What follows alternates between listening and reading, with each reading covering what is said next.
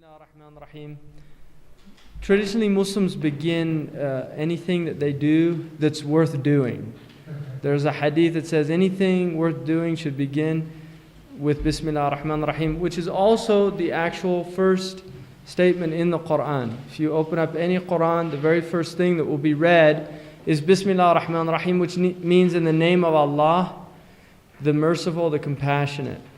And Rahman and Rahim are derived from the same root, because Arabic words, and I'm probably going to talk about this a lot over this course of lectures, Arabic words are built on triliteral roots. The Semitic languages are root-based languages, so Hebrew has the same phenomenon. You're dealing with a language in which a semantic field or a constellation of meanings emerges out of primitive root structures, which are based on 3 letters generally, sometimes 4. But the vast majority are 3-lettered, which is interesting in terms of cosmology. 3 is a very interesting number because it introduces the idea of multiplicity. From the 1 came the 2, and from the 2 came myriad forms. So 3 is literally the beginning of multiplicity. And so language by its nature, which is almost inexhaustible, in a sense, and could in reality be considered inexhaustible, is built in the Arabic language on 3. Now, the Qur'an itself is a word which also comes from a root word.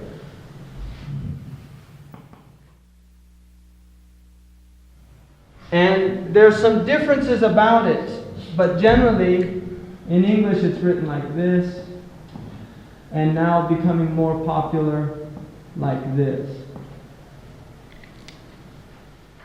Generally, the root words here are qa, qaf, ra, and ya. And these are 3 Arabic letters. Qaf is really a letter that probably we don't have an equivalent. It's done in using something in your throat by squeezing the upper portion of your throat together and ejecting this sound qa. Qa. So it almost sounds like a crow. But the second ra is similar to our letter R, ra, and then ya. At its root meaning, you get the word for city, which is interesting because it brings in the idea of civilization. And traditionally, civilizations are built on books. The vast majority of human civilizations, you will find that there is fundamentally a book at the core of the civilization. For the Greek civilization, it would probably be Homer. And in other words, we can't really imagine a Greek civilization without Homer, given what we know about the Greeks. Plato is dependent on Homer. The playwrights are dependent on Homer. For the Hebrew people, it was certainly the Torah, or their Bible. And this will become the foundational book for the Western peoples, the European peoples. The Bible really becomes a foundational book, first in Greek and then in Latin, and ultimately for the English-speaking people, the King James Bible. For the Arabs, interestingly enough, there is no book in the Arabic language until the Qur'an. There's literally no book. They're an ancient people, and yet there is no book in the Arabic language until the Qur'an. Prior to that, the closest thing that you could consider literary was poetry that was done orally. And there were 7 odes that were quite popular that were hung in the Kaaba, in the house in Mecca, and were honored by the Arabs, the pre-Islamic Arabs, as being the quintessence of eloquence and of the Arabic art form of poetry. So when the Qur'an comes to these people, this is a radical departure from any previous concepts within the culture of knowledge and the transmission of knowledge. The other root that you're going to find in here is the word to recite. Qara'a. And qara'a in the Arabic language means two things. It means to read and it means to recite. So it has an oral and it has a written quality to it. Now, interestingly enough, if you look at, there's a really wonderful book which I recommend, particularly all of you, since you're teachers, if you haven't read it, it's really worth reading, which is called A is for Ox by Barry Sanders. And this book is talking about the fact that orality is the substratum of literacy. If you do not have an oral tradition, you cannot have a literate tradition. And one of his complaints is that our culture is losing its orality. The oral tradition in this culture is dying out because of television and other forms of media in which visualization and not orality becomes the dominant means of raising our children. So if you look at children for the first 5 years of their life, they are oral creatures. They're in the oral world. They're not literate. They're in the oral world. And traditionally what would happen is they would hear stories and their imaginations would be ignited. And this was something that took place in all cultures. Now in this culture, the recent phenomenon is children being raised in front of the television. So the mother is no longer transmitting the oral lore, the childish lore of the culture to these children, but in fact it's being experienced through the medium of visualization, which is a powerful medium, but it has certain effects. And Sanders believes that one of the effects is the lack of humanization, that he believes that orality is a process of humanization. The fact that the Arabs are an oral people is very significant. They're an oral people, and the Qur'an is a Qur'an before it's a book. In other words, the real meaning of Qur'an is the recital. It is the oral book. And the next word that the Qur'an is identified as is kitab, which means book.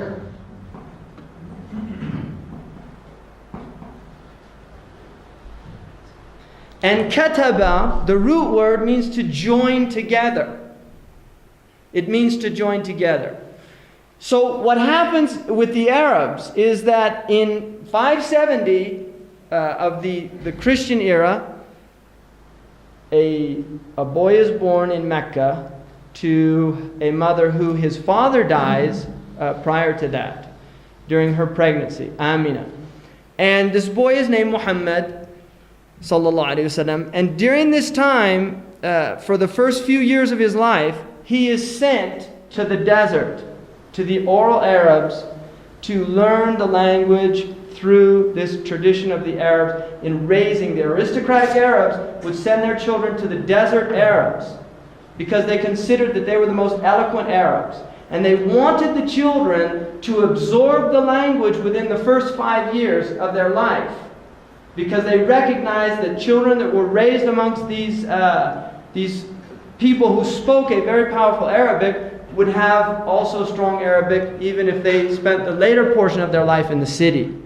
And so during this time, for the first 40 years of this man's life, really from all, if we look at it just in terms of a human life, very little matters of significance occur in this man's life.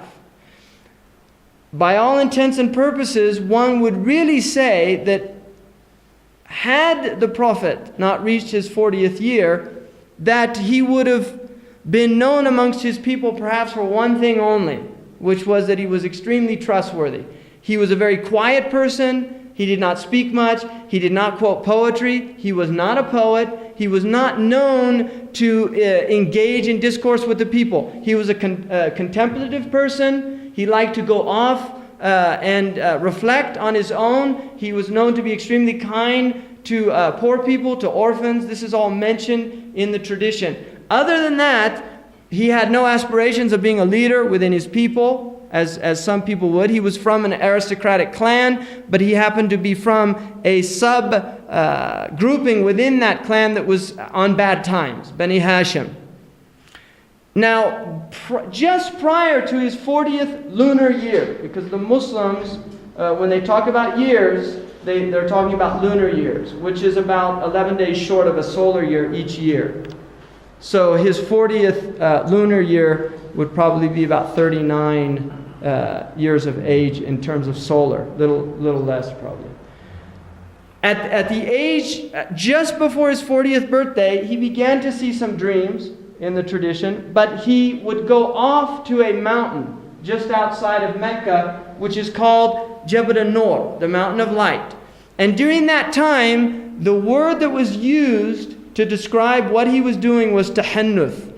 And in Arabic, hinth is polytheism. Tahannuth means to avoid polytheism, to avoid idols. So he was going out to this place and he would meditate in this cave.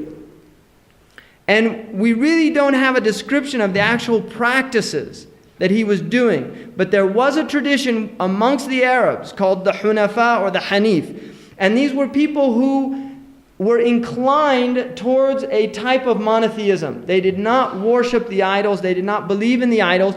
But they did not necessarily speak out against the idols of the Jahili Arabs or the Arabs prior to the Prophet Muhammad's mission. So he would go to this cave, and in the 40th year, in the month of Ramadan, he had an experience.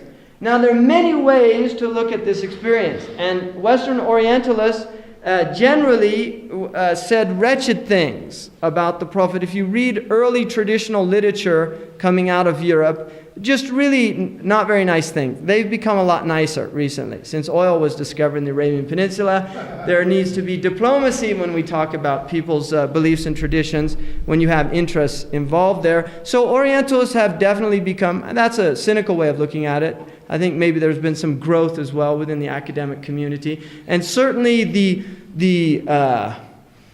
impetus for attacking Islam prior to that was often based on an almost evangelical type of Christianity that existed, particularly within the Protestants in England, the Anglican Church and others, who really felt it their duty to Christianize the world. There was a very strong ideal that we should civilize the world, and certainly the Arabs need it just like anybody else.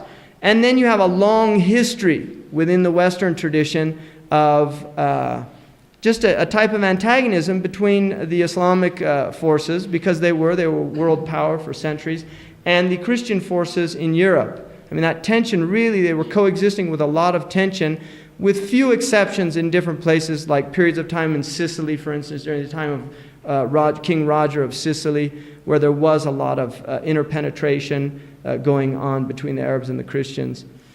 So in the 40th year, anyway, these Orientalists basically would traditionally say things almost like that he had epileptic fits, this type of thing. The more recent Orientalists, and not just Orientalists, but even theologians like Hans Kuhn wrote an interesting book called Christianity and the World Religions.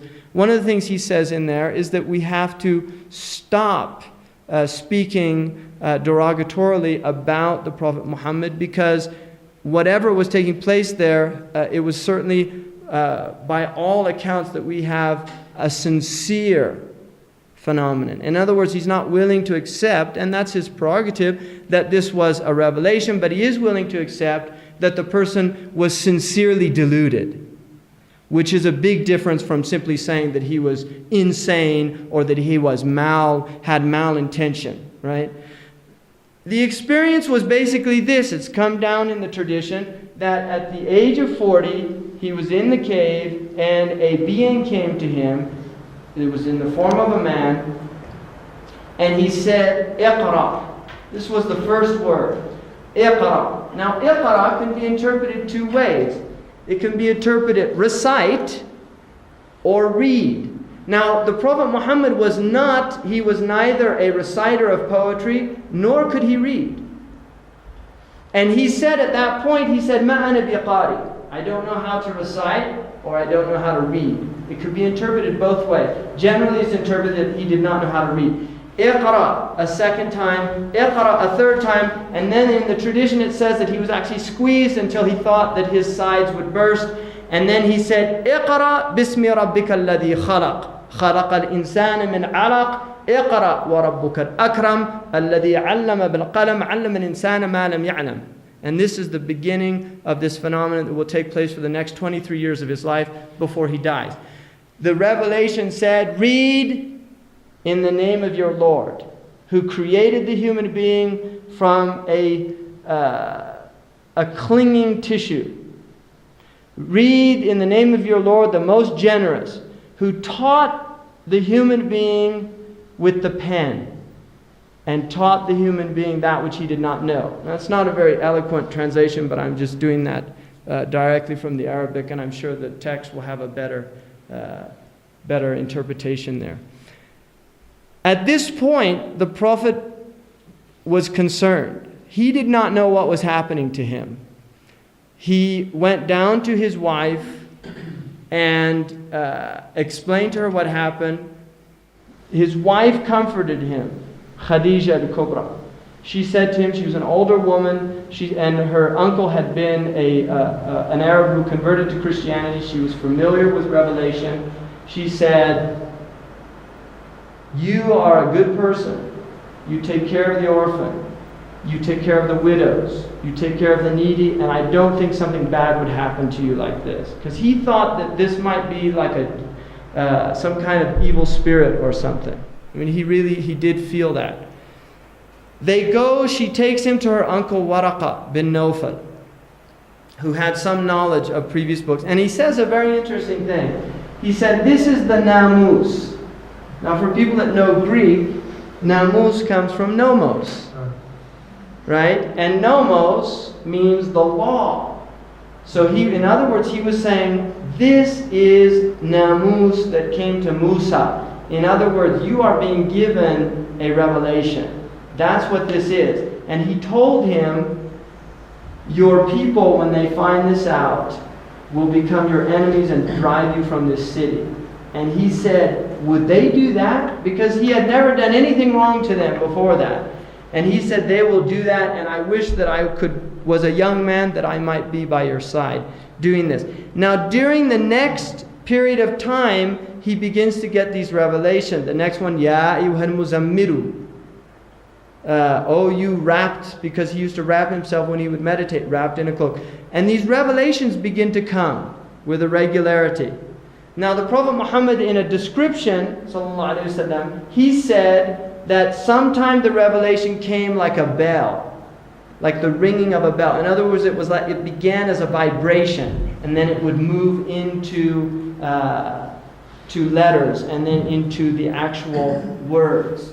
And it's interesting because when you hear, for instance, there's a group of letters that many of the chapters of the Qur'an begin with. 19 chapters in the Qur'an begin with these letters. They're called muqatta'at. And if you hear them recited, they أعوذ بالله من الشيطان الرجيم بسم الله الرحمن الرحيم ألف لام ميم. Now you can hear the vibratory force there. And this is how some of these revelations were beginning, literally like a vibration, moving into the material world from another realm, according to the Muslim tradition. During this time, he began to tell close people. And Khadija is the first person who believes him, his wife, which is interesting. She didn't, abandon him. She was right there and she said, I believe this. His nephew, who was his cousin, who was living in his house, from his uncle, the son of his uncle, he was taking care of him, Ali ibn Abi Talib, who was a young boy at that time, but he also says that he believes, tells him that he believes in the tradition. And then other people from very close people that knew him. Abu Bakr as-Siddiq was a very close person. But at a certain point, he's commanded to warn his family. So he gathers them all together. And he says to them, what would you say if I told you that there was an army on the other side of the mountains of Mecca waiting to attack you? And they said, we would believe you, because you're al-Amin, you're the trustworthy one. And he said, what would you say if I was messenger of God? And I was sent to you. And they said, we don't believe you. And they rejected that. And then, as more people begin to come into Islam, the Quraysh began to get worried. And it's very interesting what they said. They said about the Prophet, they said, "Yusaffihu ahlamana." He makes us look stupid. Because he was saying, do you worship pieces of wood and stone that can't hear or speak or benefit you? And so that bothered them. And there's an interesting analogy in the Qur'an with Ibrahim or Abraham, where there's all these idols that his people worshipped. And one night he goes in, he was only about 12 or 13, he goes in and he smashes all of the idols except for one of them. And he puts the axe in the big one. And then he leaves and they come back and they find all their idols smashed. So they say, this Ibrahim was talking about this. They go get him and they say, "Who did this?" And he said, "Ask the big one." And they said, "What, do you think we're stupid? He can't say anything." And he said, "Then why are you worshiping him?" And then it's a very interesting verse in the Quran. It says, "Raji'u ila anfusihim." They became self-reflective. Very interesting. They became self-reflective. Suddenly they said, "He's got a point here." Now this became troublesome for them, because at that point a window opens and it can close very quickly, and somebody shouted, "Get rid of him!" Right? And then it becomes a mob scene. Yeah, let's not think about this, let's kill him, right? Now there's an interesting German philosopher, Heidegger, who has a theory about what he calls thrownness. That human beings are thrust into a certain environment, and they literally take on all of these qualities, not based on their own individual reality, but based on what everybody else has told them. And so we learn about the them very quickly. And there are certain expectations within the context of them, the other, like that we don't belch in public, right? I mean, we learn quickly that there are certain things we don't breach. And they're not things that we chose, they're things that are imposed on us. And obviously they have purpose and we're civilized people, right? We don't do certain things. But also there's a type of, what Heidegger felt was a type of inauthenticity that went with that, because people really hadn't reflected about who they were in their essence or their essential nature. They were really simply only confirming what had been reflected back to them from their culture and their society. And people that break these models, in England they would be called eccentrics, right? People that don't, and the English actually kind of allow for that within their culture, but you have to be rich, that's a prerequisite. Because if you're poor, they call you mad. But Heidegger felt that a person who had never come to terms with this, he called it an undifferentiated person. They really had never thought that the only reason I'm the way I am is because I grew up in a certain culture and environment. And this culture and environment has completely imposed upon me a way of viewing the world, a language that involves a worldview. All of these things are literally superimposed upon us, and we submit to them without reflection, by and large. Now, Heidegger's solution to it was, he said the only authentic act that you could really do once you realize this was die. In other words, nobody's going to teach you how to die. You will do that very authentically. So he said you become a being unto death.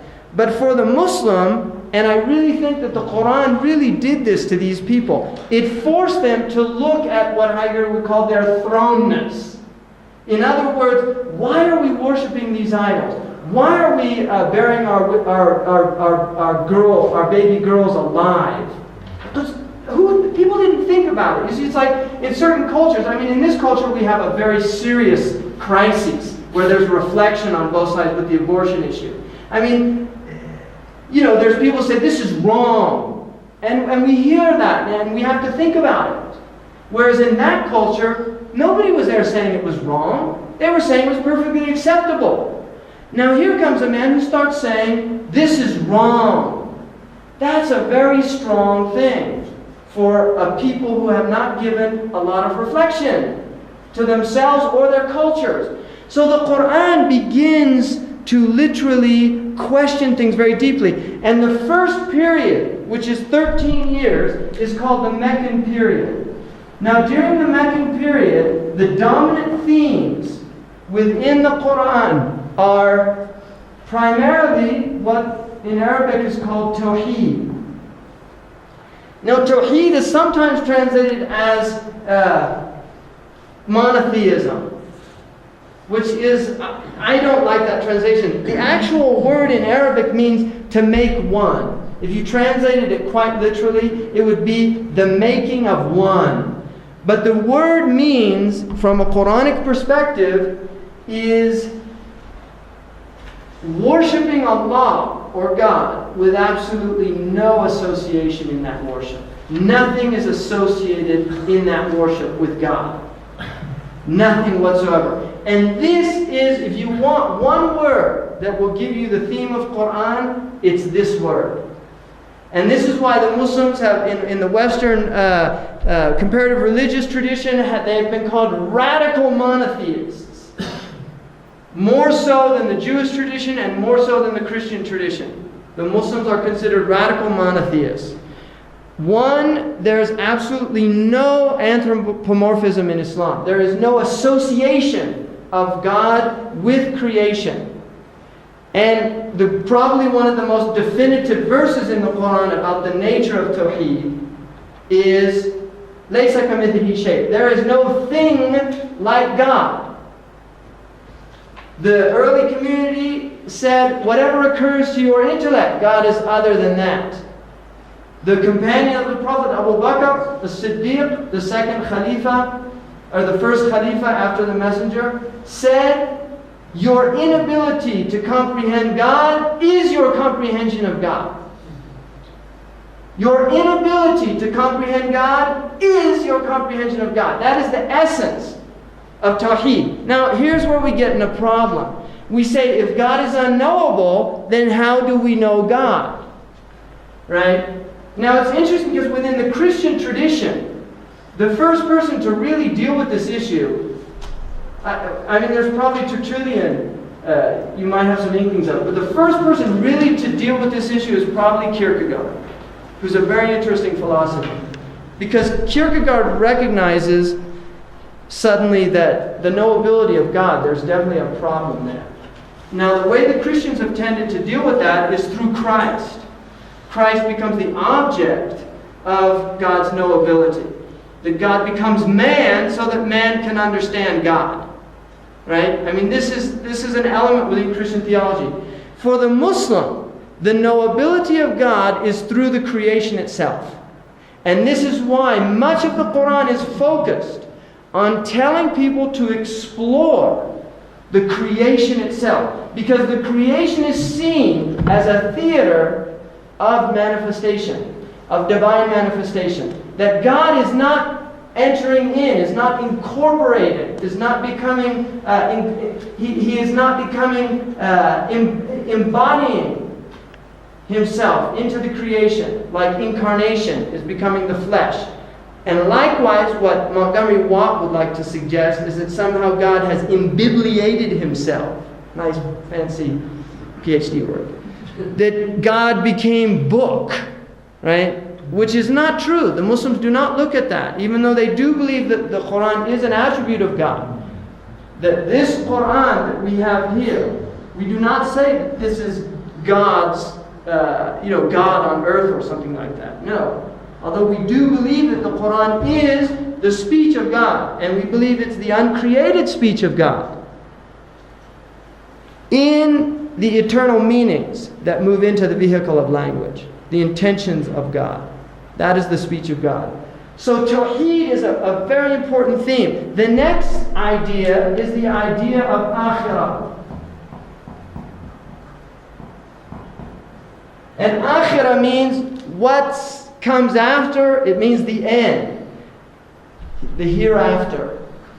The interesting thing about the Arabs is the Arabs did not believe in a hereafter. Many traditions have a hereafter. The Arabs did not believe in a hereafter. They thought, this is it. When you die, it's over. And they said, if we're bones and dust, will we be brought back to life? The Qur'an says, The one who created you the first time is capable of creating you a second time. In other words, the fact that you've come into existence one time, a second time, even by our own logic, would seem to be easier. Because if you've made something one time, it's generally easier the second time around. Right? So there's the logic behind that. So the Arabs denied this idea of akhirah, or the next world. Now the next world in the Qur'an is quite descriptive. And traditionally the Europeans often had a difficult time with it because there are aspects of it that are quite sensual. Right? The idea of gardens under which rivers flow, of fruits, of maidens and beautiful youth, and these type of things. So this idea of an akhirah is being introduced into the Arabian culture. Now they obviously had they're meeting the Christians and the Jews on their caravan routes, and they're hearing about these things, but they really had an attitude that was basically characterized as disbelief. They did not believe in some other world. They thought this is it, and for them, the world was what they called muru'ah, was virility, manhood, chivalry, poetry, women, wine. This was really the environment of the era, and they praised these qualities, and they praised these aspects of the world. And much of their poetry is about wine and women. Right? I mean, this is what they were interested in. Suddenly you have a book that's radically challenging that worldview. Radically challenging it. Very powerful experience for these people that are forced to begin to think about these things. Now, for the first 13 years, the Prophet is persecuted in Mecca. During this time, these people were learning the Qur'an that was being revealed by memory. The Qur'an was not revealed linearly, which is important because it's not a linear book. And that's something, if you really want to understand the Qur'an or be able to read it, you have to surrender your desire for linearity. Right? Plato would probably have been able to read the book. Aristotle, definitely not. He would have had a very hard time with this book because it does not begin in the beginning and end in the end. It just doesn't work like that. So in a sense, what the Qur'an really is demanding from people is that they submit to the book itself. And I think it's very fascinating that the first verse of Qur'an after the opening chapter is Alif Lam Mim. 3 letters, nobody knows what they mean. Every commentator on the Qur'an will ultimately say about these 3 letters, God knows what they mean. Now, it's a very interesting phenomenon to open up a book and the first 3 letters that you read, nobody knows what they mean. And I think part of the message there is to let us know that there's a lot of things that we don't know. And if we're not going to admit that as a starting point, we're not going to benefit from this book. If we're going to go to the book filled with ourselves, and we're going to superimpose upon the book our own ideas, then we're not going to get anything out of the book. So the book, for the 13 years, these Meccan verses are being revealed. Now if you look at the Meccan verses, they are, even though there are 85 of the chapters in Qur'an are Meccan. 85. 39 of them are Medina. Only 11 out of the 30 parts of the Qur'an, equal parts, are from Mecca. Only 11. 19 are from Medina. So the Meccan surahs or chapters are very short. And they tend to fall towards the end of the book, even though they were revealed in the beginning of this dispensation. So although the Meccan verses are the first verses, they are generally the ones that are found at the end of the book, which is very interesting. And when Muslims learn the book by heart, they will generally begin at the end. That's where they'll begin. They'll begin with the last 30th of the Qur'an. Now the next idea that is being introduced is the idea of what's called Sa'ah. And Sa'ah means the end of time. Now the Prophet Muhammad, peace be upon him, his understanding of himself was that he was the first sign of the beginning of the end of the worldly existence of this Adamic species. He actually viewed himself as the first sign. In other words, all traditions that were based on revelation, according to the Islamic tradition, were basically indicating that the human experience will come to an end. And this is why within the Jewish tradition, you have an apocalyptic vision. Within the Jewish tradition, you have an apocalyptic vision. Within the Hindu tradition, you have an apocalyptic vision, the Kali Yuga period, the last period of man. Within the Buddhist tradition, you have an apocalyptic tradition. And in many of the more tribal-based traditions, within the Hopi tradition, the Kawanasqatsi, the last period in the Hopi tradition, when everything gets out of control. Within the Mayan, all these different peoples had an idea of some apocalyptic end. The apocalyptic end in the Qur'an is talked about in terms of a sa'ah, which is the last moment. It's the last moment.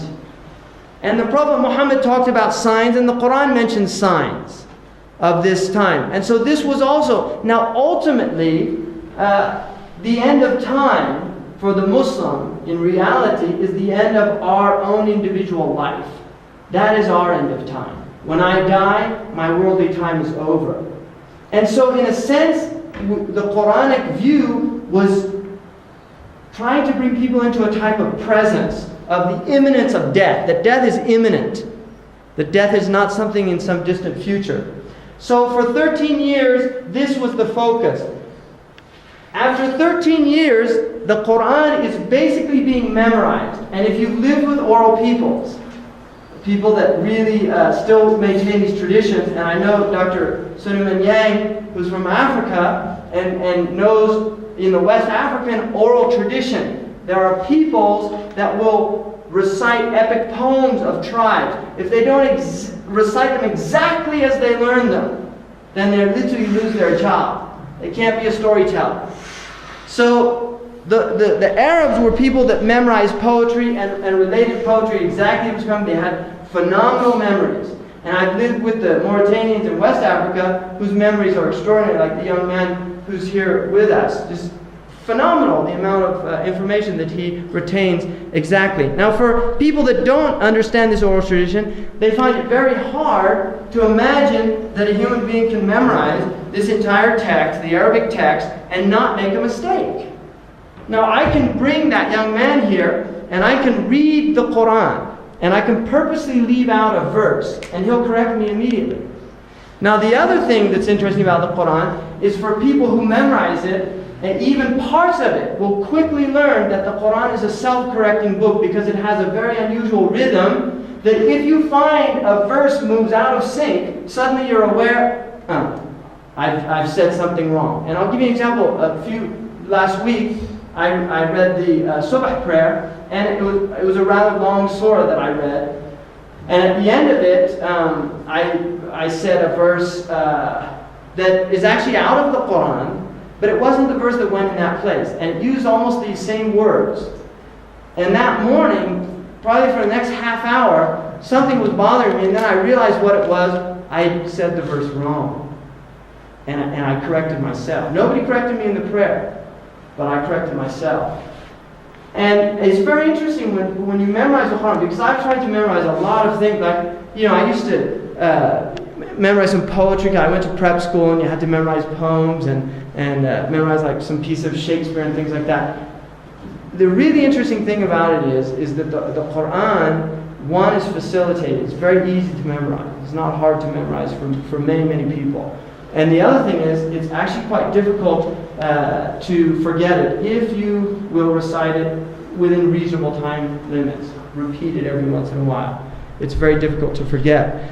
But the Hafidh, or the one who preserves the Quran, is somebody who has memorized it by rote. It usually takes about, in the Indian subcontinent, they'll do it between 1.5 to 2.5 years. In Mauritania, they have more rigorous standards because they have other things to learn than just rote memorization. They usually take about 4 years. doing it. And they do it when they're children. The Arab, they say memorization in youth is like carving in stone. And memorization in old age is like painting on water. And one of the scholars, they said it's not that the memory's gone, it's that we've got too many worries when we get older. Children, they don't have to worry, so it all just sticks there. Whereas you get older, you're thinking about a lot of other things. But it's still phenomenal what we memorize. So during these 13 years, the Qur'an is being memorized this way. It's also being written by the few people who know how to write it. Because most of the Arabs were illiterate. And the Prophet Muhammad said in a sound transmission, he said, we are an illiterate people. We don't read and we don't calculate. So he was admitting that about his people. The Qur'an itself says, هُوَ الَّذِي بَعَثَ بِالْأُمِّيِّينَ رَسُولًا. He's the one who sent amongst the illiterates a messenger. يَتْلُو عَلَيْهِ آيَاتِهِ, that he recites to them his signs.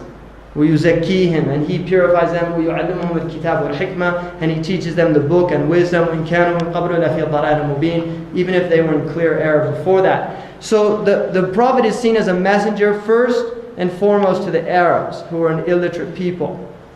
Now, after 13 years of oppression, he makes a migration to Medina. Right? It's actually a flight. It's called the Hijrah. He flees there because they actually tried to kill him at that point. And he goes there, and many people begin to become Muslim. Now the Quranic discourse radically changes from the Meccan period to the Medinan period. You will see a change between these two. The focus of the verses moves away from these topics to the social environment. How to implement. Once these have been internalized, interiorized, how are they implemented in social behavior? If you believe in God, what is that going to do to alter your character, to alter your behavior? How will that change you as an individual, as a person? So the focus becomes on character, on building a community, on building a society. So you will see many of the verses revealed in Mecca begin, O humanity, O humankind. But in Medina they begin, O you who have accepted. In other words, the call in Mecca was to people. From amongst those people there were those who responded, and now the revelation is going to focus on creating an environment in which this teaching will manifest at the societal level, not simply at the individual level. And so the next 10 years are Medinan period. For 10 years you call it the Medinan period. Now the interesting thing about the Qur'an is within Meccan verses are Medinan verses.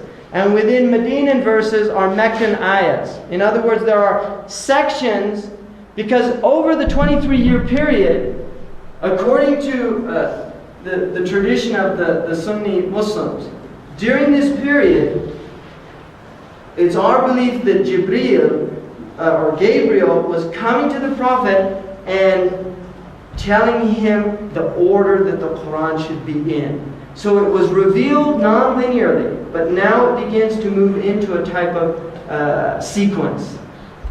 And beginning mostly with the Medinan surahs in the beginning and the Meccan surahs at the end. After 10 years, during that time, the entire Qur'an is written during the lifetime of the Prophet, but it is not collected together. There is no collection. But during his lifetime, the entire Qur'an is written in his presence. And the Muslims don't have any doubt about that. The Orientalists, the older ones are actually better than the more recent ones from Germany. But they would definitely challenge that claim. But the Muslims would not. I mean, this is our belief that during that time. Now, at 632, the Prophet Muhammad dies. Sallallahu Alaihi Wasallam. And at that point, there are even a few revelations right before his death. And we know what they were, which verses they were. So the Prophet left companions behind who had memorized the entire Qur'an. And one of them was Ubay ibn Ka'ab, who the Prophet was commanded to have him recite the Qur'an to him, and he would listen to it. Many of the companions had memorized the Qur'an during this time, completely. At this point, they're teaching the people, Islam is beginning to spread. Now, in 633, there was a battle called the Battle of Yamama. And it was actually fighting people in the Najd area who had, there was a man there who had claimed that he was a prophet. And Abu Bakr sent an army to these people. And there was a battle that ensued. And many of the Quran reciters were killed. People that knew the Quran by heart were killed in that battle. So at that point, Omar wants the entire book to be collected. And he goes to Abu Bakr and he says, you have to collect this Qur'an. And Abu Bakr says, I'm not going to do something that the Prophet didn't do himself. In other words, the Prophet didn't put it in a book, collect it together, and I don't want to do that. And Omar kept telling him, you have to do this. This is a good thing. You must do this. What if people die? The Qur'an will get lost. And he said, finally, I became convinced of that which Omar was convinced of. He decides to collect the entire Qur'an. He gets one of the most learned people of the Qur'an, Zayd ibn Thabit, and he tells him, you need to gather the Qur'an. I want you to gather the Qur'an. Zayd says, how can you do something that the Prophet didn't do? They were very worried about introducing, because much of the Qur'an is talking about how previous revelations were changed, that the people came after, they changed the teaching of the Prophet. So there was a real fear within the first community of doing anything that their Prophet hadn't done. So he continues to tell Zayd until Zayd finally says, I realized that what Abu Bakr and Omar were saying was true. So they begin to collect it, and they have a criterion. And the criterion is that each piece of the Qur'an must be brought that had been written in the presence of the Prophet with 2 witnesses. This is the criterion. And this takes place during that period. It took them a while to do this, and they did this, and there's only one verse. There's 2 verses at the end of Surah At-Tawbah, which is the chapter of repentance, that they could not find 2 witnesses. They only had one, Khuzaymah. Now, Khuzaymah, who was an Ansari from the people of Medina, there is a tradition that says that a man from the people of the book came to the Prophet and he disagreed with the Prophet about something. And there were no witnesses. And Khuzaymah said, I'll bear witness for you, O Messenger of God. And the Prophet looked at him and he said, were you there that you should believe me? And he said, we believe a revelation comes to you from God. So we won't believe you about a business transaction? And so the Prophet said, the witnessing of Khuzaymah is like 2 people. And so Khuzaymah's, those 2 verses, which were known by other companions, but it was the written in the presence of 2 witnesses that they wanted. They were accepted as part, and this was made into one mushaf, and which literally comes from sahifa, which is tablets. And it was done, generally they used papyri and gazelle, skin, leather, things like that. Prior to that, they'd been using palm risps, and they were using the shoulder blades from camels that are quite large to write verses and things like this with soot. They would use a type of ink. And this is how they were writing the Qur'an. They put the entire Qur'an, and it was kept, Omar kept it, and then it was given to Hafsa. Now during the time of Uthman, who is the 3rd caliph,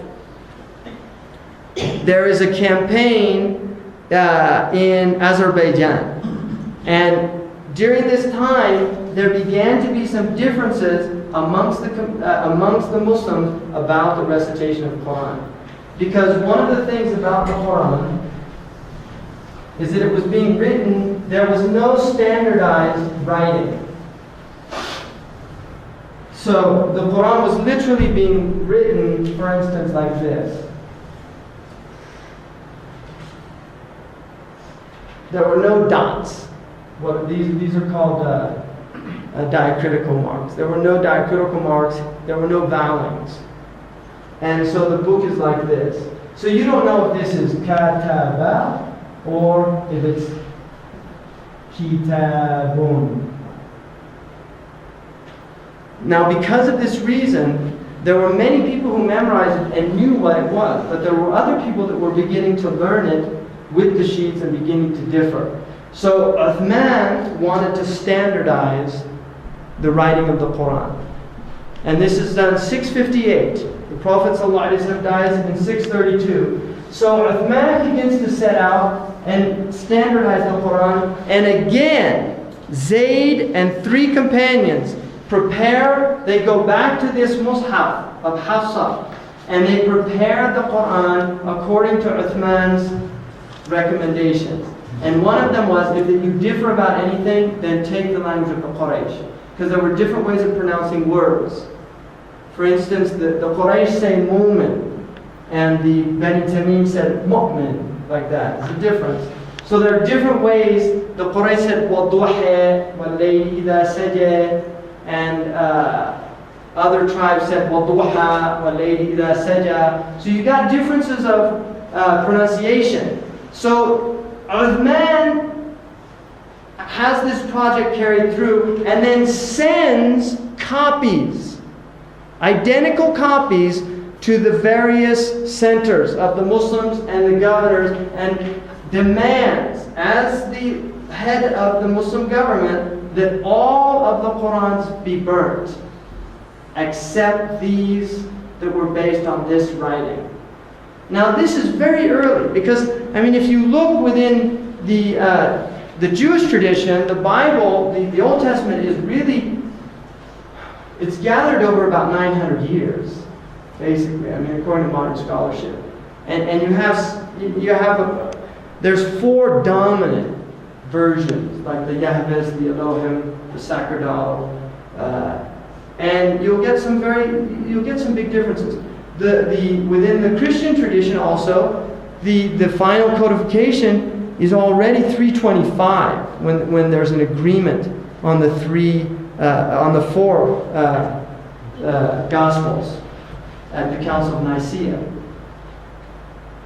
The companions of the Prophet himself were the ones that gathered and did this, and they were people who memorized the entire Quran from the Prophet based on this oral tradition. So the Quran itself, and this is really important to understand, the written Quran is not the primary source in which the Quran is protected.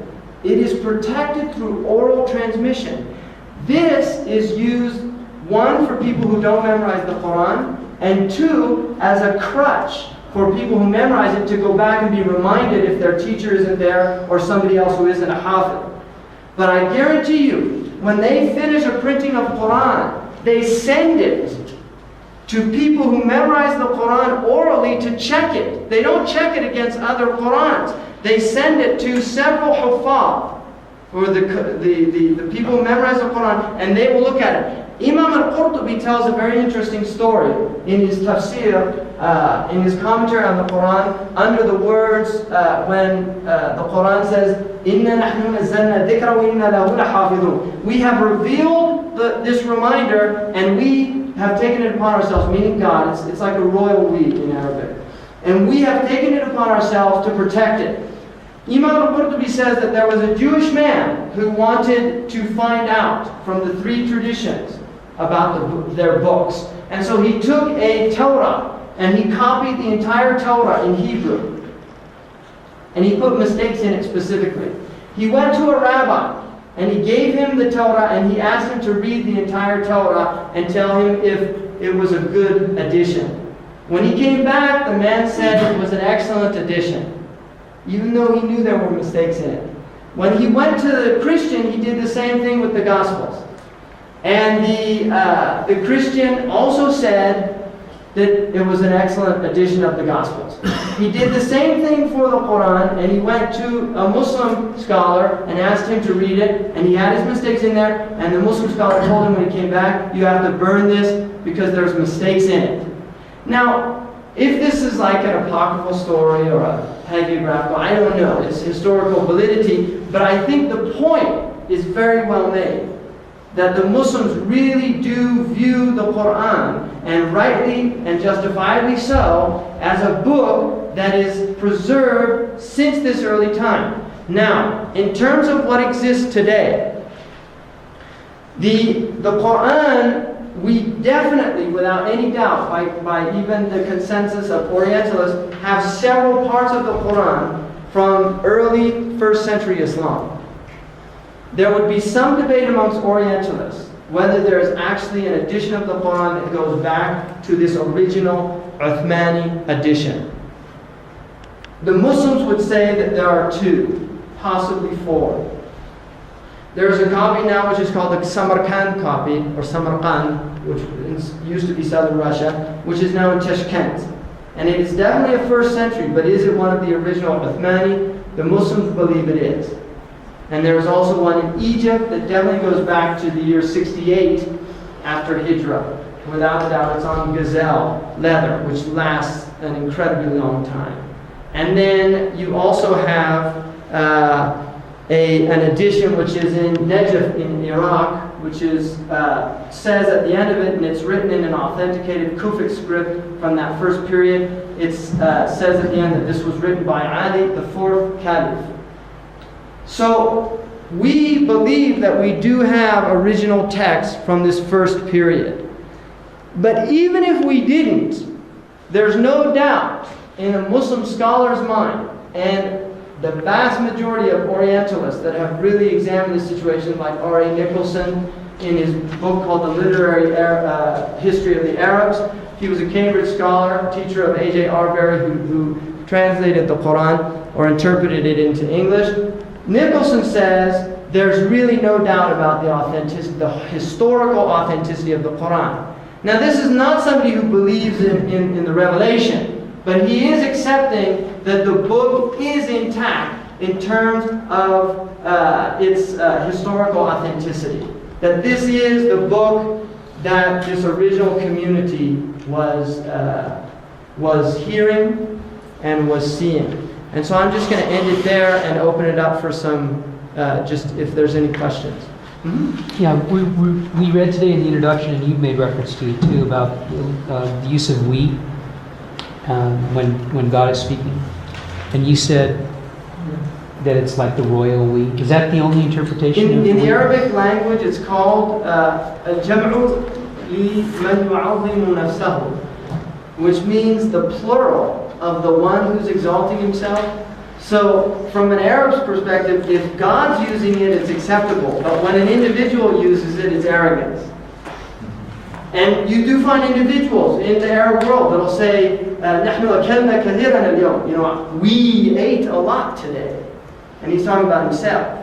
And it's actually it's considered bad manners. But this is the way it's understood. Absolutely, it's never seen as indicating more than one God, or absolutely not. Yeah. Well, I didn't mean to imply that. What's that? I didn't mean to imply that. No, I know, but some other. They're interestingly enough, like the Mormons, for instance, do believe that the we in the Old Testament is used to mean a multiplicity of gods.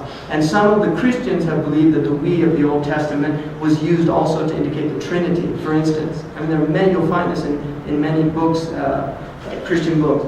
For the Jews understand the same way that the Arabs do. It's just a plural that's used majestically. Nahnu, it's a stronger. If I say ana, now the interesting thing about the Qur'an to me, and Cleary points this out, and I think it's a really valid insight. Cleary says that one of the really interesting things about the Qur'an is that the shift of perspectives. Because sometimes, the Qur'an is saying, I. La ilaha illa ana, there's no God but I. Sometimes la ilaha illa anta, there's no God but you. Sometimes la ilaha illa huwa, there's no God but He. So it's shifting constantly, this change in perspective. Sometimes it's plural, sometimes it's singular. And it's a very fascinating phenomenon in the Quran. Any other questions?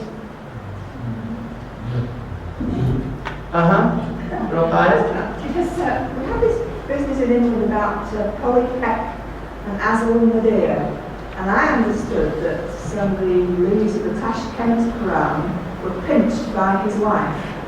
Well, they ended up in their possession. Do you know anything about that? Yeah, no, they say that a few of the leaves were stolen. And they also say, interestingly enough, in the Treaty of Versailles, I think it's like in the 246, the Article 246, one of the conditions of surrender to the Germans was that they would return the Uthmani copy of the Qur'an that was in their trust from the Ottomans. And that's a text that apparently just disappeared. One of them was destroyed in a fire in Syria, I think in 1898. So, but I have heard that. And some of them showed up in Sotheby's. Yes, it's the same reason. Yeah, some of them showed up for sale at Sotheby's, caused quite a scandal. When heaven is described as there being maidens and beautiful attendant youths, is this to be taken literally? Yes and no. Well, if it's Now, don't no, you teach that's- philosophy? Pardon me? Are you a teacher of philosophy? Yeah. that's- Okay. So, because philosophers generally can deal with a yes or no answer. There's a type of paradox here. One, on the one hand, we don't say that it doesn't not mean that. On the other hand, we certainly don't say that it means like we understand here. Right? The paradise, according to the Muslim, it says the best description of it, according to the Revelation, is "Ma la ayn ra'at," what no eye has seen, and no ear has heard, and has never occurred to the human mind. So there's an idea that we really can't understand what it is, but we know that it is going to be the greatest experience of felicitousness. It's called sa'ada. And one of the 13th century scholars actually said that the sexual pleasure was the highest physical pleasure that God has given the human being. Not the highest mental, because they believe there is higher, but it was the highest. And he actually said that this was to give the human being a taste, just for a moment, of a glimpse of the approximation of the delights of paradise. So the Muslims, I don't think, have ever been like prudish about those types of things. You know, I mean, the Prophet was not a sensualist by any means, and people that say that it's a gross disservice to his character, because he was not, and he could certainly have been. And I don't think, even had he been, he would not have been faulted by his people. But he was not. His wives were elderly women. They were widows and orphans, with the exception of one. I have a statement. It's not really a question, but you talked about the Torah and the Gospels being written, and they're putting these mistakes in on purpose. There's a tradition among scribes of the Torah, which are always handwritten, to always have a mistake put into the Torah to show men's imperfection. It would be arrogant for a Hebrew scribe to ever try to say, this is perfect. There's only God who creates something perfect. Well, see, that's a really good, I'm glad you brought that up. Pardon? I'm glad you brought that up. I think that's a really good point. It would be just a sin of arrogance. Because, see, the Muslims believe that the Qur'an is the divine word of God, and therefore they believe that to put a mistake in it would be of the greatest transgression. In other words, that it is a sacred trust. And in fact, the Qur'an says that we gave this trust, we offered this trust to the heavens, to the earth, and to the mountains, and they refused to bear it, but the human being bore it. Now it's interesting, because according to the Qur'an, the Jews and the Christians said bimastahfilu, that they were given the task themselves of protecting their books, and they fell short. That's what the Quranic version is. But then it says about the Qur'an, because it's the final one, there would be no prophet after the prophet, to clarify that there were mistakes, it says that God alone has taken it upon God, the divine, to protect this book.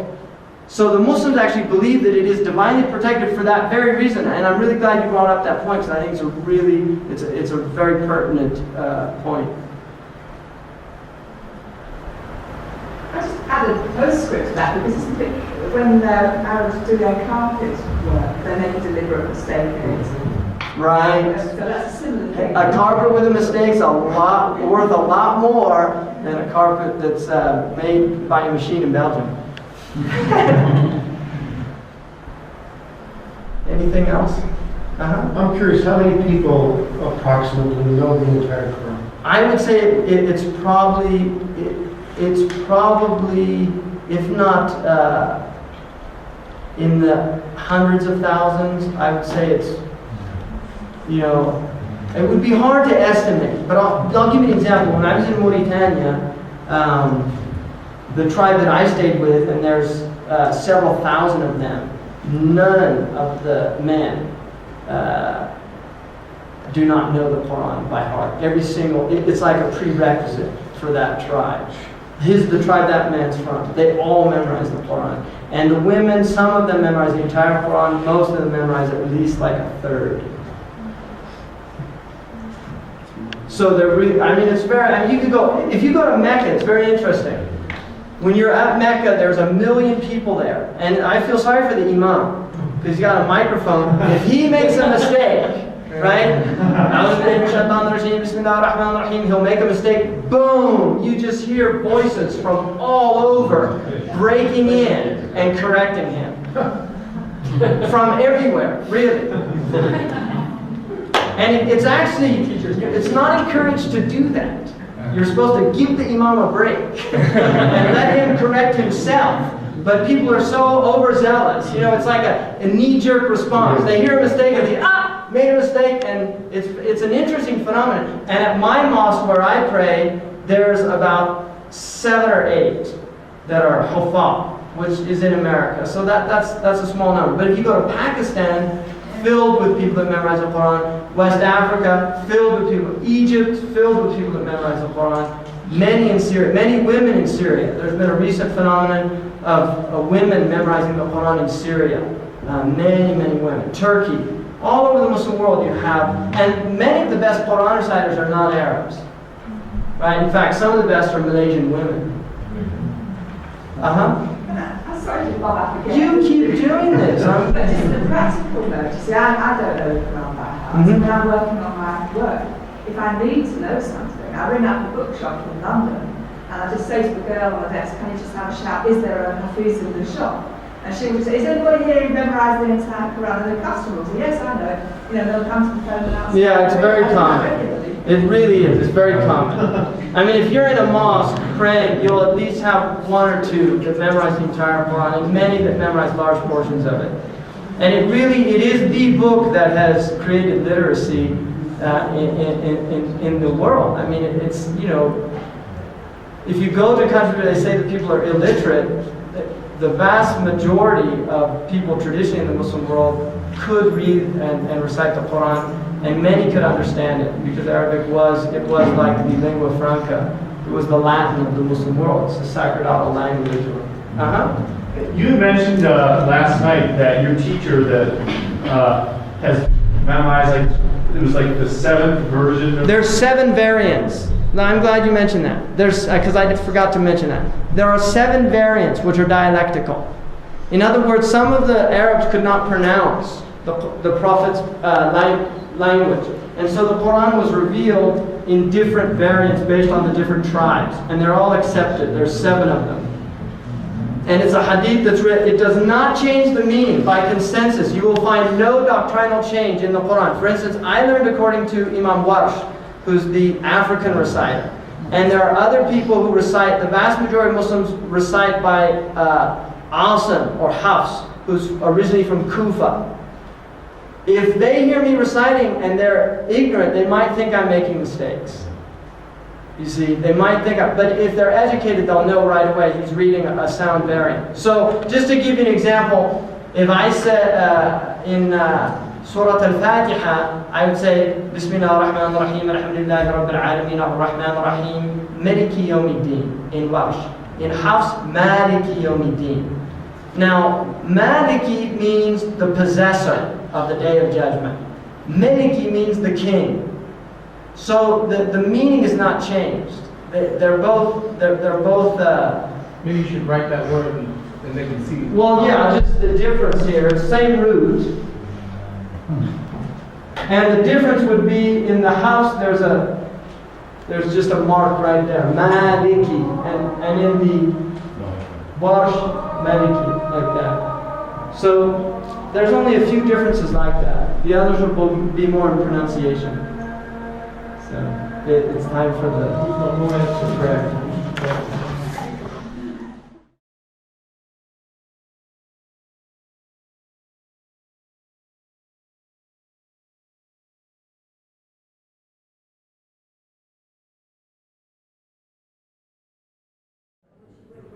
بسم الله الرحمن الرحيم وصلى الله على سيدنا محمد أشرف الأنبياء والمرسلين. The Prophet, peace be upon him, when he went out to his house, he had a prayer. He said, Allahumma inni a'udhu bika an adalla aw udal. Oh God, I seek refuge in you that I should go astray or be led astray. Adalla aw udal. Aw azilla aw uzal. Or that I should trip or that I should be tripped. Or that I should oppress, or that I should be oppressed. Or that I should show ignorance, or I should be the victim of somebody else's ignorance. So that was a prayer that he made when he began his day. Today, this lecture, inshallah, is going to be on the topic of Islam. And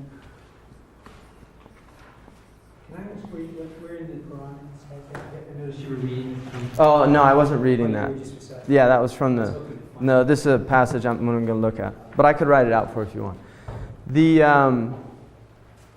To begin, I'm not going to talk today about the Shahada because that's going to be in the section on Iman. So I'm going to really more focus on the four pillars after that and then look at the Sharia. So I would begin by saying the best way to understand a tradition in my estimation is what they call through the normative practice in comparative religions. I studied that my undergraduate work was in comparative religion, and I noticed that teachers tended to take two routes, one of two routes. They would either use the class as a way of analyzing a teaching, allowing the teaching to speak for itself, or they would use the class, well, there are probably more than two, but the basic two, where they would use the class to to superimpose their prejudices on the tradition and really tell what they thought about the religion instead of allowing the tradition to speak for itself.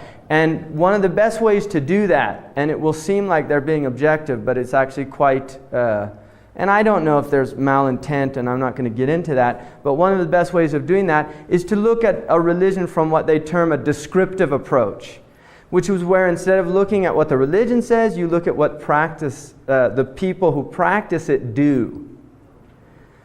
And then you can just explore a lot of problematic aspects of any teaching.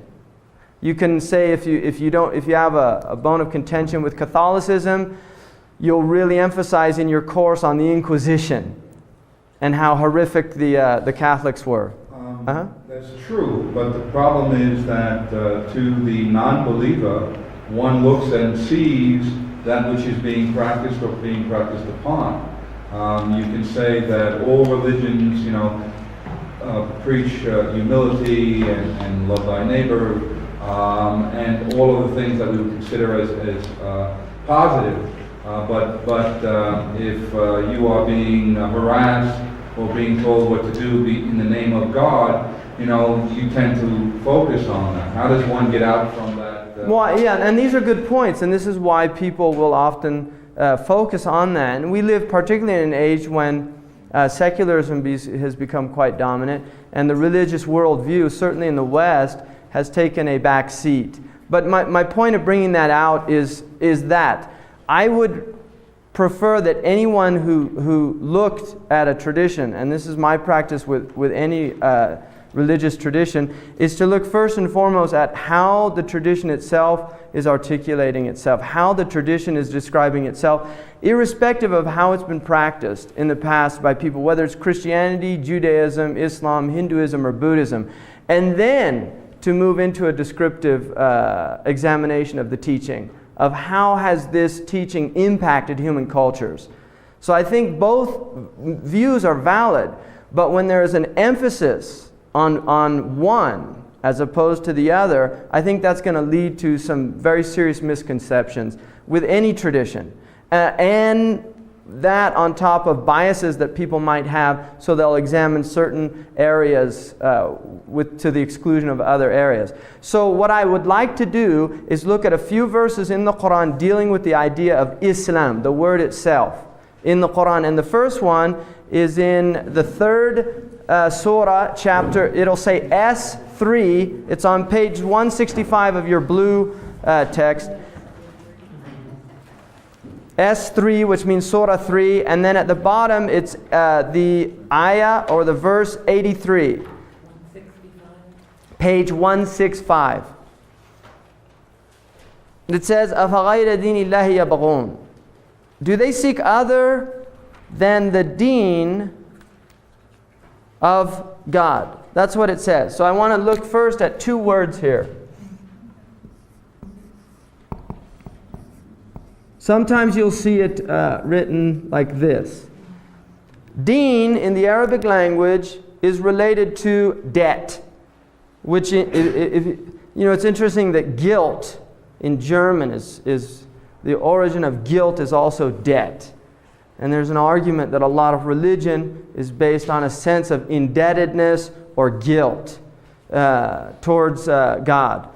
The word deen is related to debt. And the idea with the word deen, because Islam is called in Arabic Deenul Islam, the deen of Islam.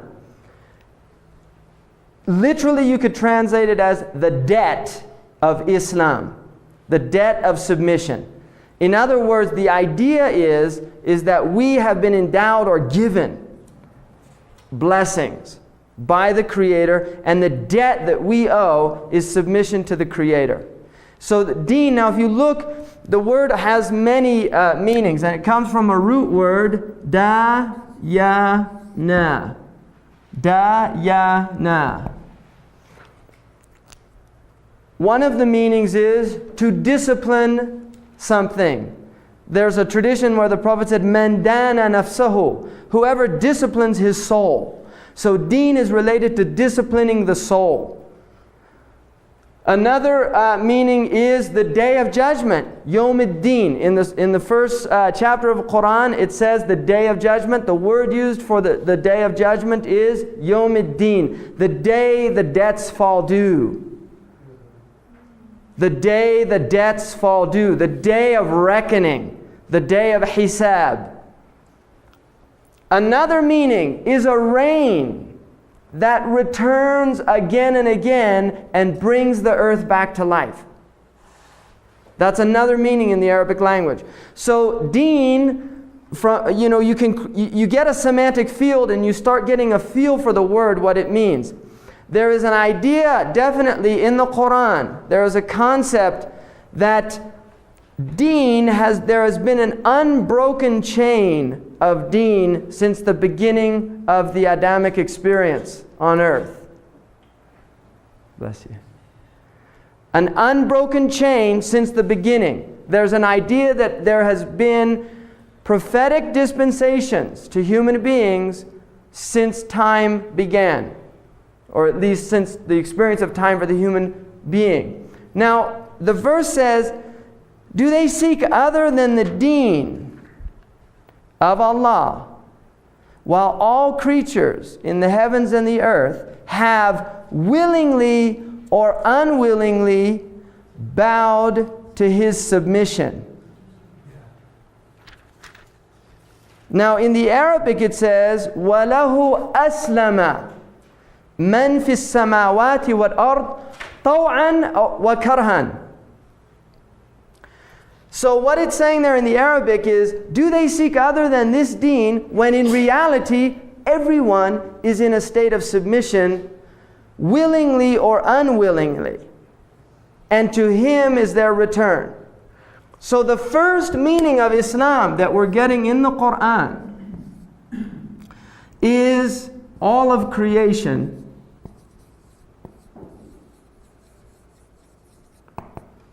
is in submission. That's the first meaning. Because the word Islam means submission. It means, aslama means to submit. Now if we break down the word, so this is the first meaning that you will find in the Qur'an. That the idea that everything in reality is in submission to God. Willingly or unwillingly. We are all in submission. Now there are areas of submission that the human being recognizes.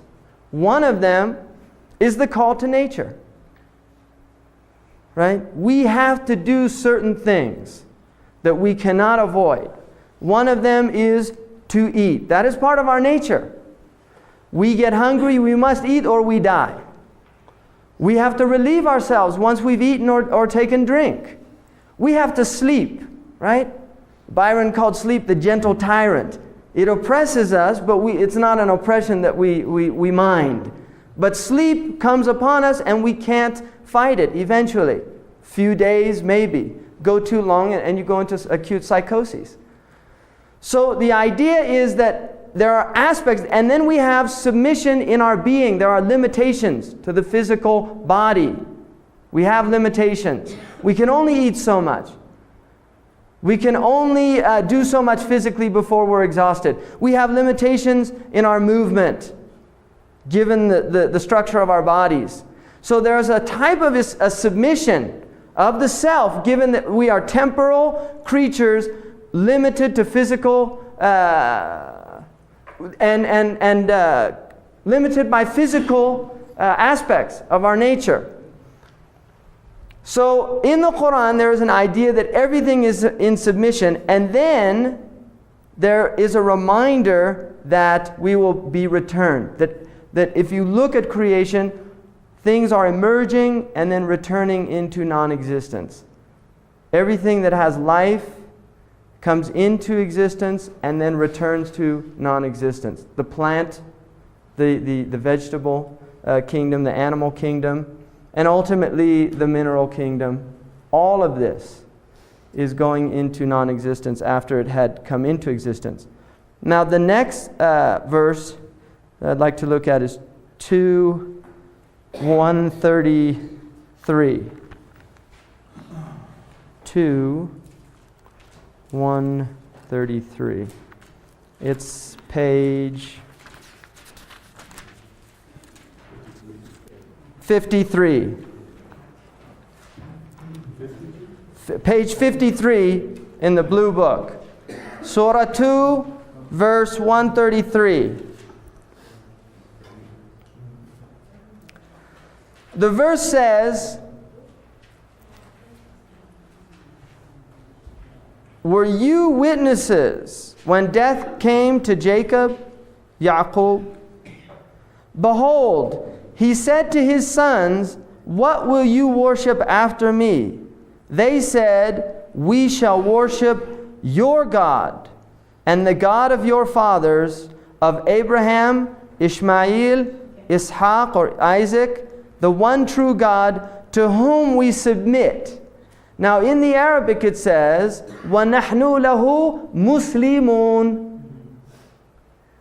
So here is an idea that the previous tradition, because remember this is the Qur'an coming, the Prophet Muhammad is teaching this Qur'an.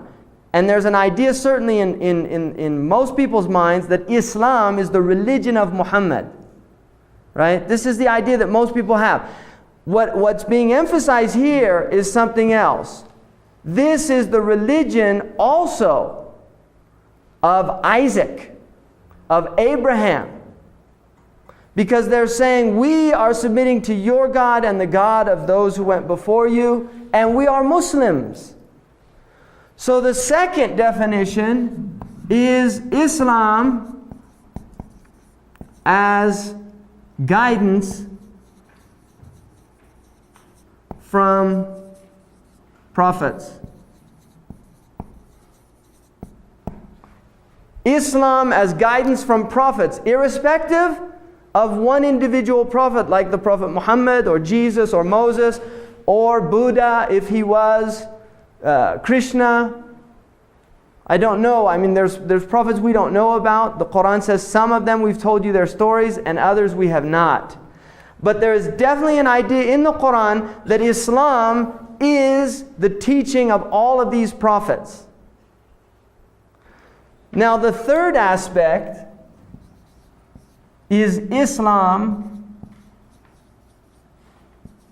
as the religion of the Prophet Muhammad.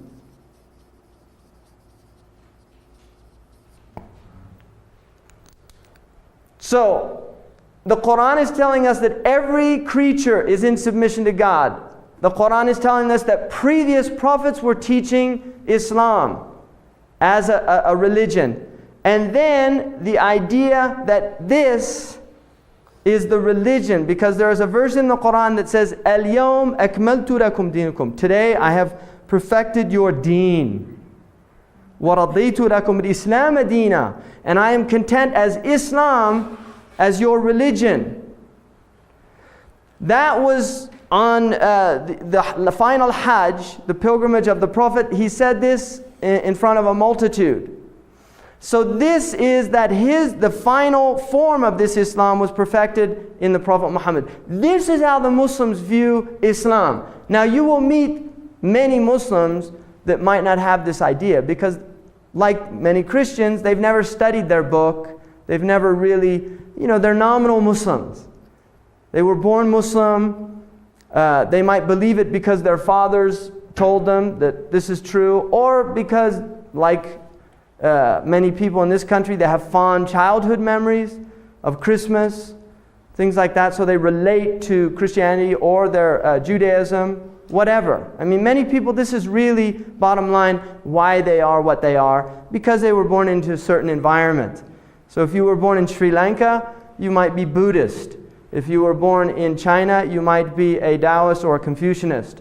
If you were born in America, you could be a myriad of teachings following, even now, paganism. I know a woman in Santa Cruz who's raising her child as a pagan quite consciously. They have altars to different gods, like the moon goddess and things, in the house, and that's how she's raising her child, right? And this will become more and more common as people begin to break off. The homogeneity of previous periods is really breaking down. Like one of the poets said, the center is no longer holding, right? We're really seeing a breakdown of what some of them would call the grand narrative of cultures. That probably is not true in the Muslim world to the extent it is in the West, for a number of reasons. But certainly here we're seeing that. So now there is a fourth aspect of Islam that I'm going to add here, which is death.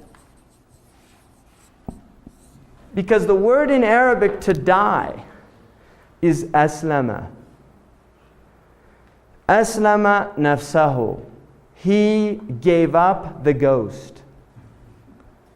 Right? I mean, this is what we used to say. I remember hearing that expression when I was younger. He gave up the ghost, right? The spirit. He died, right?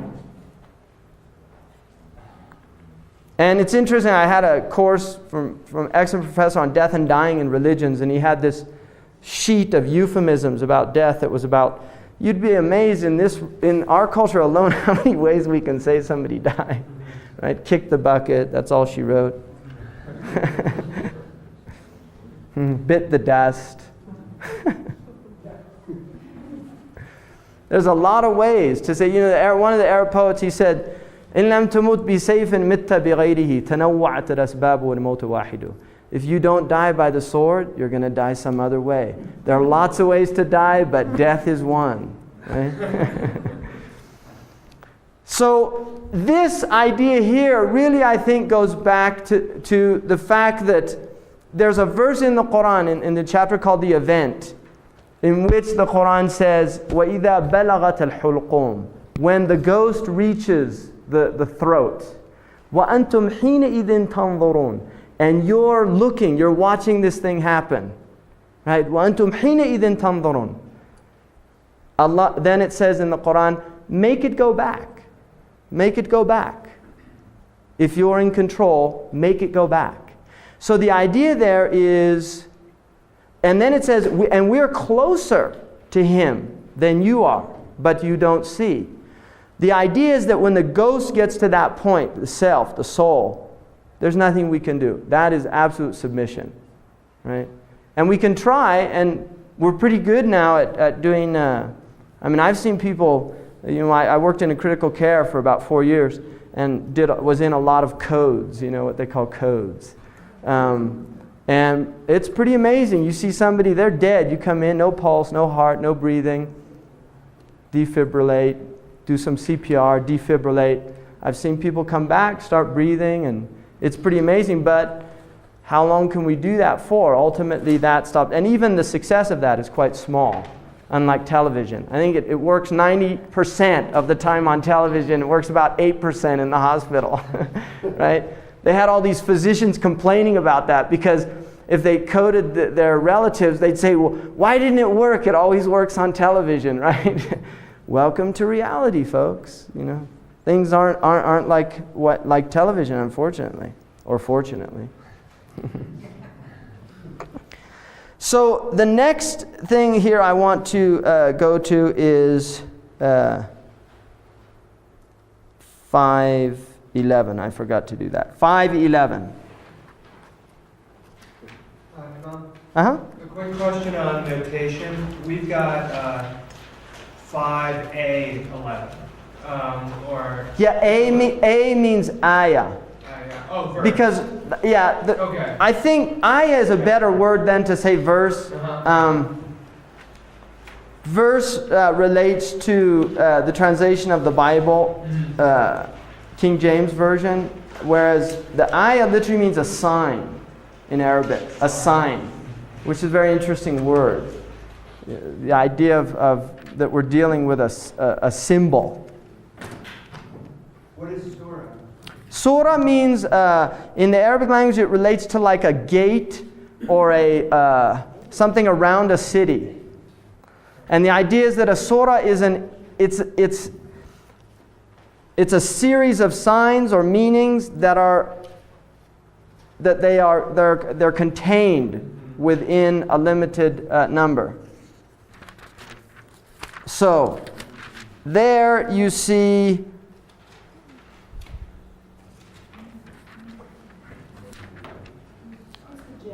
Oh, I'm sorry, 5111. It's 5111. What's that?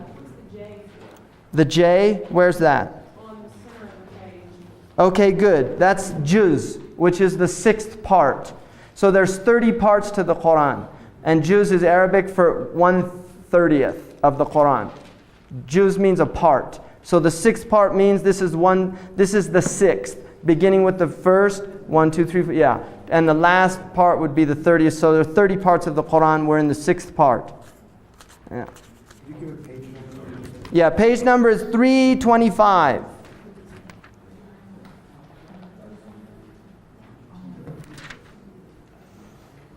So there it says on the top of the page, verse 111, and behold, I inspired to the disciples to have faith in me and my messenger. And they said, we have faith and to you bear witness that we bow to Allah as Muslims. Now the disciples there are the Hawariyin, or the disciples of Jesus. So again, here's the idea. We had the idea that Isaac, who is the father of the Jewish tradition, we have the idea that Jesus, the prophet or the savior of the Christian tradition, according to the Christians, they're saying we're Muslims. So this is, I think, really important to see that, from just to understand how the Muslims view the matter. They really do view the matter that Islam is an unbroken chain. It's not something new. And the Prophet Muhammad did not see himself as bringing a new religion. He really saw himself as a renewer of an ancient tradition. All right? Now,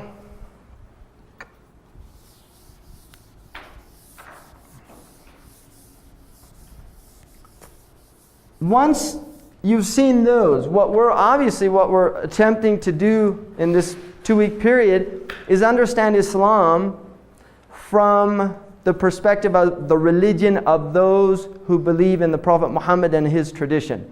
Not so much, we're not here to study comparative religion. I'm not here to teach you about your own traditions or anything like that. But just as a starting point, I think it's important to recognize that that is definitely part of the Muslim worldview. That Christianity, it was an Islam. Judaism was an Islam. And there were many Islams that we don't know about and don't name because the Qur'an does not mention them. It talks about other traditions simply, and it does not mention them by name. But like Dr. Shafi'a mentioned the other day, there is a tradition from the Prophet Muhammad that there have been 124,000 prophets. There have been 313 or 14 messengers. There have been over 100 books that have come down. And all we're told about is 4 books and then the tablets of Abraham and Moses. So there are many things that we don't know about traditions. And this is why the Muslims traditionally have tended not to say we don't believe I would say that Hinduism, even though from a Muslim point of view there are many things in it that are very problematic, still I would hesitate to say that it wasn't a prophetic tradition personally. Because it's a very ancient tradition, and from a Muslim point of view, the previous traditions have been distorted. That is the Muslim worldview. So the next thing to understand is, how is Islam identified in terms of believing in the Prophet Muhammad? How is Islam? How is a Muslim not as somebody in submission to God, but as somebody following the teaching of Islam as a word that describes a religion of about 1/5 of the world's population? The best thing to do again is go to the tradition. And in this book here, the 40 hadith, there is in the second hadith, which is a very famous hadith, it's a hadith in which the Prophet, according to the tradition, is asked by Jibril or Gabriel, and they don't know it's Gabriel yet. And he asked them, it's the second hadith, page 28. He asks him, tell me about Islam. Akhbirni an al-Islam. And the Messenger of Allah, peace and blessings of Allah be upon him, said, Islam is to testify that there is no God but Allah and Muhammad is his messenger. So the first one is what's called shahada. The second, he says, and that you perform prayers. So what's called salah. The third, zakat. The fourth, fasting. And the fifth, hajj. So this is how Islam is defined by the Prophet Muhammad in this hadith. And that therefore would be the best description in terms of a normative understanding of the tradition. The first one, again, I don't want to go into it, but I will briefly mention. The word shahada means witnessing. And it usually means witnessing with the eye. Ashhadu means I witnessed, I saw with my eye. It also means a testimony. In other words, a person can bear witness. And it's interesting because in Islam, you have to have eyewitnesses. Right? You can't have a testimony that's not an eyewitness. In any of the had punishments, you have to have somebody who saw the act, who saw the person stealing. Can't be, there's not circumstantial evidence is really hard to hold up in traditional Islamic courts. So the idea of shahada is something that a person sees for themselves. That there is no God but Allah. That is something, from the Muslim point of view, it is something that they witness and see for themselves, and that Muhammad is his messenger. It's something that they witness, that they believe based on witnessing. Now obviously, many Muslims in the world, they're Muslim again because they heard this from their parents. Their parents told them, La ilaha illallah Muhammad Rasulullah. That's why they believe it, which gets into circular reasoning. You know, why do you believe, or really regressive reasoning, why do you believe Islam is true. My father told me. Well, why did he believe it? His father told him. Well, why did he believe it? His father told him. Or why do you believe in Islam? Because the Qur'an says it's true. Well, how do you know the Qur'an says it's true? Well, because the Qur'an says it's true, right? This type of reasoning that really, in the end, is actually quite flimsy. And again, we get into this idea of unreflective, undifferentiated people that have not given a lot of thought to their traditions. And the Muslims are as much a victim to that phenomenon as any other people. Really. I think that, and in many cases, it can be actually more exacerbated. Because the tradition in this culture now with the breakdown, we're in a kind of post-Christian period. There's a breakdown and it has enabled people to look and examine their own traditions. There's a lot of critical awareness in this culture. In the Muslim world, there really isn't a critical examination of their beliefs. Why do we believe? Very, very few people will. And I think it's actually very difficult in a lot of Muslim countries for people to do that. But I think a belief that's not rooted in self-examination is ultimately very limiting. Abu Ala al-Ma'arri, who's kind of considered a heretic in the Muslim tradition, that was one of his things about religion. He just felt religion was just something that was people just didn't reflect on it at all. Now, if we look then, I don't want to cover this, but I want to go to this, because I'm going to do this in detail on the section on Iman. If we look at prayer, salah, the word in Arabic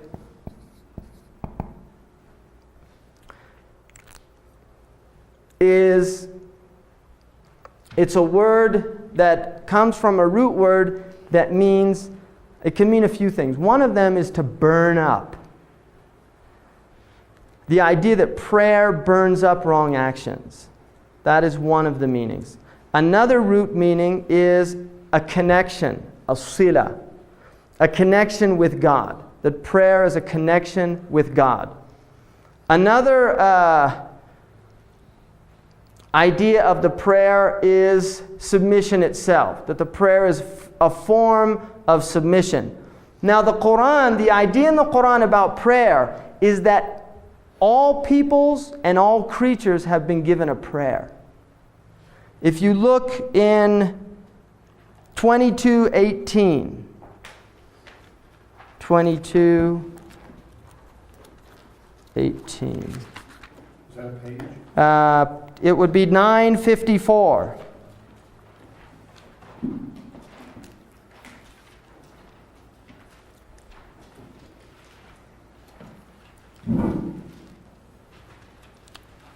It says, "Have you not seen that all prostrate to Allah?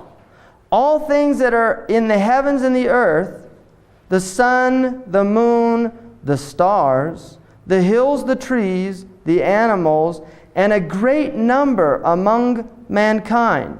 But a great number are also such as unto whom the chastisement is justly due." So here's an idea that everything is prostrating. Everything is in a state of prostration. The heavens, the earth, the mountains, the trees, that everything is worshiping. This is something in the Qur'an, it says, everything is glorifying God, but you do not hear its glorification. There's a tradition that the Prophet Muhammad picked up some rocks, pebbles, in his hand, and he held them out. And some of his companions heard the rocks glorifying God. And then he put them away. But so the point is that was an example in the Muslim tradition of the Prophet showing people that everything is in glorification.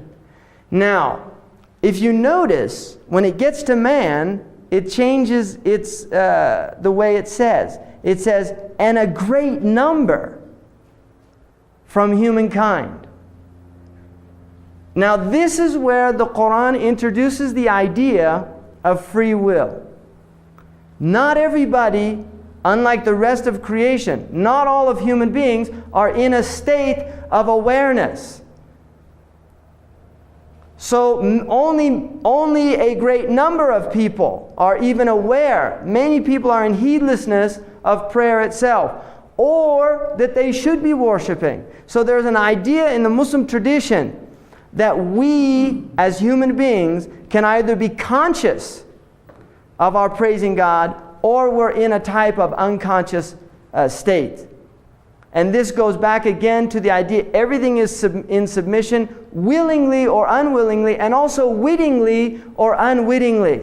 From the Muslim perspective, the body is in a state of worship. The heart is in a state of worship. You know, the movement in and out of the heart in Arabic is called qabd and bast in Arabic. Qabd is contraction, bast is expansion. And there are two names from the 99 names of God, al-qabid and al-basit, the contractor and the expander. So the lungs expanding, contracting. The pupils expanding, contracting. The heart expanding, contracting. The body is always moving in a state of expansion, contraction. And this again relates to the two dominant attributes, when I'm going to talk much more about it when we deal with Iman, of majesty and beauty. Majesty is contraction, beauty is expansion. And these are the two dominant qualities or characteristics of creation that are literally displaying for the human being an awareness of God's presence in His creation.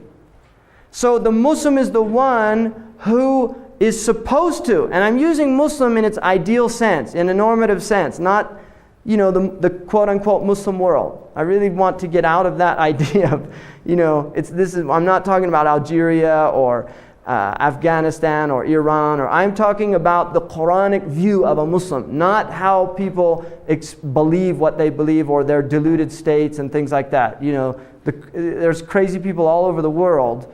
I spent a period of time working in a psych unit. And very interesting. People really believe they're prophets of God. And you watch this guy and he's telling you, he said, look, I've got a message from God. And you say, and he says, and God says that this, and this. And you're in big trouble if you don't believe me. And there's a kind of, I used to listen to these people because that was part of what we were supposed to do. I used to listen to these people, and there was something in me that wanted to say, come on, you're just pulling my leg, right? There was really something in me that just wanted to nudge this person. But after a while, you start realizing they're not pulling your leg. They really do believe this condition. And we have a phenomenal capacity for delusional states. And most of us, and I would include myself, are walking around with our own delusions. We're just simply unaware of them. And I would really recommend a book, if you're interested in this subject, by Gorman, the man who wrote Emotional Intelligence. He has another book that is actually, I think, much better than the first one. The first one became popular, interestingly enough. The second one is not as popular, but it's called False Truths, Vital Lies. Simple Truths. Vital Lies, Simple Truths. The Psychology of Self-Deception. Very interesting book. Because here's somebody who's just looking at now what we know about our brain and our delusional states. And I think that religion is really one of the big opportunities to go into serious delusional states. Goleman. Goleman.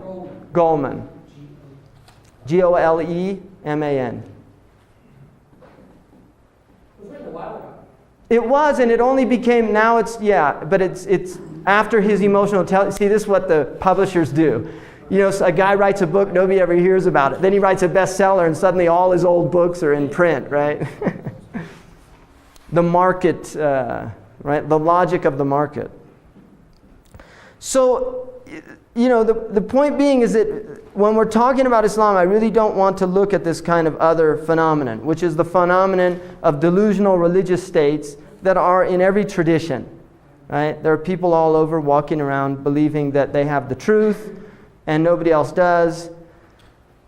And a lot of those people can be quite frightening, especially when they become president of the United States. And then you're in big trouble, right? He doesn't remember. He doesn't remember anymore, yeah. But when he was, it was kind of frightening.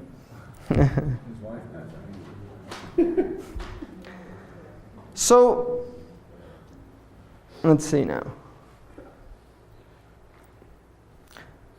So the human being then is the individual that can either become conscious of the fact that everything is in praise and everything is in glorification and everything is in prostration, or they can be heedless of this fact. The idea then within the Muslim tradition is that Islam is the process of waking up to this reality. And the Prophet Muhammad said, peace be upon him, he said, human beings are asleep, and when they die, they wake up. So there is an idea that we are in a dreamlike state. And I find it really interesting that the word in Arabic for child, which is ghulam, comes from ghulma, which means to lust after, to desire. That a child is a ghulam until they enter into what is called puberty, and the word in Arabic for puberty is ihtalam. The root word comes from a word which means to dream. Now, when you take the root meaning of this ihtalam, it literally means to internalize the dream. If you take the word to reach adulthood, it means to internalize or become aware of the dream. The idea there, I think, is that children are in a dream world. It's a beautiful world that they're in, but they're not aware of the dreamlike nature of the world that they're in. And it's a gift. And actually, from the Muslim point of view, children have no accountability. And the beginning of discernment is about the age of 7, where you begin to take them to account gently. Prior to that, traditionally, the Muslims did not encourage any type of discipline for children before the age of 7. The discipline should be very gentle discipline. The idea is that they literally do not have within them the capacity to restrain themselves from their actions. Now, children, obviously, you'll see, my child's 5 years old, and he's getting a sense of right and wrong. But the idea there is that really, that their brains, you can tell them, don't do this. They'll do it again, oftentimes not because they're disobeying you. And that they might appear to be guilty when you remind them, because suddenly they become aware. But there is a type of forgetfulness that takes place in the child's world because the brain cannot maintain this continuity. And you'll see it, Chilton Pearce talks about this phenomenon when the neural networking is taking place in those first 7 years, that a child at about the age of 2 and 3, the will is developing. And it's a very important time, and what he says, one of the tragic aspects is that the will in children is broken at that age, right? That the parent will literally want to break the will because they see this child rebelling. They see this child saying, me, and no. They learn no, right? It's the first word that children really get in contact with. Very interesting that they do a negation, to negate, which is very important in the Islamic understanding, because the first and primary task of the human being is to negate creation. And this is why the Shahada itself begins with a negation, La ilaha, no God. That the human being must learn to negate before it can learn to affirm. And so the child first learns negation, and then it learns affirmation. And it's interesting that a child, when its will is developing, one of the examples Pearce uses is a child will beeline for something, and the parent or the adult will say, don't touch that. And the child will look at the parent and just keep going. And the parent will interpret that as gross disobedience. What Pearce says is the fact is that his will, the volition, in his very primitive neurosystem, the volition reached critical mass. And at that point, the adult says, don't touch that. And the child's, I can't help myself anymore. It can't stop, you see. And it goes and it does it. Now, we can see that in our own lives as adults, right? There's a point when human beings reach a critical mass. You see the chocolate, and you say, you know, I don't, no, go ahead, just try. Well, I really don't want, go ahead, just try. And then suddenly it gets to critical mass, and that's it. You know, they can't stop. So we see that in adults as well, but in children, It's blameless. Whereas in adults, I think there's, come on, you didn't have to eat it, right? So the second pillar, which is prayer, is trying to connect people to God, to put people into a state in which they are connected. Now, how is that done? It's done by obligating prayer. Prayer is not choice in Islam. There are prayers that you can do out of choice, but there are prayers that you have to submit to. So again, the idea of submission comes into the idea of praying. I submit to 5 prayers a day. That is something that I submit to. That's a rule. I'm being told pray 5 times a day, and I can either say, no, I don't want to pray, or I'm going to pray. I recognize this is an obligation, binding on me. And that's belief in Islam. Now, there are many Muslims that don't pray anyway, which is another matter. And again, it's like anybody who doesn't follow their tradition. They still might believe in it. They're just not practicing it.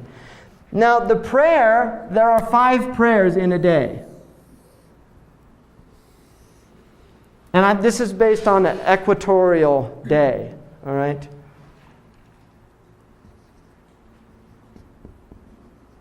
Here's sunset. And here's sundown. Here's your meridian point. Here's your midnight point.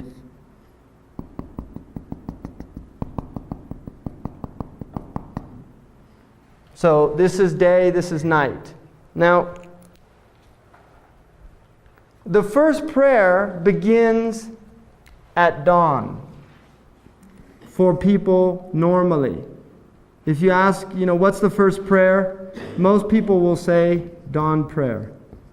In reality, the first prayer, according to the Muslims, is the sunset prayer. This is also, people who know the Jewish tradition are familiar with the fact that the day begins at sunset. Right? This is the same in the Islamic tradition. The day begins at sunset because it's based on a lunar month. The month begins at the sighting of the lunar moon for the Muslims. And the lunar month begins with sunset. That's the first time that the moon is visible when it's new. Now, this prayer it's got a short window until the red is gone out of the sky. That's the time for Maghrib. So Muslims are supposed to pray it very quickly. Now, it's interesting that the Qur'an says in many places that the 2 ends of the day are the times when people should remember God. Particularly, these 2 ends, the dawn and the sunset. And I think something that many people notice, and the Muslims take it as, this is one of these aspects that they take from the Qur'an of everything being in praise, that oftentimes animals gather at those periods. You'll see birds gather at sunset, and they'll gather at the early part before the sunrise and chirp away. They literally gather and congregate during that time and chirp away. The crickets in the evening start the frogs. That these are all seen as literally praises. That's the way the Muslims view it. Now I'm sure, evolutionary biologists would say the cricket's cooling himself off. But it's interesting. I mean, why things in creation do these things, gather and do these things. The Muslims view it as really acts of praise. The next prayer goes from when the red is gone, and this is called Maghrib prayer or the sunset prayer. The next prayer is when all the red is gone. And this goes basically until midnight, one should do it.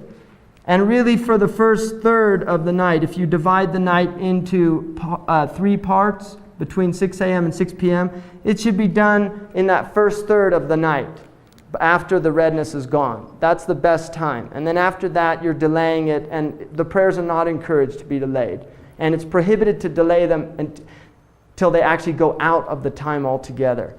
So that is the next prayer. And then this period is all encouraged for people who want to do extra prayers. The nighttime in particular is encouraged.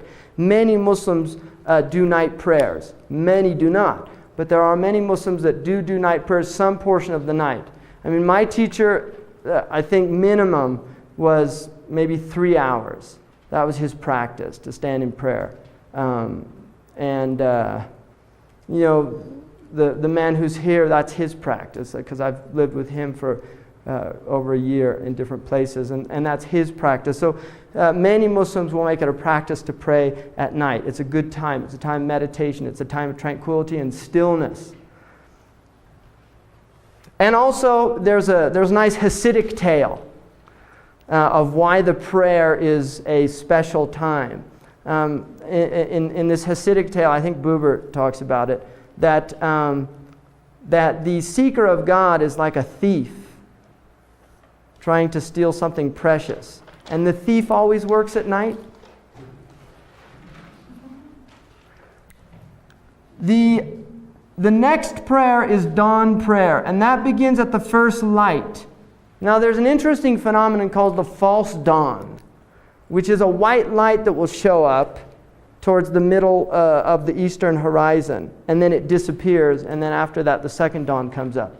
The second dawn is the dawn that the Muslims begin their prayer, and that will go until right before sunset. All of that is time that you can pray. The preferred time is at the first time, but any time before that you can pray. So technically we could pray anyway from 4:30 till about, is it time to break? No, you said sunset. I think you meant sunrise. Okay, sunrise, yeah. Sunrise, until the sun rises. So we could technically here pray anytime from 4:30 to about probably 5:45 or 5:30, whenever the sunrise is. It would be perfectly acceptable. Unless, if you overslept, there's no responsibility. The Prophet Muhammad, peace be upon him, said, the sleeper has no responsibility. The madman has no responsibility, and the child has no responsibility until they reach puberty. So the sleeper has no responsibility. But there is an idea that if you went to sleep not intending to get up for the prayer, then you are responsible. That you should intend to get up for the prayer. That if you just say, I set your alarm for 8, then that would be considered something wrong, that you've done something wrong. And then the sun comes up. Now you will notice a phenomenon, because all of the prayers are based on the sun. The night prayer, when all the red is gone from the sun. The dawn prayer, when the first light of the sun comes. And then the next prayer, what you'll notice as the sun is moving up in the sky, and I think this will be a really interesting exercise to give to some of your students if you're interested in doing this, because it will teach them some very interesting things. One of the interesting and fascinating things about human beings is that astronomy is really where we get our mathematics from. Early man became very fascinated with the sky and began to examine and watch the sky and watch the movements of the stars and began to discern certain patterns, right? And over centuries, an accumulation of knowledge occurs, right? I mean, this is what Richard Feynman mentioned, that the people who are familiar with him, 6 Easy Pieces, and he was a Nobel Prize winning physicist from Cal Poly and got his Nobel Prize in quantum electrodynamics, whatever that means. But he said that for the physicists and the astronomers, it's true, and others, he said really what we're like is people that are watching the gods on Mount Olympus play chess, and they don't let you in on the rules. So what you do is, you have 40, 50 years of thinking in your lifetime. You start watching the game and you notice, the bishop only moves that way, and the pawn moves this way, and the queen moves this way, and you start discerning rules. And he said, and we begin to write those down, right? So we're discerning that there's patterns here, but we really haven't been given a whole lot of information. And one of the things he says is that the problem with this is that every once in a while something like castling comes up, and you have to start all over again. What was that, So what happened is people became, for some reason, obsessed with the meridian point, determining when the sun reached that meridian point. Now in the Qur'an it says that we gave you the sun and the stars. One of the reasons the sun, according to the Qur'an, was given to human beings was to allow you to measure your years and learn mathematics. I mean, that's literally in the Qur'an, that one of the wisdoms behind that is to learn mathematics. Now, this is like, they'll probably get maybe a little upset if you start bringing geometry into a world history class or something like that, right? But the idea here is that what will happen, how the prayer is determined, is you put a stick here or you use your body. And if anybody's interested in learning this, I can teach them. All right? Because this is fascinating. I've done this with children at Muslim camps. They're fascinated by it. They really enjoy it. And it's a lot of fun. What you'll notice is towards the western horizon, a shadow shows up that's very long from the early sun. And this shadow will continue to decrease as the sun's moving up until it reaches its shortest point here. And this is the 90-degree angle if you're looking at the 180 circumference, right? 0 to 180. The 90-degree angle. Now, if you're in an equatorial place on the earth, which is a very small, narrow place where the sun will actually be directly overhead twice a year, like Mecca, the shadow will disappear completely. The sun is literally directly over your head and the shadow disappears. For us, you'll notice in the winter the shadow's long, in the summer it's short, based on the movement in the winter towards the south of the sun, shifting the earth. I mean, I prefer to look at it geocentrically just because that's phenomenologically or experientially. We experience it geocentrically. So I'm going to speak in geocentric terms, all right? So I'm not trying to, get out of abstract thinking, but I'm just trying to look at this as we experience it as human beings. That instead of looking at it as the shift of the earth, I'd rather look at it as the sun is moving over, because that's how we see it, and that's how young people experience it. When the sun moves over to the south, then the shadow becomes longer in the winter. Now as the sun's moving back towards the north, then the shadow is getting smaller and smaller. So you can actually see the movement of the shadow during the year. It's a very interesting thing, and I've been doing it for a while. So I'm very now accustomed to knowing, I can pretty much work out what time of the day it is just on my shadow if the sun's out, because I know the shadow pretty well in the winter and the summer. And if you live with Bedouin who know the sun really well, it's phenomenal how accurate they can tell you the time based on just looking at the shadow. Now there's an interesting verse in the Qur'an that I find really fascinating, because when I first read this and I first began examining shadows, I started thinking about and wanted to look in the Qur'an. There's a verse that said, "Alam tara ila rabbika kayfa madda adh-dhill." Haven't you looked at your Lord, how your Lord moves the shadow? Now this gets back to a Tawheedi idea, or an idea that the sun is a means, but in reality it is God that is creating this phenomenon for us. And then it says, وَلَوْ شَاءَ رَبُّكَ لَجَعَلَهُ سَاكِنًا. And had your Lord wanted, He would have made the shadow stationary. Right? So we could imagine a world in which the sun is directly overhead. It would be pretty hot to live in, but the shadow wouldn't really move, right?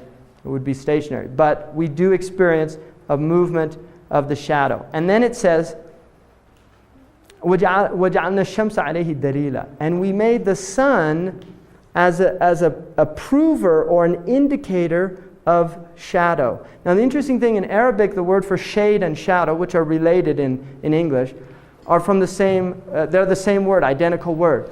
When I first read that verse, I was really struck, what does that mean? We made the sun an indicator of shade or the shadow. So I went to a commentary by Fakhruddin al-Razi, who's a 9th century Persian commentary of the Qur'an. And he just gave this really interesting explanation of that, saying that what the Qur'an here is doing is it's indicating that one of the greatest blessings of God that most human beings are completely unaware of is shade. Now this is obviously more obvious in a hot country. I admit that. But if you start thinking about it, it actually gets quite profound. Because what he said is what shade is a mixture of light and darkness. And the only reason we can see is because of this admixture of light and darkness. If we were in pure light, we could not see, and if we were in pure darkness, we could not see. So shade, in fact, is everywhere, and it's happening all the time. Right now, there's a mixture of light and darkness in this room, which is enabling us to see. And what the Qur'an is saying, had it not been for the sun, you wouldn't even thought about the shade. It's not something that you would give a whole lot of thought to. So there's an idea of learning about the shade and seeing as literally a proof of the existence of God. That's how Razi uses it. And the other thing about shade, which is interesting, is that the paradise is described as shade spread out. It's just shade spread out. So what will happen is, in a northerly climate, in the summer, the shadow will reach its shortest point. And what you can do is get the students to put a stick up with a piece of paper, and they can measure it with a ruler. So they can watch the shadow going closer and closer until it reaches the shortest point, and then they'll see it start increasing again. At the point when it reaches the shortest point, that is the meridian point. So they can actually learn to determine for themselves the meridian point, which is the 90-degree angle. Now, at the point which the sun moves one altitudinal degree away from the center of the earth, from the center of the sky, which is here,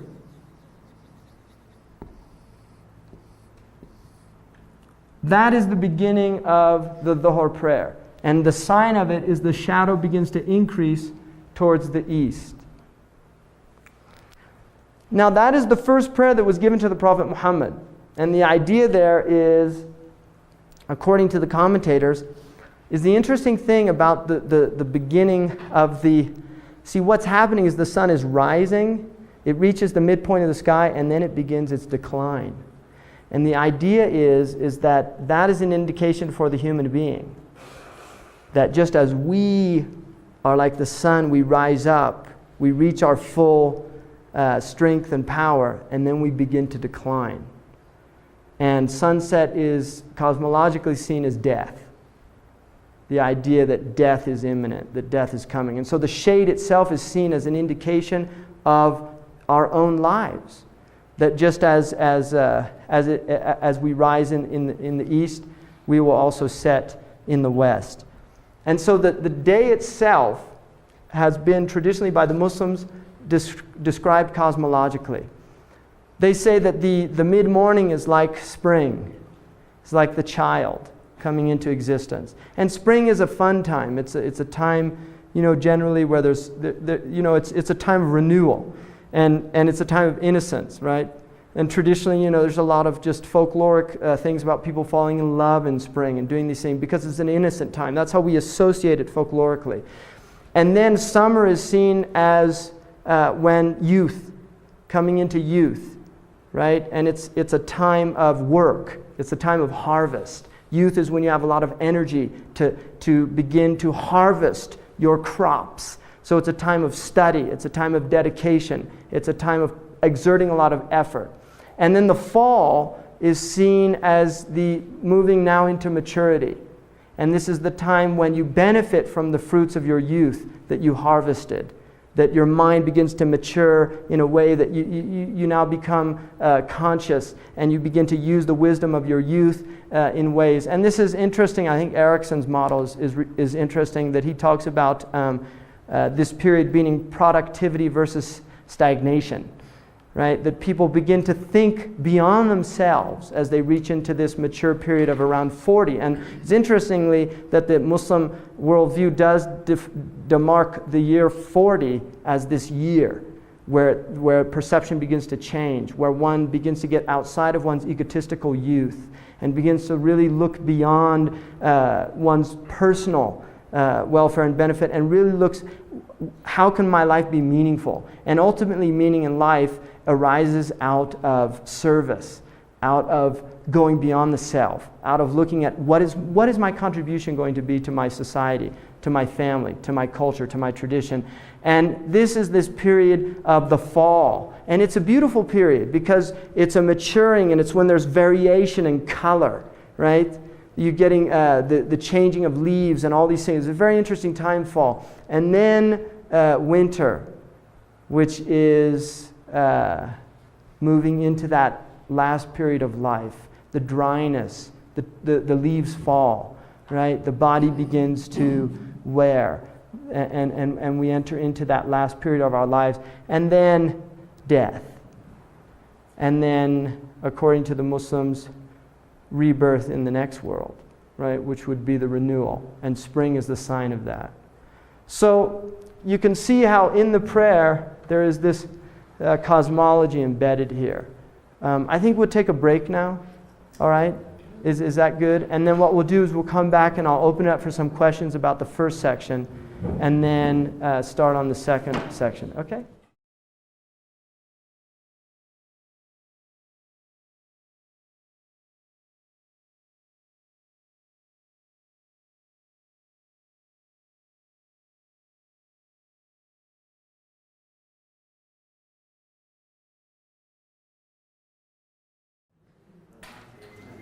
If you look on the verse 41, just about the prayer, I think this is really interesting.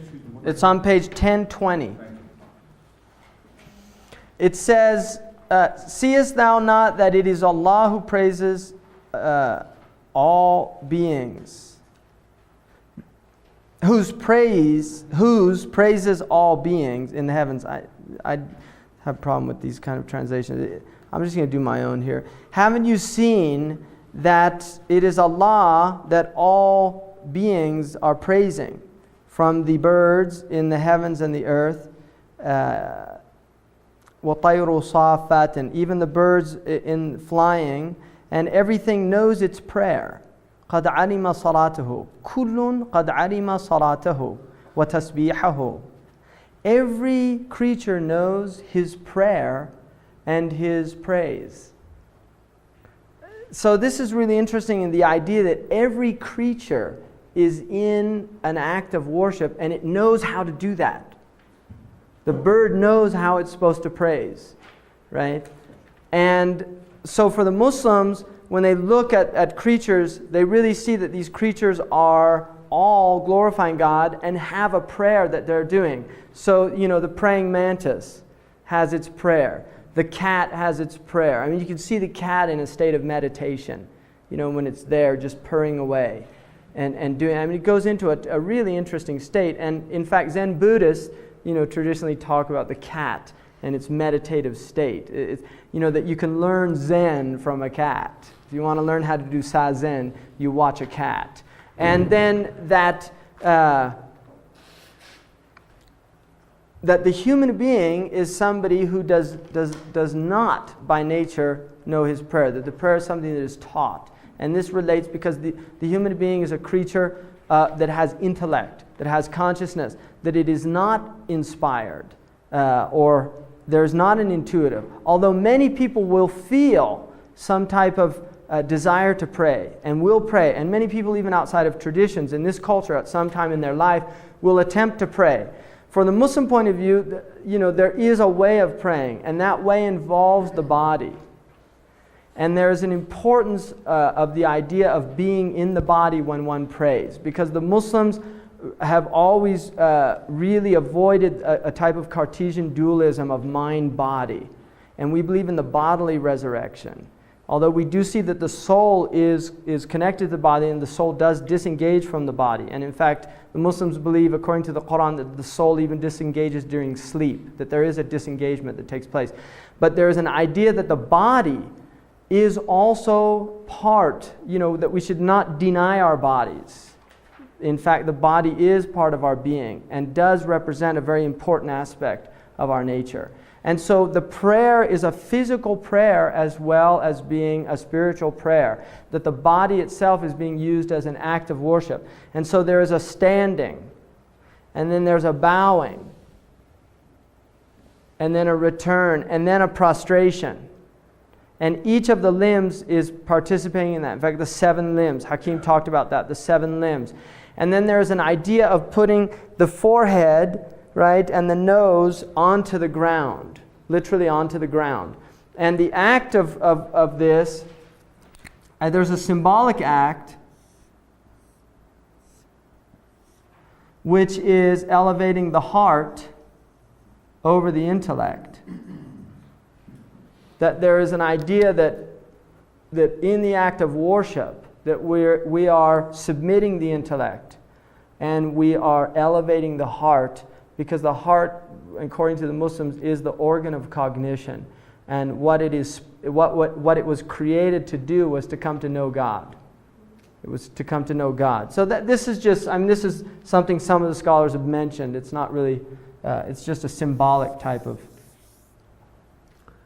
And then the prayer that I didn't mention here was the afternoon prayer. At the point that the sun reaches a point where the shadow will cast the like of a thing plus whatever the shadow at the meridian point was.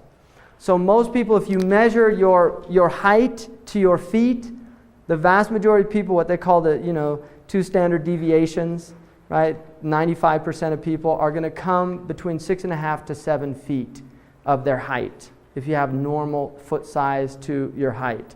So if you literally lie down and put a quarter at the tip of your head and something at your feet, and then you see and measure it, and you go 1, 2, 3, you'll find that your height will generally be about 7 feet. And so for the traditional Muslims measured the sun with their body, which is again using the body as an act of worship, because measuring the sun's shadow is considered an act of worship. It's part of remembrance of God. And so you would go out, if you knew, for instance, like right now, for me, the meridian, the Dhuhr prayer is my shadow is about 2 feet. So I would add to that 7. So when my shadow reaches 9 feet, Asr time has come in, this prayer. So I go out at about 5 o'clock and I measure it, and I'll find it's 9 feet. That means I can pray Asr. All right, so that is the afternoon prayer. So those are the 5 prayers: the sunset, the evening prayer, which is called Isha, the dawn prayer, which is called Fajr, which literally means dawn, and then the post-meridian prayer, which is called Dhuhr.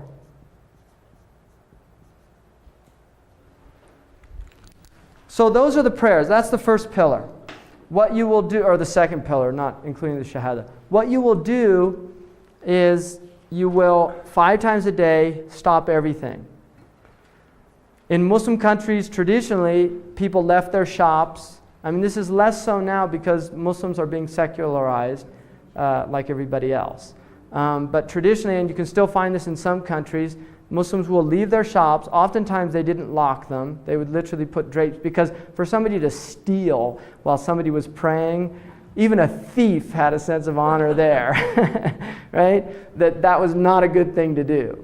And it's interesting that traditionally many court cases were decided based on what's called an oath, where the judge would say, do you swear by God that you're telling the truth or lying? Historically, many court cases were solved because people were quite literally afraid of bearing false witness or lying in that. And they would say, I can't say that. And that would literally end the trial. Many cases like that historically. So traditionally people did have a sense, that there were certain things, even the thief had honor. There's a famous story of Imam Al-Ghazali, great theologian and scholar, who studied he's from Tus in Persia, and he'd studied in one of the great Persian cities, and he had spent 2 years transcribing all these books by hand, because this people, there weren't printing presses. You wanted books, you had to write them out. He went to the library, spent 2 years doing that, and on the way back, their caravan was attacked by brigands, and they were taking his books, and Al-Ghazali begged this chief of the thieves, you can't take all my knowledge. And the thief laughed, and he said, what kind of knowledge do you have when somebody like me can steal it? And Al-Ghazali said that he realized that God had made him say that, to let him know and to remind him that true knowledge was not in books. Right? What's that? Yeah, that's it. What's that? The 5th prayer, let's see, you would have Maghrib, Isha, Fajr, Dhuhr, and Asr is the last prayer. Asr. And that means the afternoon prayer.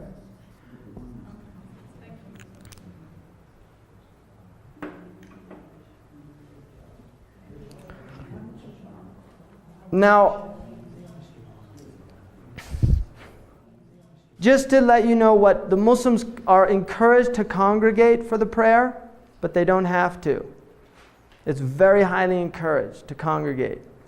Women can go to the mosque and congregate if they like or if they don't. It's not encouraged for them. The house is actually where the women generally pray in most Muslim cultures. And I will just make mention of certain phenomena that you relate. Traditionally, there was no barrier between the men and the women praying. That is a later innovation. It was not the tradition of the Prophet. The Prophet did not have a barrier between the men and the women. That came later. In many Muslim countries, you still do not have that barrier. For instance, African countries, North Africa, you do not have that barrier. In the Middle East, in the Indo-Pak cultures, you will tend to find barriers. So that is more of a cultural phenomenon. It is not a religious, it's not part of the religious tradition.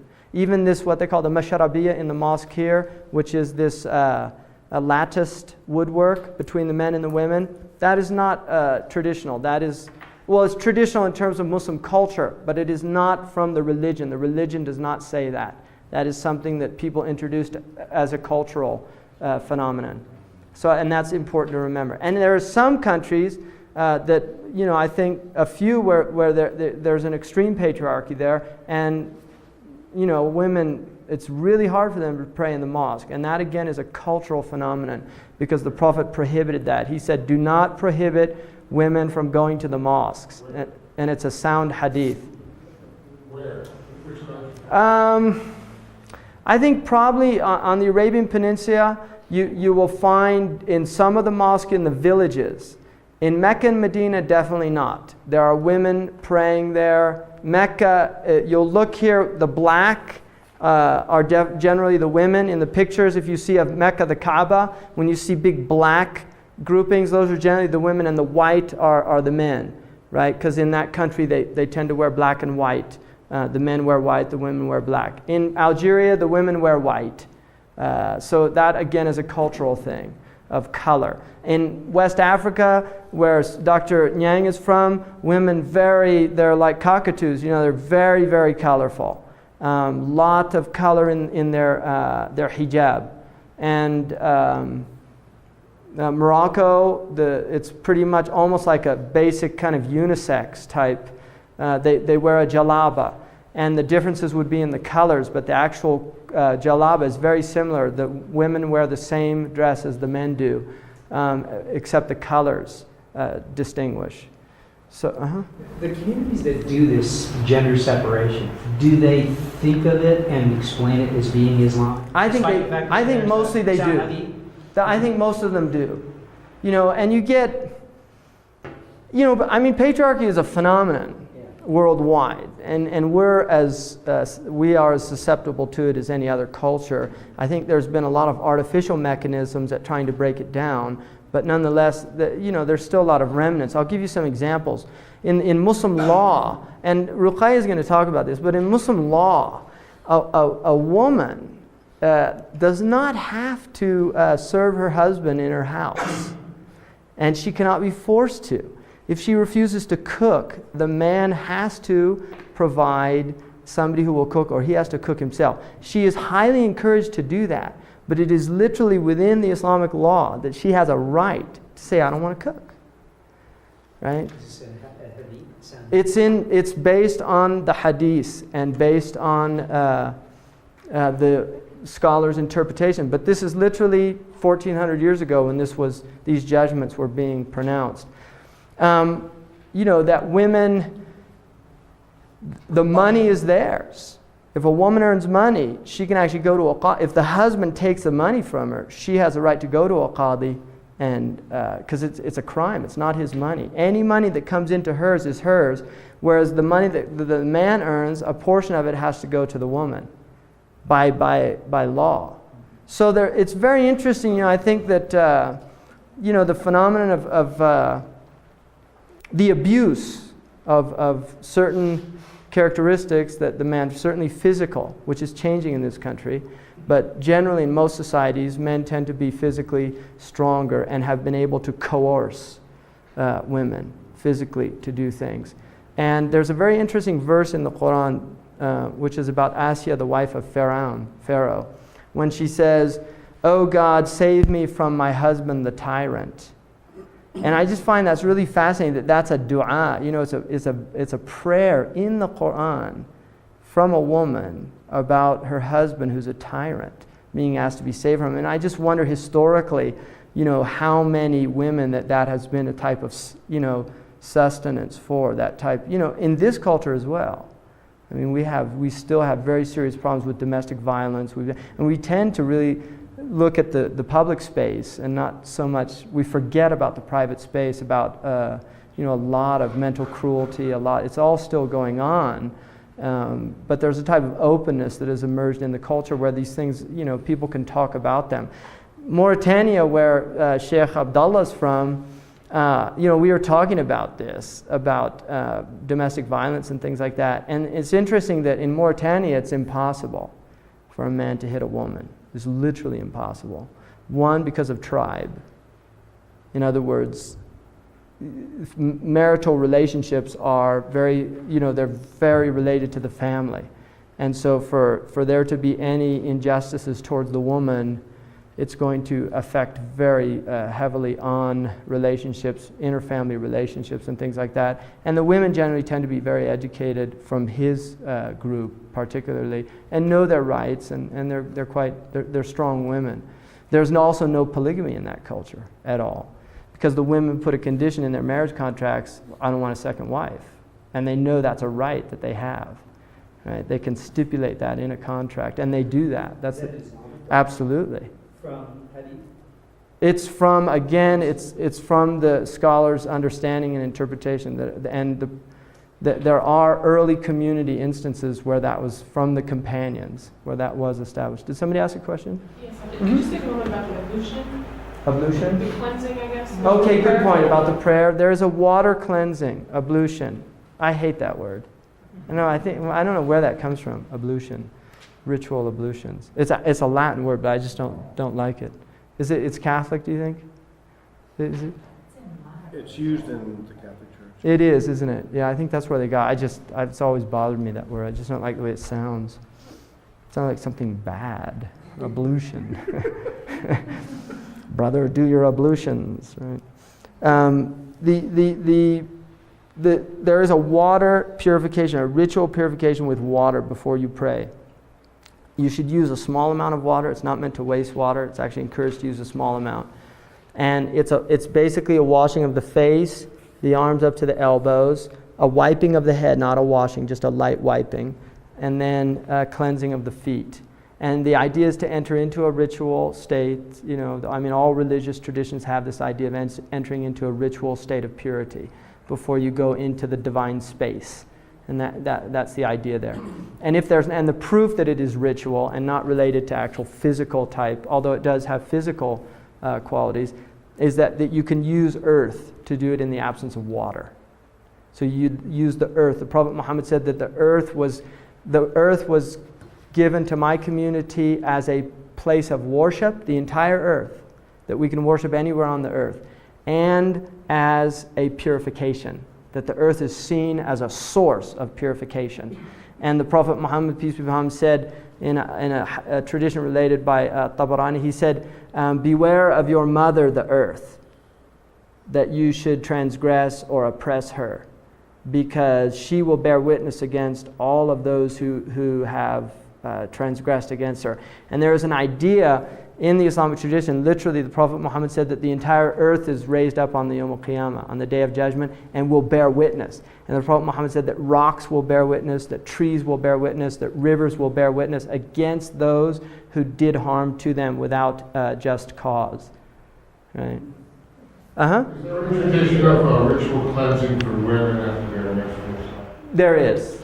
Like in the Jewish tradition, yeah. A woman is considered ritually impure during the menstrual cycle, and she does not pray during that period, right? Because that is a cleansing time. She does not pray during that period. She's absolved from the prayer. And there's no stigma related to, in fact, the Prophet Muhammad, because in some of the Orthodox Jewish tradition, the woman is, the man stays away. Yeah, she's separate. The Prophet knew, because there were Jews living in Medina, and he wanted to break that tradition. And it's recorded that he recited the Qur'an while on the lap of his wife Aisha while she was menstruating.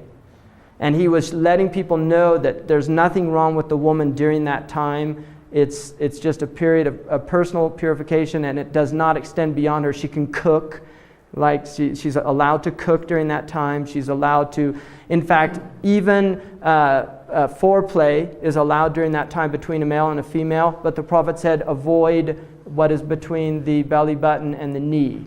In other words, don't, because that's a time when it's prohibited for actual sexual intercourse.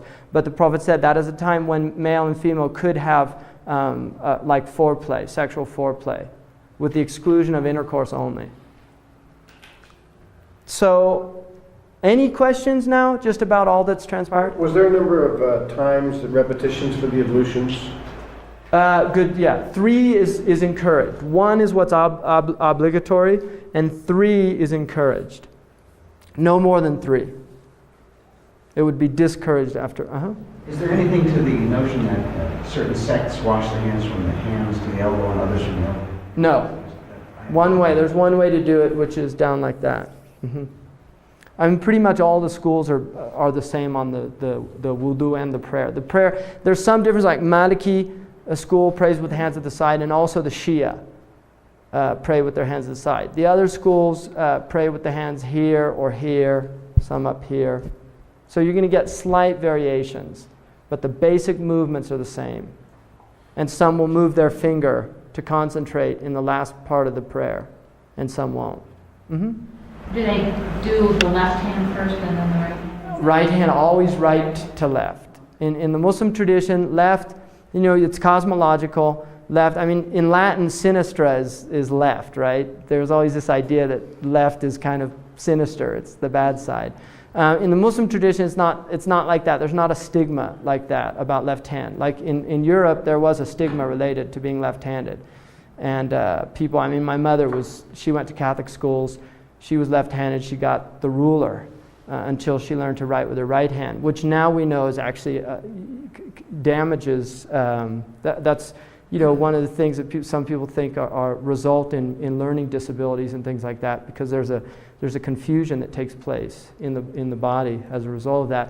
But in the Muslim tradition, there's no stigmatism related. Like, I'm left-handed. Umar ibn Khattab he wrote with his left hand. There's no stigmatism attached to that. But people are supposed to eat with their right hand. The left hand is used for cleaning, like the urine and cleaning the feces. Right? So the right hand that's why you would never shake with your left hand. You would always shake with your right hand. So in Muslim cultures, the right hand is very important. And one of the reasons that the thief loses the right hand is it's when they break there's a deep breach of the social contract when a human being steals from another human being, and there is literally a severing from the society that takes place. So to lose the right hand is a very traumatic experience in the Muslim culture. Is there any linguistic parallel between the right hand, the word right, and the word law, as there is in a number of them? Absolutely, yeah. Right, yameen, means, it's like an oath is called swearing, a yameen, right. I swear that this is true. You're swearing with the right. And also, yuman is a good omen. And sha'am, which is related to the left, is a bad omen. So there is a cosmology involved in it. And also the idea in classical cosmology, which is Indo-European as well as Chinese.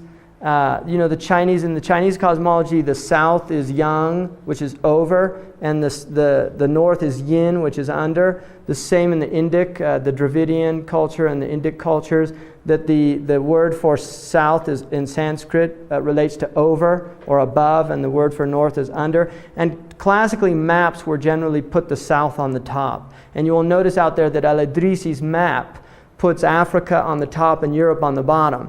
There was a switch with the European cartographers when they kind of realized that there's some philosophical implications here. being under or inferior as opposed to being over and superior, and they literally switched the maps around. But the book that a lot of European cartography was based upon was the Book of Roger, which was done by al-Idrisi for the Sicilian king of Sicily, Roger, and he had his maps with the south on the top, which is related to facing the east in the morning. So the back is called Gharb, or the unknown, which is west. The east is called the Mashriq, or facing the radiance of the sun. The south is called the right, like Yemen means the right. It's also the southernmost place in the Arabian Peninsula. And Shamal is from north, which is from Shimal, which means left. So north is considered left to the human body. In terms of, this is cosmological, in terms of cosmology. So the north would be under the south. And the Muslims traditionally did their astrolabes with the south as the projection was from the south, looking up to the sky. Any other questions? You said earlier that in some countries or cultures it's difficult for the Muslims to be reflective about their religion. And I was wondering if you could enumerate some of the reasons why it's difficult to do. Well, because I think people in the Muslim culture, it's just a given that you're right. You know, like it used to be that way in this culture. You know, it was just given. Christianity was true. Everything else is false. That's just a given of any culture that has a dominant religious teaching that still has power and influence. And certainly Islam is still in that position in the Muslim world, where to question or to really think, why am I a Muslim? You know, other than the fact that I was born here, that most people won't come to that. There would be judgment. There would be social stigma, for one. But see, I don't even think that should negate. Even if there was, it's still important to reflect and think. You know, I mean, you have always had people within cultures that have questioned things. I mean, there were always people within the Christian tradition that remained Christians, but they could still challenge the culture. Sometimes they were burnt at the stake, other times they weren't. But the point is that there were people that would say, you know, is this right? Or is what we're doing right? I mean, that's an important human question. And this is just a lot of non-reflective people. And then I think there's a lot of encouragement for the absence of reflection for social political reasons.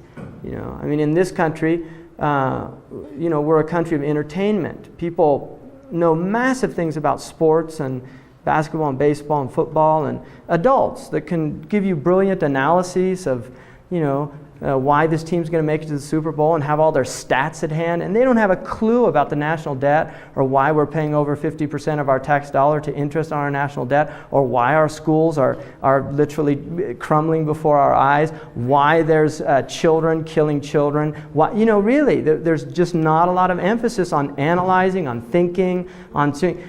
So, you know, we're as much, I think, you know, the Americans, we tend to delude ourselves often. I mean, you're all educated people, so it's probably not the case, but there's certainly a lot of people out there that really haven't given a lot of thought, that they're much more obsessed with, you know, the latest entertainment, what the latest movie is out there, you know. The Romans controlled their societies with bread and circus, right? Bread and circus. It's a very common political way of maintaining What's the specific rationale behind prohibition of eating pork? Of pork? Okay, rationale, there are two things in the Sharia that are understood by the Muslims. One is that there are some things that we know why, and there are other things that we don't. The things that we know why with absolute certainty are those things that we're told in the Qur'an or in the Hadith that's why it was prohibited. For instance, in the Qur'an it says, do not go near sexual perversions because they are foulness and they lead down a terrible road. So illicit sexual relations, the idea is that they will lead down a terrible road. There's a hadith of the Prophet Muhammad that perversity will never manifest in a people except they're afflicted with diseases and illnesses that were unknown to previous generations. So the Muslims would see that, you know, that breaching sexual laws that are given by God from the Muslim perspective result There are consequences. In other words, that the moral realm has laws that impact us at the biological, at the psychosocial level, just as there are physical laws of cause and effect and things like that. Right? So Muslims see that morality is not this arbitrary thing, that there is a reason, right? And this is the way the Muslims view it. And I think a lot of Christians have that feeling too. I mean, a lot of Christians point out that if you are monogamous, you will not, if two people who are both virgins enter into a marital situation and do not breach those boundaries, they're not susceptible to venereal diseases. It is a simple fact of biology, right? So that's at one level. Now the other level is that there are things that we don't know why God has said don't do this. And the reason that the scholars say is that there are some things that he has not told us is because it's, one, a test, that will you do it even though your intellect is not fully capable of comprehending the wisdom behind it, and two, that it's an aspect of submission again. Now, the scholars have always encouraged seeking reasons, wisdoms to increase people's faith, but never to say as an absolute, this is why. Concerning pig, generally pig has been considered an unclean animal. It eats unclean things. Its form is it's an unclean form. And some modern Jews, like Reformed Jewish tradition, some of them who've gone to very liberal positions have pointed out, this was really for trichinosis and diseases that related to, but now that we know scientifically, and they would actually consider it acceptable to eat pig. The Muslims would never go to that. Why is shellfish not prohibited? Shellfish is discouraged according to Imam Abu Hanifa. But the reason that it is not prohibited is because there is a hadith of the Prophet Muhammad that what comes out of the sea is pure and halal for you. And that's where it comes from. But Abu Hanifa did consider it makruh to eat shellfish, because it ate unclean things. And that was the reason that he gave. So that is a position, but it's not a dominant position. And again, one of the things that the Qur'an mentions is part of the Prophet's message was to lighten the load of the previous dispensations. So there are actually some lightening of loads concerning what was binding on the Jewish tradition, because from the point that people were getting weaker at maintaining the guidelines of God. And so there was kind of making it easier for people for this last stage of human existence, because people do not have the same spiritual capacities as the ancients did. So there's that idea as well. Any other questions about this? So we'll go on to the next pillar, which is zakat. The word zakat means, it comes from a root word which means to purify. And the idea is that it is a purification of your wealth.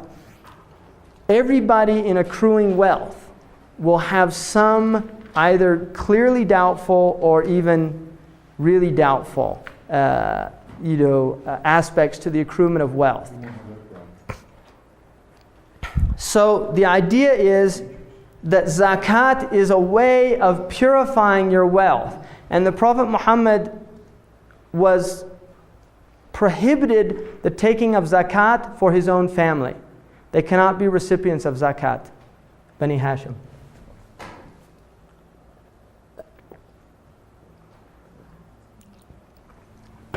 The reason is that he said that zakat is like the feces of wealth. In other words, the body needs to let go of its impurities in order to maintain its purity. And zakat is seen as a letting go of one's wealth in order to purify and make the wealth that it has grow, literally. Yeah, but if how do they then turn that around to the recipient who is receiving this? The recipient who receives the wealth, for the person it is a purification. Yes. For the one receiving the wealth, it is a right. It's seen as a right. And so it changes perspective. There's a shift in perspective.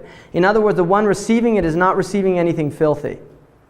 right? It's a right. And it's encouraged when you give zakat to somebody to not tell them it's zakat, so that they don't feel, to give it as a gift, so that they don't feel, because some people have a pride, they don't want to feel like they're like a welfare type state, that I need, that it's encouraged. You don't have to tell them it's zakat. It's also encouraged to give it smiling with as seeing that it's an honor. So the person giving it, these are in the books of fiqh related to giving zakat, that you're supposed to give it in humility, not in arrogance. That you give it to the person literally feeling like you're honored to do that thing. And the Prophet said one of the signs of the end of time is people will consider zakat like a fine. In other words, they wouldn't see it as an honor, but rather as like taxes nowadays, right? Have to pay it. Clearly both parties involved, both sides know kind of what's going on. I mean, don't they have an understanding of, like say... I've given zakat many times in which the people had no idea that it was zakat. Oh, really? Absolutely. Many times. How would, is there any example that you can give of, how would that... Well, Muslims, I think you'd be really surprised at, the generosity of Muslims that are practicing to other Muslims. They're very generous. If within a community, like in my community, for instance, we had a man who recently lost his job, and I found out about it, and I knew that he was in a hard condition. I contacted a few people, and in one day we raised $4,000. And I gave that to that person, right? Just to help him for the next couple months until he could get a job again. And I didn't tell him, I said, this a gift, Now there were people that gave it as zakat, but I didn't, I don't have to tell him it's zakat. Mm-hmm. There are times when you'll find things on your doorstep. That's true. You may find a rack of lamb, you may find an envelope with money, and you don't know who. Very common in the Muslim community. There's definitely, I think Muslims do still have a sense of taking care. Like things like homelessness in the Muslim world, those are still real shocking. Like the other day we saw a man, and I was with Shaykh Abdullah, and he didn't have a shirt on. And he asked me first if he was crazy. Because in their country, you would never not wear a shirt in public. It would literally be, for them, it's a sign somebody was mad. And the same with shorts. That's something he hasn't, I don't think he's quite grasped it yet. Just because their culture is still very, very modest. But we told him that he's probably homeless. And he said, what does that mean? And he literally didn't know what it meant. Because in that country, you could they just build like they take tree limbs and the women will sew like burlap sacks together and make a little house. And you don't have to pay property tax, and you don't have to, you just set up shop. And he didn't have a concept of like being homeless. And then he just said to me, with all of this, like there's so much here. Because he's coming from a place where there's nothing. And he said, how is it that like somebody could be without a place to sleep? With all, like it was something that I don't think his intellect really could quite grasp, right? Very kind of interesting. Really interesting book to read about this is Winners and Losers in the New World Order by Jacques Attali, right? He talks about this phenomenon of increasingly, people becoming accustomed to planetary boat people. That's what he calls them. Planetary boat people. Where you'll go to the ATM and the bums there, and we just become inured to it because it just becomes more and more difficult for people to deal with. How is the giving of zakat in relationship to whether the receiver is Muslim or not? The receiver, that's a good question. Let me tell you and I'm going to get to that. Let me tell you basically, zakat is a local tax. It is not meant to go outside of the community. The Prophet said those closest to you are most worthy of your help. So the idea of acting locally is really important. That if you're fighting for the rights of the Tibetans, and your own community, there's people oppressed, the Muslims would see that as a kind of disconnection. Doesn't mean that you're not sympathetic with something happening over there, but the thing is you begin at home. You begin cleaning up your own home. So zakat goes back to the wealth of the local community. If there was no one in that community that is impoverished or needs zakat, then it will go outside of the community. And you first give to your relatives who are in need before you would give to strangers. Now, the recipients of zakat, there are 8 categories mentioned in the Qur'an itself, and those are considered the only recipients of zakat.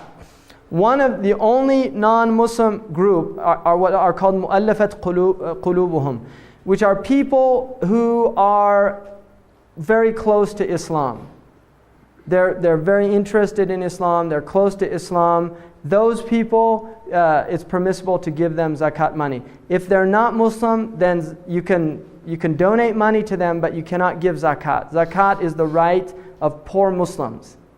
In other words, the idea that you take care of your own before you go outside. But traditionally, the Muslims in the early 19th century, during a famine in France, the Bey of Tunis and Algeria sent wheat to Europe to help relieve the famine.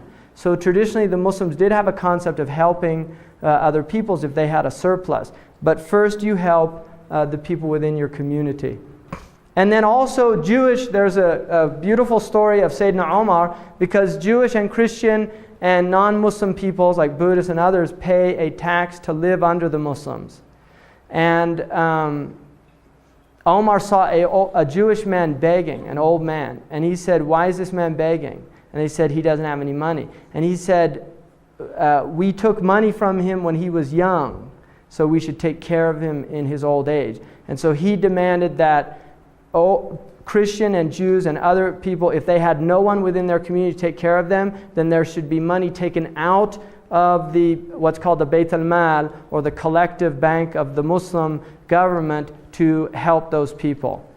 And it's interesting that during the time of Umar ibn Abdul Aziz in Damascus, the government actually paid for and supplied people, not dogs, but people to take care of blind people as an employment, right? Which is mentioned in the books. Is there a certain percentage then that they make? Good question. The percentage is, there are 3 types of zakat. Income tax is prohibited in Islam. You cannot tax people for income that they're using to live by. You can only tax them according to standing wealth that 1 year has accumulated. So if a year has passed and you still have the wealth, that's what you pay zakat on. You don't pay zakat based on what you made that year. So if I made $50,000, but at the end of the year I have 0, which is the case of a lot of people in this country, right? And they actually have to borrow to pay the IRS, that you do not pay any zakat. You pay zakat at the end of a lunar year. You pay zakat on what you have that a year has transpired with. And you pay 1/40th. 2.5%.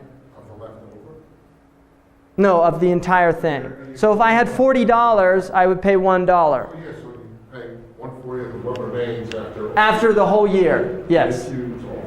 Yeah, it's not a big amount. But if, go ahead. You may only need, let's say, a $6,000 car to get around. Wants and needs. Right. I mean, you may only need, let's say, a $6,000 car to get around. But you buy a $100,000 one. Exactly. Okay. Herb asked, I think, a good question. Where does want and need come into this? In other words, if I'm a wealthy person and I buy a car for $100,000, and I'm a poor person, I buy one for $500. Can I just spend my money on that? Yes.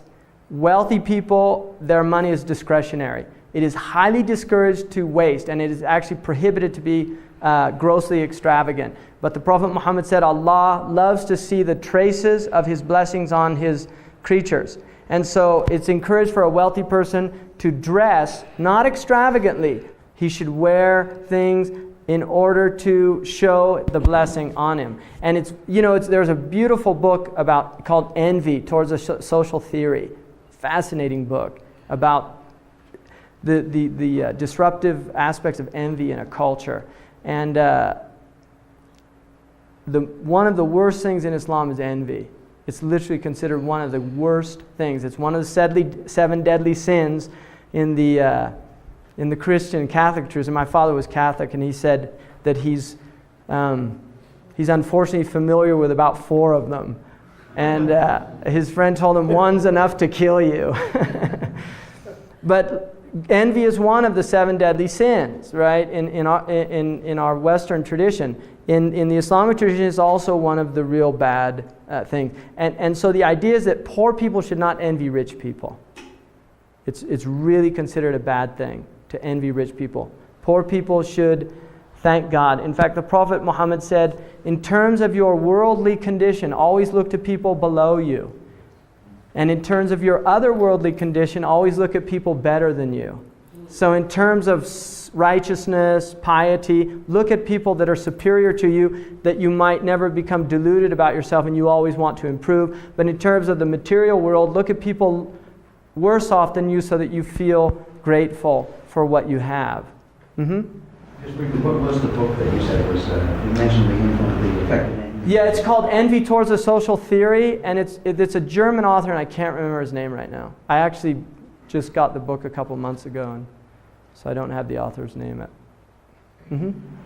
If there's no income tax and zakat is determined on somebody's net,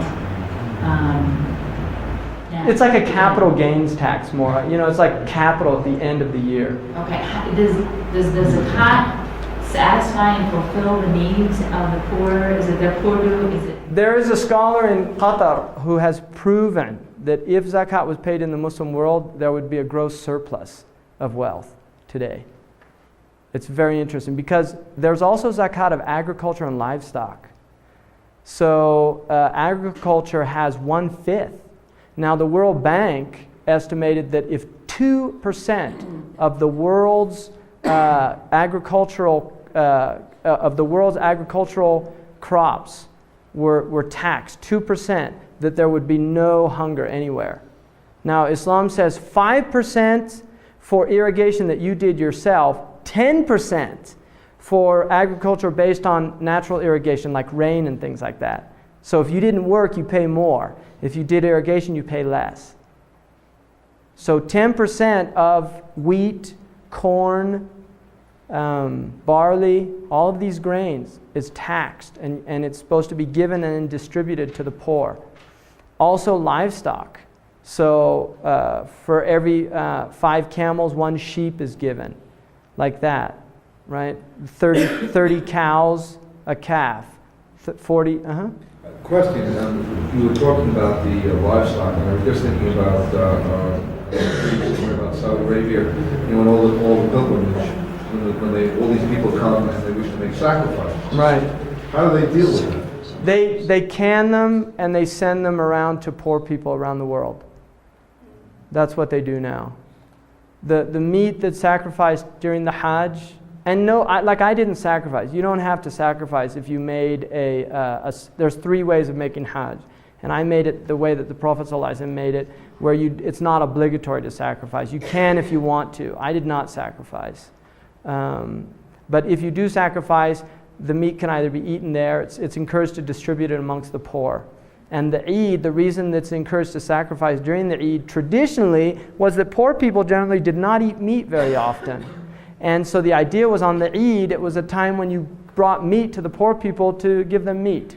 Now meat is becoming more increasingly cheaper, and so you're finding people are meat eaters all over. Sayyidina Omar said, beware of meat because it has the addiction of wine. And he also said to one man who used to eat meat every day, every time you desire meat, you buy it? And he said, yes. And he said, I'm afraid you're going to be from the people who lose all their good deeds in this world. In other words, that you enjoy the world so much that you can't show the right gratitude. So it was not encouraged to eat meat all the time. And now Muslims have become heavy meat eaters, but traditionally most Muslim cultures were really more semi-vegetarian cultures. It's kind of more of a recent phenomenon, the heavy meat. And beef is very new in the Muslim world. Traditionally Muslims were not beef eaters. They were goat and sheep.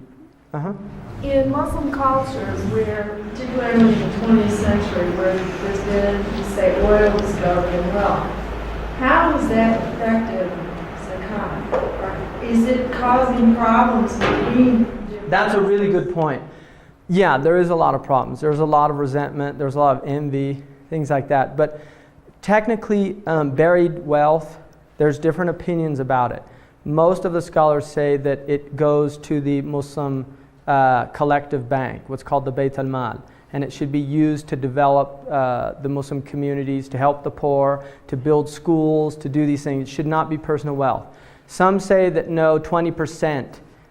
It should be taxed 20%, and then the land of the people that it was found on, they're the ones that benefit from it. So there are some differences of opinion.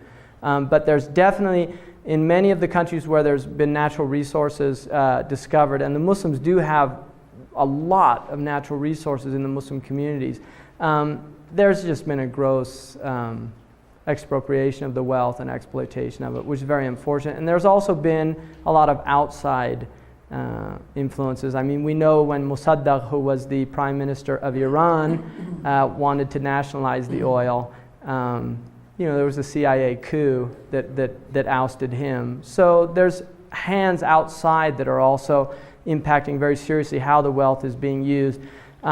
People, if you know about petrodollars, then you know the fact that the vast majority of petro wealth is literally being supplanted and invested in Western banks, and the Western banks in turn are using that to finance a lot of the projects in the quote-unquote third world, which end up causing major problems because of interest payment and things like that. So very complicated world conditions, but I think they're really worthwhile bringing up to your students.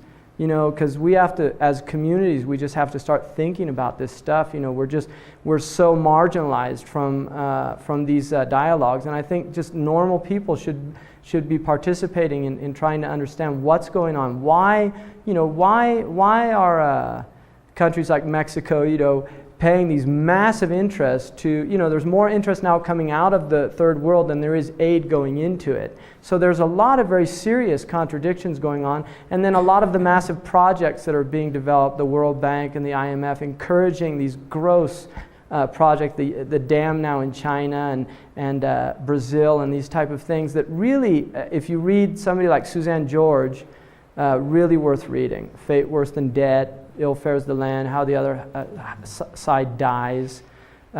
She worked for the World Bank and then kind of reneged and realized that she felt that they were doing a lot more harm than good. And she's written some really, really worthwhile critiques. And not from a kind of conspiratorial type, just really kind of analyzing the thing.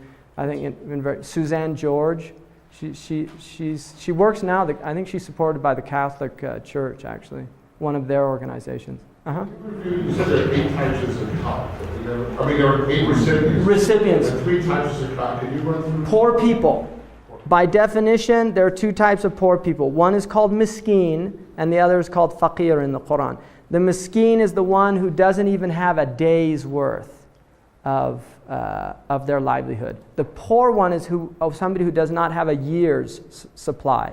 They do not have enough money to get through a year, and they are accepted as a recipient for. Very deserving poor and undeserving, where the Christian charities see it. Yeah, that's a good point.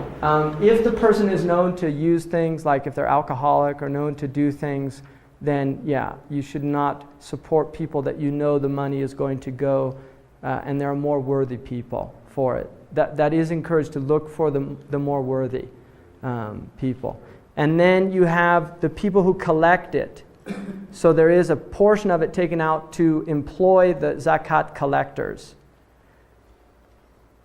And then you have indebted people who are in debt. And that is a type of debt as long as it was not accrued through wrong actions like gambling. And it is a debt in which they're in serious trouble. The debt has reached a level where socially they're really being jeopardized. And then you have and also indentured servants, people who bonds people. Because in Islam, traditionally, although this doesn't exist anymore in the Muslim world, traditionally there were people who were bondspeople that were under the yoke of somebody. And those people in Sharia, if they desire to be freed from that yoke, then they have a right to zakat to pay off whatever their worth is, right? And so that's a group. And then also so that's 5. And then you have the, what do I mean? And then you have people, the Ibn Sabil, who is somebody who's traveling, and this is also pre-ATM, because he can be a wealthy person as well. So it's somebody who's traveling and they were robbed, and they're far away from their home and they don't have access. And it still happens because ATM isn't, right? 80% of the world still doesn't have telephones, by the way, right? So here we forget about that, right? But it's for somebody who was traveling and they lost their wealth. Those people are asked, they're permitted to get to receive the zakat. And then for people who are called mu'allafat qulubuhum, which are either near Islam or they have just come into Islam, and you can give them zakat as a way of binding their hearts to the community. And then the last group is fi sabilillah, which are people who are defending the homelands. So anybody who is defending, like jihad, like the Bosnians, when they were fighting, many people sent their zakat to Bosnia or Afghanistan, for instance, right? And there are many people, I think, that support the Palestinians, viewing that as a valid, struggle, things like that. So that's basically those are the recipients according to the Qur'an. I would think that the answer to this would be no, but if you're an American Muslim and you're paying 35% income tax, you also pay 2.5% wealth tax? Absolutely. In fact, more so. Some of the scholars have said if you're giving 35% to the American government, which is using a lot of it for things that you should probably give another 35% just to counterbalance, and then pay zakat on top of that. A lot of Muslims have a lot of cognitive dissonance about taxes in this country, particularly immigrants who, their countries are, there's just a lot of problems going on, and they feel there's a lot of cognitive dissonance there, because of such a huge portion of our taxes go to military. I think 54% is still allotted to defense and military budgets and things like that. I mean, what's education? 17%? Is it even? No, I think it's what? 17%? It's about 17%, right? So, but again, if you're in a country, you have to follow the laws of the land. So it's actually prohibited if you come into a country by Sharia, even though the laws are against Islam, you either have to make hijrah or you have to follow those laws. It is prohibited, like it would be prohibited for a Muslim to cheat on the income tax, given that that is a law in this country. They would either have to leave or they would have to pay it, because the conditions of coming into the country, one of the conditions is that you'll obey the laws of the land. And the Prophet said, the Qur'an says that fulfill the trust that you have given to its people. So when a person comes into this country with a visa or a green card, and it says you're expected to obey the laws of the land, then you are expected to. So it's actually a breach of Islam not to. And that is something, unfortunately, some Muslims aren't aware of. Just a clarifying point. I heard two different things. One, that it cannot be for your own family, and the other, that it's first to be for your own family. No, it can't be for your own family if it's like a trick. In other words, I give my wife my zakat, she gives me her zakat. No, it's to your family if they're poor and worthy. Then they should be the first recipients. Now the government does have the right, if there was a valid Islamic government, they do have the right to collect zakat. That is a right of the government, and the government would distribute it. In the absence of government gathering of zakat, then it is an individual responsibility on the Muslims. How do you determine what is a valid government? Well, any government that has that has the authority is considered valid. If it's prohibited to go out against the government. Like revolution is actually prohibited in Islam, in the Sunni tradition, not in the Shia tradition. They do have a difference. I mean, that is an important distinction. The Sunni tradition believes that they have a right to fight and oppose an unjust government, whereas the Sunni tradition says that the people should be patient and ask God to change the conditions and rectify themselves, but they should not actually physically bear arms, because that would lead to a greater tribulation than the actual injustice, which is bloodshed amongst people. So in the Sunni tradition, it's actually like what's happening in Algeria, for instance. That's prohibited by Islamic law to do that.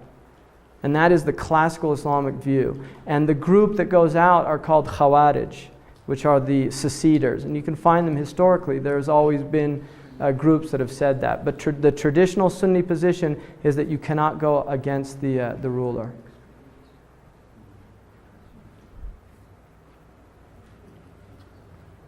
Any other questions? When you mention a legitimate Islamic government, would this be a government that has as its ultimate law? Absolutely. I mean, that's the ideal. But even if they're not implementing the Qur'an and they don't openly say that they don't believe in it, they're still considered the legitimate government.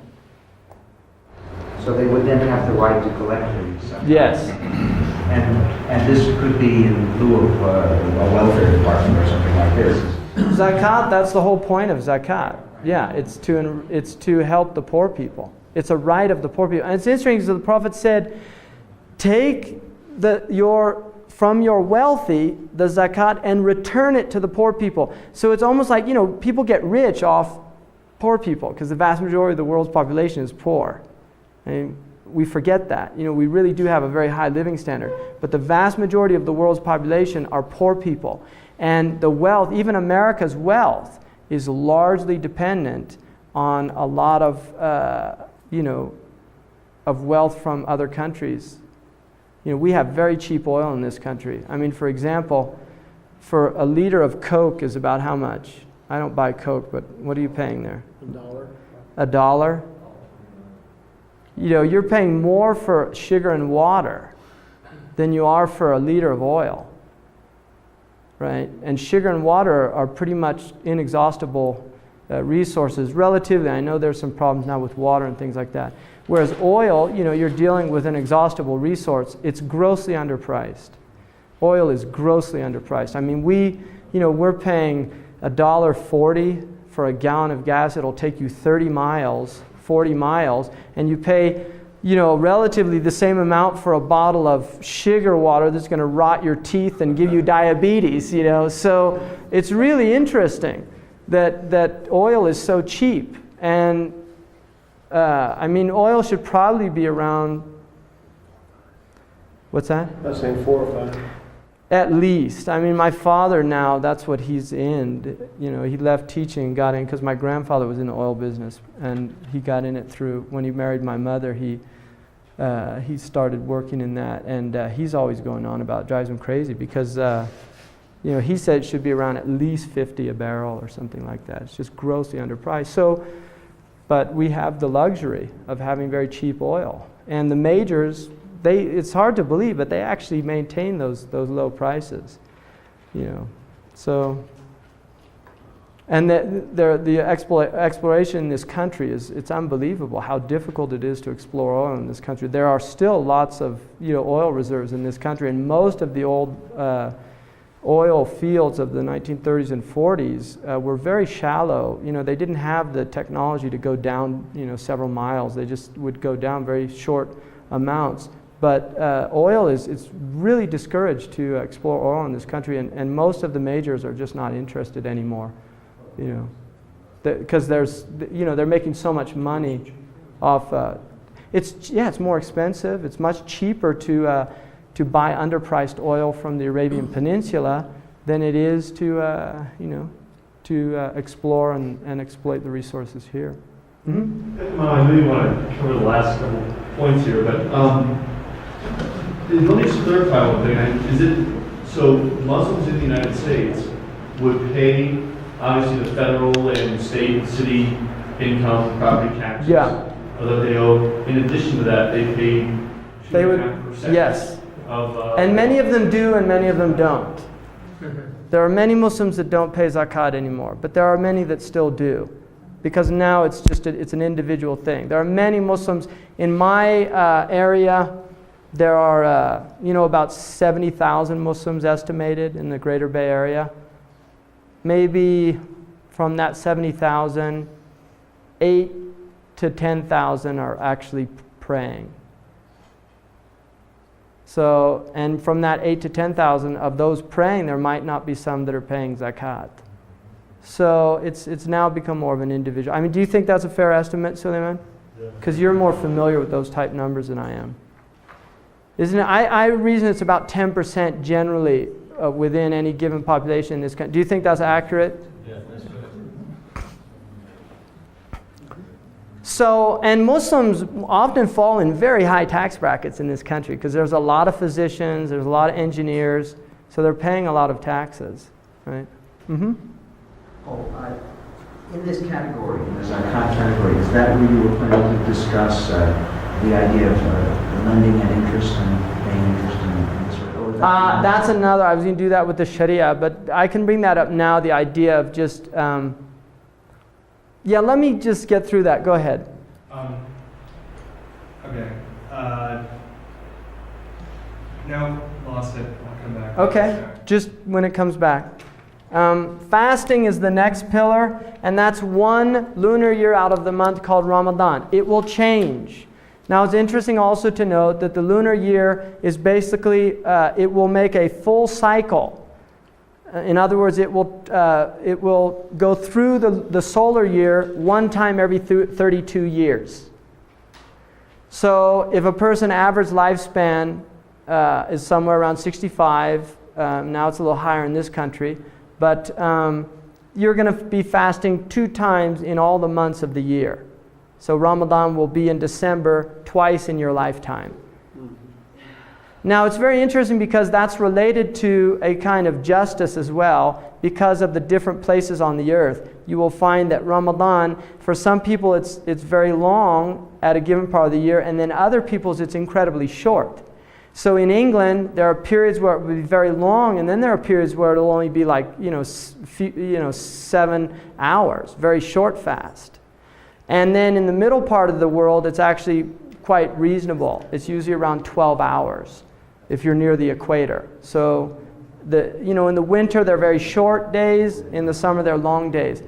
Fasting is basically abstaining during the lunar month of Ramadan from food, from drink, including cigarettes, from taking anything past the throat. You can rinse your mouth and things, but anything past the throat breaks the fast. And from sexual, both foreplay and actual full intercourse. So during the month of Ramadan, those things the Muslim is commanded to abstain from, both men and women. In my school, which is the Maliki school, it's not encouraged for children to fast. It's actually discouraged. And if they get older, like around 10, 11, then they can fast if they want to. But it's not considered something that you should force a child to do. So, any questions? Fasting's pretty straightforward. Is there any? Mm-hmm. There have been some students at my school who, during Ramadan, even though they may have been sick and should have been drinking fluids, didn't drink. Muslims, you'll generally find, are pretty rigid about that. And that has to do sometimes with not fully understanding the tradition, because if you're diabetic, it's actually prohibited to fast. If a physician thinks that it's harmful, it is prohibited by Sharia, and you would actually be doing something haram in the teaching. You would be doing something prohibited, because preservation of the self is the second, after preservation of religion, it is the second highest priority in the Sharia. Could you go through the categories of those who are exempt, other than you said diabetics? Old people, if it's difficult for them. If they're able to, but it's hard, they have a choice. People who are traveling have a choice, but if it's hard, they're encouraged to break it. And if it's extremely hard, undue, then they have to break it. a pregnant woman, a nursing woman, and she can either decide for herself or get a doctor's opinion, and the doctor's opinion would be binding on her. Anyone who has a physical illness, like diabetes, or they have to take medicines regularly throughout the day. Now, some scholars have permitted like asthma inhalants, that does not break the fast. There's a difference of opinion about that, but my sheikh gave a religious opinion that it did not break the fast because it went into the lungs. And smoking broke the fast because it was unnecessary, right? Which a smoker would definitely disagree with that. Soldiers, right? What's that? Soldiers. Good point. Yeah, somebody who was fighting, and they needed their physical strength. Now, Hakim Ali Jawan, it was kind of became national news because he was fasting during the playoffs, and it would be prohibited really for him to do that, to break his fast, because it's a sport. Right. That's why. If it was a valid job, like it is permissible, for instance, if there was a harvest that had to be done and they could not do it fasting, and they would lose the crop or something like that because of that, some type of situation like that, then it would be actually permissible to do it. What are the hours of fast? Fasting goes from the Fajr prayer, which is dawn, until the sunset prayer. And then you can eat, sleep, you do sleep in the daytime anyway, but you can eat, drink, and have relations with your husband or your wife. It's during the nighttime. How about getting married? During Ramadan? During Ramadan. You could. Absolutely. Prophet got married in Ramadan. Yeah. Mm-hmm. Ramadan predates Islam. The month predates Islam, not the fasting. But the lunar months of Islam predated Islam. What predates Islam is the rites around the Kaaba. During Ramadan? No.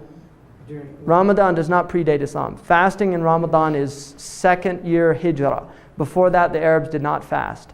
And the Qur'an says, fasting has been prescribed upon you just as it was prescribed upon the people before you, in order that you might learn discipline. So it's actually considered a spiritual practice to discipline yourself. Now, if you think about it, people who abstain from for a whole month of not eating during the daylight hours, it gives the body, there is a very strong discipline that goes with that.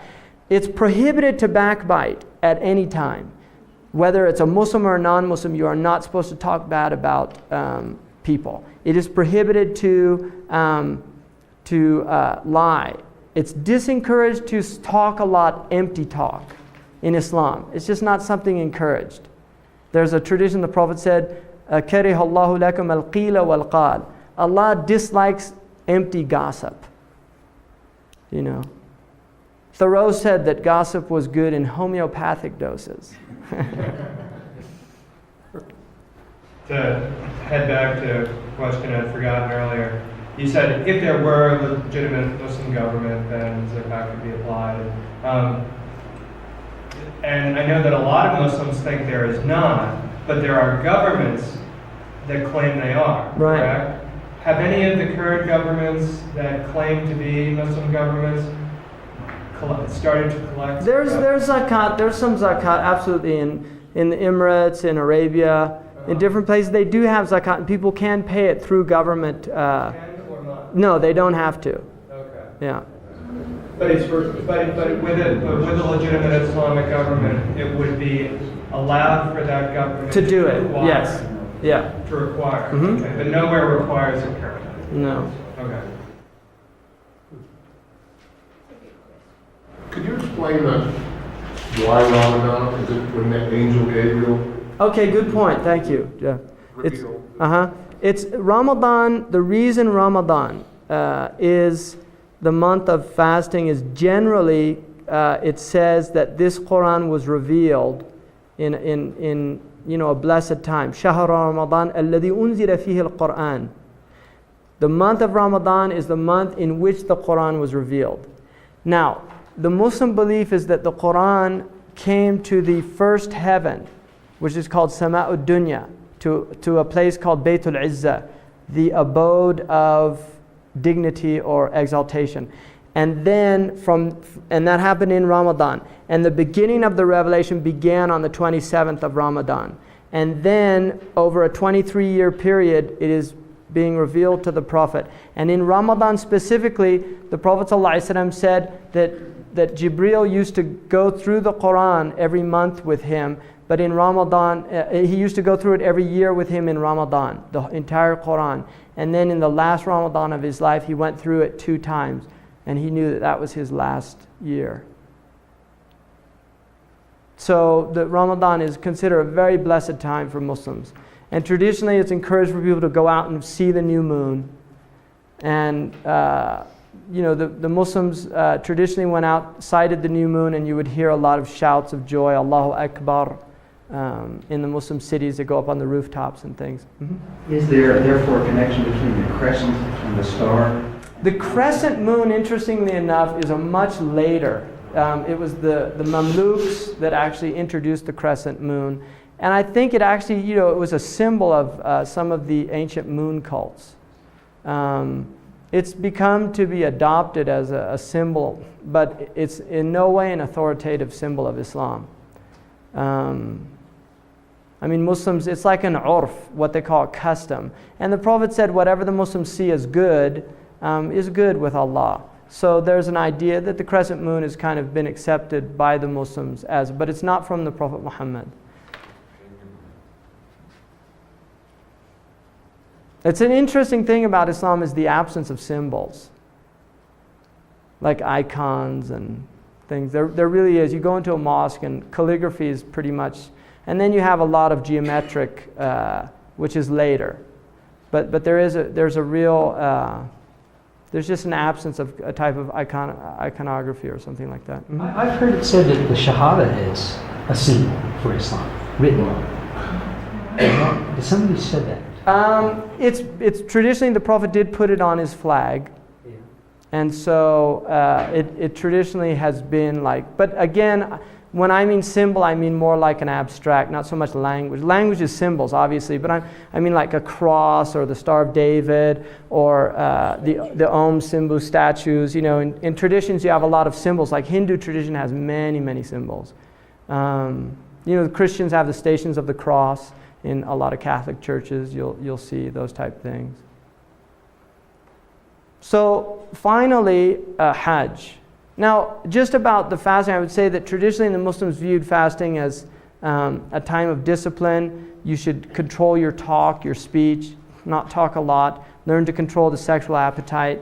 Learn to control the tongue. It was very important. The Prophet said in a tradition, whoever guarantees for me what's between his 2 jaws and his 2 thighs, I guarantee him paradise. In other words, if you could break those 2 desires and really discipline yourself in those 2 things, then, And it's interesting, the symbolic relationship between the mouth and the genitals. It's fascinating. There's been a lot of traditions that have examined that. The idea of the createdness, that the mouth is like a womb and the tongue is like, a male organ. That there's a type of, that language is a type of created, it's an aspect of creativity. There's an impregnation that takes place from the mind of thought that emerges in the child of speech and things like that. So there's some fascinating relationships there. Let's see. Hajj. Hajj, the pillar of Hajj is the 5th pillar, and I think it's really wonderful to me that of all the pillars of Islam, even though all of these pillars are based on ability, zakat, if you're not able to pay it, you don't pay it. Fasting, if you're not able to fast, you don't fast. Even the prayer, if you're not able to pray standing, you pray reclining. If you're not able to pray reclining, you pray just with your eyes. If you're not able to do that, you pray in your consciousness. If you're not able to do that, you don't have to pray. But yet, the Hajj is the only one in the Qur'an where it says, لِلَّهِ عَلَى النَّاسِ حَجُّ الْبَيْتِ لِمَنْ اسْتَطَاعَ إِلَيْهِ سَبِيلًا. Allah, it is incumbent upon mankind or humankind the pilgrimage to his house, for whoever is able to make the journey.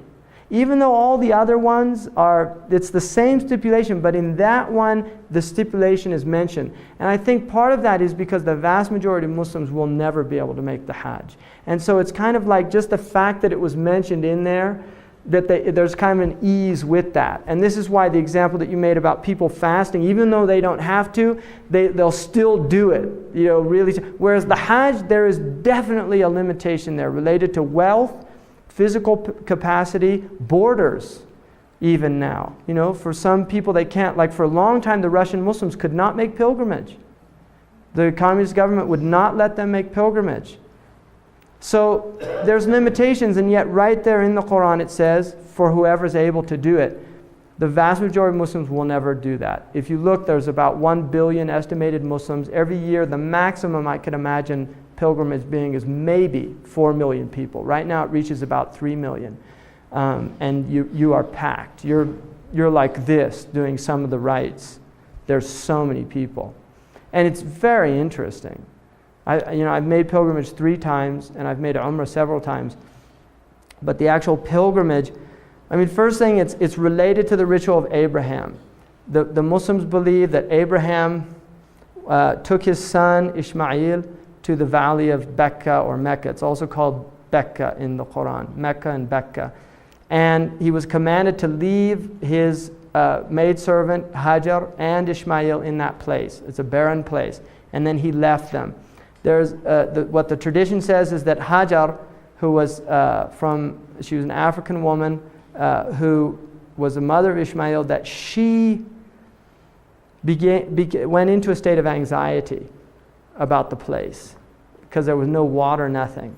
And she began to run between these 2 hills, Safa and Marwa. And she did that 7 times, worrying about her baby. And on the 7th time, the well of Zamzam emerged. And there's a well there that still to this day feeds the pilgrims of Mecca. And she drank from the well, and then some people there who were passing through helped them, and they become established. And Abraham comes back when Ishmael is becoming a man and builds with him the house in Mecca. This is what the tradition says. Builds with him the Kaaba. Now some say that the Kaaba was first built by Adam, alayhi salam. And some say that Adam and Hawa met on the plain of Arafah, which is, the word Arafah means to recognize. And it's where they recognize each other after the garden on the earth. Allah Ta'ala, Allah knows best about those things. But the basic idea is that the Kaaba was the first house established for the worship of one God only. And Ibrahim built the house, and it's a cube, very simple structure. Nothing there. And then the rites that are related to it is you enter into a ritual state which is called ihram. For a woman, it's taking a bath and dressing in her normal dress. Women tend to wear white on the Hajj. They don't have to, but they tend to, just as a tradition. The man enters into what's called ihram, which is 2 pieces of cloth, a loin cloth, and then a cloth over him. It can have no stitching. It's woven, but it cannot have stitching by hand. Because you're supposed to completely, it's like, it represents complete impoverishment before God. And everybody has to be the same. And so it's encouraged that everybody looks the same. The rich man, the poor man, the free man, the bondsman, everybody, the king, the pauper, everybody becomes the same. And that's the idea, that humanity before God is equal. There's absolutely no differences. And so even in clothes, a rich man, you cannot wear rings. You cannot wear any display of worldly wealth. So somebody who normally wears jewelry, they have to take it all off. So you wouldn't know, you see a person, you don't know if they're rich, they're poor, you don't have a clue. They just look the same as you do. And so the idea is literally that humanity completely strips themselves of any of their social accruement, social status. And they go there before God equal. And the first ritual is you enter into the place of Mecca, and you go to the house, and you do a circumambulation 7 times. You go around the house 7 times, which according to the tradition is what Ibrahim did, and then the Prophet ﷺ purified and renewed it again. So after going around the house, you will kiss the black stone. The black stone is a stone that's been identified as a meteorite, but traditionally it was believed that it came from heaven, and originally was white and became black from the wrong actions of people that touched it. And you go and you kiss the stone, and the Prophet said the stone is it's like the right hand of God on the earth. In other words, it's symbolic, like you go and kiss the hand of the king or the Pope. For the Catholics, they would kiss the ring. That there you go and you kiss the stone as a symbol of being invited to the house of the king. And you kiss the stone, and then you pray 2 rakats or 2 prostrations at the place of Ibrahim. It's called Maqamu Ibrahim, where Abraham built the house. And there is an actual place, a maqam, and there are 2 footprints in there that are traditionally considered to be the footprints of Abraham. And then at that point you go, you drink from the well of Zamzam, and you make prayer. It's a good place to make prayer. And then you go to Safa and Marwa, and you go between them 7 times. And there's a period where you actually do a quick run. It's not a sprint, but like a jog, which symbolizes Hajj's running through that area. And then after the 7th time you've completed that, you go to Mina. And Mina is a place where you prepare for Arafat. So you clean yourself again, and then the next morning you set out for Arafat. You will spend the day at Arafat. It's a plain that is considered to be a preparation for the Day of Judgment. You're literally preparing for the day when all of humanity is before God.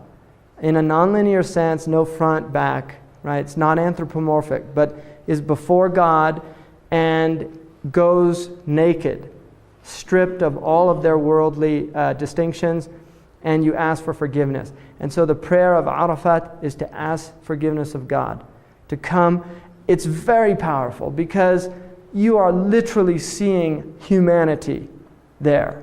I mean, I've been to the Vatican at times when there's a lot of people. I haven't been to any of these Hindu gatherings, but I've never seen anything like it in the sense that literally there are Chinese people, there are Indonesians, there are Malay people, there are African people, there are black Africans, there are white Africans, there are Turkic people, there are European people, now there are American people, there are Mongolians, there are Chinese from different places in China, there are Cambodians, there are Thai people, Vietnamese people, Filipino people.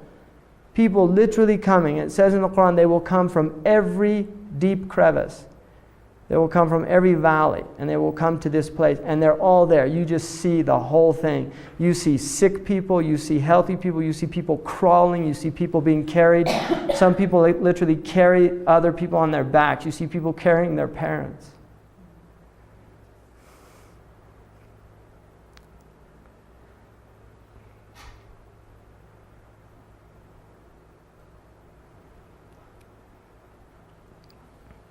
So it's just a very, very overwhelming experience to enter into that sacred space.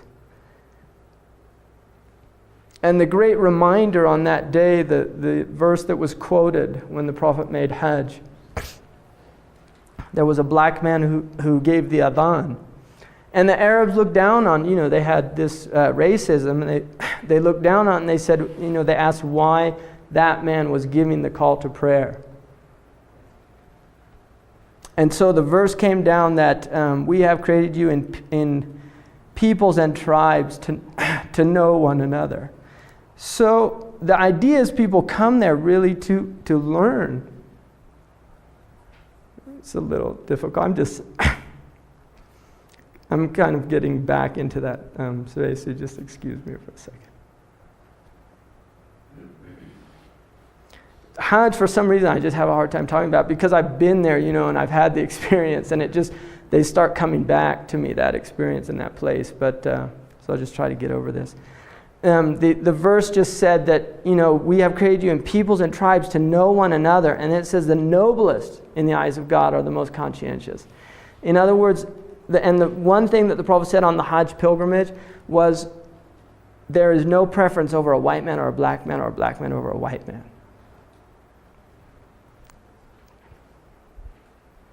So the idea is just to eliminate this insidious aspect of human nature, which is the idea that some people are superior to others. And when you see everybody in that same condition, the nomad and the sedentary, the rich and the poor, and they're all just there in that same basic human condition, that we are bereft and we are poor before God. It's very powerful as a reminder, that beware of considering yourself above this person next to you because of something incidental like color, or because of something like wealth, or because of something like beauty, or because of something like lineage. That in that place, all of those things disappear and you're just like everybody else. You are a naked creature that has to eat, sleep, and defecate and urinate and menstruate and procreate and do all these things, and there's something very basic and fundamental to your humanity. So the Hajj really does, and what I've noticed with people who make the Hajj is there is often a very powerful transformation that occurs in their life. It really is a very transformative experience. You are not the same person. You don't look at other people the same way, and there's just a transformation. And traditionally they said if a person comes back worse from Hajj, bad sign. They said either he went there with the wrong intention or it wasn't accepted for whatever reason. So the idea is that Hajj is really a time when you complete it, that it's your life's journey and you're ready to die. And that really is a kind of completion. So those are the 5 pillars, and that's a very quick and general overview. So what time is it now? Quarter after. Oh, it's 12:15? So I went over. We started late. Now you can't do that when there's bells and things, right? So any quick questions? The Hajj only lasts for 4 days. Yeah, and it's actually 3, and then there's the last. Can you explain the part of the Hajj where they throw stones? Good, yeah, I forgot about that. There is a point where, according to Abraham, the tradition, Abraham was like tempted by Satan or Shaitan, and he cast stones. And the idea, the Muslims believe in an entity called Iblis, which is where we get Diablos, or Shaitan. And Shaitan in Arabic means from Shaitana, which means to take people away from or to distance people. And the idea is that there is an entity whose role and function is to attempt to distance people from God, to separate them from God. And there are 2 types of shayateen. There are human ones, and there are ones that are in the unseen realm. The human ones, according to the Prophet, are worse. Right? Human, like warmongers, people like that. People that they thrive off creating. There's actually people that will want to create wars between other people. It's kind of hard to imagine, but there's people that make a lot of money doing things like that, and they derive a lot of benefit. So, and it's also, I really consider in a lot of ways there's a lot of people with, I read this thing called Ad Week, which is really, I would really recommend if you're teaching any social studies or sociology type courses to get your students to read that magazine. Because I think it really wakes them up to the idea of manipulation within their culture. The fact that there are people manipulating them at very serious and psychological levels. And Adweek is a magazine that it's very hard to find in your average store. You can get it at very good places where they have almost all the magazines. And it's a magazine designed for people who are advertisers. It's not a consumer magazine, it's designed for people. And the interesting thing about the magazine is that the commodity being sold is human beings. That's what's so fascinating. When they put the ads out, what they're trying to sell you is an audience. And they'll guarantee you a certain percentage of sales from that audience. And they really bring really interesting things. Like they had one where last month's Ad Week, and I'm interested just because I'm very interested in media and I'm interested in education. I really think that the media has been very effective at educating people in a certain way. but they had one that said that the recent study that they did, the psychologists showed that the American men, that their number one fantasy, sexual fantasy, was with nurses. And what they said was that this was very useful for advertisers because they could have like a beer commercial where a nurse comes in with a beer and the man's in the bed and they don't have to do anything overt. But for that group out there that happens to think that would be an interesting thing to explore, there would be a type of what they call anchoring in the subconscious, right? And so there's a sexual stimulation related to that type of beer. And this is the type of thing, I mean, they really do this stuff, this type of research.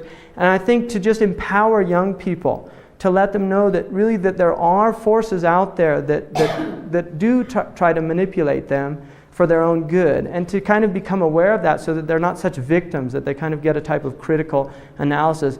Another really useful book was a PhD dissertation done, and I can't remember her name, but it's called Decoding Advertisements, which is a lot about, and it's not, there's some real crazy type about a lot of the real, subliminal type things that I think go a little too far. They start reading things in that just aren't there. But these are more done at they're academic. This is a very serious academic study of trying to understand really what's behind the whole ideology of advertisement. So, any other questions? You finished. Could you just tell when they Oh, so what? Thank you. I got off. I'm a tangent. Go off on these tangents. What you do is you pick up these stones, 21 stones, and then you throw 7 stones at these 3 pillars. And it's a purely symbolic thing. And unfortunately, some of these hajis get a little out of hand and they start thinking that really is the devil, right? So you get some stones. And there was a hadith in which a man was throwing big stones and the Prophet said, beware of going to extremes in your religion. The Prophet actually hated extremism. He really did. He was very wary of extremes. He was a very balanced person. He said, my way is the middle way. He did not like people that were fasting all the time. He said, I eat and I fast. He did not like people who abstained from sexual relations. He said, I have sexual relations. He did not like people that stayed up all night. He said, I pray and I sleep.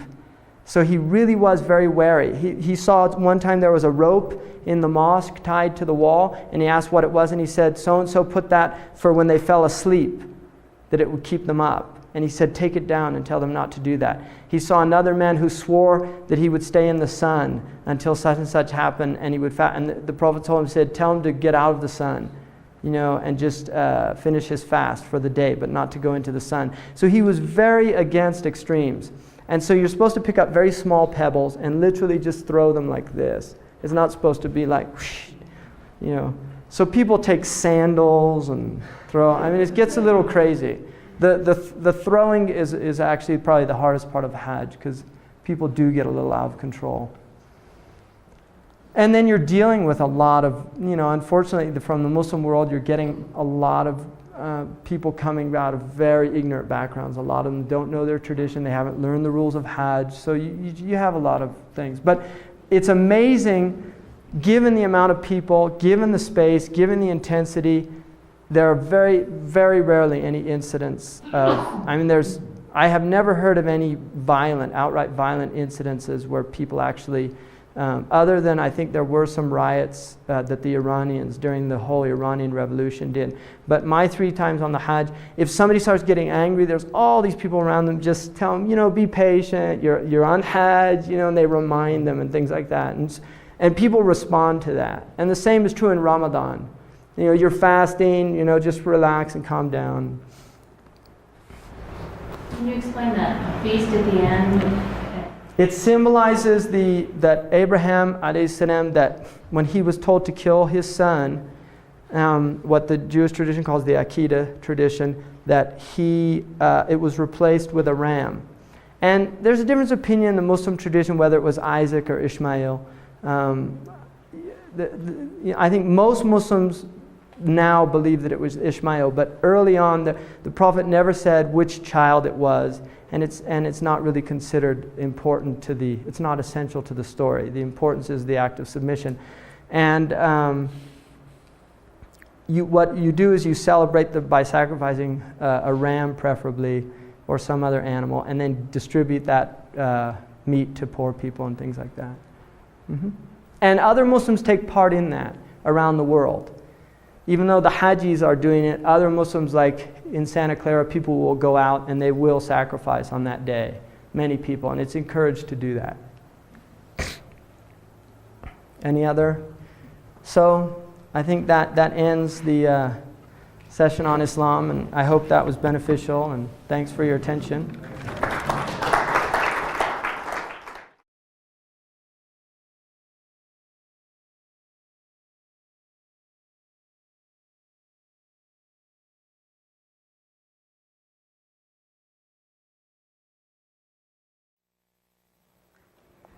So, Bismillah ar-Rahman ar-Rahim.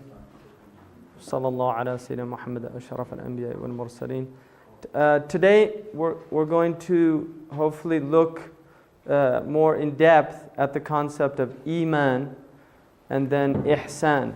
The hadith, which is the second one mentioned in the book by Imam Nawawi, there the 40 hadith, is a hadith that was uttered about 80 days before the Prophet ﷺ actually died. So it's considered the best overview of the Islamic tradition. And in the hadith we saw that the first question was asked was about Islam. And the 5 pillars were given to express what Islam was. And then the next question was about Iman. And then it followed by a question about Ihsan. And then about a question about time, the end of time. If you look in terms of trying to understand this thing in terms of dimensions, you can see these as 4 dimensions within Islam.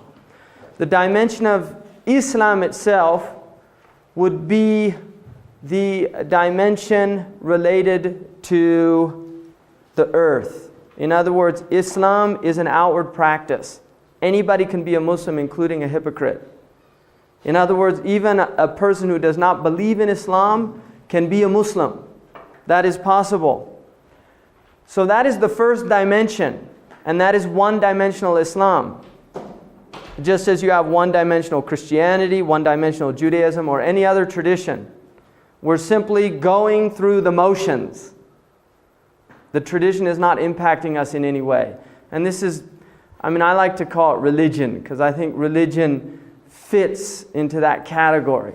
What we term as religious people. I have a friend who was a crack cocaine addict, and then he left that, and he became Muslim, and he ended up, now he works for the state of California as he's the head, or he was appointed by the governor there to be on the task force for drug rehabilitation. And he told me once that, he said a religious person is somebody afraid of going to hell. But he said, but a spiritual person, somebody been to hell and doesn't want to go back. So religion is, obviously, some people have identified the human being as a religious creature. And religion, if you look at the original idea there, it's religio means to bind together, which is not really, that concept does exist, and I think it exists in the Islamic tradition as well. The idea, one, you could look at it at a higher level of binding a person to God. But at its more sociological level, it's binding a group of people together. We're bound together by what Ibn Khaldun called the asabiyya. Right? What holds us together is some type of homogeneity in our beliefs and our understandings and our worldviews. And this is what the postmodernists would call a grand narrative. You have a grand narrative that we all fall under. So we share a commonality.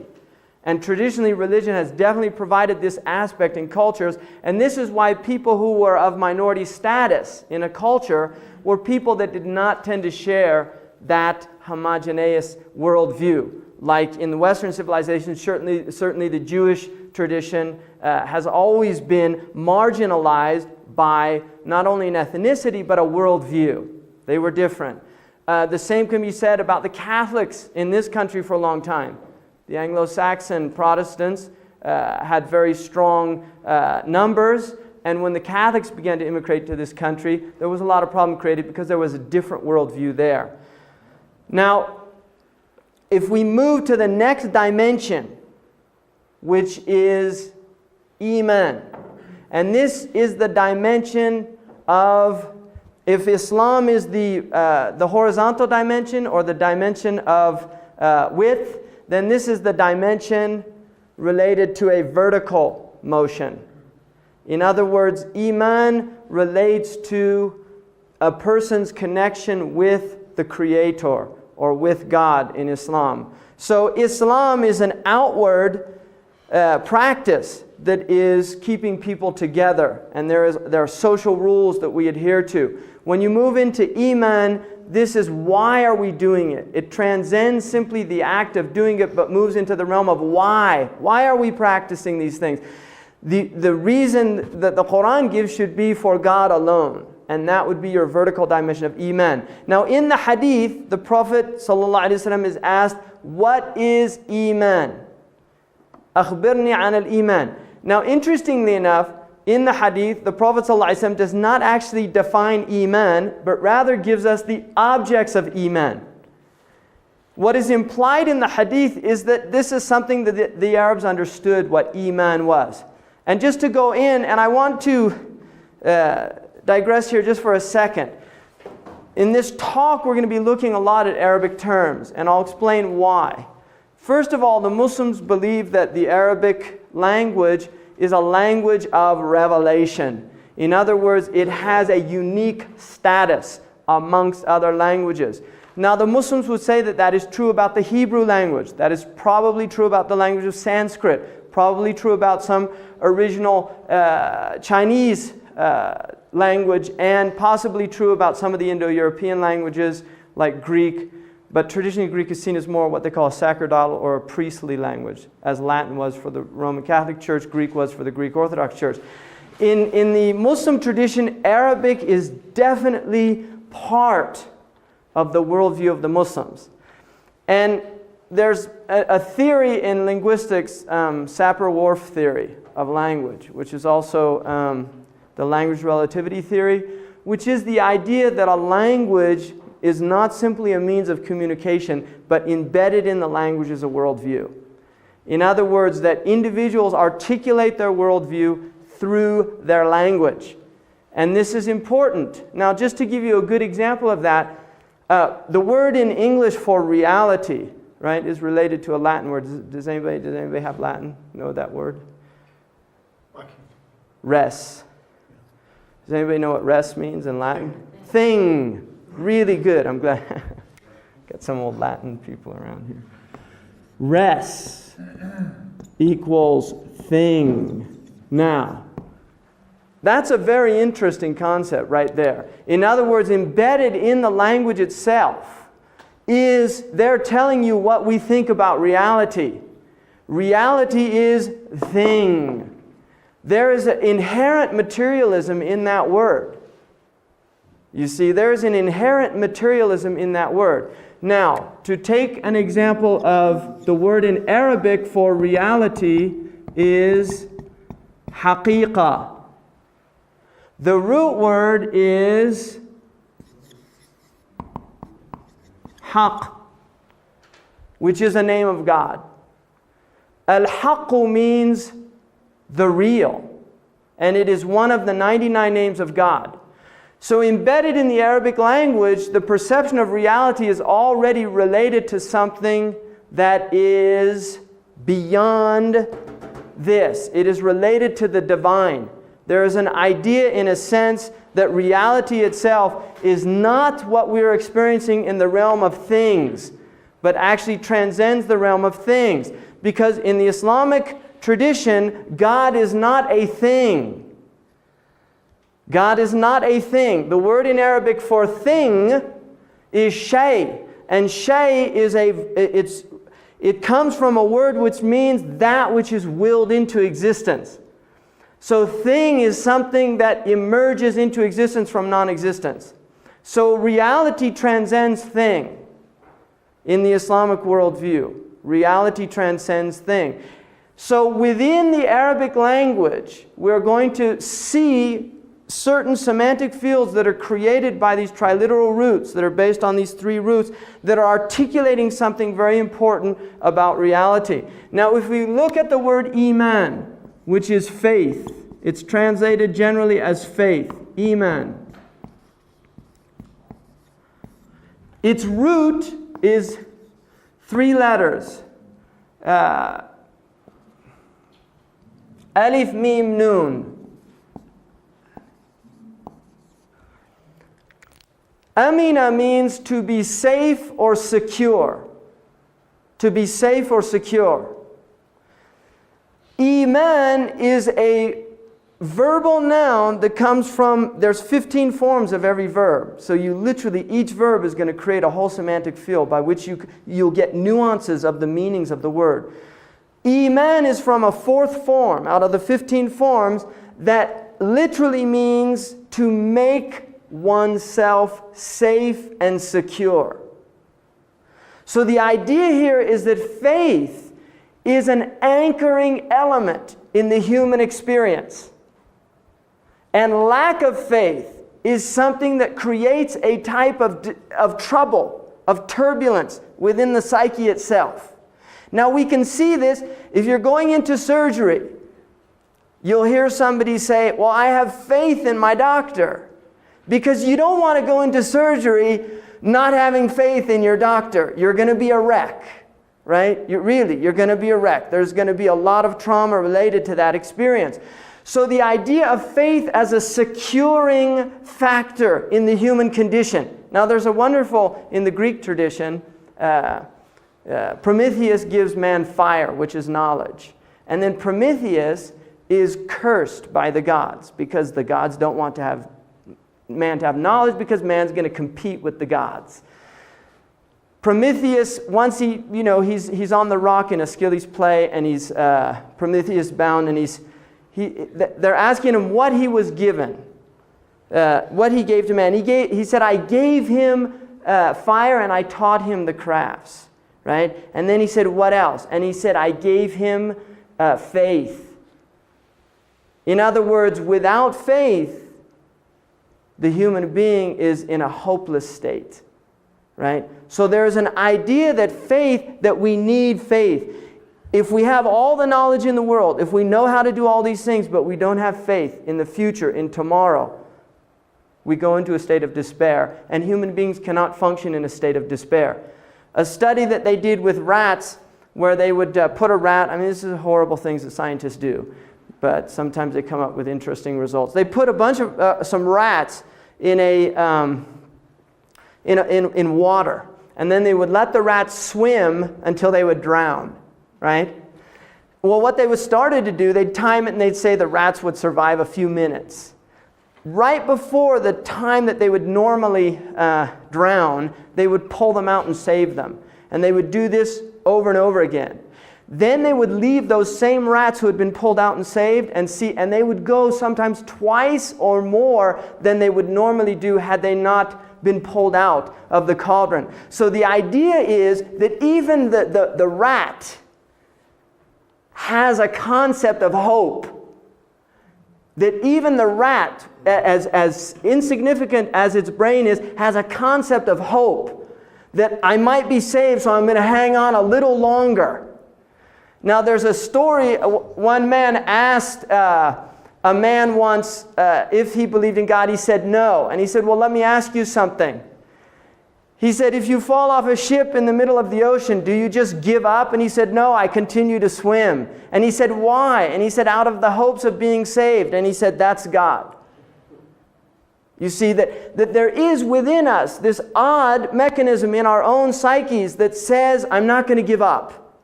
And this is rooted in this idea of wanting to make oneself secure, of wanting to be in a state of security. So the believer, according to the Islamic tradition, is called a mu'min, somebody who is making themselves safe. How? How do you make yourself safe? In a world of absolute change, we see change everywhere. We have no sense of security in this world. And a person who's in a secure state is in a delusional state. Really, if you think about this. If you feel secure at all times, then you're in a delusional state, especially in California, right? Right? Because I live in California, we hear those shakes every once in a while, just to remind you, it's not that secure, right?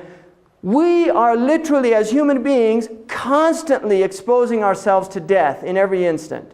Each breath is an exposure to death. And because of that, there's a deep instability.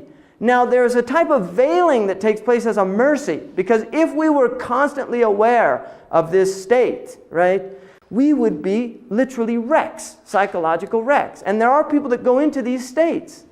One of the things Lewis Thomas mentions in one of his essays is the whole fact that nature, right, which is often a scientific word for God, that nature does this wonderful thing of veiling death from us. Even though there's death all around us, you don't see dead animals everywhere, that they're hidden. That you can literally go down this road and go for a long walk and you won't see a dead creature. And yet there's death all over the place. There's death happening, decay. It's happening all over the place. But there's a type of veiling, right? And this enables a human being psychologically to maintain hope for the future.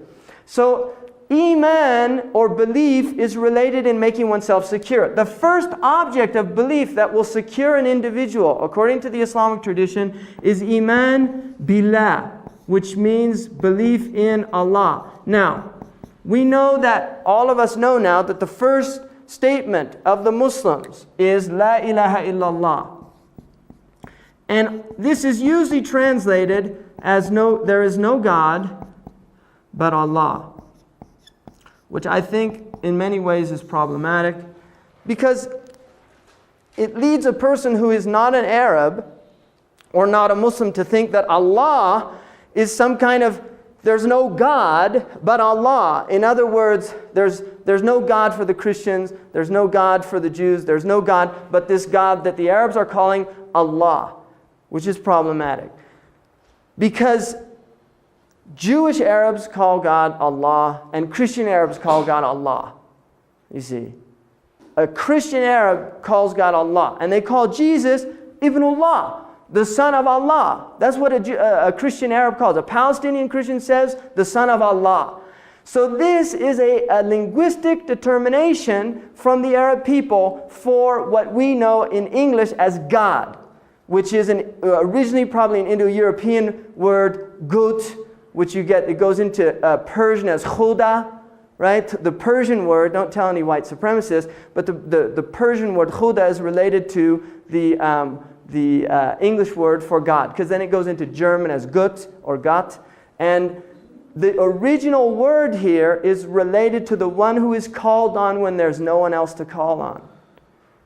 That is God. God is the one we call on when there's no one else to call on. Now, the word Allah in the Arabic language does not designate a meaning. We do not know what it means. Some of the Muslims think that it is originally from ilah, right? The word ilah, and obviously you can see the linguistic similarity there. The Orientalists would definitely say yes, it's got to be. It's just a lamb, it becomes Allah because it's al-ilah, and they take the two lambs together and make it Allah instead of saying al-ilah. The word ilah, it has a plural, it has a masculine and a feminine, right? It has a masculine and a feminine. It also has negative connotations in the Qur'an as well, whereas Allah does not have negative connotations. Ilah can have negative connotations in the Qur'an. Allah does not. Allah always has a positive connotation in the Qur'an. The root word of ilah is aliha, which means to bewilder, to create bewilderment. And this would be consistent, for instance, with San Anselm's idea of God being that which nothing greater can be conceived. That it's the thing that the intellect literally short circuits when it tries to conceptualize. It creates a type of bewilderment in the psyche for us to try to imagine infinity. Infinity, we can't imagine it. We can imagine it as an abstract concept, but we can't really conceptualize the idea of infinity. It's something we can only abstract it, but we cannot grasp the true idea of infinity. And so Allah, when we say La ilaha illallah, There are two things happening here. The first is called nefi, which is a negation. And the second is called ithbat, which is an affirmation.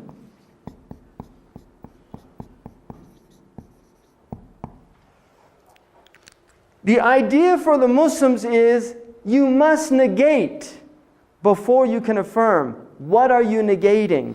You are negating everything other than Allah. And this is the idea where reality is related to this word al-haq, the real.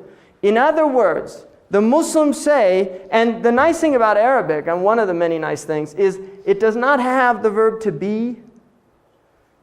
So in this, although we read it in English, there is no God but God. In Arabic, that is, which we call an auxiliary verb, I think. Yeah, the is not there. It's not there.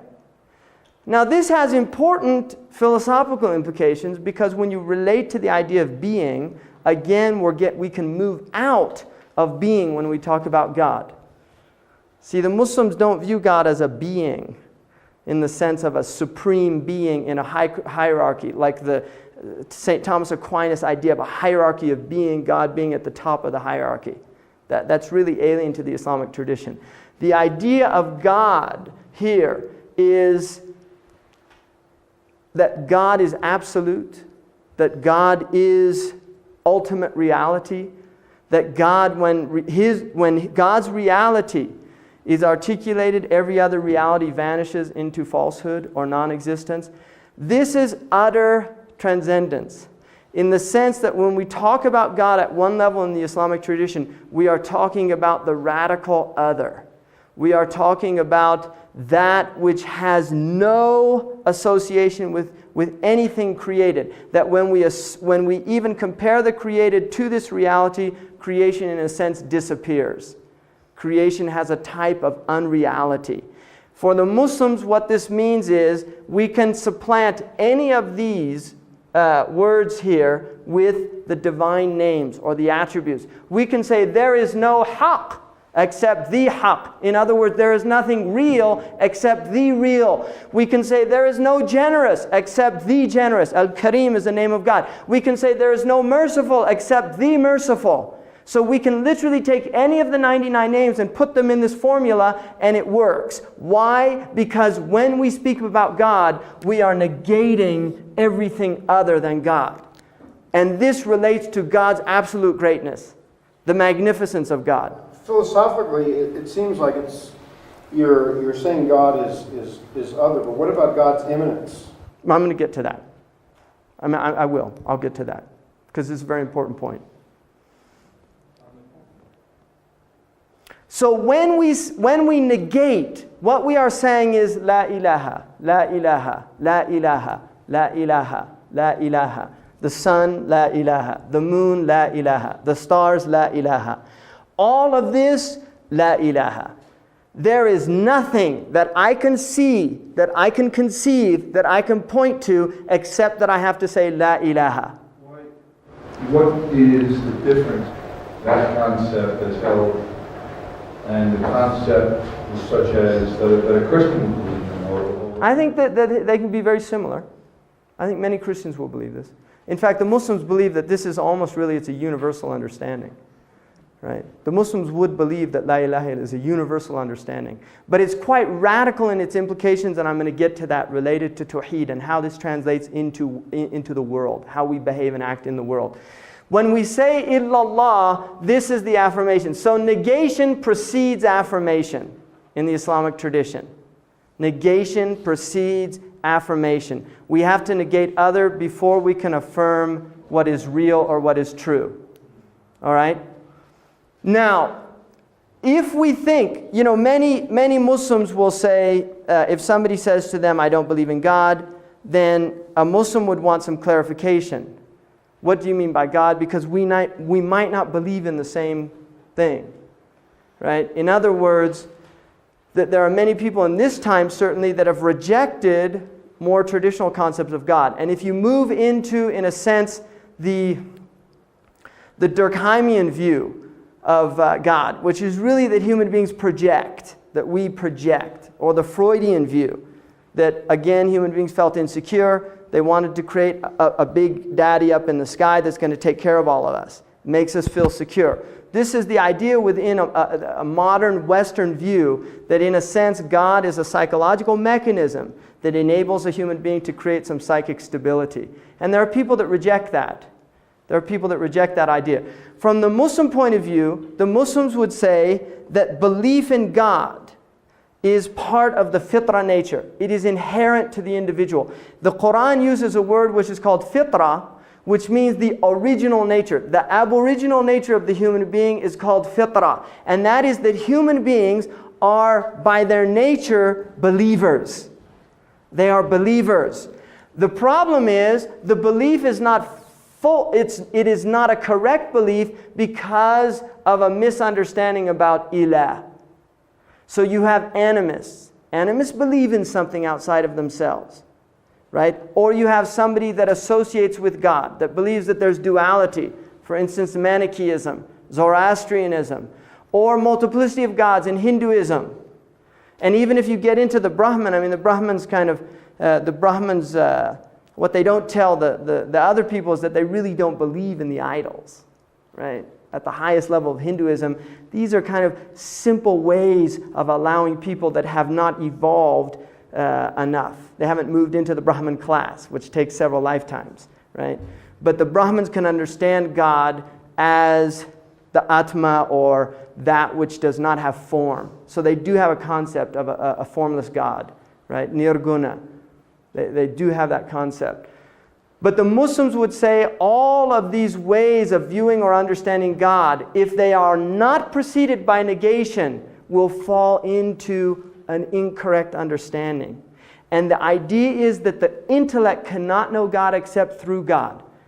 There is a fitrah nature, which is to recognize that God exists, to recognize that there's something outside of myself. But the intellect is not sufficient enough to understand God as God wants to be understood. And this is where we get revelation. So the next object of faith, right? Amantu billahi wa bi kutubihi. There's books. There are dispensations. So the books are dispensations from God in which God explains to His creation what He wants them to understand about Him. So from the Muslim perspective, every group has had this reminder. And it's interesting that it's called a reminder. These books are called reminders. The Torah was a reminder. The Gospel was a reminder. If the Vedic scriptures were revealed books originally, they were reminders. If Buddha was a prophet, he was a reminder. Bringing people reminders, taking them back to their true nature, which is to understand God. That the human being was created to understand God. And God is the highest abstraction for the human being. We have nothing higher in terms of abstraction. The human being does have a concept of God. Even the atheist has a concept of God. So the intellect has the ability to conceptualize really that which cannot be conceptualized. It's paradoxical, but this is the power of the intellect. Somebody was telling me about the most sophisticated computer in the world that has the brain of the same intelligence as a flatworm, right? And I said, I just said, that's amazing. He said, that's not amazing. This is amazing.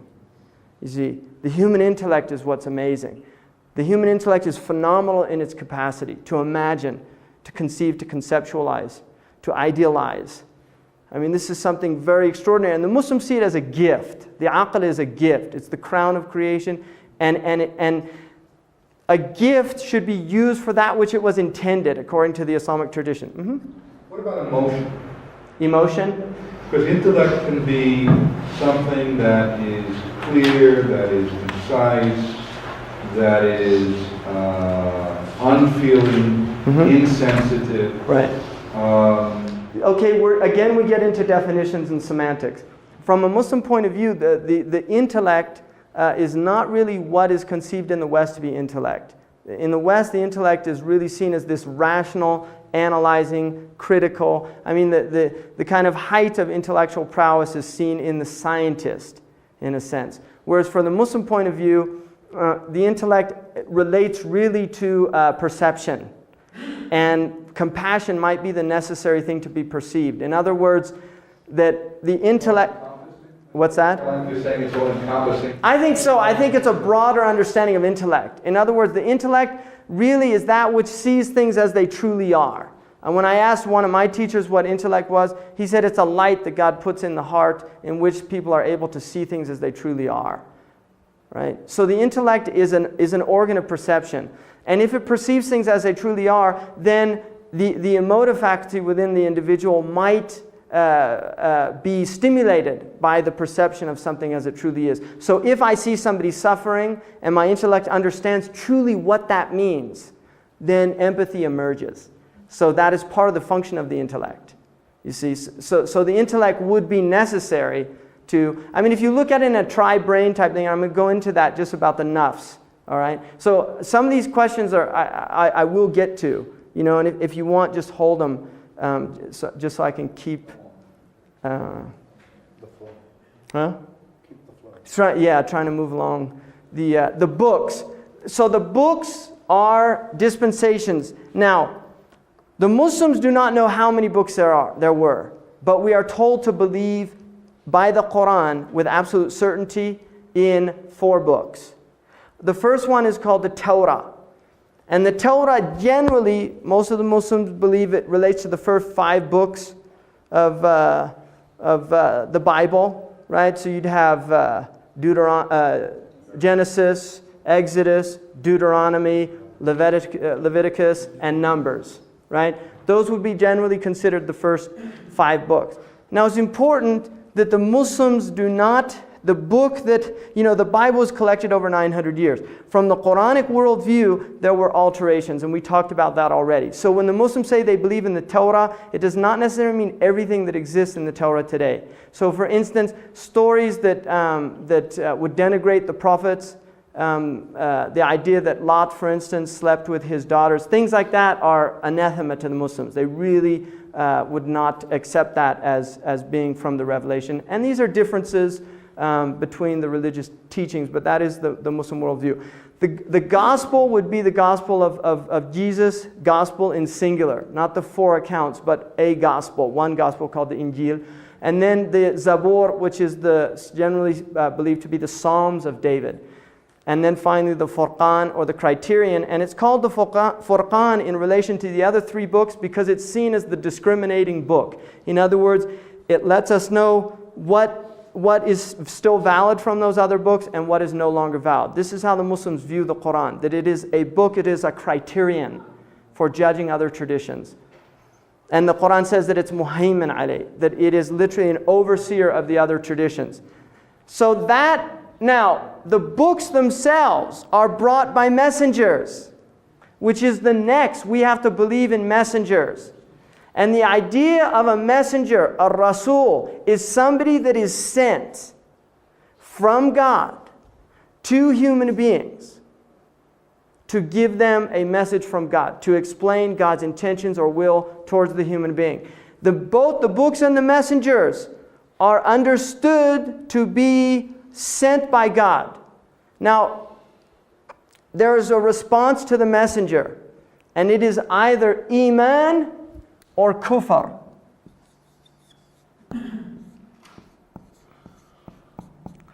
Now kufr, you'll most often see it translated in books as disbelief. Kafir is a non-believer or a disbeliever. That is not a good translation for kufr. The Islamic worldview sees kufr, if you look at the root meaning of it, it is from a root word kafara, which means the active participle in Arabic means a farmer. Because what a farmer does is they cover a seed with dirt. They put a seed into darkness. Now the idea there is that kufr is covering over something. That is the root of it. So in a sense, kufr is seen as truth concealing. The truth is concealed. The idea there is it's really known that a person in truth cannot be a disbeliever from the Islamic perspective. No one can be a disbeliever in truth. And the greatest truth concealer is Iblis in the Islamic worldview. And Iblis was one of the closest to God. So the idea is that really this is not about disbelief. This is about concealment. This is about hiding or covering up. And that's how the Quranic worldview sees truth in relation to how people respond to it. They will either accept it, and that's why they're called acceptors rather than believers. They will accept it, or they will conceal it. Now, there are many ways to conceal the truth, and certainly many, many Muslims are truth concealers in reality. You see, so I can be a Muslim, and here I am doing all my right things and everything, but in reality, I am concealing the truth. The essence of truth concealing is ingratitude. The human being, a kafir, is also called an ingrate. The idea is that if God in His bounty, because the actual idea of sending messengers is good intention. In other words, that God has a good intention towards His creation. That if God simply created the human being, threw away the manual, and just said, work it all out for yourselves. And everybody spends their life in turmoil and darkness and moving out, right? You like the, Mullah Nasr ad-Din is a character in the Middle East. They tell stories about him.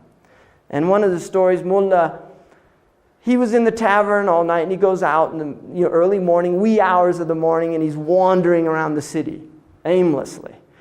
The policeman comes up and he says, Mullah, what are you doing out at this time? And he said, if I knew the answer to that question, I'd be at home in bed. The idea is that this is the state of many, many people. They're literally wandering around in a drunken stupor, and they don't know what they're doing. They don't know what they're doing. And there are many, many diversions. There are many ways to conceal the truth. Right? Rumi talks about the many wines that God has put on this earth to put people out of their misery. He said Jesus was drunk in the love of God, and his donkey was high on barley. There's many ways that we can deal with the human condition, right? Like John Lennon said, whatever gets you through the night, right? There are many people that have that attitude. I'm just going to get through this, whatever it takes. That, from a Muslim perspective, is a type of ingratitude because the messengers have come. They have given people news. They have given people guidance. That the guidance is there, and that is why the truth concealer is the one who is ingrate. He's an ingrate because he or she is not accepting that truth. And this is the Muslim view of looking at these two phenomena, of how we respond to revelation. Now, another mullah story that kind of is another way of looking at this is that mullah was looking around one day for something, and somebody came by and he said, Mullah, what are you looking for? He said, some keys I lost. And he said, he starts helping him, and after about an hour or two, he's saying, listen, where exactly do you think you lost them? He said, oh, way over there. He said, well, what are you looking here for? He said, it's better, the light's better over here. Right? So there's an idea also that people will go where it's easy instead of going where it's hard. And this is also a type of truth concealment, to go where it's easy instead of going where it's hard. So the messengers are human beings, first and foremost. And they have a type of capacity that other individuals do not have, although we have a glimpse of it. And this is why the Prophet Muhammad said, a true dream is 1/46th of prophecy. 1/46th of prophecy. And anyone has access to a true dream, including, from the Muslim worldview, somebody who is not a Muslim can have a true dream. And this is an access, it is 1/46th of prophecy. In other words, it is an indication for the human being of the idea that we can know something that has not happened yet. And this happens to people. They will have a dream, a prescient dream, and then the actual it happens. What is that? See, for many people, they don't understand. It happens to people, but they don't understand what it is. Or what we call déjà vu. Right? In French, the idea of, I've been here before. What's going on? This is a type of remembrance. According to the Islamic tradition, we are remembering something. And this is, I think it's related to the Platonic tradition of memory as well. Plato felt that what we were here doing was simply remembering, right? That we are in a state of forgetfulness. And this is related in the Qur'an to the idea of ghafla. Ghafla is heedlessness or forgetfulness. That the human being by nature is forgetful. If you look at it in terms of Vanity Fair, and many of the scholars have used this analogy in commentaries. The servant is sent by the king to go to the marketplace and get something. But on the way to the marketplace, there's a fair. I've got plenty of time, sun's high, I'm going to go look at the fair. He goes into the fair, and then suddenly entertainment, suspension of disbelief, preoccupied, gets lost in the fun. And before he knows it, the sun's gone down.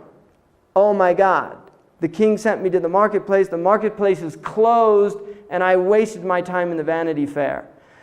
This type of metaphor is related to this human condition, which is ghafla, that we become immersed in a type of heedlessness, that the world by its nature is powerful. In that, human beings become preoccupied. So how do we remind ourselves? How do we pull ourselves out of the Vanity Fair and remind ourselves daily that this is the world is temporal, and there is a journey coming. From the Muslim perspective, it is the reminder itself. Al-dhikr. Is God not immanent in the world? I'm going to get to that. I'm going to get to that. I know you guys want to get let's get to the juice here. Immanent or transcendent. And the answer is yes, no. But I'll get to explaining that. People are overpowered. The prophets come. Now, interesting, there are 4 obligations according to the Islamic tradition for the prophets. The first one is truthfulness. They have to be truthful. They don't lie. The next is trustworthiness. They're trustworthy. If he says he's going to be here tomorrow, he's there. The third is conveyance, that they convey the message. And the fourth is wakefulness, fatana. The messengers are wakeful beings. They are individuals who have woken up to the truth. And we, in a sense, are like the cave dwellers of Plato's analogy. We are the people looking at the shadow world and believing this is reality. The prophets are those who have gotten out of the cave. They've seen the real world. They come back and they say, it's not those shadows. Don't be fooled. It's not. You're just seeing shadows. That is not the real world. These are images projected by a light. There's something out there that's real. Right? And this is the idea that the messengers come to wake people up, remind them, get them into a state of remembrance, not forgetfulness. Get them into a state of remembrance. So ghafla is the opposite of dhikr or remembrance. So in the Qur'an there are juxtaposed heedlessness and remembrance. Heedlessness and remembrance. Now, when the prophets come, they tell people, La ilaha illallah. The belief in the Qur'an is that no messenger has come except that he has said, La ilaha illallah. That is the universal message of all prophets. What will change is the second part of the Shahada. For the Muslim, it is now Muhammad Rasulullah. At one time it was Isa Rasulullah. At another time it was Musa Rasulullah. Jesus is the messenger of God. Moses is the messenger of God. Noah is the messenger of God. Possibly Buddha is the messenger of God. The Native American people here had prophets, had people that came to them to tell them about the nature of reality and the truth. So the idea from the Muslim perspective is that all peoples have been given these people that remind them, that tell them. Now, because of the power of the world and the unknowability of God, we move into the realm of paradox. And this is where we'll get to how we understand God in terms of God's creation. In the Western philosophical scheme, there are two concepts, transcendence and immanence. Transcendence is the otherness of God. Immanence is the knowability of God, the presence of God. For the Christian, the immanence of God would be through Jesus Christ. That is how God became known to man. Right? God so loved man that he became man. That idea.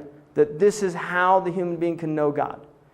For the Hindu, the immanence is through the worship of forms, of idols.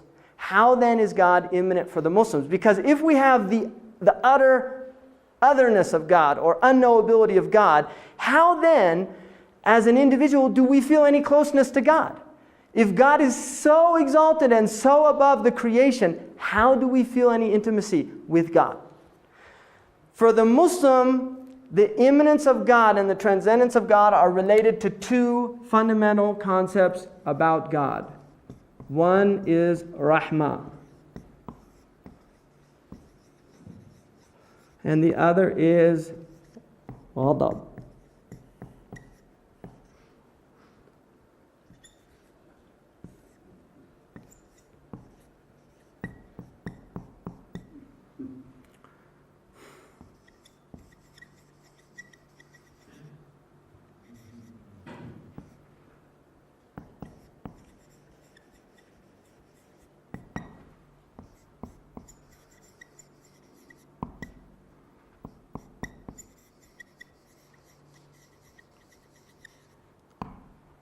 Whoops.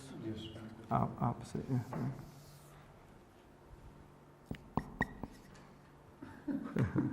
I want to get it there, right? That's where you want it. Justice.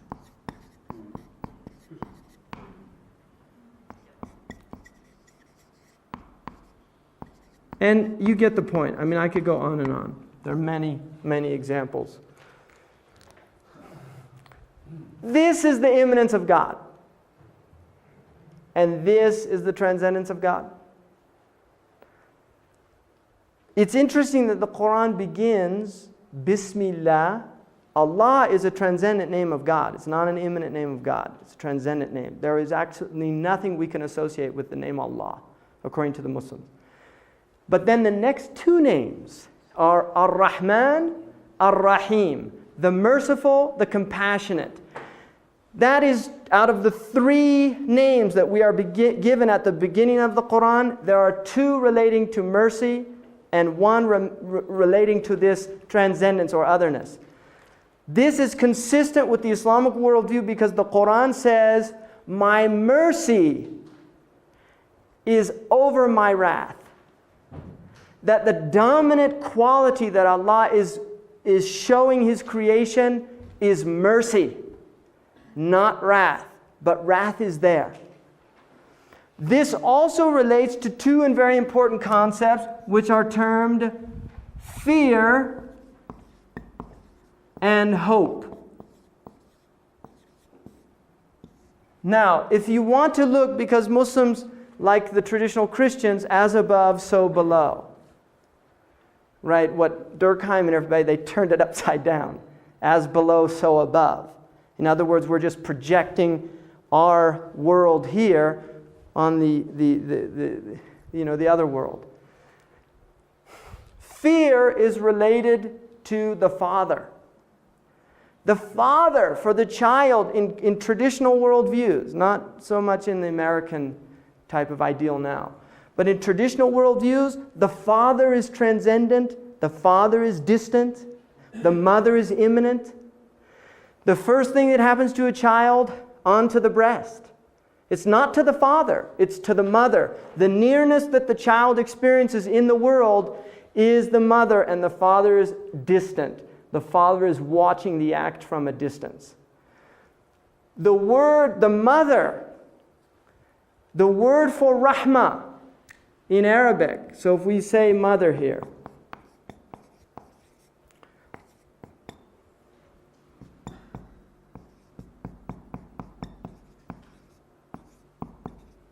the word in Arabic for mother, for womb, is rahim, which in Hebrew, rahim, they have the same idea. Jews have the same idea. Rahim is the same root word for rahmah, that it is through the womb that rahmah comes into the world. Without the womb, there is no sense of rahmah. And the womb is seen as one of the greatest rahmahs, because one, it is a rahmah in that this helpless creature is protected in the womb by a caring, loving individual that does not want harm to come to that which is growing in her and being nurtured because of her mercy. The idea of the mother, the compassion, right? It's the idea of compassion, that the mother is forgiving. The father, it's more difficult. And how many scenarios do we know in the human condition? How many scenarios do we know where the father throws the child out and the mother lets the child in the back door? I mean, this is very common in human conditions, right? The father, I'm not going to have anything to do with that. That's it. But the mother can't. And I know a friend of mine who was Jewish. He became Muslim, and they had a funeral for him after he became his family. And he was still alive, but they'd considered like that he died. But his mother used to send him cookies on his birthday, right? So the idea that the mother, even though this person has done something so severe in our tradition as that we cut him off, the mother doesn't cut them off. It's very difficult by nature. And this relates to the womb. The womb is empty. There's room in the womb for forgiveness. Right? There's room there for forgiveness. Look at the womb. By its nature, the womb is a very small room in the midst of woman, and yet it can expand to take in so much. It has this flexibility, and it bleeds. Right? It bleeds. The womb bleeds. It renews itself. And these are very powerful metaphors and images for this idea of immanence.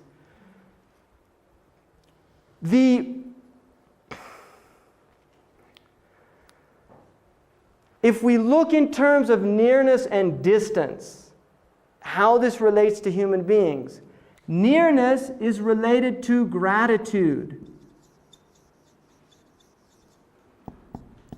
Distance is related to ingratitude. Nearness is related to iman. Distance is related to kufr. So if a person accepts God and wants and strives to come to know God, that is a drawing near process. This is where we differ from the angels. The Qur'an says there is no angel except that he has a fixed place. The angels are fixed. It's not an upwardly mobile job. They are fixed. The cherubim, muqarrabun, are the nearest. And then, and also the great angels, Jibra'il, Israfil, Seraphiel, Mikael. These are the close angels in the angelic realm. But they are fixed. They don't disobey God. They only obey God out of jabr, compulsion. The human being has this interesting aspect to him or her. And that is, the human being can choose one of two things.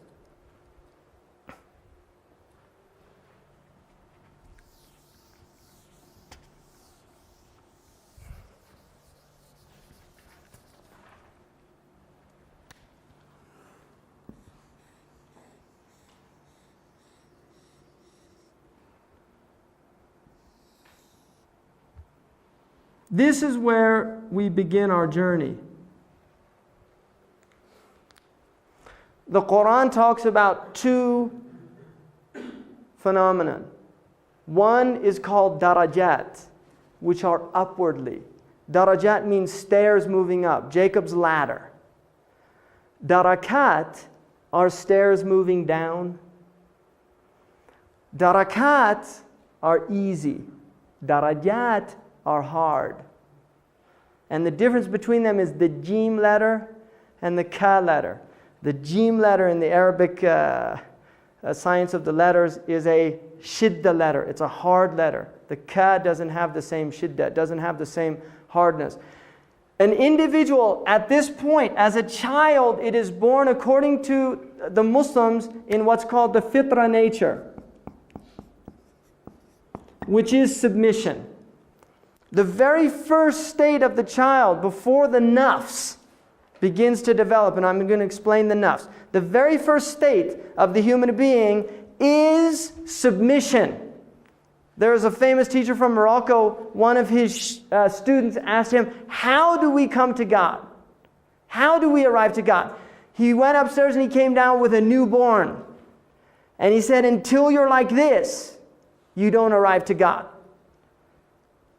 Right? Until you're like this, you don't arrive to God. The idea is until you are helpless before God. Until you recognize what your human attributes are in relation to the divine attributes. Because we are godlike. You see, the human being is godlike. You know, Shakespeare's idea of the paragon of animals. Right? How like a god, this human being. This form, the symmetry, the will, the volition, the power, the sense of independence, the ability to transform, the creative capacity within the human being.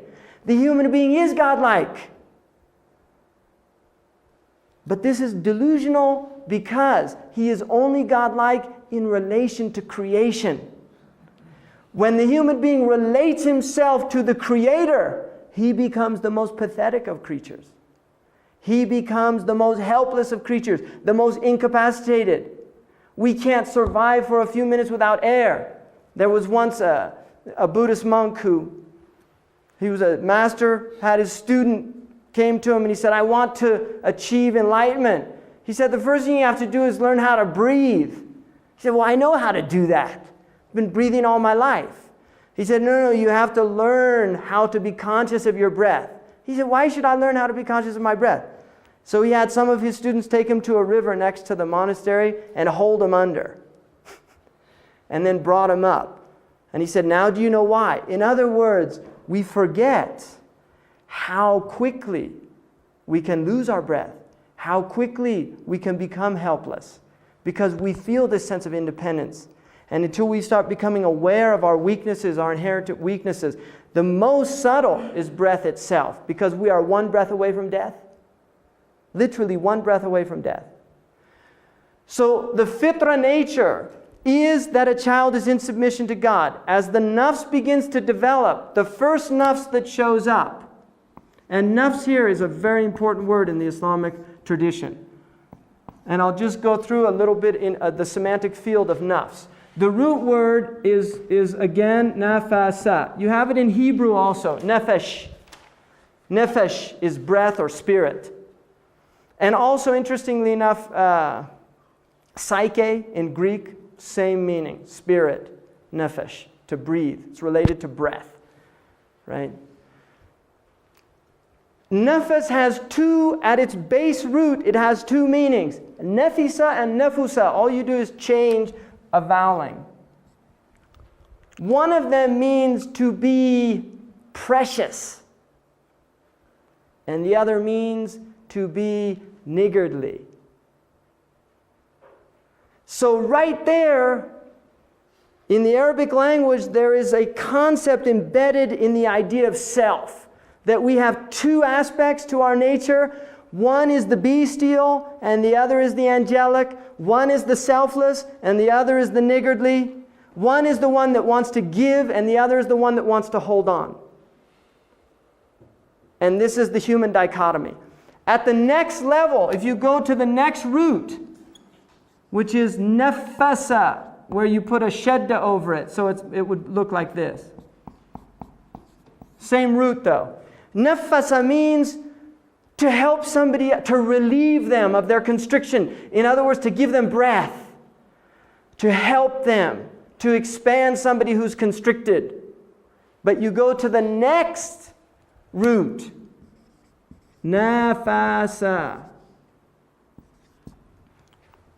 And it means to undermine somebody else, to compete against them. So it's right there in the language. The human being has these two opposing qualities. For the child, at the first level, you can see this already. One is that the child will smile and give, the mother melts the heart, right? I mean, you watch people's faces when they're looking at the baby and when the baby smiles, they all get, like they start kind of melting. Right? Why? Because it's like a gift from that baby. But then it starts screaming, I want. So right there in the baby, we begin to see the emergence of the dual nature. And we see it through childhood. I mean, I have a 5 and a 3-year-old, and you can see them moving between these two states. This amazing state of wanting to give, wanting to share, and then this other state of wanting to hold on, I'm not going to share. Right? Negation, affirmation. The world is negation, the next world is affirmation. Negating the world, affirming God. This is the human being. We are negators and affirmers, but if we get it wrong, what we should be negating and affirming, we go into trouble. So the first nafs is called nafs al-amara. And there's an interesting book by Robert Bly for people that like him. Some people can't stand him, but I like him. There's a book he wrote called The Sibling Society, which is about modern America. Because he's got this idea that Americans are turning into big babies, right? That they've lost this kind of sense of moving into maturity. And he uses the Islamic model of saying that many of us have become this nafs al-amara. Amara means the commanding self. It is the self that is commanding us to do things that we shouldn't do. And if we submit to that self, we become a slave of our passions. And this in the Arabic language is called abd. The Prophet said, wretched is the slave of the dinar and the dirham, of gold and silver. Wretched is the slave of his clothes. Wretched is the slave of his riding beast. People that become slaves of stuff, of the world. So nafs al-amara is the commanding self. Now the next move up is called nafs al-lawama. This is the blaming self, the reproachful self. The self is moving out of its abject nature. And it's beginning to recognize a type of moral imperative. The nafs is still doing wrong, but it's saying, I shouldn't be doing this. And this is consciousness. This is moving out of a completely bestial state and into a state now where there is a tension between the bestial and the angelic nature of the human being. And this is best related to the idea of Adam alayhi salam being created from earth and water. Water is a purifying element by its nature. Water in many traditions is related to consciousness. If you go into the Chinese tradition, water is related to consciousness. The element of water itself. Earth is density. Now, water allows light through. Light can penetrate water, but light does not penetrate earth. So the human being is mixed with these two admixtures of earth and water. That we have one aspect of ourselves does not want to let the light through and another does. And this is where you go into the nafs al-lawama. The reproachful self. You shouldn't have done that. Right? And this is I mean, some people have, modern people have put this into the idea of the id and the ego, and then the superego. You know, the id is more like the nafs al-amara, the compulsive self. And then the final self is called nafs al-mutma'inna.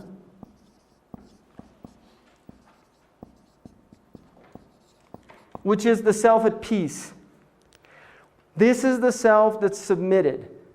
This is the self that has submitted completely its being to God. And this self is no longer in this conflict. This is no longer in the religious state of I should do that or I ought to do that. But now it is moved into Kierkegaard's kind of ethical self. It now realizes that this is the right thing and it wants to do it. It wants to do the right thing. And it does the right thing now by nature, not by compulsion, not by feeling I have to do this thing. So the human being has two choices: to submit to the low self and take himself into alienation, which is wrath, which is transcendence. To literally place himself in a relationship to God in which God is absolutely other, disconnected from God completely. And this is epitomized by the idea of Jahannam, the idea of hell. That this is the ultimate alienation. Now, fire is a very interesting element because it can't rise above its nature.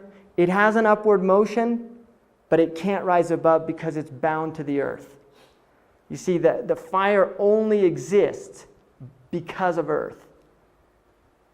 And yet it has this upward motion. It wants to, it's moving up, but it's held down by, and this is the idea of being pulled down. You see, being pulled down by fire. And fire is very similar to light. It's not light, but it's very similar to the concept of light. I mean, there is light in fire, but it's not the light that we relate to the spiritual light, luminosity. The other is an upward movement. Now, there is a tradition that the Prophet Muhammad said, sallallahu alaihi wasallam, the fire is surrounded by desirable things. And paradise is surrounded by undesirable things. The idea here is, if we look at the pure outwardness of something and not at its inwardness, and we submit to the outwardness, that an outward thing can look very desirable, but what are its inward realities? So for instance, for a man who submits to his lusts, which is very common, one of the 7 deadly sins, and very common human experience, there is something desirable, obviously, for a male and a female to have a sexual relation. At the physical level, it can be very physically stimulating experience. But if we look at it outside of its social context, that desirability might be there. If we begin to place it within a societal context, what are the implications of this act? What are the implications of my sleeping with another person without any social responsibility? Because one pregnancy often can result. So there's an other, there's a third. There's a third that is the result of the act. Also, what is it saying about intimacy in a culture in which the most intimate physical act becomes profane to the degree that it has no emotional content? In other words, there are deep implications to the act itself. If we look at it from its desirability, it's a downward motion. If we look at the aspects that might be less desirable, such as commitment. Commitment is a difficult thing, to make a commitment. There are things that are going to be difficult that relate to it. But what is the inward reality? So outwardly, there are many people in this culture who do not want to commit to marriage because it's undesirable for them. They want to be free. I'm upwardly mobile. I don't want to be tied down. I mean, they see it, tied down. That's undesirable. Footloose and fancy free. That's how I want to be. What are the long-term effects of that? You see, what are the long-term effects? So outwardly, there are many desirable things, but then inwardly, there are many undesirable things. Just as outwardly there are many undesirable things, but inwardly there are many desirable things. So what the Qur'an, in a sense, really is trying to do is to get people to think deeply about things. And this is why it constantly talks about thinking about the aqibah. What is the long term? What is the subsequent results of the action? So this is in a sense is a model of human potentiality in terms of its upward movement, and also degradation in terms of its downward movement. Most people are in conflict.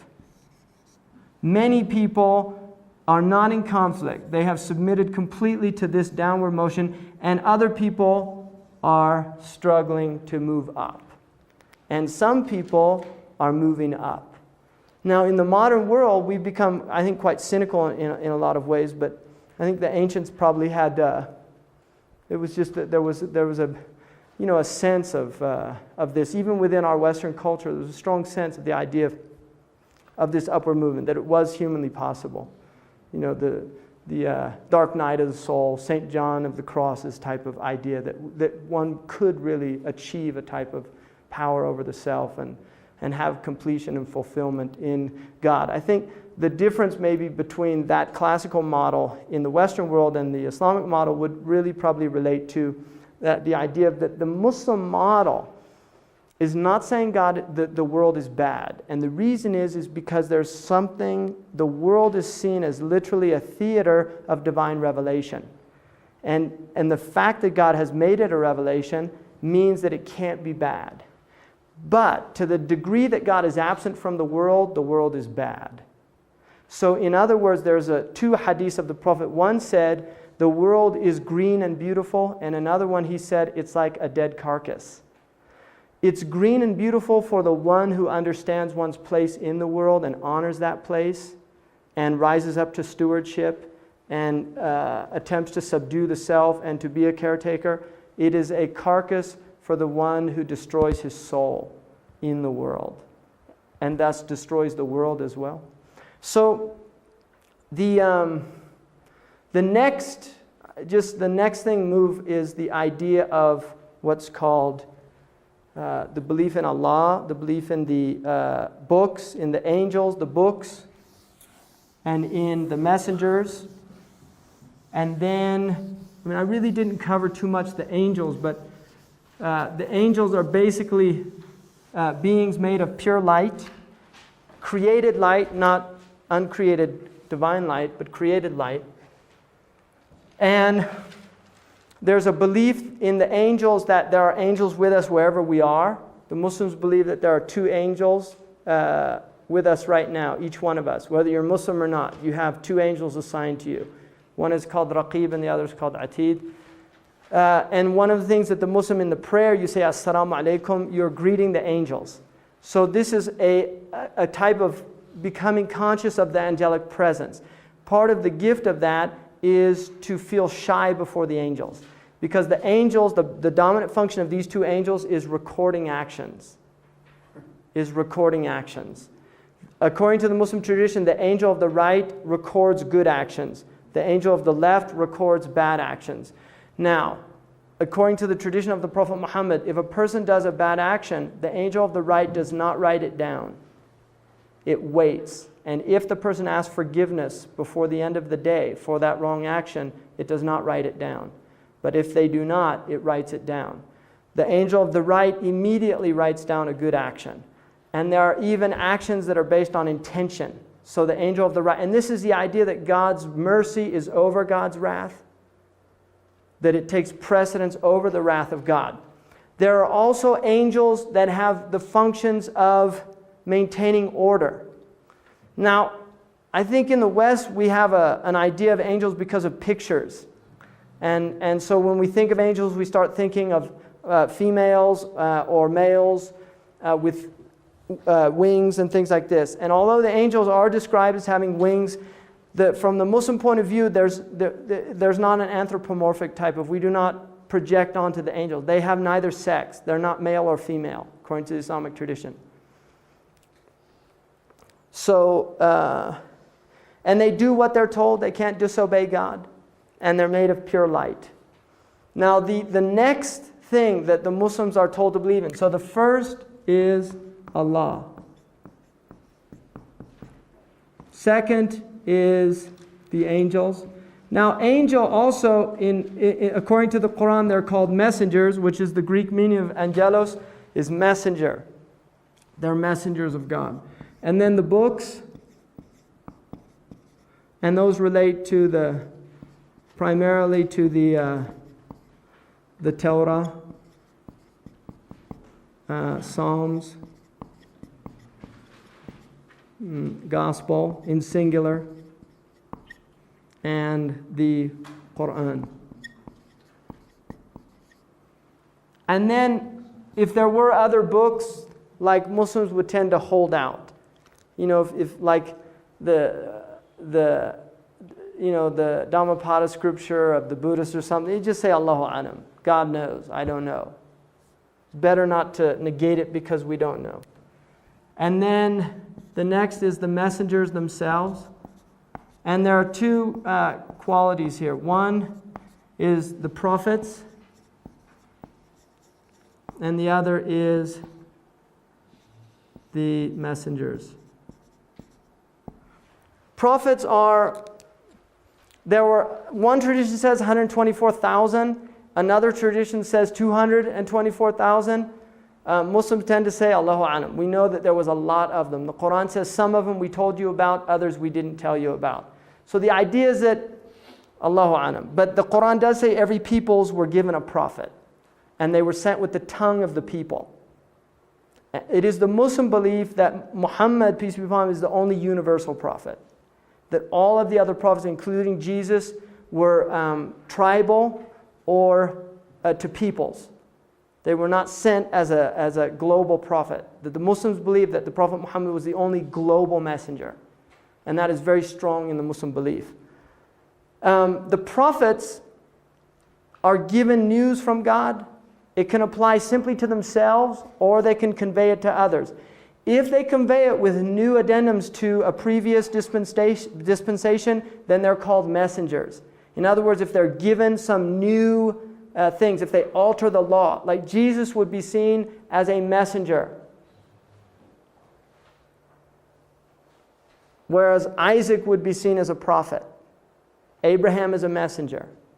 Muhammad is a messenger. The basic rule is every messenger is a prophet, but not every prophet is a messenger. So there's a distinction between the two. And then the fifth article of faith is what's called the qadr. And this is where we get into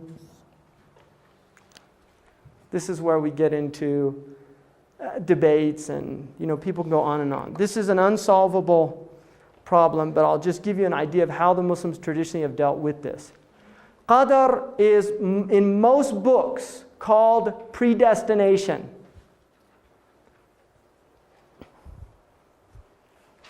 The actual root word means a measuring out. A measuring out. Many verses in the Quran indicate that God has measured out everything. Everything has what it needs. Everything will fulfill its quality and characteristic. From the Muslim point of view, it is the qadr of Allah, the design of the human being. We have been measured, our symmetry, how the human being emerges.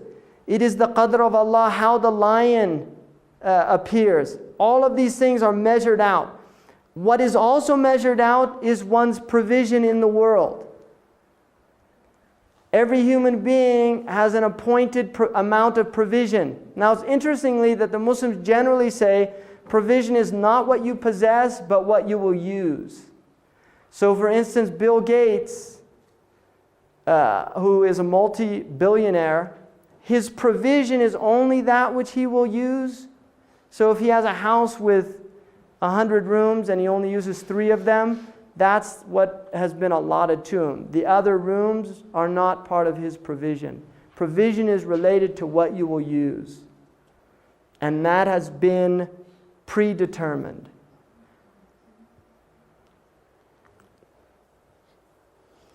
Now, the obvious question that comes to people is, if things are predetermined, then where does will come into this?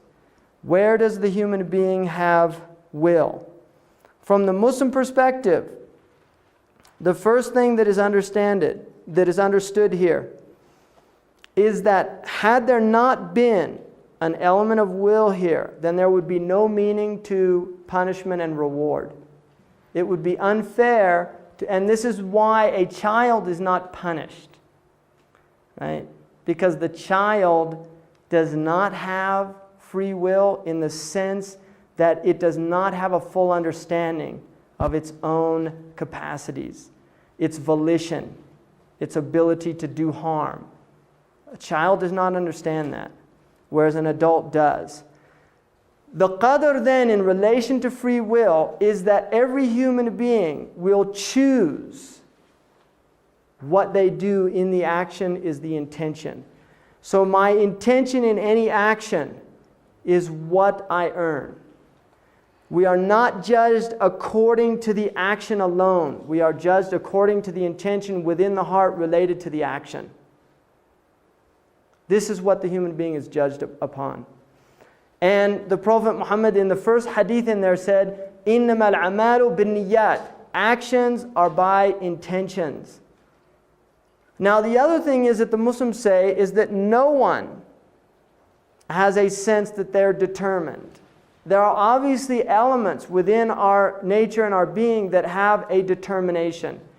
I did not decide what color my skin was. I did not decide who my parents were. I did not decide where I would be raised and what language I would be given. There are definitely elements that we have no choice, and these are called wahbi. But then there are elements that we have choice, which is called kasbi, which is related to acquisition. And this is what we are taken into account for. Now, in terms of good and evil, there is a belief here in the qadr and in the hadith in good and evil. Now, the two words are khayr and shar, which are very important. What time is it right now? 10:35. Okay. Why don't we take like 10-minute break? Is that okay? Yeah.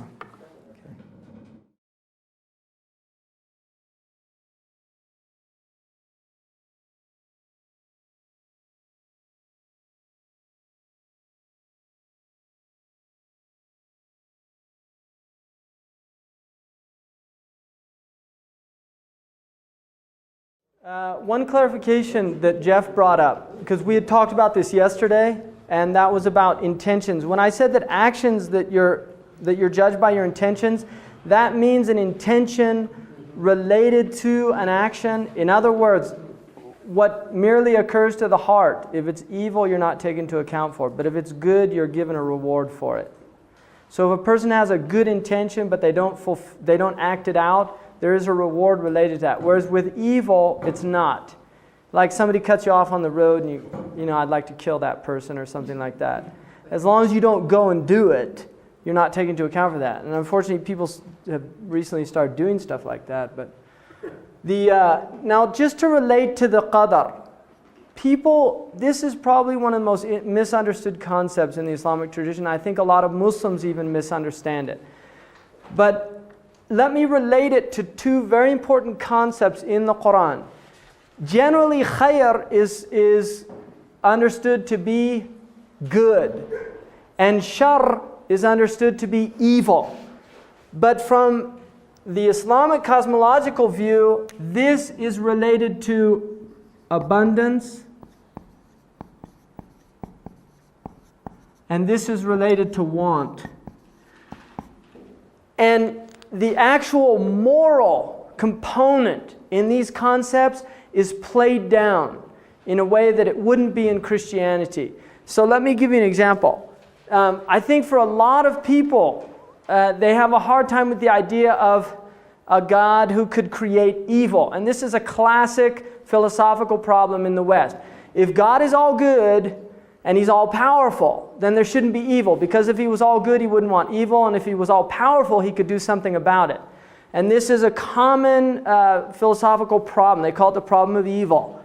And there have been attempts to resolve it, but from a Muslim point of view, we believe that good and evil are both from God.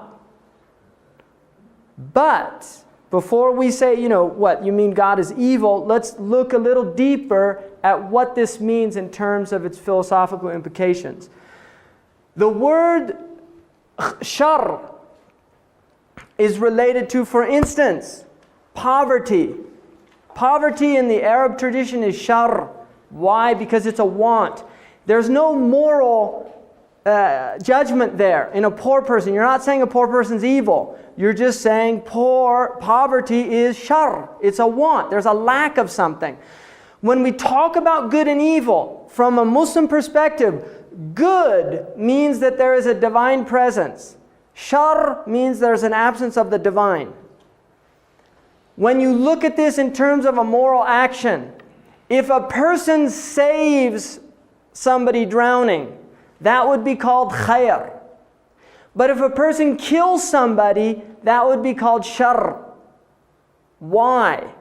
Because if you save the drowning person, there is a quality, there is a divine quality that is embodied there, which is rahmah. But if you kill a person unjustly, there is the absence of the divine quality, which is justice. You have been unjust. And the Qur'an says that God is not unjust. So in the absence of good, we have evil. And this is how the Muslims view it. They literally view evil as an absence of good. So to the degree that the divine qualities are not present in the world, we have evil. And to the degree that the divine qualities are present in the world, the immanence is present there, we have good. And this is why there is a hadith that says, the Prophet ﷺ said, Allahumma al-khayru bayna yadayk. Oh Allah, good is in your presence. وَالشَّرُّ لَا يَعُودُ إِلَيْكَ. And evil never returns to you.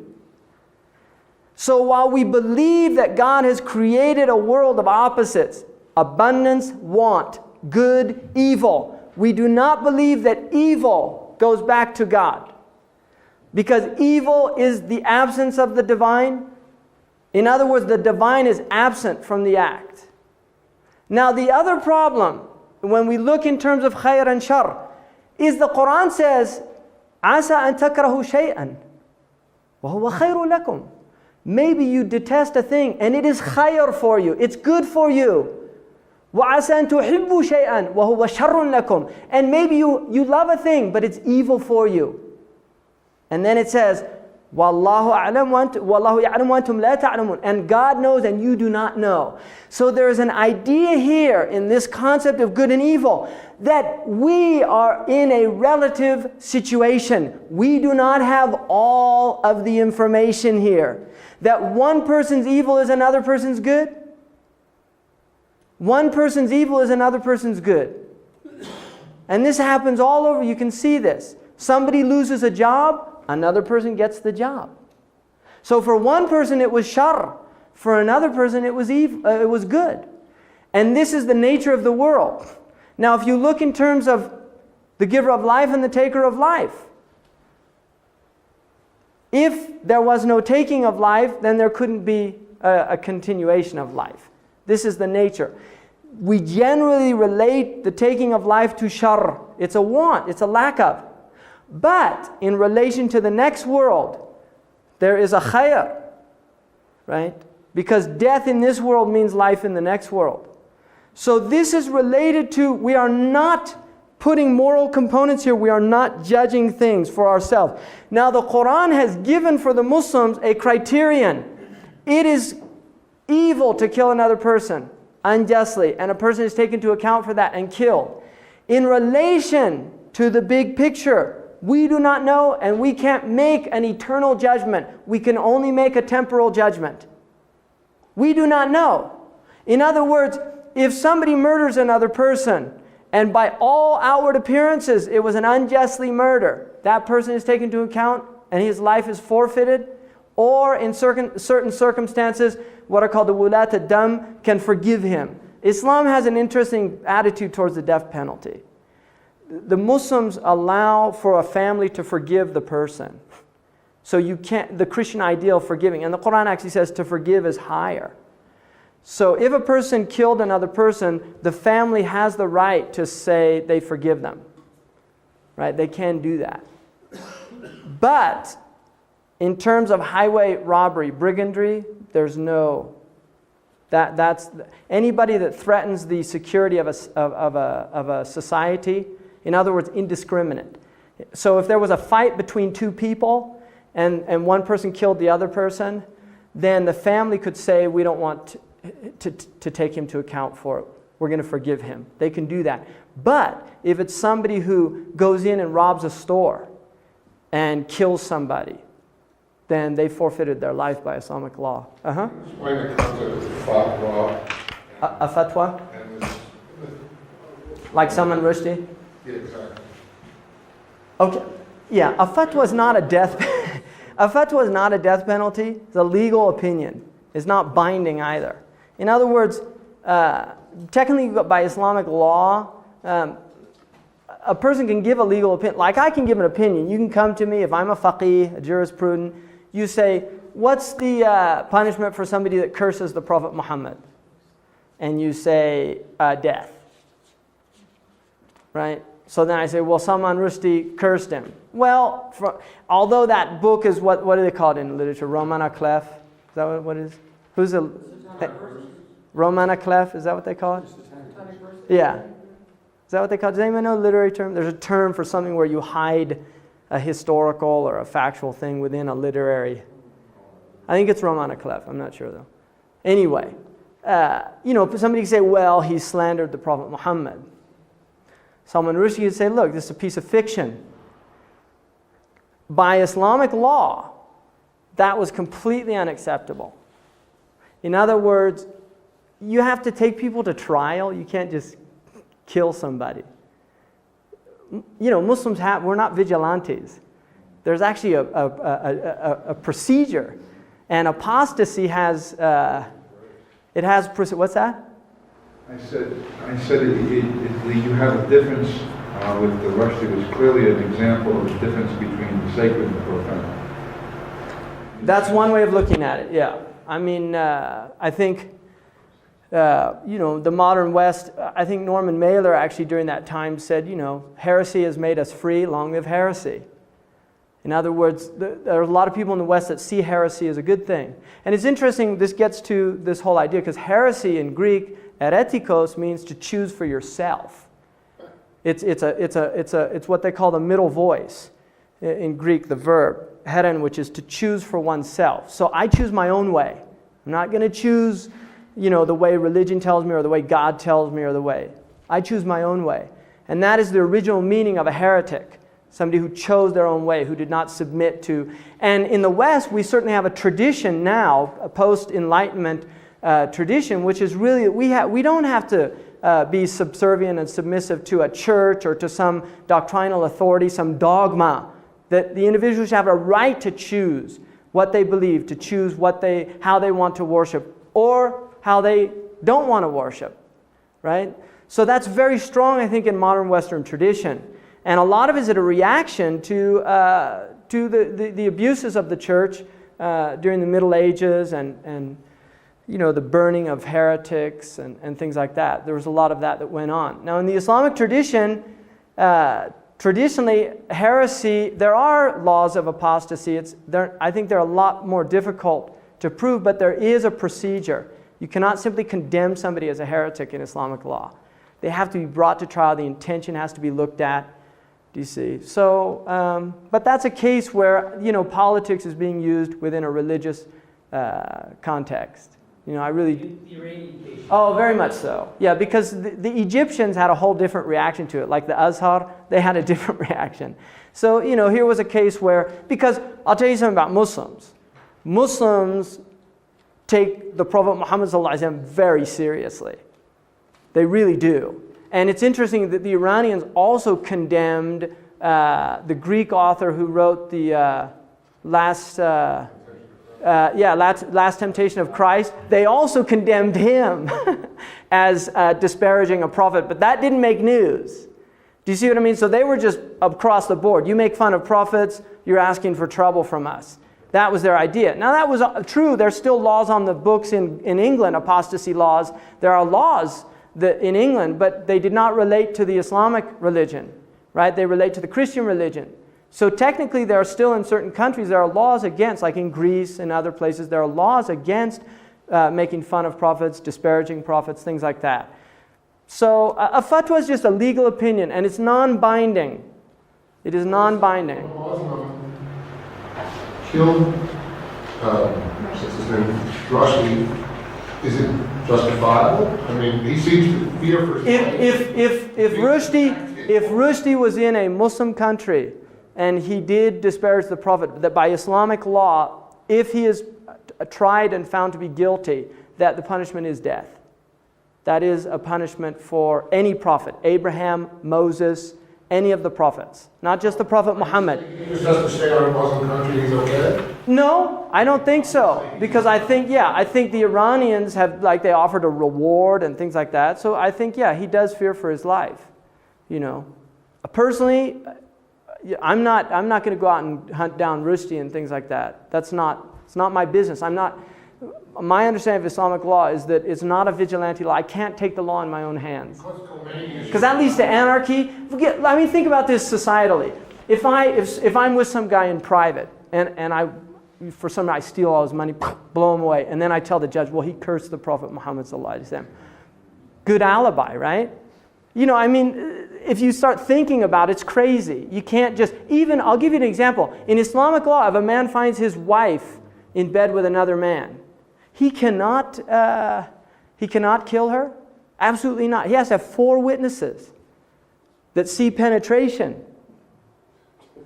Pretty impossible, right? And I think you have to be pretty perverse to, go into a room and try to, see that. If people are under covers, you can't do it not just on top of one another. Seriously. And if the only thing he has recourse to is if he does find that, immediately he has to do what's called mula'na, which is where he goes to a qadi, he says, I found my wife in bed, and then the wife is brought, and they do what's called mula'na, which is a mutual cursing.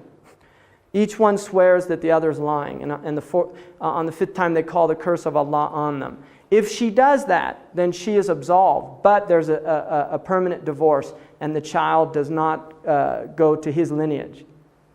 The child is not considered his child, right? If she doesn't, then she would be guilty of adultery. No, because it's related to lineage. That's the only reason. It's related to lineage. In other words, Islam is a patrilineal teaching. So it's one of the 5 things, and I didn't go into this, but it's very interesting. The 5 things that the Sharia is believed to preserve. The first is religion. The second is life. The third is lineage. The fourth is wealth. And the 5th is name, honor. The Sharia law. Law. So Muslims believe that these are the 5 things. Every rule in Islam can be related to one of these 5 things. So the reason prayer is prescribed, preservation of religion. The reason the prohibition for fornication, preservation of lineage. It is a right of a child to know who their father and mother are. That is a right. So fornication is prohibited. So in that type situation, the best thing, you're supposed to veil people, right? If a woman accuses the husband of adultery, that does not relate to her lineage. She can ask for a divorce, perfectly permissible. She can go to a qadi and say, I have ground for divorce. And she can call herself what's called mutadarrira, and she can say, I want to out of this marriage. She is not supposed to say why. You see, the reason a woman is because of the lineage. If in other words, from the adultery, if there's a child as a result of the adultery, then it would be attributed to a man who doesn't. It is not the child of that man, and that is preservation of lineage. So the Sharia says that the man says, no, that is definitely not my child. And he has to do it right away. He can't wait like 6 months later and say, oh, I don't, that's not my child. No, he has to do it right from the start, or else it doesn't stand up in court. But if he was the adulterer, then she has grounds for a divorce, but she does not accuse him. Why not? Because it's related to lineage. In other words, accusing somebody of adultery is one of the worst things you can do in Islam. It really is. But the only reason that there is a situation where the man can do it is related to lineage, because there is inheritance. A child inherits from the man. And also the child takes the man's name. If it is not his child, then he does not want that child to have his lineage nor his name if he knows that the child's not from his seed. And that's the only time. And if she denies that, she is not condemned for adultery. But the child does not go to the lineage. She's not punished for adultery if she denies it. Do you see? Is it on Quranic teaching or on... Yes, no, it's Quranic teaching. Mula'ana. So the idea is simply lineage. It's not, you're not making a moral... Do you see what I mean? The woman is not taken into account for something if she denies it. Her denial stands up in court. But the marriage is she's separated from the man, and the child does not go to the man. Adoption? There's no adoption in Islam. There's what's called wakala, which is where you take care of a child, which is highly encouraged. But the child never takes the name, ever. It's prohibited. And this is because one of the things the Sharia came to do was preserve lineage. That people should know where they come from. And this is why women, it is prohibited for them to change their names in Islam. A woman does not take the name of her husband, because it changes lineage. Why is lineage so important? Because it relates to, within any culture, you have honor that relates to lineage. A bastard in Islam is not the same as a child born in wedlock. Shouldn't the honor supersede lineage? I mean, shouldn't there be a respect for life and Well, life is why a child is not aborted, even if it's a bastard child. Life is over lineage. If he bears the stigma. He doesn't bear a stigma. It's not on the child, it's on the parents. لا تزر وازرة وزر أخرى. No child bears the wrong actions of the parents, and that's why the child is not aborted. But it is a moral stigma for the wife. If it was born out of wedlock, definitely. She goes under the category of zaniya, which is a fornicator. Definitely. And the child itself needs something from the mother's side. There's definitely stigma within culture. By the Sharia, the child is not supposed to suffer for it. But there is definitely a human failing here. You do have stigma related to it in Muslim cultures, but there's not supposed to be. Is there a punishment for adultery, like stoning? If the person is, if there are 4 witnesses witnessing penetration, and they have to be just witnesses, they have to be people recognized as upright in the community. It's impossible, I guarantee you. No, then she's punished. And there's a hadith of the Prophet Muhammad that a woman during his time came to her and confessed to her. And he turned away. And then she came here, she turned away. Till she confessed 4 times. And then he said, "Are you with child?" And she said, "Yes." He said, "Go have your child." She came back after a year, gave birth to the child. She came back and she said, "Tahirni, purify me." And then he said, "Go nurse your child." She went 2 years. She came back. And then she said, "Purify me." Because there's an idea in Islam, if you do a grave wrong action, not a minor wrong action, if you do a grave wrong action and you have the had punishment in this world, you're not punished for it in the next world. So what she was saying is, I don't want to take chances of being, whether Allah forgives me or not, I want to be certain that I don't have this in the next world. She said, "Purify me." The woman was stoned, and one of the companions said, "May Allah curse her." And the Prophet said, "Don't say that, because if her blood was spread over this city, there wouldn't be a wrong action remaining in this city." In other words, her tawbah, her repentance was so great. He was saying that her repentance was so great that this entire city would be forgiven had they gotten a portion of her repentance. Now there's another thing, if a person leaves the pit, then there's no stoning. For a person who confessed, if they leave the pit, then you have to cease stoning. Stoning, I guarantee you, it's very rare in the Islamic history. Very few cases, really. It's. What do you mean, leave the pit? If they're able to get out? No, if they get out during the process, you have to stop. In other words, a person can say, no, I changed my mind at any time. And our bullet has been taken as a substitute for stoning. No. That's unacceptable by Sharia. Yeah. Don't stonings happen in Saudi Arabia? You know, this is a gross breach of Islamic law. What takes place there? Okay, so it does happen. They do implement that, but it's a gross breach of. I mean, you can't just apply piecemeal Sharia. It's a total system, and within a healthy Islamic culture, those things are very rare. For instance, in Islamic law, you don't go alone with a foreign woman. You don't. It's one of the things that is a condition within the society. It's part of the social contract. You don't what? You do not, like, I would not be alone with a woman who is not either a direct relative or my wife. I would not go alone with her. It's prohibited for me in Islamic law. And vice versa, it's prohibited for a woman.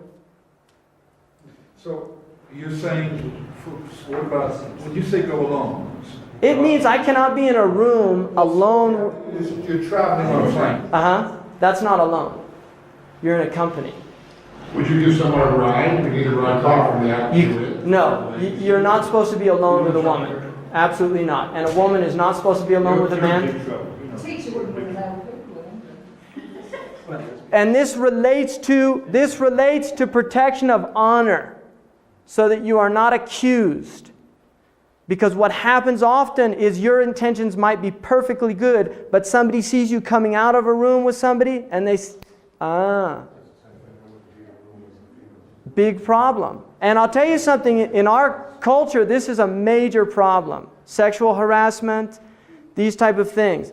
If there are witnesses, you don't have the problem. When there are people when it's two people alone together, it's his word against hers. Right? I believe, what was her name? Anita. I believe Anita. You get the society split. Democrats believe Anita and Republicans believe, what was the other guy? And then the thing about it is the man's honor is tainted.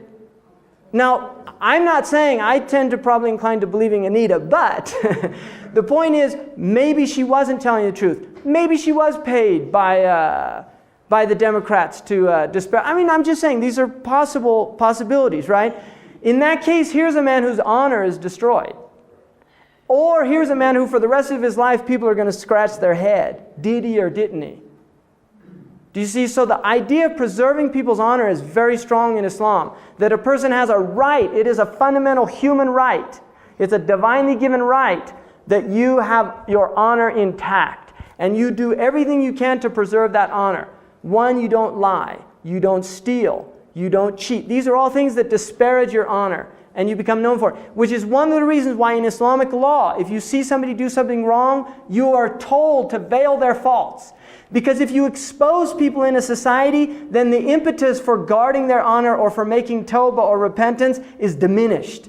In other words, if I become known for lying, then people, even if I start telling the truth, people are going to still remember, that's the liar. So it lessens the power of the ability of a person to do that and diminishes the impetus. So, and then wealth, preservation of wealth, why there's no stealing, things like that. So these are the 5 things. Now, that was just a digression because somebody asked a question, but. Can we ask one more question? If a child is not adopted but just taken care of, then they have no inheritance? Is that how the law works? They don't inherit. Good point. Yeah. An adopted child does not inherit. So what do they do? What do you mean? How do they make their way? Well, you're supposed to raise them and give them a job, teach them how to provide for them. I mean, did you get an inheritance? A lot of people don't get inheritance. You know what I mean? The lawyers ate up ours. Because my family kind of got into a fight and ended up, Which happens. That's why it's nice in Islamic law. It's all portioned out. You can't fight over it. It's fixed. If it dies, does the wife get all the inheritance? The wife inherits it. She's one of the inheritors. It's related. I mean, inheritance laws are related to the Qur'an directly. The Qur'an determines what portions people get, and the wife does inherit from the husband. Yes. All of his wealth. Not all of it. No. The children have portions as well. The man can give 1/3 of his wealth to whoever he wants. The other 2/3 are determined by the Qur'an. So he could get that 1/3, it's up to And it's interesting that a man cannot divorce his wife on his deathbed. If a man has an illness that is called marad makhuf, like cancer, where the terminality is probable, it is prohibited for him to divorce his wife as a way of kind of getting her out of the inheritance or something, spiting her. It's prohibited. No, Islam is very strict about inheritance. And one of the things, if you look traditionally, Hodson points this out in The Venture of Islam, that Islam actually breaks down monopoly. The inheritance laws are designed so that wealth is not accumulated into one small individual. Like in the 19th century, I want to think about, if you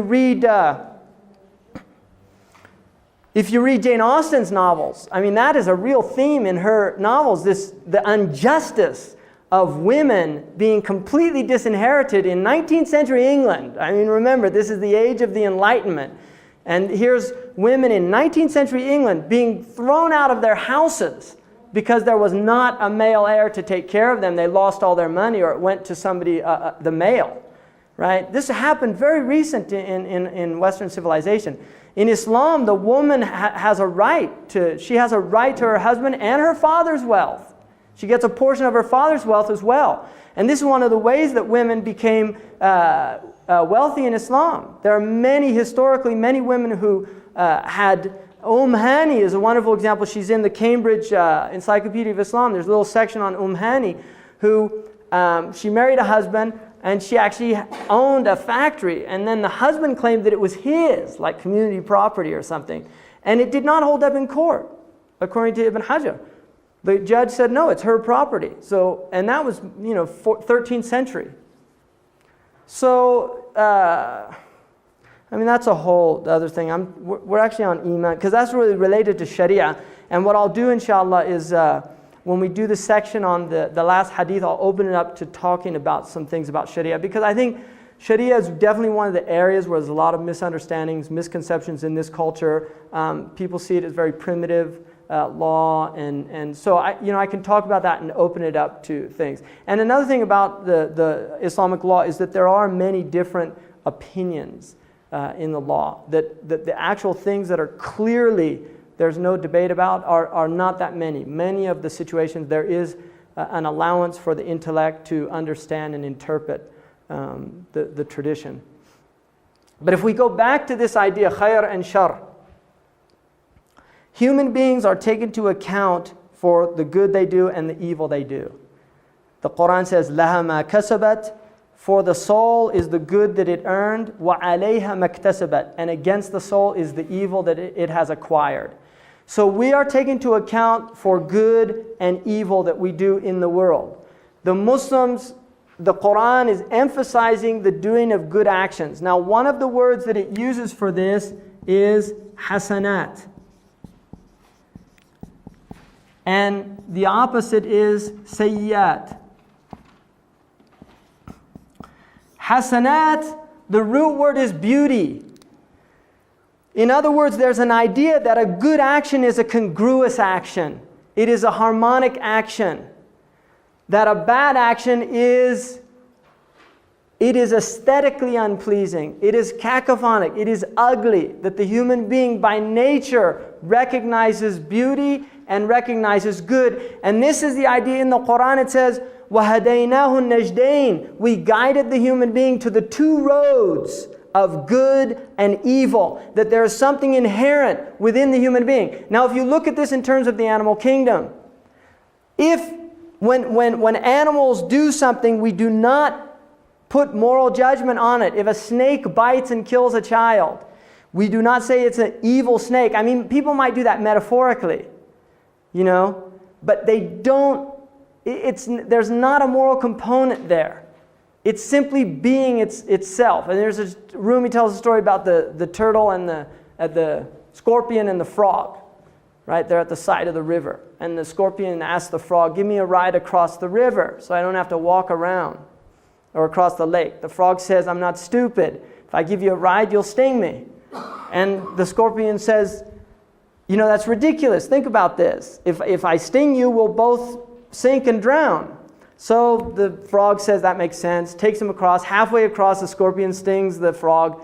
The frog says, why'd you do that? He says, my nature. Right? So the idea then is that there is within the animal world natures that they cannot change. If a lion is hungry and it sees you, it sees lunch. It does not see you as, I'm going to do something really evil today. I'm going to go eat this poor person. It's just fulfilling its nature. When a human being eats another human being, right? Like that guy Dower or whatever his name was. Yeah, Dahmer. There's something we say that is sick. Why? What is the difference between the lion eating the human being and this guy eating the human being? The moral component. We say he should know better. That's a breach of the social contract. The person has gone out of its boundaries. And this is very important because in the Qur'an, there is an idea of hudud, of boundaries, and that the human being is morally bound to stay within the boundaries and not transgress them. And the word in Arabic for an evildoer is fasiq, which comes from a root word when the seed splits and it comes out of the shell. So the fasiq, the evildoer, is the one that splits the protective boundaries of the hudud. Now these are seen, the hudud of Allah, which are the sharia, the sacred law. These are seen as not simply arbitrary laws. Don't do this, don't do that. They are protective laws from the Muslim perspective. These are laws designed to maintain integrity within the society. When the Qur'an says, "La taqrabu zina," do not go near fornication. Why? It says because it's a fahisha, it's a perversion, wasa'a sabila, and it leads down a terrible road. So the idea is that, look, this is not simply an arbitrary law. There are consequences that are related to this transgression that will have wretched effects in your culture and in your civilization. I know that Islam and other faiths reject homosexuality as a perversion. But how do you counter when you talk about the very nature? We all know people that are born as children. You see them acting feminine, they're boys. Femininity. They have no choice. They're just from little kids. You can tell. Femininity is not. There's nothing. It's not encouraged for a male. But a ma'boon is mentioned in the books of fiqh. A feminine person, somebody who acts effeminate, is mentioned that it's undesirable that he leads the prayer. But there's no moral stigma there. You're not saying that this person is bad or evil. When that person makes a choice to transgress boundary. Now, see, the thing is here, the idea of impulse. You know, I don't know because I haven't been, that's not my experience of the world, right? I've been attracted to the opposite sex. That does not mean that I don't recognize a handsome man if I see them. I think it's natural for us to recognize beauty, right? There's an attraction to beautiful people, whether it's a male or a female. I think that's quite normal. From the Islamic perspective, if there is an impulse, then what is demanded of the individual is that they suppress that. So, from the Muslim point of view, if a person does have homosexual impulses or desires, which obviously there are people that have that, the Muslims would say that is the same as having somebody having an impulse to steal. That they like something, they want it, and they desire to steal it. They have to say, no, I will not transgress the boundaries, that there are implications. And the implications, there's an idea within Western culture, modern Western culture, that as long as I don't harm anybody else, it's okay. From the Muslim point of view, there is a harm when it emerges into the public space. In other words, as far as the Muslims are concerned, what people do behind their closed doors is their own business. That is not my area of judgment. If I see an effeminate man, I should not assume that he's a homosexual by Islamic law. That's not my place. If somebody is openly doing these things, that is what becomes condemned. When there's an open breach.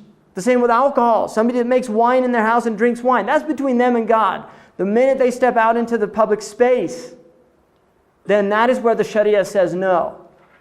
Right? So in terms of Islamic law, what applies to them in this world is only what moves into the public space, not what's in the private space.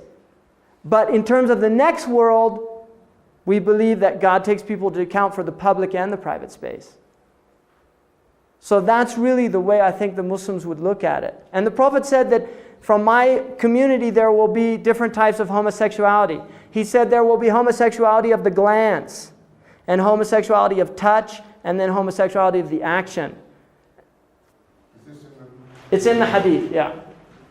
And it's also considered one of the signs of the end of time that, and I'm going to talk about when we get to the end of time, with homosexuality and lesbianism become very prevalent according to the Prophet Muhammad.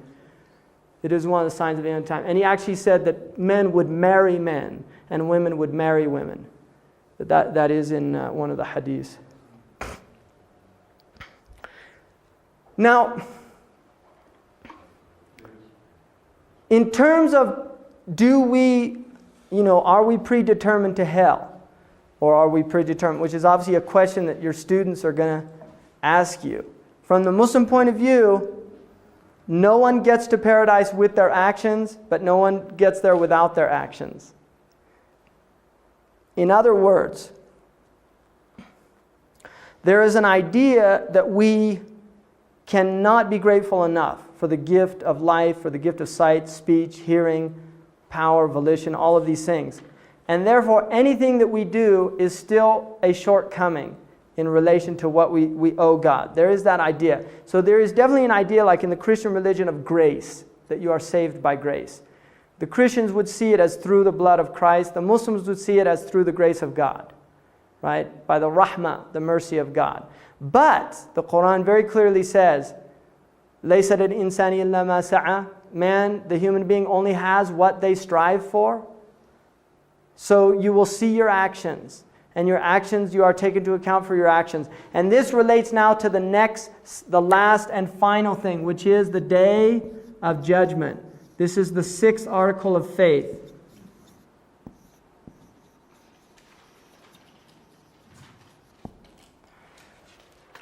Human beings are fully accountable for their actions. According to the Islamic tradition, there is a day in which all of the souls are resurrected. Now also just to relate this in terms of where the accountability comes in. According to the Quranic view, human beings were brought into the presence of God, and God said, Alastu bi rabbikum, am I not your Lord? And all of the souls answered in affirmation. And this is the proof. And so what happens in this world is the soul is to be reminded of this. It's the parent's challenge to remind the child until it becomes firmly rooted in them that God is their Lord and they should submit to God. If not, then prophets come and they tell people and they should submit to them. The day of judgment is a day when the debts fall due. That is how it's called in the Quran. Yawm ad-Din, the day the debts fall due. The day the debts. Yawm ad-Din. Yeah, it's very similar in the Hebrew, have that as well. Yawm ad-Din. The day the debts fall due. So there is an idea that we are going to be taken to account. Now the Prophet Muhammad said, Hasibu qabla an tuhasabu, take yourself to account before you are taken to account. So there is an idea that the human being can take themselves to account in this world. And it is encouraged as a spiritual practice before you go to sleep to go through your day and to ask forgiveness for the wrongs you did and ask for acceptance for the rights you did. That is a highly encouraged spiritual practice within the Islamic tradition. And if one does that with perseverance and sincerity, then that is in a sense a lesser reckoning. It is a way of facilitating the day of judgment. Now there's an idea, I'll just go through the afterlife experience in the Islamic tradition, what happens here.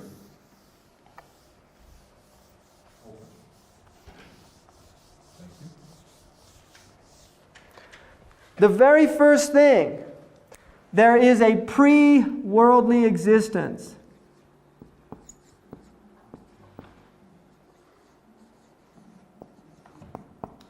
And this is the existence of the spirits, the souls, before we came into this world.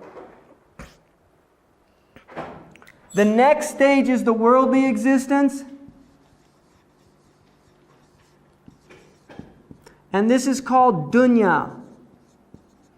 Now it's interesting, in the Arabic language, dunya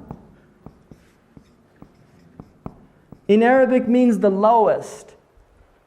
In other words, this is the lowest. We're at the lowest level. What is above us is hierarchy. The highest level is the presence of God. Dunya is the lowest level. This is the life of this world. In the Qur'an is called hayatud dunya. The root word of dunya is, one of the meanings is grapes, like the famous fox in Aesop's fables. The grapes are just out of reach. And that is the nature of this world. There is an element in this world that the soul will never be content as long as it is in this world. But it will attempt to satiate its desires through the world. This is, like in Hinduism, they have the idea of the sensual, or even Kierkegaard's system. The idea of the aesthete, the person who spends their life in sensual experiences. These are attempts at assuaging this turbulence within the human soul. From the Muslim point of view, this is futile. The soul will never be at peace as long as it is attempting to fill the vacuum or the emptiness through worldly experience. One of the things that I think is happening in this culture now is human beings have become very jaded in their experiences. There's a need for continual and more extreme stimulation. It relates to I think a lot of it relates to the stimulation that people have with television. Murders, violence, sexual stimulation. All of this stimulation is taking place within the brain. MTV is a very, I think, a powerful example of this, of just massive stimulation. What's happening, even I think Sesame Street, which is in a lot of ways seen as a very positive thing, I think for teachers it's a disaster. Because you're competing with entertainment. A child begins to think that, you have to be entertained to learn. There has to be these cartoons coming in and this and that, and it all has to be fast. There's a cartoon of a little boy sitting in front of a forest and asking his father, "What's the plot?" Right?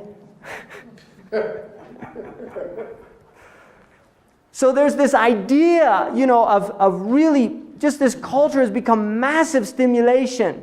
Toffler's The Fast World. There's a beautiful film called Pawakatsi? Pawakatsi. Is the second one Pawakatsi? Wonderful film by a local filmmaker.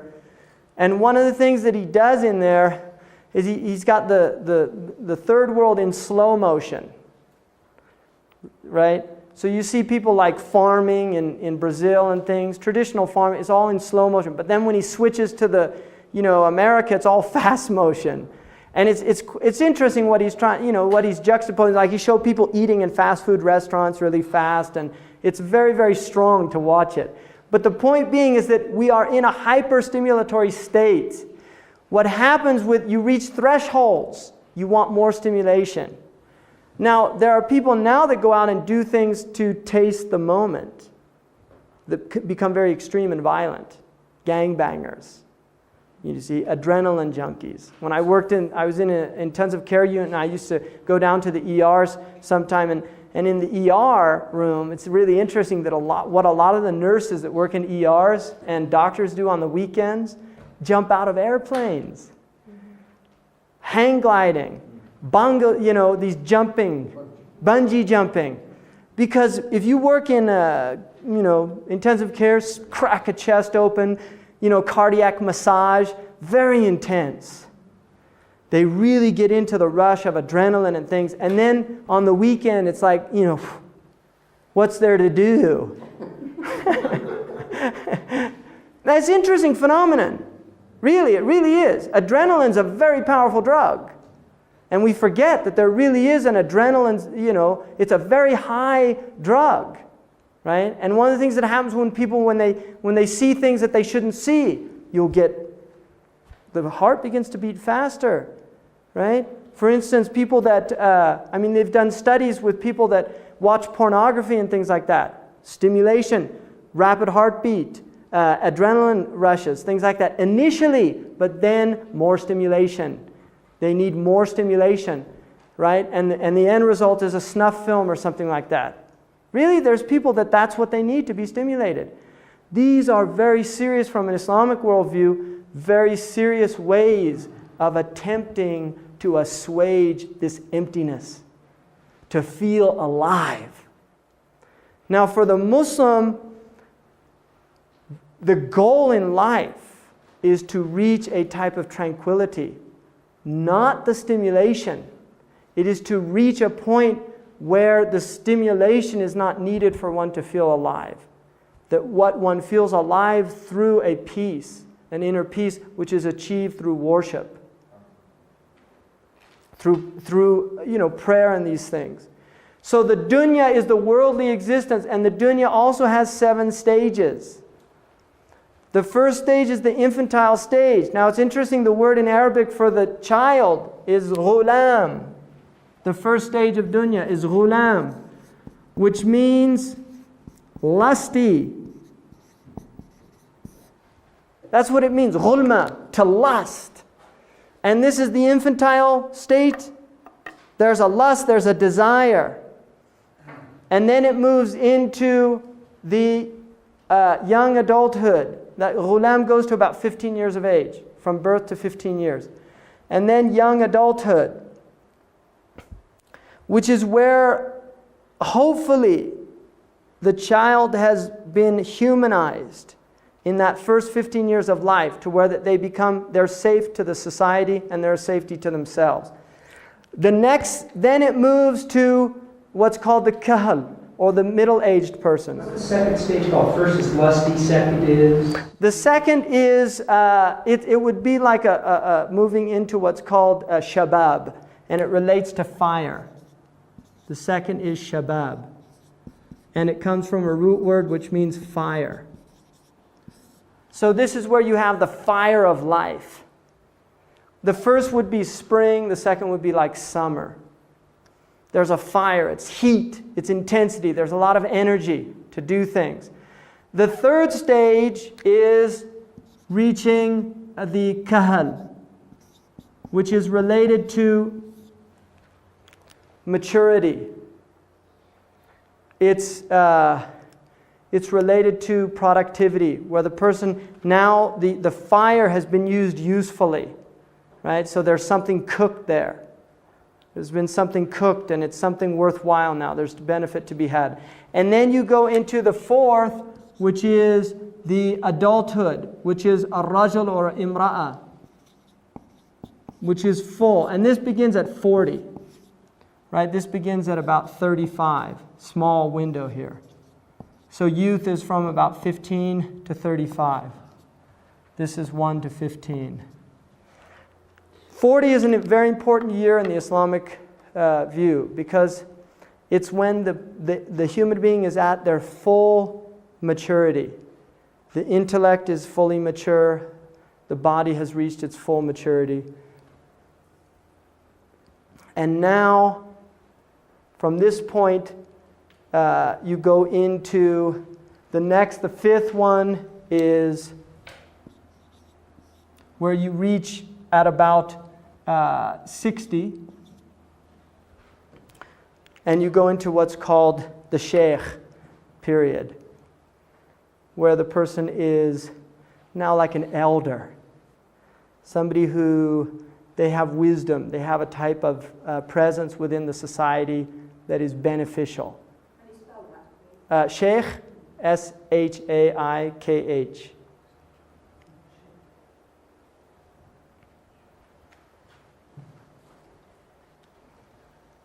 And then I mean, there's a stage here that's broken up, which would lead to 7, which is the sabi, which is the infant, first 5 years or first 7 years.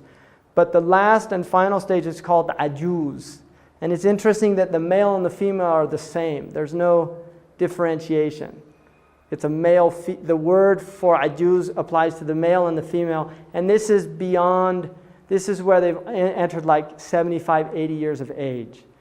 There's a transcendence of the gender at this point.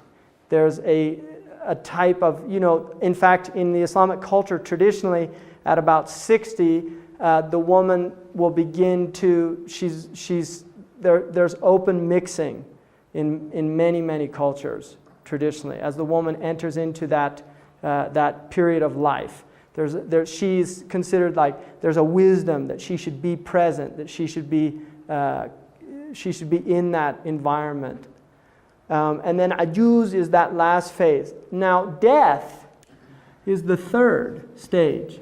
Now the Qur'an says some people die early and others, Allah gives them, extends their life. If a person dies before puberty, they're not taken into account at all. And they're considered for paradise generally. That is the majority view. If they die after puberty, they're taken into account for their actions. So death is the next. Now, just to give you a scenario of what the Muslims believe happens at death. At the initial point of death, it is believed that the spirit leaves the body and hovers above the body. Now, if you look at the word for spirit, in Arabic it is ruh, which comes from a word rih. Now, spiritus in Latin also comes from a word that means wind. The idea is that the wind is not something you see, but you feel its effects. You see its effects. You see the leaves moving. So the ruh is not something we can see, but we feel the effects of the soul. The soul is powerful. When the soul departs from the body, and one of the things highly encouraged in Islam is to wash dead bodies, right? Because you prepared for the prayer. It's very powerful, especially if you know the person, because you're in the presence. You see the absence of the soul. You see the absence of the soul. The body is there, but it is not, the soul is missing. That is not the same person that you knew in your life. It doesn't say that, let me figure out how to ask this question. How does one account for the apparent same phenomenon with animals? They die, they're animals. Because animals have soul as well, according to Islam. Okay. Yes, definitely. All things in the world are animated by spirit. Everything, including rocks. The Muslims believe that all the way down that there is a penetration of this divine substance that Allah has animated the world with. That's why everything is a sign of God. If not, if there wasn't this spiritual element within creation, then it would not be a sign of God. It would be absence. It would be death and other. So that's a good point. And Muslims believe that animals are raised up as well on the Day of Judgment. And Muslims believe that animals bear witness against people that abuse them. Right? Humane societies kind of have the hadith there, right? There's actually a hadith that the whole earth is raised up. And there's a hadith that people that oppress the earth will have 7 earths around their neck on the Day of Judgment. The Prophet said whoever pollutes a river is, it's like they're cursed to do something like that, to spoil something. He cursed anyone that took hunting as a sport. In other words, they didn't eat the food, they just went out and hunted animals. And he said that there's a reward in showing kindness to anything that has spirit. So, at the point of death, the soul hovers over, and according to the Muslims, the soul says, "Ajiruni, ajiruni," hasten this process, because this disengagement is very difficult for the soul to be separate from the body. And then, when the person is placed, they're washed, they're wrapped in a funeral shroud of white cloth. Males wash males, women wash women, unless it's husband and wife. But generally, males wash males, women wash women. And then the body is put into the grave. The grave is dirt. Muslims are not buried in coffins. You're buried in dirt. And it's going back to the earth. Now there is a hadith, there's a story that Hasan tells in his tafsir, Allahu A'lam, and concerning its validity, but it's told and it's an interesting story, that God sent the Israfil, which is Sarafael in the Bible, to go down and get earth, in which Adam would be made from. And the earth refused, which is kind of the nature of the earth, wanting to maintain the integrity, refused. And then so another angel went down, earth refused. And then the third angel, which is Azrael, the angel of death, went down and said, if you give this to me, I promise I'll return it to you. And so the earth was given. And the Prophet said that that the first soul, which contained all of creation, the first soul was created from all the earths of the world, from the white, the black, the red, the difficult, the easy, the fertile, the infertile, all of the earth's, the topsoil. And Adam, in Arabic, I mean, in Hebrew, one of the means is from blood, but one of the words in Arabic is tawny, and from the topsoil of the earth. So the idea is that the human being is from this topsoil. And so Azrael separates the soul from the body and returns the earth back. And you can look in terms of clay, man being created from clay, scientifically, secondarily, because everything that makes up our body is about 70% water, and the rest of it is coming from the earth through the animals and the vegetables that we eat, right? So we are literally made of earth, and we go back to earth. Cremation unaccepted? It's unaccepted in Islam, yes. Although there is an interesting hadith, which is a very sound hadith, of which a man, according to the Prophet Muhammad, a man cremated himself, and God still brought all of his parts together. And then he asked the man why he did it. And the man said that he was so afraid of the day of judgment. He was hoping that he wouldn't be resurrected. And so, according to the Prophet Muhammad, God forgave him for that? There's no embalming, I gather, then? No. Goes right back into the earth, and preferably the first day. At the point it enters into the grave, the next stage is the grave. It enters into what's called a barzakh, which is an inner space, and now it's no longer in a time-space continuum that we are in. And the soul is reunited with the body. I mean, it's not coming back to life. If you dig up the grave, this is going to be a dead person there. But the soul is reunited with the body, and consciousness is there. And then the grave is either a place in which a window is open to the garden, or a window is open to the fire, depending on the individual. And then there is a questioning in the grave. There are two angels, Munkar and Nakir, that come to the grave and question the people. The first question is, who is your Lord? And the second question is, who is your prophet? And the third question is, what is your religion? The fifth is what's called the nafkha.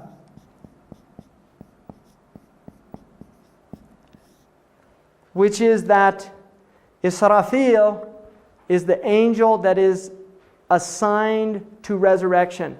The first nafkha, which is it means literally a blowing.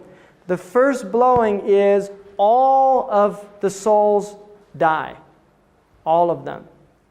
So there is an idea that life will stop.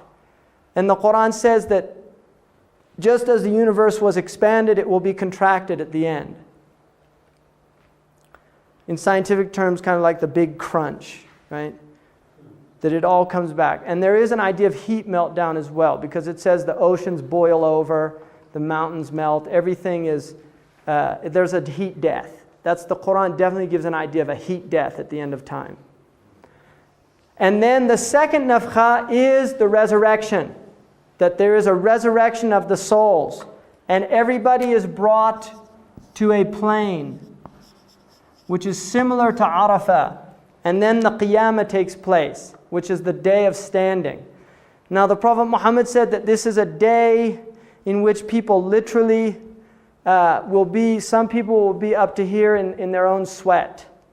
It's a very intense day of accountability. And everybody says, nafsi, nafsi. Everybody says, me. And there's a hadith that a child will go to the parent and say, help me, and the parent says, me. That this is a day in which everybody is concerned with their own souls. And then the next stage is what is called the reckoning.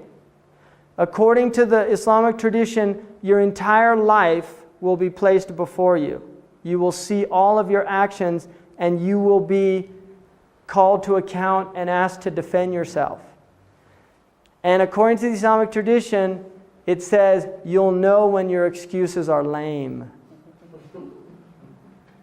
It says, إِنَّ الْإِنسَانَ عَلَى نَفْسِهِ بَصِيرًا وَلَوْ أَلْقَى مَعَاذِيرًا. On that day, the human being knows very clearly all of his... In other words, if you want to look at it in psychological terms, all of your defense mechanisms are suddenly removed. Your projection, your denial, all of these psychological mechanisms that we've used very well in this world to justify our actions are taken away from us. And it says in Surah Al-Qaf that on that day the veil is removed from your eyes and your eyesight is piercing. So you will see things very clear. And there is an idea that we all know in truth if we will reflect what we're up to. So each person is taken to account. And the Prophet Muhammad said that every people will be behind their prophet. So the people of Moses will be behind Moses, the people of Jesus behind Jesus, the people of Muhammad behind Muhammad, the people of Karl Marx behind Karl Marx. Everybody's going to be behind their imam, the one they took as their example in this world. And it's interesting because the Qur'an says that the oppressed will say to the oppressors, you got us here. And the oppressors will say, we didn't do anything, you followed us. And so there's this kind of conflict between them. And each one will say, I don't want anything to do with you in the next world. So there's an idea of really everybody awakens to the truth of their own souls, to the truth of their own selves. And then it's said that there is, after the reckoning, there's the weighing in the balance. Once everything has been shown, then actions are put into scales. And the scholars say Allah knows best what their reality. And if the right actions outweigh the bad, then you are given a book in your right hand, and is the book of your actions. And if the wrong actions outweigh, then you're given a book in your left hand. At that point, then you go to what is called a sirat,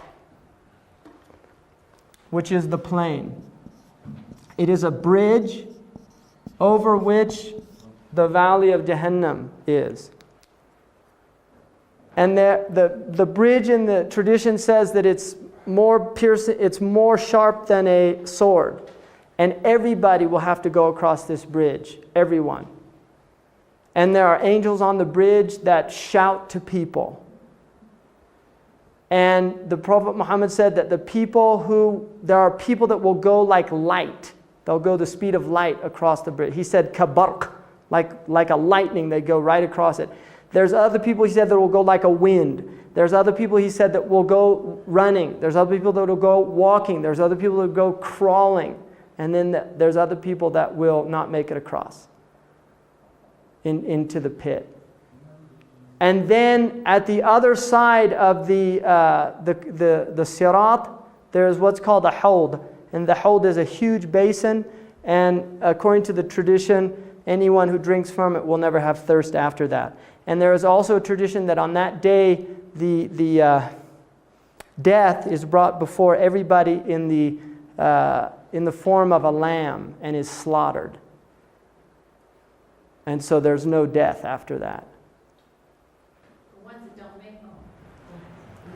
ones that don't make it across the thirsting percent. Thirsting. That's one of the. See, the idea is that only God can quench the thirst. And if one was attempting to quench the thirst in this world by other than God, then they failed in what their task was, which was to be quenched through closeness and not distance. So it goes back to this idea of rahmah, mercy, and wrath, that you bring wrath upon yourself. That's really the idea, that God is not punishing people to punish them. The people literally take themselves to their final destinies. That's very strong in the tradition. Now, some people will not abide in, there are people that leave it. There's an interesting tradition. I mean, this is just a story.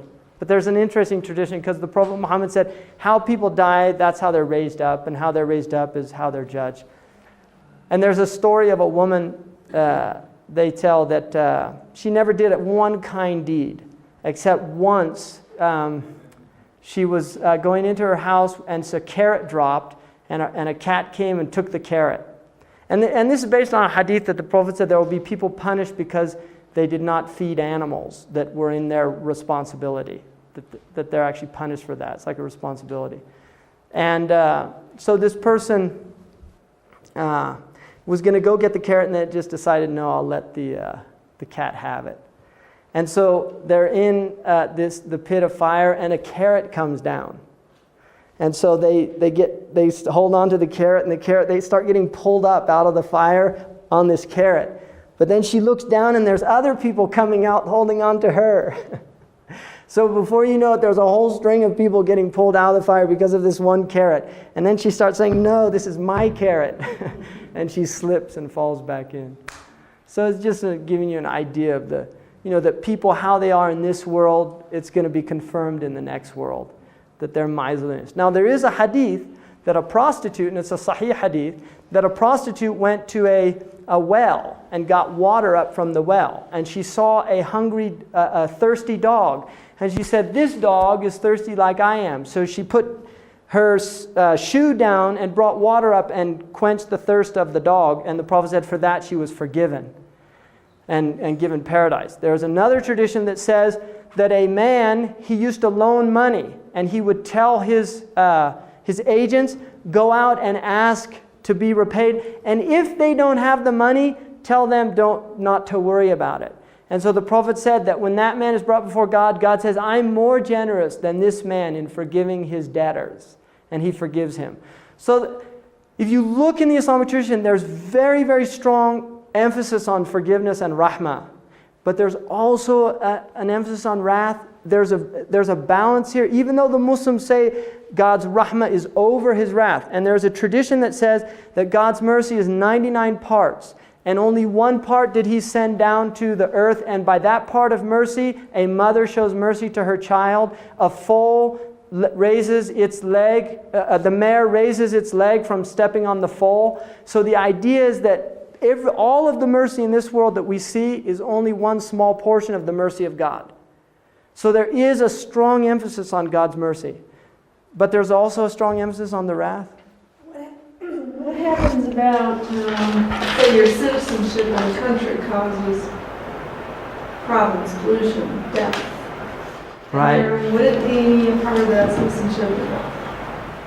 I think there's definitely accountability on all levels. Muslims believe in accountability, that complacency is, the Prophet said, being silent about something is showing contentment with it. So if you're silent about a thing, it means that you're complicit in the action. So unless to speak out against it would endanger your life. So there is an idea that people who feel that I can't, if I speak out, they're going to kill me or something like that, they're forgiven. Although the Prophet said the greatest jihad is to speak the truth in front of an unjust ruler. That is the greatest jihad.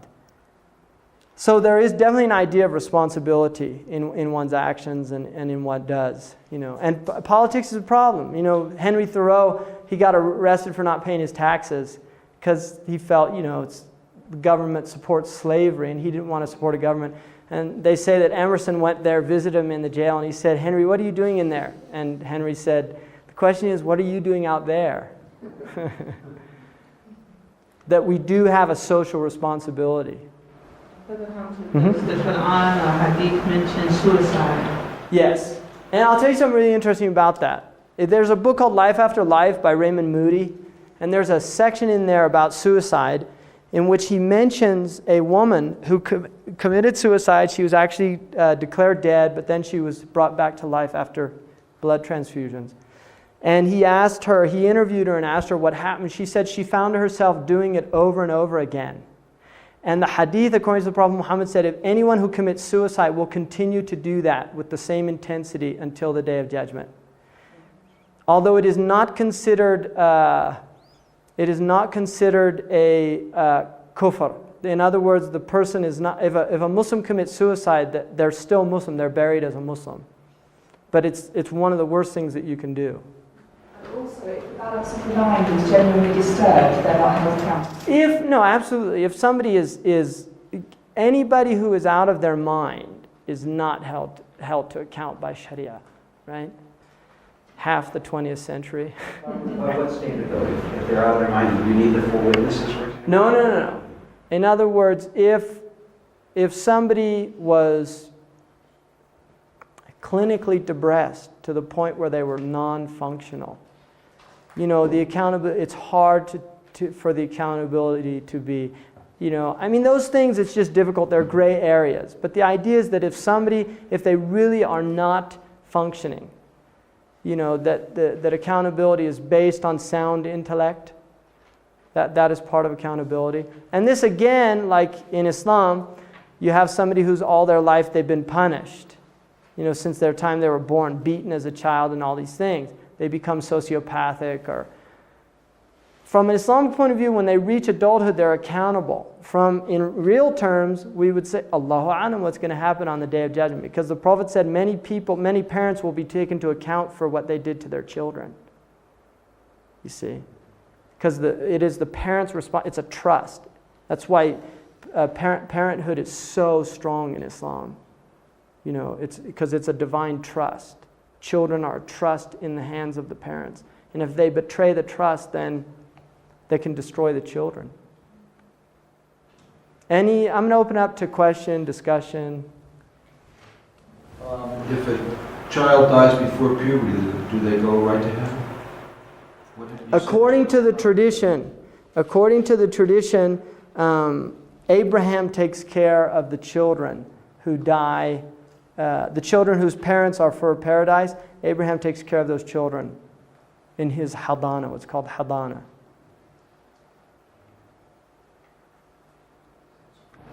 When the woman came with the doctors and asked forgiveness from Muhammad, it wasn't Muhammad who forgave. He can't forgive. Yeah, it's not like, in the Christian tradition, there's some verses that would indicate, like Jesus said, go and sin no more, for you're forgiven. And that was seen as kind of a blasphemy to the Jews. From the Muslim point of view, they would say, Allahu A'lam, if that is a true account of Jesus, they would say that is not Jesus forgiving, but rather God revealing to him that the woman's actions were forgiven. Because the Prophet did tell people they were forgiven. But he does not forgive. The Prophet does not absolve people's sins. It is God alone who forgives. The Prophet is seen as a human being. He's a man. He does not have divine, he is a human being like the rest of us in his human nature, but not like the rest of us in that he's a prophet. So some of them said, a ruby is a rock, but it's not like other rocks. It's a mineral, but it's not like other minerals. I'm having a tough time trying to reconcile the issue of slandering a prophet with equaling a death sentence in Islamic law with some of the things you just said, i.e. that prophets are merely men. And also something else that I think I've heard in the Hadith or the Qur'an, that people find God in their own time. It might be at 16 for this person, maybe at 40 years of age. So how, if that's true... Well, there would be no, because if you slander another human being, you're whipped in Islam. In other words, if I accuse somebody in here of adultery, the Islamic punishment is that I'm whipped. Okay. because that is prohibited to do that. And there's very severe consequences for it because of its impact on society. If you do something to a prophet, it's very serious, with the idea that the prophets are impeccable in their character, that they are people that have only brought good for human beings. And if you do want to say something about them, then you say it not in the public space, in the private space. In other words, that's again between you and God. But if you bring that out into the public space, then it creates a type of tension in the society that is very serious, according to the Muslims. Mm-hmm. And I'd like to add to that many of the people that persecuted the Prophet, he forgave them. absolutely physical persecution. Yeah, he forgave them. Became Muslims themselves. And he forgave them. Absolutely. Yeah. No, if it was a non-Muslim who did it, see, that's very different. If it's a non-Muslim who did it, it goes under a different category than if a Muslim did it. Do you see what I mean? In other words, this law relates to Muslims who say bad things about the Prophet ﷺ. Mm-hmm. I think also in terms of you reconciling and understanding what you said before about the entire Sharia being in place in an Islamic setting is a pretty important piece in terms of understanding how that can possibly be a reality for punishment. It's not like one of us here would blaspheme the Prophet and that would be a lot of punishment for Islamic law. I mean, maybe you just emphasize that. Yeah, no, that's a good point. So that does not hold for non-Islamic people? No, it's prohibited in Islamic law for a person to do that, to blaspheme any prophet, right? But for a Muslim, it's a death penalty. For a non-Muslim, they are tried, and if they become Muslim, right? If it was towards the Prophet Muhammad, then it's not. If they don't, and they say, that they adhere to that, because it's prohibited for the Muslims even to curse false gods in the Qur'an. It says, "لا تسبوا الذين يدعون من دون الله فيسبوا الله عدوا بغير علم." Do not curse the false gods of other people. And that came later. Initially, the Muslims were saying bad things about the gods. So even for a Muslim, they're not supposed to make fun of Hindu objects of worship. Right? Like laugh about Krishna or Vishnu or Shiva.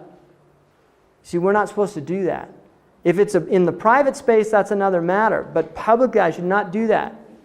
I should not disparage what other people hold sacred. Just to bring you back to where you started your talk, you see, these things happen in some Muslim societies, but that is not Islam. It may be Muslims who are completely getting wrong what Islam is supposed to be. Right. Uh-huh.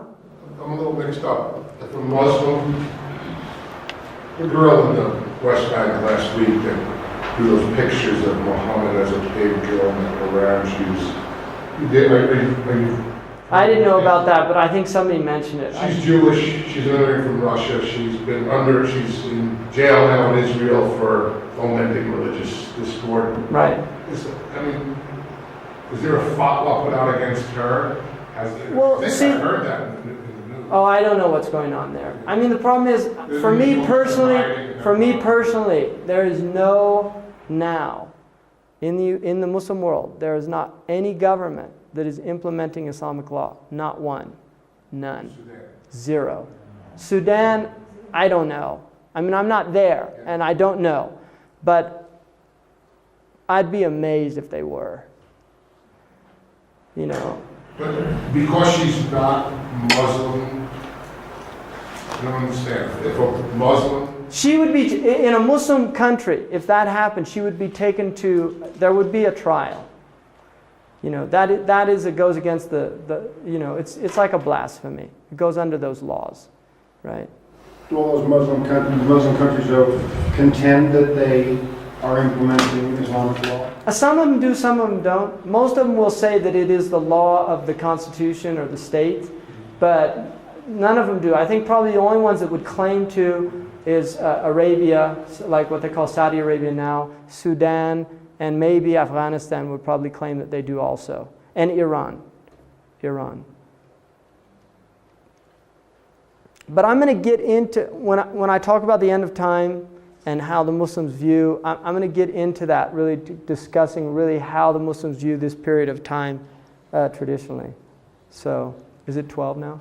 12:16. Okay. Well, thank you very much. And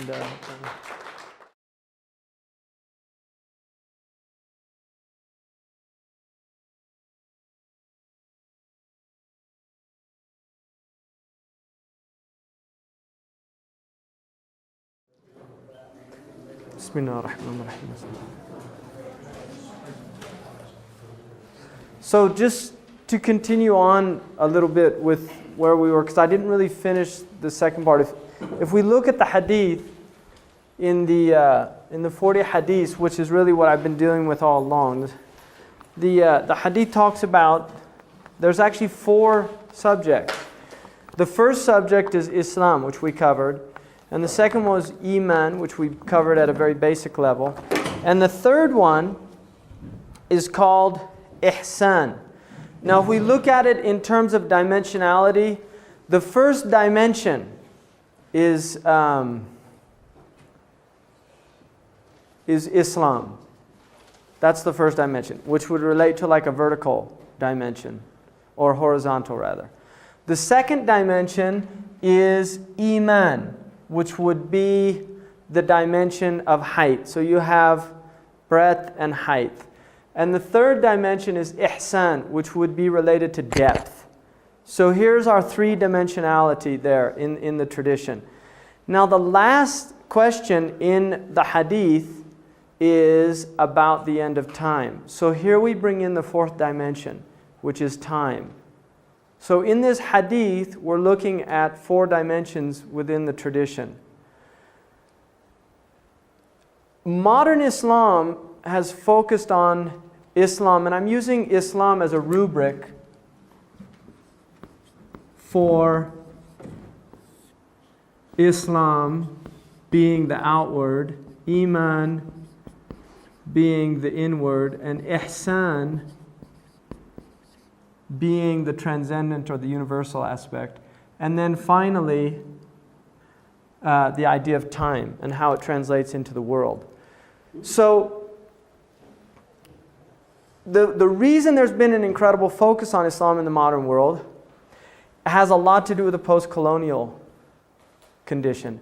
Now, if you look, the Muslims, unlike other traditions, were very successful. If you look at the first 13 years, there was tribulation, there was hardship. But after the first 13 years, you really have a religion that had an extraordinary amount of worldly success.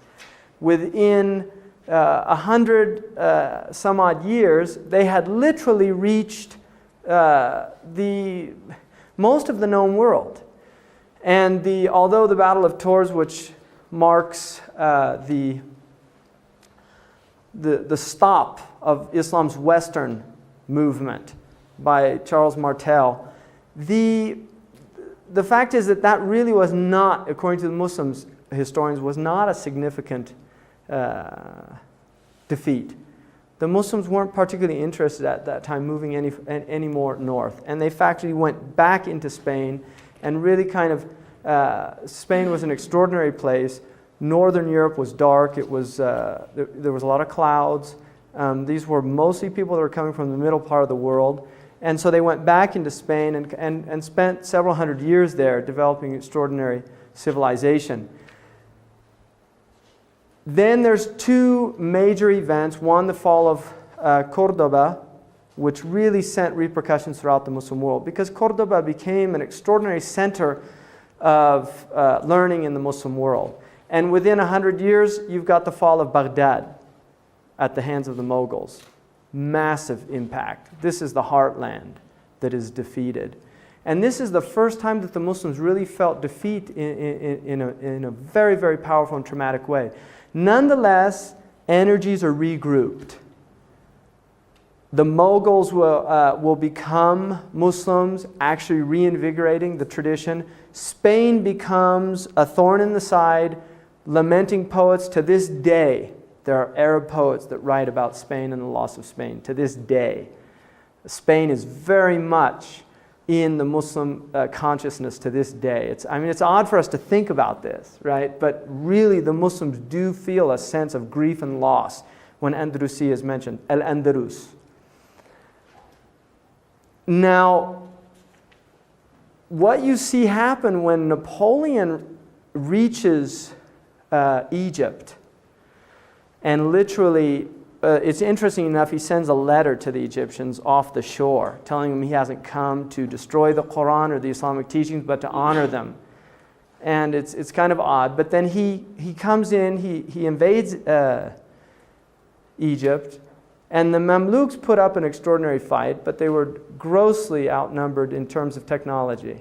The weaponry was much more sophisticated. You're dealing with people that were still fighting with swords and things, and they were coming up against very serious technological advancement. That, when Egypt feels that, right, Napoleon's eventually defeated in Palestine and moves back, but there is a very traumatic experience within the Muslim world, the idea of Egypt being attacked and actually for a short period of time succumbs to the colonial power. And you just start seeing the colonial incursion increasing. North Africa begins to become defeated, different places. Now, the Muslims were looking for a reason to try to understand this, because for centuries in their psyche, this is God's religion, we're the defenders of God's one true religion, right? And now we're actually being defeated. Different responses. Some of them said, clearly a sign of the end of time. There's a hadith which is a verifiable, sound hadith from the Prophet Muhammad. There will come a time in which the great nations of the West will attack my ummah and eat from them, in other words, devour their riches like people eat from a plate of food. Sound hadith. Many Muslims started using this to say, well, this is fulfillment of prophecy. Other Muslims said this is too defeatist and began to explain it in terms of technological superiority. What we did is we abandoned our tradition, right, of research, of trying to investigate the world. For the first 3-4 centuries of Islam, there was a lot of scientific development and achievement. In the 6th century, a theologian named Abu Hamid al-Ghazali wrote a book which was an attack on the philosophers, Tahafut al-Falasifa. The incoherence of the philosophers has a very strong impact in the Muslim world. The philosophers were not simply just how we view them now, but philosophers of those times were also scientists. There was natural philosophy. The book was a very strong attack on this tradition, saying that in a sense that people were investigating things that they really had no purpose investigating, that there was too much speculation, and that there were also elements involved in philosophy and the study of philosophy that led to a type of, well, could lead to disbelief potentially. So there is a refutation within 100 years by another great philosopher, theologian, and jurist like al-Ghazali, who himself was very well versed in the philosophy of his time. Ibn Rushd, who's called Averroes, and he wrote a book, Tahafut al-Tahafut, the incoherence of the incoherence, which was his attack on Imam Al-Ghazali. This book is rejected in the Muslim world.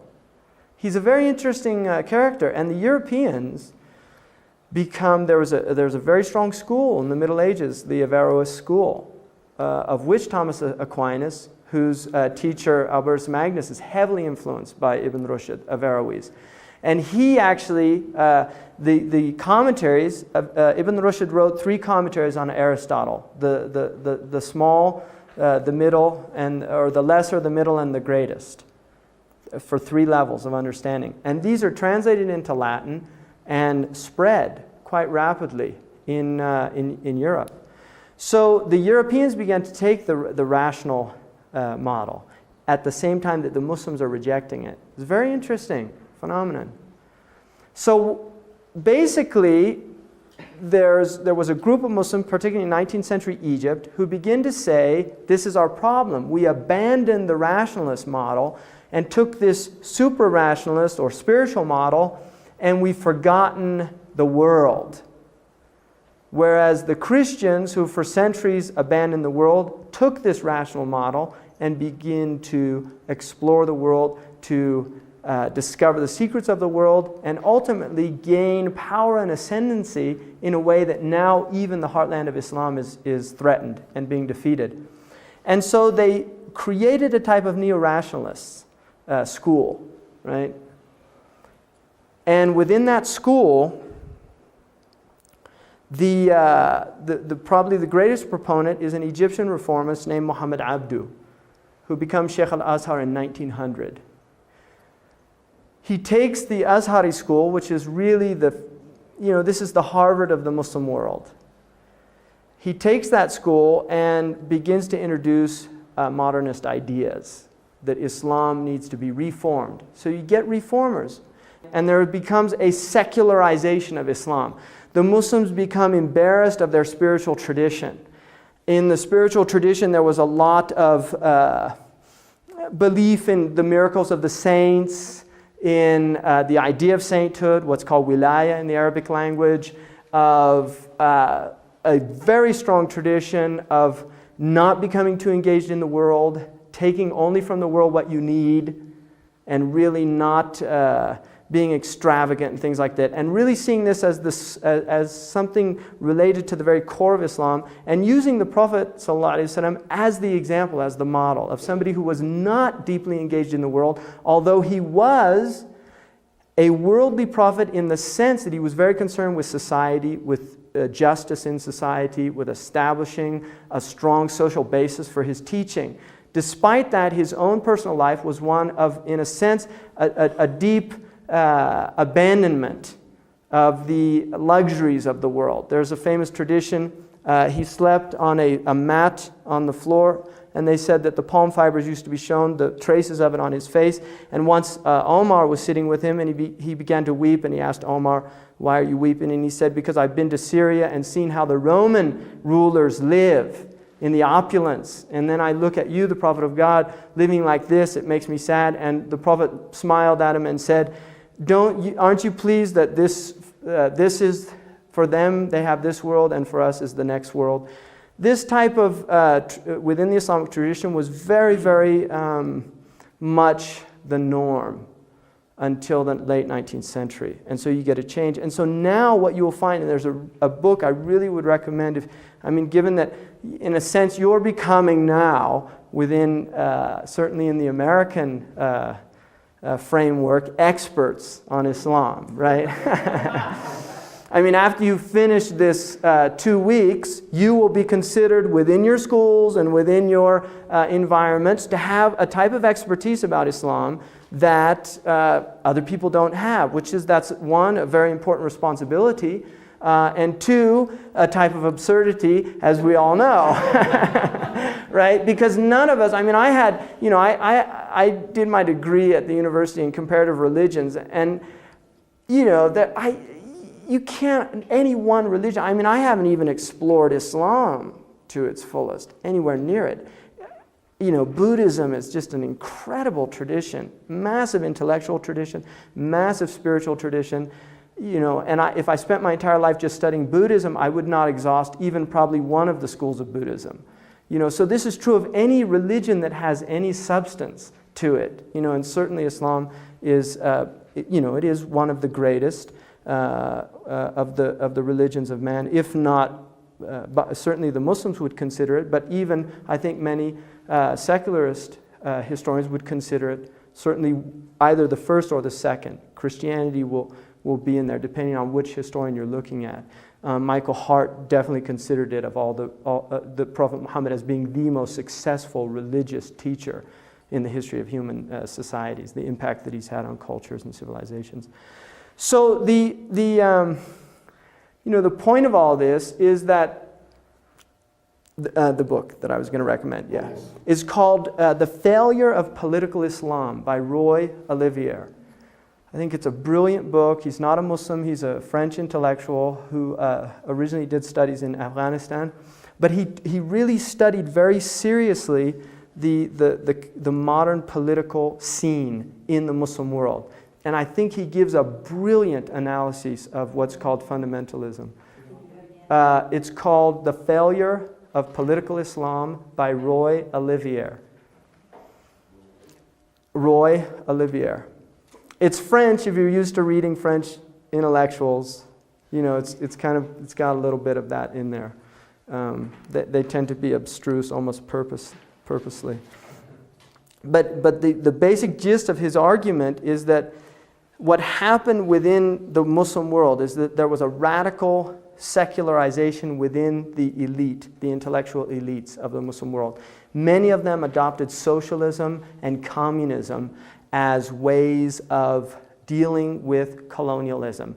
You will see Algeria is a good example of this, right? Ahmed Ben Bella, Boumediene. These are, you know, the revolutionaries that free their countries from the yoke of colonialism. Another example is Libya, right? The Jamahiriya. I mean, he's a socialist in his views. Jamal Abdel Nasser, who's kind of switching back and forth, but basically a socialist worldview.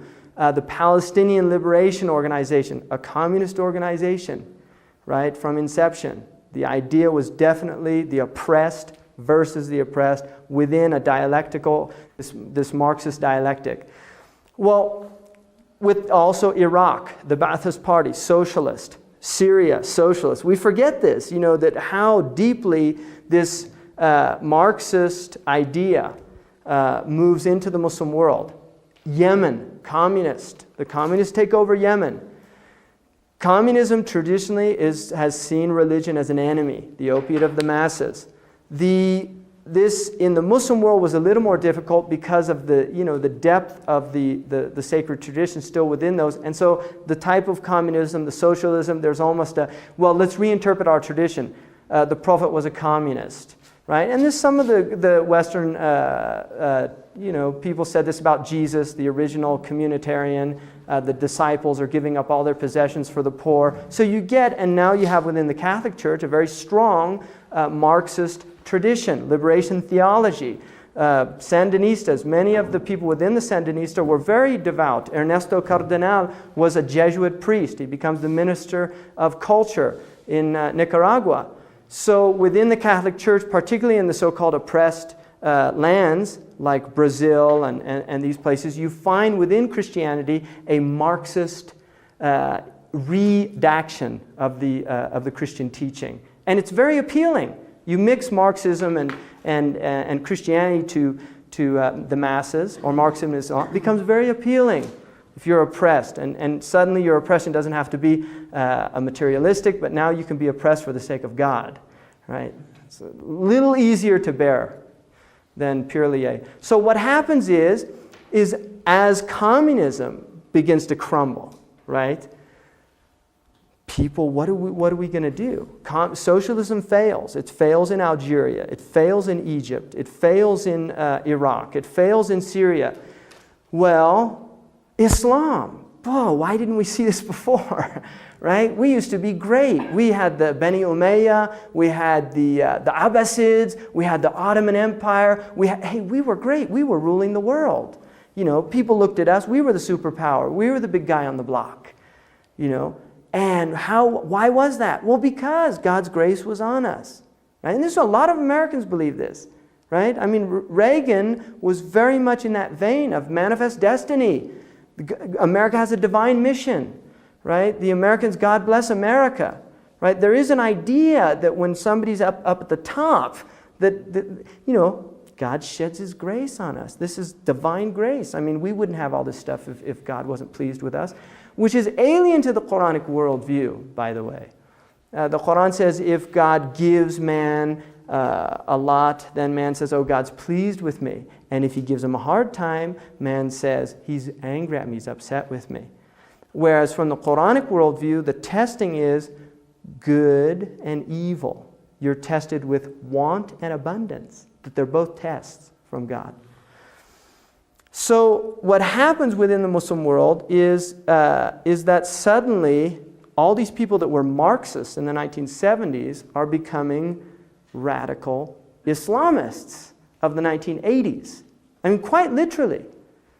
And you change the vocabulary because it's very similar. Political slogans aren't that different. I mean, you could start shouting about freedom in Islam. Well, you can shout about freedom as a communist, and Not a whole lot of difference. And so what happens is you get a lot of young people coming into these movements, these political movements, that are basically emphasizing social justice. Very little emphasis on the traditional teaching of Islam, which deals with 3 dimensions. There is a focus on one dimension, which is Islam. And this is why you have a great deal of one-dimensional Islam in the Muslim world. The problem with focusing on one dimension, and particularly the outward dimension, is religious people are very often unpleasant people to be around, right? That has been my experience. My life on this planet, some of the worst people that I've ever been around are religious people, and feeling much more comfortable with a secular humanist. Although I've been around some very rabid fundamentalist secular humanists as well, right? Because you get both sides. But I think definitely within the religious tradition, the great danger of religion is religiosity, right? With self-righteousness, with being judgmental, with suddenly, I'm right, you're all wrong. God's on my side, He's not on your side. This is a real trap for any practitioner of a religious teaching. And it is certainly a trap within the Islamic tradition, just as it is in every other tradition. I don't sense in any way that it was the spirit of the Prophet Muhammad's teaching. I'll give you an example of one of the tabi'een, second generation, to ask one of the Sahaba. He said, we had a woman who died amongst us who died without a mahram. And in other words, she didn't have a relative. She was living alone. And he said, so should we wash her and bury her? And the man just said to her, we didn't make things that difficult during the time of the Prophet sallallahu alaihi wasallam. In other words, bury the poor woman, and give me a break, right? In other words, what happens is the spirit of the law gets lost with the letter of the law. And Islam is a tradition that really is trying to unify the idea of the spirit of the law and the letter of the law. That you cannot have one without the other. If there's too much justice, you end up with wrath. If there's too much mercy, you end up with a type of social chaos. So the Islamic teaching is trying to join these two. The problem with a modern Islam is there is a massive focus on wrath, on anger. And this is what would be termed in the Nietzschean worldview as the slave mentality of resentment. That the oppressed suddenly has a special status within human society because of the experience of suffering. I am suffering and you are not. Therefore, I am ipso facto better than you. Right? This is a real trap in the human psyche. You see, because you're not suffering the way I am, I'm better than you. And no moral superiority, no superiority of action, simply by the one fundamental issue of suffering. And this is a trap, and this is what Roy Olivier says is the real crisis of the Muslim world, as long as they stay in this framework, as long as they have this mentality, they can't pull themselves up. It's a completely disempowering condition to be in. You see, this is what Warithuddin Muhammad, W.D. Muhammad once said, talking about within this culture, for the African American to be demanding reparations, to be demanding, I've got 400 years of injustice, and I'm not going to do anything until you rectify the wrongs that have been done to me. What W.D. Muhammad said about that, he said, this is like a man who's literally been mugged. He's left there dying on the ground. A man comes and offers him his hand to pick him up, and he says, no, I'm not getting up until the guy that did this comes back and apologizes to me. That is a disempowering situation, because the guy that did that is most likely not going to come back and apologize to you, and you will wallow in your self-pity because people are not going to help you up. Right? And this is really, in many ways, I think, the condition of the Muslim world. So I've just kind of put this in a context in order to go into the next realm of Islam, which is called Ihsaan, because it is probably, of all the teachings of Islam, the most forgotten.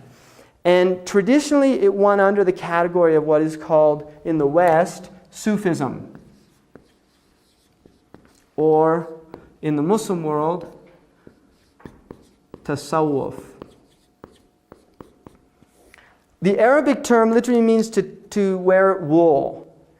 The idea was that some of the early peoples wore wool as a type of declaration of their position in the world. Wool is not a very comfortable garment. It's kind of a rough. And so the idea is that there was kind of I'm going to deal with the world, in a sense of just dealing by really giving it up, in a sense. And so there's an idea of zuhud, or doing without, or giving up.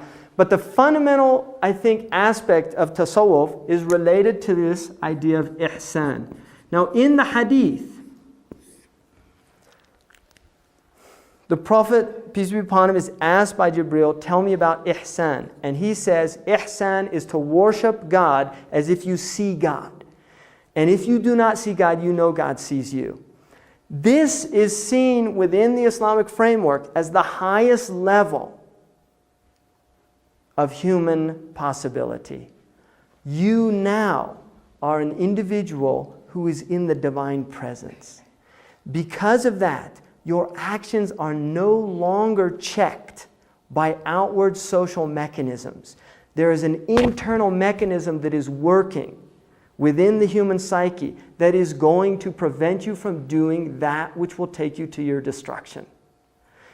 If you want to look at it in materialistic terms, you could see it as always really interesting. There's a guy here in New Mexico. He was driving with everybody else about 80 miles per hour. They saw one of the New Mexican police, and everybody slowed down except this guy. He just kept zooming along at 80 miles per hour. Cop turns on his light, pulls him down. He said, why didn't you slow down like everybody else? He said, I didn't want to be a hypocrite. Right? The idea is that why is it that in the presence of authority, suddenly our actions are checked? Why is that? What's going on in the human psyche? Well, punishment. I don't want a $300 speeding ticket. There's one motivation. Reminder, oh God, I'm speeding, and there's the authority. He reminds me. That's probably a smaller percentage of individuals, but I'm certain there are some people that, wow, I'm really going fast. They see the police officer, and it reminds them of their actions. So there are many things going on, right? This idea of being checked from the outside is related to what anthropologists term shame cultures. Right? Anthropologists divide cultures into shame and guilt cultures. And they have an idea that guilt cultures are higher. Like the Western culture would be seen as a guilt culture. Many African cultures would be considered shame cultures. A guilt culture is a culture where there's an internal mechanism going on. I feel bad if I'm doing wrong. A shame culture is a culture where, oh my God, so-and-so is seeing me. He's going to tell so-and-so. In other words, there's an external mechanism that's checking my actions. From the Islamic viewpoint, Islam is a shame religion, but it is not the society that you want to check your action. It is the fact that you are being watched by God. And this is why ihsan is related to seeing. In other words, you feel the presence of God and you feel ashamed before God to be doing an action that would be displeasing to God. This is the idea of shame. And the Prophet said, every tradition has a characteristic, and the characteristic of my tradition is shame. But it is not shame before the society, it is shame before God. And one of the things is that the Prophet said, feel shame before the angels. That there are angels, there's an angelic presence that when we do things. And many people, it's interesting, but many people are ashamed. They do things. I had a friend who worked in a video store, and he was telling me how people that came in for pornographic films would always use these euphemisms. When they would ask to where the section, if they couldn't find it, or do you have these things, right? And he said that he could see that a lot of times they would walk around and they'd be embarrassed to come up and just say to them, because there is a sense of shame. There's still within our culture certain mechanisms in the culture that people feel shame about certain things. And one of them would be that. There are many examples of that. And we're a culture also that in many ways is throwing off the garments of shame. I mean, we're losing that sense too, as the Christian influence in this culture, the Judaic Christian influence in this culture diminishes. So, if you look at the root of this word here, ihsan, it is literally to make beautiful. To make something beautiful. And it's interesting about the three words of Islam, Iman, and Ihsan. They're all on the same form in the Arabic language. I told you there were 15 verbal forms. They're on the fourth form, which is a doing, making something happen. So Islam is making submission happen. You are making it happen. Iman is making faith happen. You are making it happen. Ihsan is making beauty happen. Now here's an idea. There's an ethicist, an American ethicist, Chisholm, who his ethical theory was that ethics is nothing other than aesthetics, that ethics is really a branch of aesthetics. In other words, that an ethical act is a beautiful act. And this is why people recognize it. You know, what a wonderful thing that person did. That was a beautiful thing to do, right?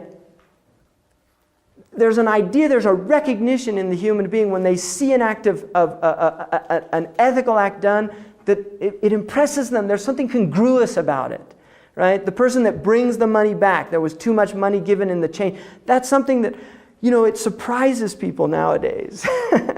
Hey, thank you, you know, like that. It's a shock. Well, there's an idea there that there's a harmony, that something's incongruous. There's something that is not harmonious that occurs in an unethical act, and that what an ethical act does is it returns that harmony to the act itself. Now the word is Hasan, comes from Hasan. Now the interesting thing, there are many ways to say beautiful in Arabic, and one of them is Jamal, and we talked about that, Jamal and Jalal, Jamal. Jamal, now does anybody know the Arabic word for camel? Camel? Jamal, right? Camel is from Jamal, because the Egyptians say Gamal. They pronounce the jim Gamal. So when the Europeans first heard it, they heard Gamal, camel, right? So camel is from Jamal. Jamal, in the Arabic language, when you say hiya jamilatun, she's beautiful, what you're saying is her nose is beautiful. Because the Arabs, if you look at a camel, it's got a very beautiful nose, right? So for the Arabs, the beauty of the camel is the nose, right? Hasan relates to the eye. When you call somebody Hasanul Hay'a, they have beauty, it relates to the eye. Husna is beauty in the eye. You see, the Arabs have many, many words to their very specific language, right? There's a word for a table that has food on it called Ma'idah. If it doesn't have food, it's called Khawan. So they get very specific. So Hasan relates to the eye. Now it's interesting that the idea of Ihsan is seeing. There is an idea that the human being recognizes beauty, that we are beauty recognizers, that there's something within our neurological or spiritual or psychosocial character that recognizes beauty. But it is not enough, according to the Islamic tradition, to recognize beauty. You must also be a beauty producer. You must be contributing yourselves. This can only occur with spiritual development. Now, the Muslims would say some people are born with pure hearts. The traditional Muslim scholars say there are some people that are born with good hearts. They don't need a lot of work on their hearts. They have a type of selfless nature. They will prefer, they will give, they will do these things. Now, a materialist might look at these things very cynically, right? In fact, there's a principle in philosophy called the hedonistic principle, which is that people really only do good things because it makes them feel good. So there's a type of pleasure that one derives out of doing good things. And this is the way many people will interpret a good act, that they're really doing it for themselves. Right? From the Muslim point of view, that's not really, it's almost irrelevant. That, in other words, that the idea of doing good, that if you do feel good, that is something that God, that is another divine mechanism that would encourage one to do this. And the Muslims would say that really, in a sense, that a person will not be fulfilled in life until they become somebody who is a muhsin. If you look throughout the Qur'an, again and again, you will come to this idea of Allah loves the beauty makers. Allah loves the muhsinin. Allah is with the muhsinin. Many, many verses that deal with this idea of ihsan. If you look at the Muslim world traditionally, and I think also many aspects of the Christian world, of the Chinese world, you will see a desire to embellish, a desire to make something beautiful. From the Muslim point of view, that is a spiritual organ in the human being, which is manifesting in the world. And so the idea of building a mosque that is not simply a place of worship, but also there is something aesthetic. When the individual enters into the sacred space, they recognize something beautiful about that. And it can be in simplicity. It doesn't have to be this massive ornamentation. No, it can be quite simple.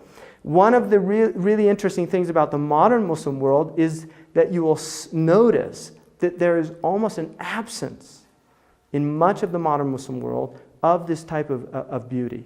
It's quite sad. Plastic, these plastic wall things to hang on your wall that have Qur'an on them.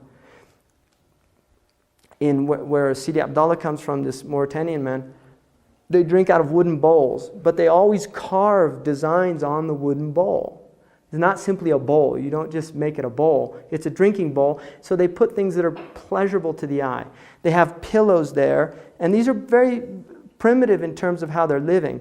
They have these pillows that are made out of leather, but the women design these really incredibly beautiful patterns on the pillow. So the pillow is not just functional, right? The Bauhausian type of just functionality, right? That has something essentially ugly in its nature. It's more than functional. It is also life-enhancing. It embellishes one's life on earth.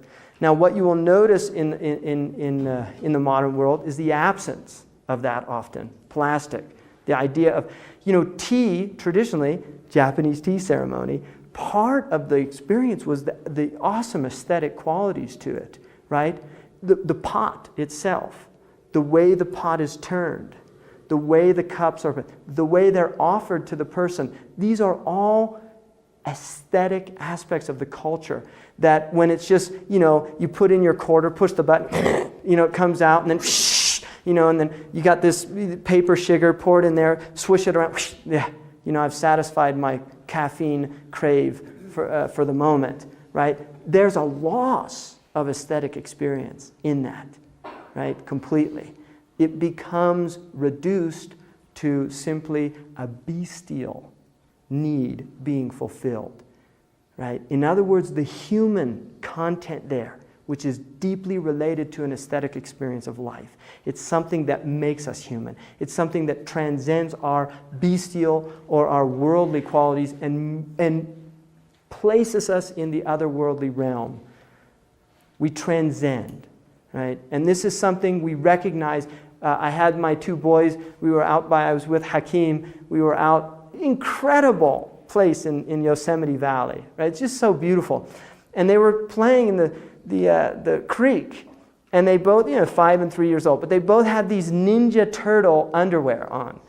And I said, that underwear looks so incongruous. Right? It just was aesthetically, it was ugly, wasn't it? You were there with me, Hakeem. So I went and I took their underpants off, and I let them play around naked, and it was beautiful. Right? In other words, it was very interesting. Why is that? What is it in ourselves that we recognize that when we see it?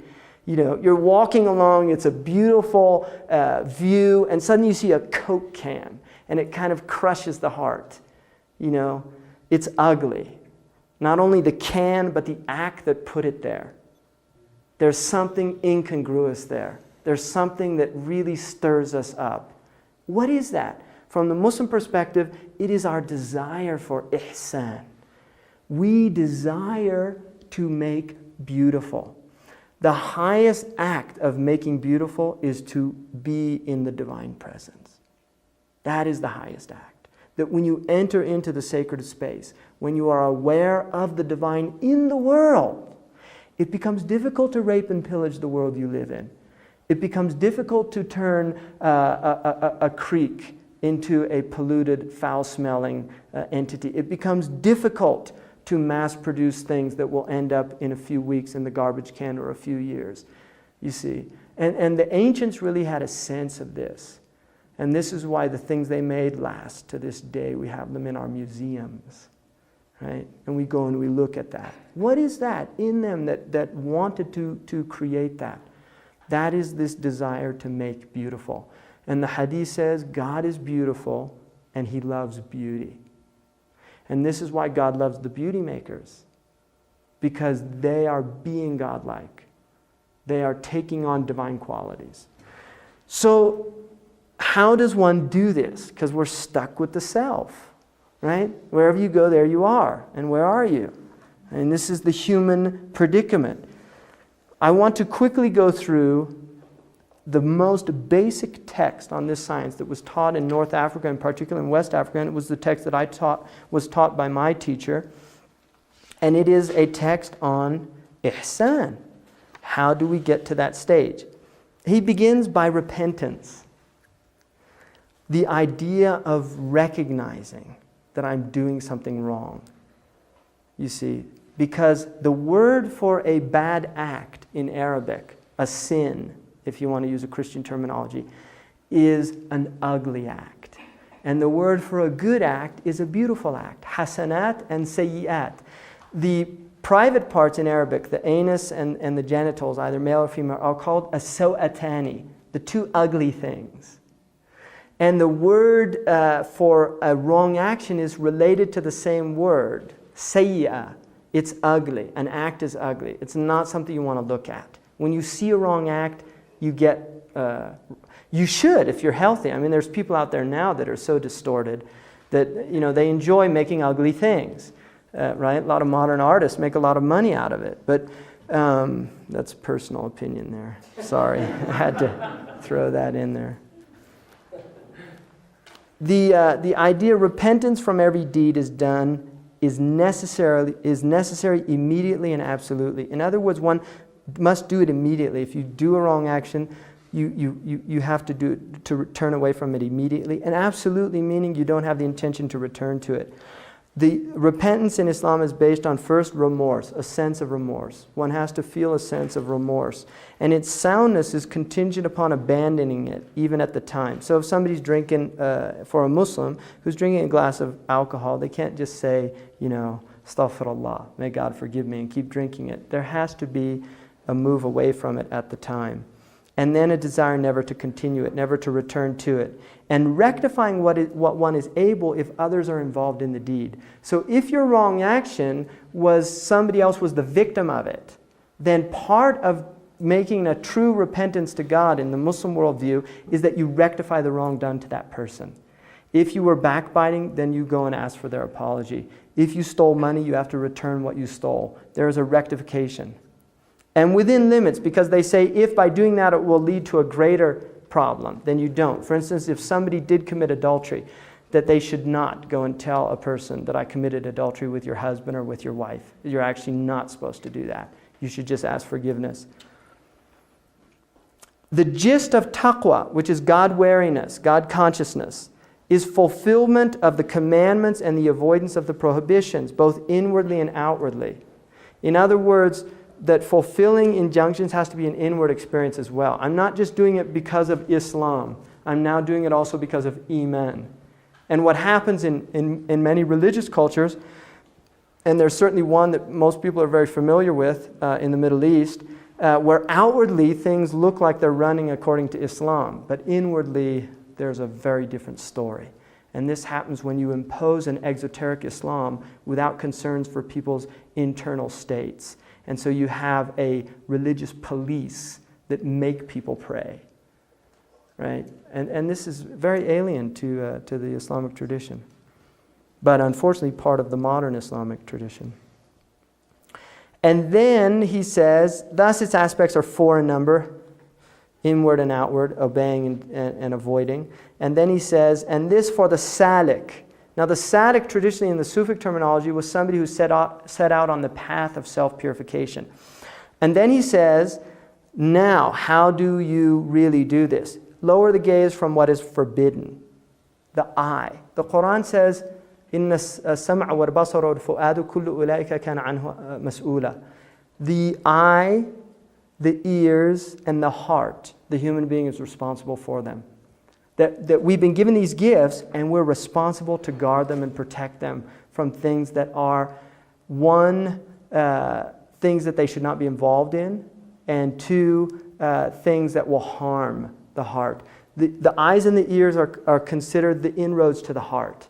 And the heart, according to the Muslims, is like a city. And it's protected by the boundaries of the 7 limbs. The feet, the hands, the mouth, the ears, the eyes, the stomach, the genitals. That these are the inroads to the corruption of the city. And the city in its essence is pure. And that if we do wrong actions, we begin to corrupt the heart. And the Prophet said that there is a black spot on the heart. And some would say this is, similar to the Christian religious idea of original sin. There is an idea in the Islamic tradition that there is, within the human being, potential for darkness. That there is a black spot on the heart. If one does wrong actions, it begins to grow, right, metaphorically, until the entire spiritual heart becomes black. So there is an idea that the heart can grow black. And this is what you call, in our tradition, a black-hearted, hard-hearted person. Somebody who's just done so much wrong that the heart has become opaque, that light does not penetrate that type of heart. Many, many people like that in this world, unfortunately. And then prevents his ears from hearing offensive speech, such as backbiting, malicious slander, false testimony, and lying. The Prophet Muhammad said, if you listen to backbiting, then you're partaking in it, because you've become the vesicle for the vesicle for the actual poison. You take in that poison. And so if somebody backbites, the Muslim is encouraged to say, I don't want to hear this. I don't want to hear this. Or should we really be talking about this? And the Prophet was asked what was backbiting. He said backbiting is to mention your brother or sister in a way that had they been in your presence, they would have detested it. And one of his companions said, what if it was true? And he said, no, that's only if it was true. If it was false, that's calumny. Right? So backbiting is saying true things about people that are unpleasant. And we know the insidious effects that it has within our workspaces and within our, right? And one of the Muslim Sufis once said, whenever you hear somebody backbiting to you about somebody else, be sure that he's going to be backbiting about you to somebody else, right? Because it's nature, right? There's a nature there that's emerging, that's showing up. And then he says, it is more obvious that the tongue should abandon what was mentioned. In other words, if it's prohibited to listen to these things, how much greater is it to be the one who's perpetrating or speaking about it? Now, obviously, there are circumstances in the Islamic tradition where you can say things about people, like bearing witness against them in a court of law, asking a position. If somebody asks you, if you had business transactions with somebody who cheated you, and somebody says, listen, I'm thinking about going into business with so-and-so, how was your experience with them? You're obligated to tell them, I had a bad experience with them, with the condition that you don't embellish it. And by the way, he drinks too, right? So he must protect his stomach from the haram. In other words, one has to guard one's stomach from what was prohibited. For the Muslim, this is part of, and it's interesting, the idea of you are what you eat is actually quite classic. In the book on the medicine of the Prophet by Ibn Qayyim al-Jawziyah, which is a medieval text on prophetic medicine, he said one of the reasons why vicious animals, their meat was prohibited is because you don't want to take on the qualities of that animal, right? Like a lion or a tiger. And so the idea of guarding one's stomach. Now, obviously, pig and alcohol are absolutely prohibited for the Muslim, but this also involves food that was acquired through prohibited means. And really strong in the Islamic tradition to avoid buying food with money that was not, because that would make the food prohibited as well. And there is a tradition that, the Prophet Muhammad said, whoever eats the haram, then his body that grows from that, the fire is more worthy of it. In other words, that what you eat is very important. The early Muslims, Imam Al-Qushayri said, they were more concerned about what they put into their stomach than about any other single practice that they were doing other than the obligatory prayer and things like that. That they were very, very wary about just guarding what they ate. There's a wonderful book for people who like books called A Diet for a New America by John Robbins. Now, one of the things that he says in there that I think is really interesting is he says the fact that the animals in this country they are literally terrorized. He called it animal Auschwitzes, right? Where they live in terror constantly. And he said that there's a reality to that, this animal has a psyche, it has feelings. Animals do have emotions. And there's a reality to putting that out into the meat. That you're consuming an animal who has lived in terror all its life. Like veal, their short, terrified lives. And he felt that there is something that does affect us. And he thought a lot of the anxiety of the American people and a lot of the fears within our culture are related to the fact that we're eating this stuff. It's a really interesting book. It's not a crazy book, I don't think, at all. It's a very thoughtful and interesting book for people. A Diet for a New America by John Robbins. He was the Baskin and Robbins. He was one of the heirs to that empire, and he kind of gave it up. He went on a real tirade against the meat and dairy industry. And it's interesting how powerful that industry is, right, in this country, because a lot of you probably know, being teachers, that, we were indoctrinated as children. You had the 4 food groups. Totally unscientific. Everybody knew it was, but that's what we were told, 4 food groups. Well, the National Academy for Health decided to, upgrade it, make it more scientific. Well, they did their food pyramid, which had meat and dairy, this tiny little thing up there, and the meat and dairy lobby getting infuriated by this, lobbied heavily, and actually changed the pyramid. So now we're looking at a pyramid that has a bigger chunk of meat and dairy, not based on any scientific ground, but purely based on the power of one group to lobby in Washington. Very interesting. He stops all matters until he ascertains the judgment Allah has decreed concerning them. This is the idea of taqwa, of wariness, to find out what is the hukm, what is the judgment in this thing. If I'm going to buy and sell, because in Islam there's things that you can't sell or buy, like things that don't benefit people. Right? So there goes 2/3 of American industry, right? Walmart's down the drain, right? He purifies his heart from showing off. Big problem. What's called riya, which is doing something to be seen by others. And it's only related to religious matters, spiritual matters. In other words, if somebody's showing off of their athletic ability, that in Islam it's unencouraged, but it's not prohibited. It's just seen as kind of but it's not prohibited. What is prohibited is doing it when it relates to worship. That is absolutely prohibited. And according to the Islamic tradition, God will have nothing to do with that action if it's done for the sake of others. And then envy, hasad.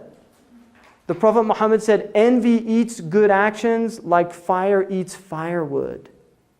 Envy, there's a really interesting book called Envy Towards a Social Theory, which German philosopher, he's saying that envy is the single most destructive element in human societies. And one of the interesting things he points out is that primitive cultures are envy-based cultures, which he feels is one of the reasons because they've been unable to sublimate envy, that they're left in a primitive condition. That civilization, according to this man, is based on individuals sublimating envy.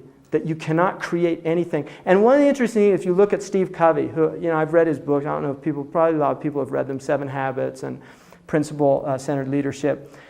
One of the things very clearly is what he's doing is he's taking religious principles and he's secularizing them and he's introducing them into the workspace because Japanese work together.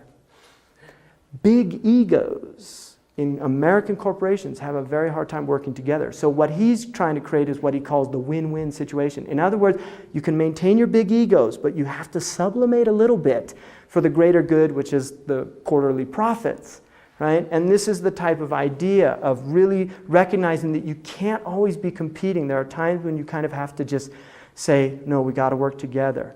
So envy is a very serious problem in human societies. And I know teachers are affected by this.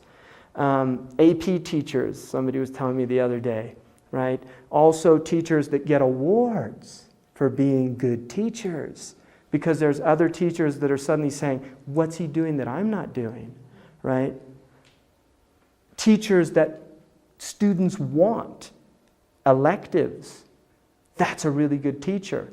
There's real problems with that. You know, I mean, I know a lot of you felt the brunt of that because, I have in my own life, I've seen that people get really envious of something that from the Muslim point of view is just, it's a gift. You know, you're sharing a gift, right? It's not something, oh, look at me, how wonderful. No, if somebody has a talent, it's a gift from God. And what you do is you share it with others. And if you can see it that way, this is something God has given that person. You know, this is a gift. And once you see that God is the giver of gifts, right, then you recognize, well, I'm happy for that person. And you have your own gifts because each person has their own areas of possibility. And envy really destroys. You can't overcome that. You can't become, because what happens with the envier is they're unable to achieve what that person who is the victim of their envy has achieved. They're unable to. It literally will prevent them from doing it.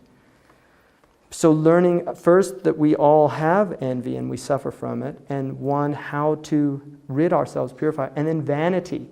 Vanity, according to the people of this science, is when you see the gift, but you don't see the giver of gifts.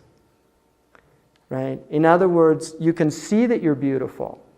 Right? For a woman or a man who's been given physical beauty, they see the beauty, but they forget, who gave you that?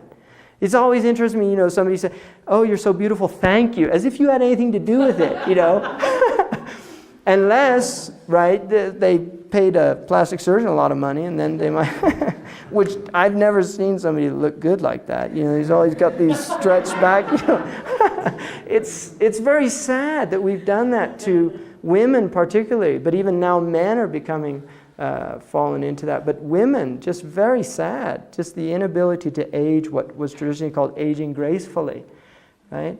That there's a beauty in age, that it's not ugly. And what I've noticed is that people that accept their age, that it is beautiful, and people that don't, you can see there's something, you can see a type of darkness there just as a result of their fears and their own insecurities. All that. And then we live in a country whose, according to Oscar Wilde, their oldest tradition is youth. We're in a country that really worships, youth. It goes back to our Greek roots as well. But there's certainly, but I also think it's part of the movement, because our Christian tradition was very down on the body. As we've kind of now uprooting our Christian roots, there's a celebration of the body. And the body is certainly much more attractive in youth than it is in later age. Right? But it's very sad. There's what's the book about Ophelia? Reviving Ophelia. Tragic. These young girls, just tragic. Having to have as models, role models, these anorexic models that suffer, right, to maintain those physiques and to maintain that. And this is what's being put out as this is what you have to look like if you're going to be attractive and accepted in this community.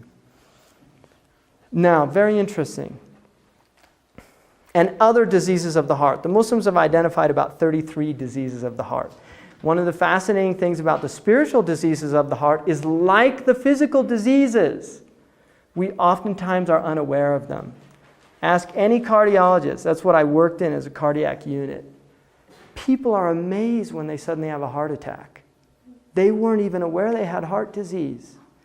And the spiritual heart is very much like that. There are many people that don't know that they're arrogant. And this is why there's a tradition that says arrogance in the presence of an arrogant person is worship. In other words, let them know what it feels like. You know, that there's a type of blessing in that to an arrogant person, to let them know, let them feel the brunt of arrogance, right? Because many arrogant people are completely unaware of their arrogance. I didn't get that. Explain that again. About what? What you just said about An arrogant person? showing the arrogant person. In other words, if somebody's being arrogant with you, that you one-up them. One of the Arab poets said, أَلَا لَا يَجْهَلَنَّ أَحَدٌ عَلَيْنَا فَنَجْهَلَ فَوْقَ جَهْلِ الْجَاهِلِينَ. If anybody's going to be arrogant with me, I'm going to show him an arrogance he'll never forget. Right? And the idea is, it's like a medicine. You know, you're just giving them a little taste. You know, how did you like it? You know, because a lot of people are very unaware of that state, and it's a very unfortunate ailment of the heart. And it can be cured. All these diseases, according to the Muslims, are curable. The fountainhead. And then he says, and know that the source of all these infirmities. Now he's going to, instead of going into the 33, he's going to tell you what is the root cause. So if you can work on the root, you don't have to worry about the branches. You can uproot it all. You get the weed by the roots, the weed dies. The fountainhead of all misdeeds here, that the source of all these infirmities, love of leadership and procrastination. The idea is love of leadership is me. I want to be in charge. I want to be the one ahead. I want to be the one. And this is more subtle than wanting to be the president or wanting to be, you know, it's about wanting a position in the eyes of others. It's about wanting to have a position. Jah, what they call hubb al-jah. The Prophet said, love of wealth and love of position amongst people is more dangerous to the religion of an individual than 2 hungry wolves in the midst of sheep. And procrastination is related to, according to the Islamic tradition, the ultimate procrastination, which is the next world, with death. Putting off the idea of death. I'm not going to think about it. Let's not talk about it. There is a very important spiritual practice in the Islamic tradition and in other traditions of contemplating death, reflecting about death every day, taking some time and thinking about going into non-existence, right? And the idea is that it's a waking up, it's a pattern break, because life, we get this idea that we're going on forever, right? And even as the body begins to wane, we still, it's just hard to keep that in focus, that we do die. And the idea is that if you can become aware of your death, then experiences with people become more important. That the moments that we live, the moments that we share with our family are more important. The idea that death is something that can take us at any time, that can seize us at any time. It's not a morbid type of you start wearing black and no. The idea is literally of becoming really aware of one's mortality in a way that enables one to live in the world and be free. And really this is the idea that through acceptance of death is the ultimate freedom. As long as you're afraid of death, everything will cause fear. Fear of provision, fear of insecurity, all these things. That if you can accept one's death, then you can accept anything.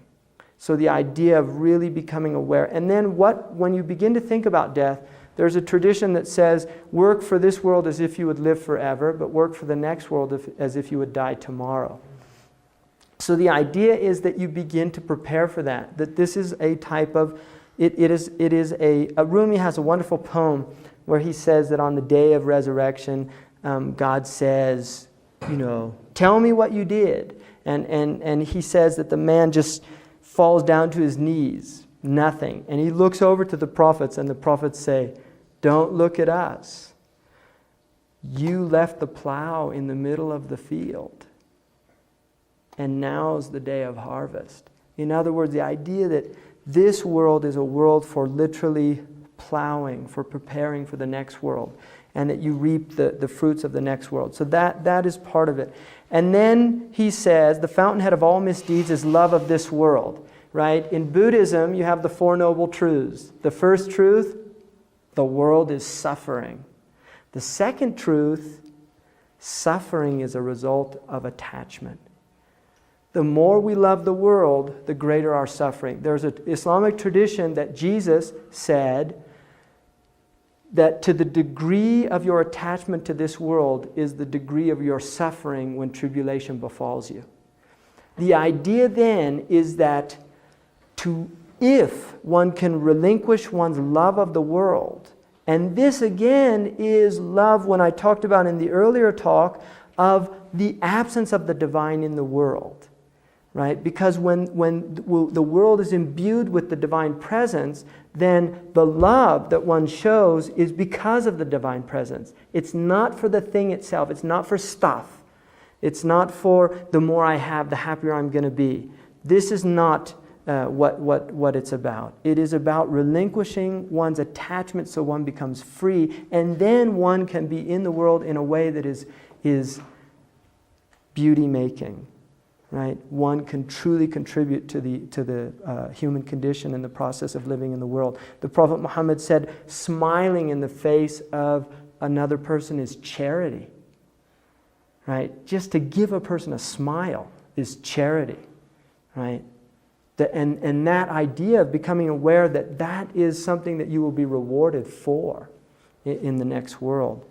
So making beauty. And then he says, the fountainhead of all misdeeds is love of this world. There is no cure but to turn to God out of absolute necessity. So this is in the Buddhist tradition that there is a way out of suffering, which is the noble path. Well, the Muslims would say the same thing. The way out of suffering would be the sacred law. And the sacred law in Arabic means the path to water. Right?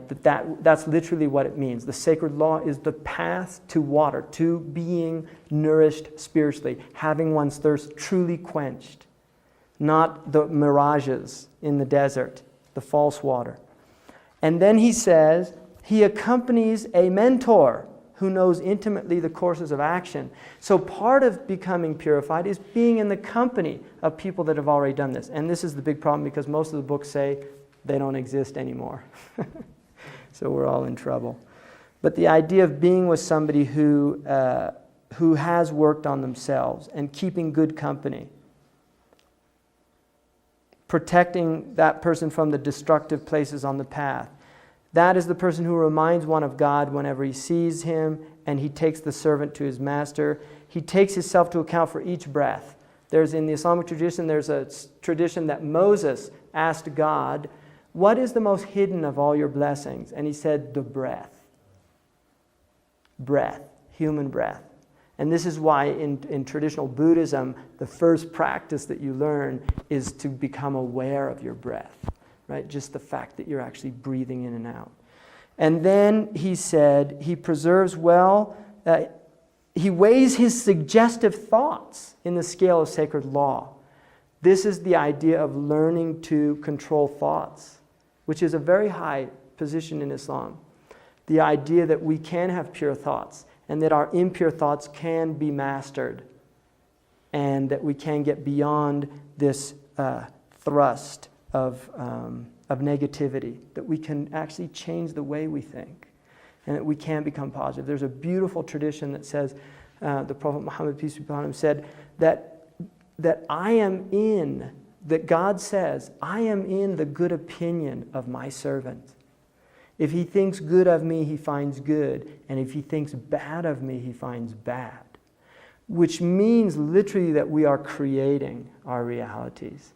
That that the paradigms that reside in our understanding are confirmed by our experience. And as we change those paradigms, then the experience of the world changes qualitatively. And then he says he preserves well the obligatory, which is his capital, and extra acts are his profit, and it is through them that he enters into divine protection. The idea of doing extra acts, that you do what's obligatory, but then you do extra acts. So you pay your zakat, but you give also charity. You give above and beyond. And constantly remembering God with an unperturbed heart, a pure heart. And all of this, there is assistance from your Lord. In other words, if you set out on this path, there will be assistance for it. And then he struggles against the self for the sake of the Lord of sentient beings, and through this he adorns himself with the stations of certainty. So this is called mujahada, which is jihad, struggling against the lower impulses of the self, that it is a conscious struggle that one has to do. So we do backbite, but we have to struggle against it. I'm doing it again. Entering into a state of remembrance, entering into a state of mindfulness, that we become mindful of our actions, right action, right thought. We begin to enter into a state where, yes, I can do it, I can change, I can do this. And each time one stops it, one becomes stronger in this struggle until it's finally conquered. And then he says, and these stations are fear, which is a fear, not like a fear of a tyrant, but it is a fear of being displeasing. There's a fear of being displeasing, like the fear that one has of upsetting one's parents. I don't want to upset my father. I don't want to upset my mother. That's the fear that it's talking about. Hope, that there's a hope. Gratitude. Patience in perseverance, in struggle. Patience. Repentance, turning back, recognizing I will fall short. I was telling somebody asked me the other day about how somebody was doing, and I said, they hit the bottom of the mountain, but they've started back up again.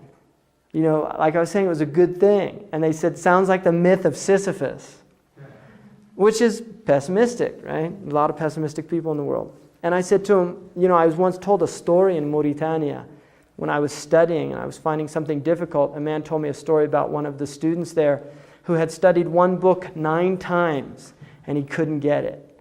And this book takes about at least a year to study. He couldn't get it. Foundational book in Islamic law. It's a very difficult book. And he decided to give it up. He was just, forget it. I can't do this. He said he went to this place and he was sitting under a tree and there was an ant hill.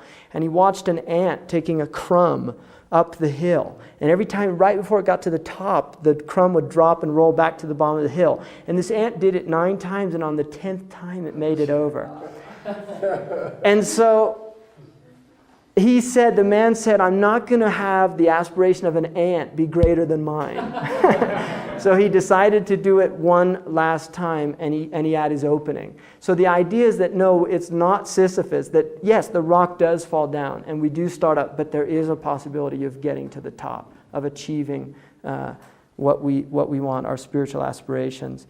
And then abandoning wants. Most of what we have in our lives, we don't need. They're wants. Learning how to conquer want. This is something we as a people particularly have to do because our wants are having such a massive impact on the rest of the world's needs. I was in a talk for the Commonwealth Club in San Francisco, and one woman said, well, the problem is all the Muslims have too many babies. Right? And I said, the problem is we're consuming 60% of the world's resource and we're only 5% of the population. So before we start pointing the finger at, overpopulated countries, we better think about really how we're using our resources, right? That there are gross imbalances. And we're not, the Muslims are not communists. There is an idea of property. There is an idea that there are wealthy people, there are poor people. The Qur'an says that there's reasons, there's a wisdom behind that. If everybody was the same, who's going to take out the garbage? Really, who's going to, why am I going to do the low jobs and why? But the idea is to recognize that this hierarchy is part of the world, but then to recognize the responsibilities that go along with all of that. And then he says, his actions are done, trust in God, contentment, and the final is contentment, being content. Really feeling content with what you have. That these are achievable. In other words, we have to struggle to get them, but they are things that can be achieved by the human being. And the final one is love, which is the highest station, is to love God with all one's heart. Right? The Christian ideal exists in the Islamic tradition as well. His actions are done sincerely for the one witnessing them. In other words, God alone. That we should do our actions not for anybody else, but for God alone. And he is content with whatever the divine has apportioned for him. Through that he becomes a knower of his Lord, truly free, and otherness has left his heart. Now, in the Islamic tradition, there is an idea of 2 types of freedom. Freedom from and freedom to. So if you're free from want, then you're free to live. as long as you have all of these wants, right, you will never be satiated. When you become free of those wants, then you're free to really be alive. So this is very strong in the tradition of becoming free. And the interesting thing, the word for a freed slave in Arabic is also the word for a master. And the idea there, mawla, what's called a mawla, is that if you become a master of your lower self, you are truly free. Right? If you're a slave of yourself, you can never be free. So overcoming one's desires. Through that he becomes a knower of his Lord. For this he is loved by God. So all of this work, one enters into a divine love and is chosen for the divine presence, which is the maqam of Ihsan, the station of Ihsan. That is the result of all this struggle, that you begin to experience the divine presence. And that's the end of it. So I gave you, a very traditional approach to this science. Instead of just lecturing like a kind of academic lecture, I just really gave you a taste of what I was taught as a student in West Africa and taught by my teacher. So there's a type of transmission. We say there's a blessing in transmission when you get something that, because this goes all the way back to the Prophet. So I think what we'll do is take a break, right? Does that sound good? And then we'll come back and I'll finish with the signs of the last days. Okay? So thank you.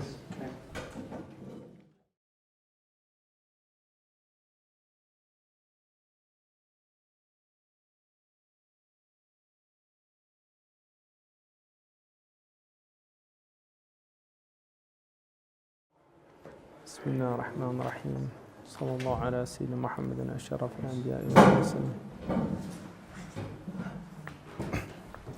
The next stage that we're going to cover is the time element. And this is where history comes into place. Now if you look at the actual Quranic narrative, the Qur'an is not a history book. There are definitely historical elements in there. The Qur'an is using historical examples, but they are used in an ahistorical placing. In other words, the story of Pharaoh and Musa, it's irrelevant when it occurred. It's even irrelevant if it occurred. What is being taught is something very powerful. Right? I mean, the Quranic narrative is that it did occur, but that is not what is relevant from the story. The story is used as a teaching example to learn something of what happened in the past in order to prevent its repetition in the future. So there is definitely a historical element. Now my friend Professor Khalid Blankenship, who's at Temple, a very fine historian, told me that one of the frustrating aspects of the Qur'an as a book is that it does not allow the historian room to examine. In other words, he said that there are many examples in the Bible that we have that are historical in the sense that we can actually look at them as historians. Whereas within the Quranic narrative, the historian does not have evidence there to either negate or verify much of the Quranic narrative, or according to his opinion, any of it really. And he said it's almost a thwarting for him as a historian. Like he found it significant, that it's almost like thwarting him. To let him know that is not the point. That to give you a good example, in the Quranic narrative, we don't know if it's Ishmael or Isaac who is taken up on the mountain. Some of the Muslim scholars said it was Isaac, and some said it was Ishmael. Unimportant as a detail in the story, which is why the Quran does not mention either one by name. Although the narrative would indicate that it was Ishmael, which differs from the Jewish tradition, which is Isaac. But the point is that is not the point of the story. The point of the story is a man's being tested and fulfilling the test in the way that was most pleasing to his Lord. Now the next section here after Iman and Ihsan is to tell me about the hour. And the word in Arabic for hour is sa'a, which is related, it's related to the moment. Sa'a, like I can say, qama min sa'atihi, he got up immediately from his sa'a. Or I can say, kam sa'a, what time is it? Like the Arabs, if they want to ask what time it is, they say, kam sa'a. So I can ask, what time is it? Or I can say, it's the time of dhuhr. Now this sa'a does not relate to historical time, which in Arabic would be called probably either zaman. And then there's another Arabic word, dahar.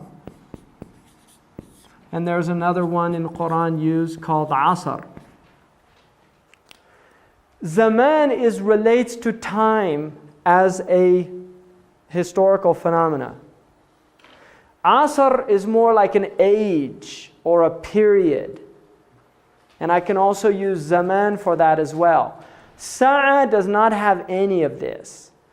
Dahar, if you look it up, it's an interesting word. In the Arabic language, there's a hadith that says, do not curse dahar, because dahar is God. And the hadith, if you look in the earliest Arabic dictionaries, dahar, according to the Arabs, was time stretched out. In other words, it's time-space. Right? And the idea here of sa'a is the actual moment in which the universe comes to an end. And it's called the hour, traditionally in the English literature, the hour. Which, I don't know, I think we have the idea in the Christian tradition of the last hour, right? Now there is also an idea of the last days, akhiru zaman. See, the last zaman, the last period of zaman. So there's an idea that the human being begins in time and is moving inexorably to an end of time. So Adam is the first man, and this is the beginning. Adam and Hawa. And the human condition is, from a prophetic point of view, it is prophets that show up throughout time. And what is important in the continuity and movement of time is the prophetic tradition itself. Right? This is the way the Qur'an is looking at it, is that there is a conflict going on. And this is why the historical stories in the Qur'an relate to prophets coming up against oppressors, coming up against tyrants. Pharaoh and Musa is the most repeated story in the Qur'an. Very important story.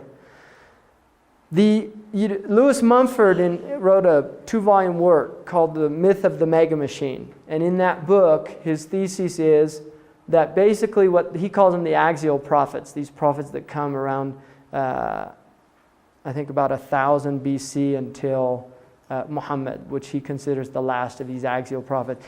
And he said what these prophets do is that they're really shutting down the mega machine, right? In other words, the idea of this massive social project that relates to the world. The Pharaoh has his pyramids, and he's going to build them, and there's a lot of people that are going to die in the process. But they're going to carry those rocks, and they're going to carry it and do it all for the glory of the Pharaoh or the society or whatever. So Mumford said that he thought the Jewish tradition, the idea of the Sabbath, was a way of just shutting down the machine. Can't do it, sorry. Not allowed to move anything. Right? It literally shuts it down. The idea of 5 prayers a day. A lot of Western people get very frustrated in some of these Muslim countries where everything stops. They're frustrated about a lot of things, right? But definitely the prayer is something that's very frustrating for many Western people that go there, they got business to do, and the guy says, no, we have to stop for prayer, right? So it's a problem. And Mumford saw it really as a way of shutting this thing down because he saw it as a very negative thing.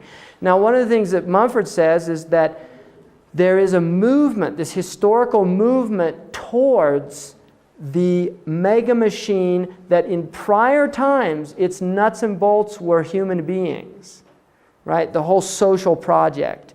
And he thinks that Pharaoh and Musa is the best archetype of this phenomenon. That Moses comes in and is directly a challenge to the pharaonic project. That the prophets literally challenged this idea that we are here for the glorification of a hierarchy. And at the top is this elite. And so the Qur'an uses this idea, they're called the mala, the people up, the high people, the elite, the elect of the world. You know, there's a film, I can't remember the name, where there was conversation going on at a table, and one of the women's a sinologist, and there's a banker there, and the banker asks, how many people are there in China, according to your statistics? And she said, oh, about 1 billion. And he said, no, they're not. There's only 12 people in China, and I know all of them, right? And the idea there was, here's a banker who, the way that he views the world is that the only significant people in China are his friends, who also are bankers. So the idea being is that there are, you get to a certain level in societies where people really do view. One of the wonderful things I read was, I think it was Linda Crawford, who's a model, who was up flying and the actual helicopter crashed. Cindy Crawford. Helicopter crashed, and they were like at Aspen or somewhere going up to ski the powder, and they were looking down, and somebody said to her, oh, look at all the little people. And right then the helicopter just went into this spin, right? So she got a very interesting, I thought that was a very interesting thing that she kind of picked it up or made the connection. You know, that be careful about thinking how special you are, because we're all, right, in the hands or in the protecting care of God, right? So there are people that really do, like Helmsley, was that her name, who didn't pay. Only little people pay taxes, right? Only little people pay taxes. There are people that really do think like that, right? And the Qur'an is really constantly bringing this up, and even goes into their inner discourse, which is fascinating. Literally, you can hear what they talk about when they're, because one of the things is he's telling his Mela, he said, listen, we got to get rid of this guy Moses because he's going to corrupt our people, right? So he sees, this is a corrupting element because he's going to teach him not to worship us, right? Not to say the Pharaoh's God, not to give me the authority that I'm entitled to. That is a disrupting element to the power elite. When you have a teaching that is literally challenging the very foundations of that structure. And this is something very powerful in the Qur'an, and there are many examples of it. So if you look here then, the idea that time is coming to an end. Now, the Prophet Muhammad, peace be upon him, according to his tradition, is that he is the first sign of the end. That he actually, his coming was the first sign of the end of time. That's how the Muslims view that. Now, according to the Muslims, all religious traditions have told about the end of time. There is a hadith in which the Prophet said, no prophet has come except that he told his people that time would come to an end and there would be certain signs. So we have in the Christian tradition about the end of time. One of them, you will hear there will be famines and earthquakes in many places, and you will hear of wars and rumors of wars, which is very interesting also, especially with modern CNN and all this stuff, right? Which is a type of just talking about wars and also potential things. And then you have the book of Revelations, which deals also with the phenomenon of the end of time. And many, many Christians, if you go into Christian bookstores, just so many books on the end of time, right? Really a lot of books. And as we approach the millennium, I think we're going to have more and more of this, because you're starting actually to see, when the publishers get greedy, when they start publishing these because some of these books are way out there, right? You read, and this poor guy who wrote, he's the most famous, Hal Lindsey. He's the most famous. This guy, he has to revive his books every 10 years because he identifies, like 1 year Kissinger's the Antichrist, but Kissinger's not around anymore, so he has to revive it every so often, because they literally trying to take the Bible and apply it to immediate events. And there's actually a television program in some states where there's a guy, he's like a newscaster with his wife, and unbelievable, like every event. Oh, well, there's Daniel 3:14. You see, Daniel says that this will happen, and there you have it. Look, isn't that wonderful? Iraqis are being bombed, just like the Bible said. It's so wonderful. Jesus is, it's all, and it's really interesting to watch these characters, But they're out there, and people tune in and get very interested. And then National Enquirer's also got their little, you get the Globe, right? The end of the time coming. So you have a lot of, it's almost become comical, the guy with the thing, the end is nigh. That there really is a lot of craziness. And traditionally the Muslims have really kind of seen every single book I've ever seen, whether it's from the 3rd, 4th, 5th, 6th century, they say, well, all the signs are there, the end is nigh. The idea being, in reality, the end of time is the end of our lives. I mean, that is the ultimate end of time, that we will die. And so that is an end of time. But there is also an end of human time. And so within the tradition, I think the most definitive hadith about it, which I think is also the most wonderful, is that the Prophet Muhammad said, if the end of time comes upon you and you're planting a tree, then finish planting it. In other words, don't become millenarians. Don't become people that run off and just the end is hit. No, do what you're doing. Keep working. Keep doing it. If it happens, and you happen to be there when it happens. But don't let that stop you from action. So there is an idea of, yes, there is an end of time. There are signs. Now, in the tradition here, the first thing he asks him about the end of time, he says, tell me about the sa'a, the hour. And he says, the one being questioned doesn't know any more than the one questioning. In other words, I don't know. And he says, well, then tell me about its signs.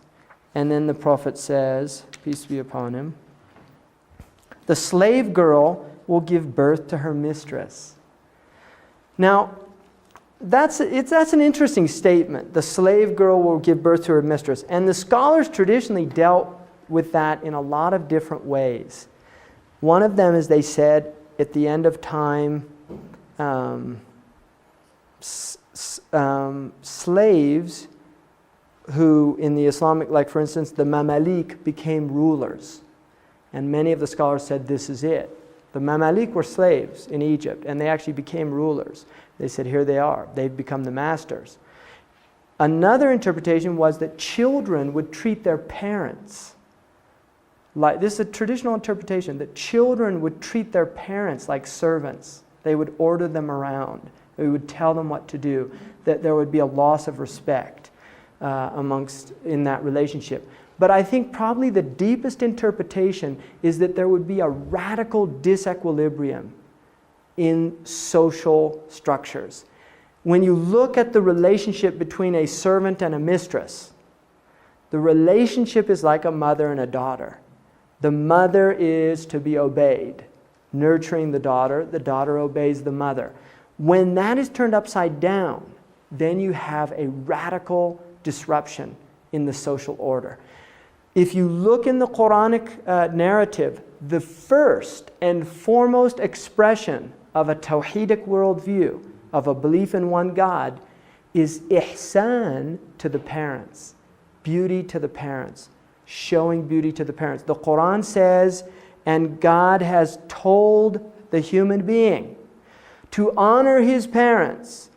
The mother first, it says, Ummuhu hamalathu wahnan ala wahn. The mother nurtured and gave birth to the child, sapped and weakened. Right? So the 9 months of nurturing a child in the womb, giving birth, suckling the child, raising the child, changing the child, doing all of these things, that there is a great debt owed, the child to the parent, particularly the mother. And this is why the Prophet said that the paradise is at the feet of the mothers. It's literally at the feet of the mothers. And the Prophet was once asked, who is the most worthy of my companionship? And the Prophet answered, your mother. And then he said, and then who? He said, your mother. And he said, and then who? He said, your mother. And he said, and then who? He said, your father. And then in another tradition, a man came to him and he said, Ya Rasulullah, O Messenger of God, I am cleaning my mother in her decrepit age the way she used to clean me. Is that filial piety? And he said, no, that's payback. He literally said that's recompense, right? You're just, recompensing what she did for you.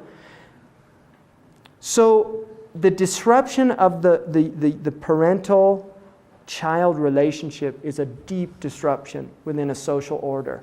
And we can see that really, I think, not simply in our own societies, but it's becoming quite a global phenomenon.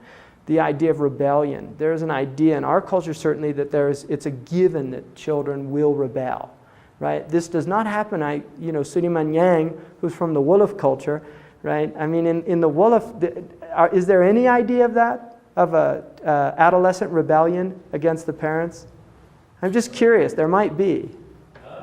Do you have any idea in your culture of like adolescent rebellion against the parents? Well, I mean, the way they are socialized, they have the age grade set. So rebellion is beginning to happen because of westernization, but it was not there. It was not there. That would be consistent with my experience in Mauritania, that they really had no concept of children rebelling against the parents. Whereas it is becoming a norm, and with westernization it's increasing because of the idea of rebel without a cause. That there is this idea that children have to rebel, that they have to establish their identities. There's an awful lot of identity foreclosure in the Ericksonian type of model, I think, in the Muslim world. There is an idea that you really have to do what your parents say. And I think there's a lot of abuse that happens from the parents to the children, because they do have an upper hand there. So you do see that. A child will become an engineer because that's what the parents say that they should be, right? Which in our culture, I think that's, in a sense, one of the positive aspects of our culture, is that there is a type of freedom that is allowed for a young person in many, many families. I mean, it's certainly not true across the board, but there are many families that do allow a child to experiment and try to find out. And I think that's actually a very positive aspect of our society and civilization. But the idea of the breakdown of the social structure is something that is definitely part of the end of time, that we move into a disequilibrium. If you look, there's a wonderful book on this topic written by a French scholar and intellectual called René Guénon, which is called The Reign of Quantity. And in that book, he talks about the idea of moving away from a quality-based culture into a quantity-based culture. And he considers that what the Hindus call the Kali Yuga period, the last period of man on earth, that it would be a period of great disruption and turmoil, that there would be a massive upheaval of traditional models and a radical new type of way of looking at the world, which is related more to quantity than quality. And it's interesting, there's the idea, one of the things that we as a Western people have done, which is quite unique and a radical departure from traditional cultures, is the quantification of everything. We've really set out to measure everything. Measure space, measure gas, measure air, measure the speed of light. All of these things wanting to measure, to quantify. And I thought it was very interesting. I had statistics in college, and one of the professors who taught the course said at the beginning of the course, one of the things about statistics that you'll learn is it doesn't work very well with qualitative data. It works very well with quantitative data. But when you get into this qualitative data, we have problems, right? And I thought that was kind of interesting because so much of our society is based on statistics. We really do base a good percentage of our policies, even in school and education. So much is based on, well, what are the stats here? Before we give you money, show us some stats. And immediately when you move into that model, you're moving into a quantitative and not a qualitative model, generally. So now to go into some of the signs. There are basically, the scholars have identified 3 types of signs. Signs that have already occurred,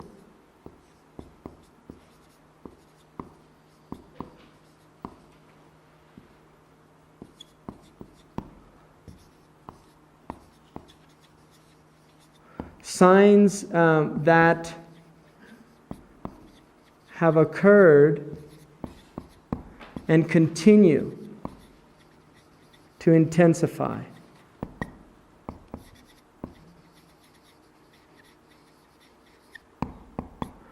and then signs that haven't occurred.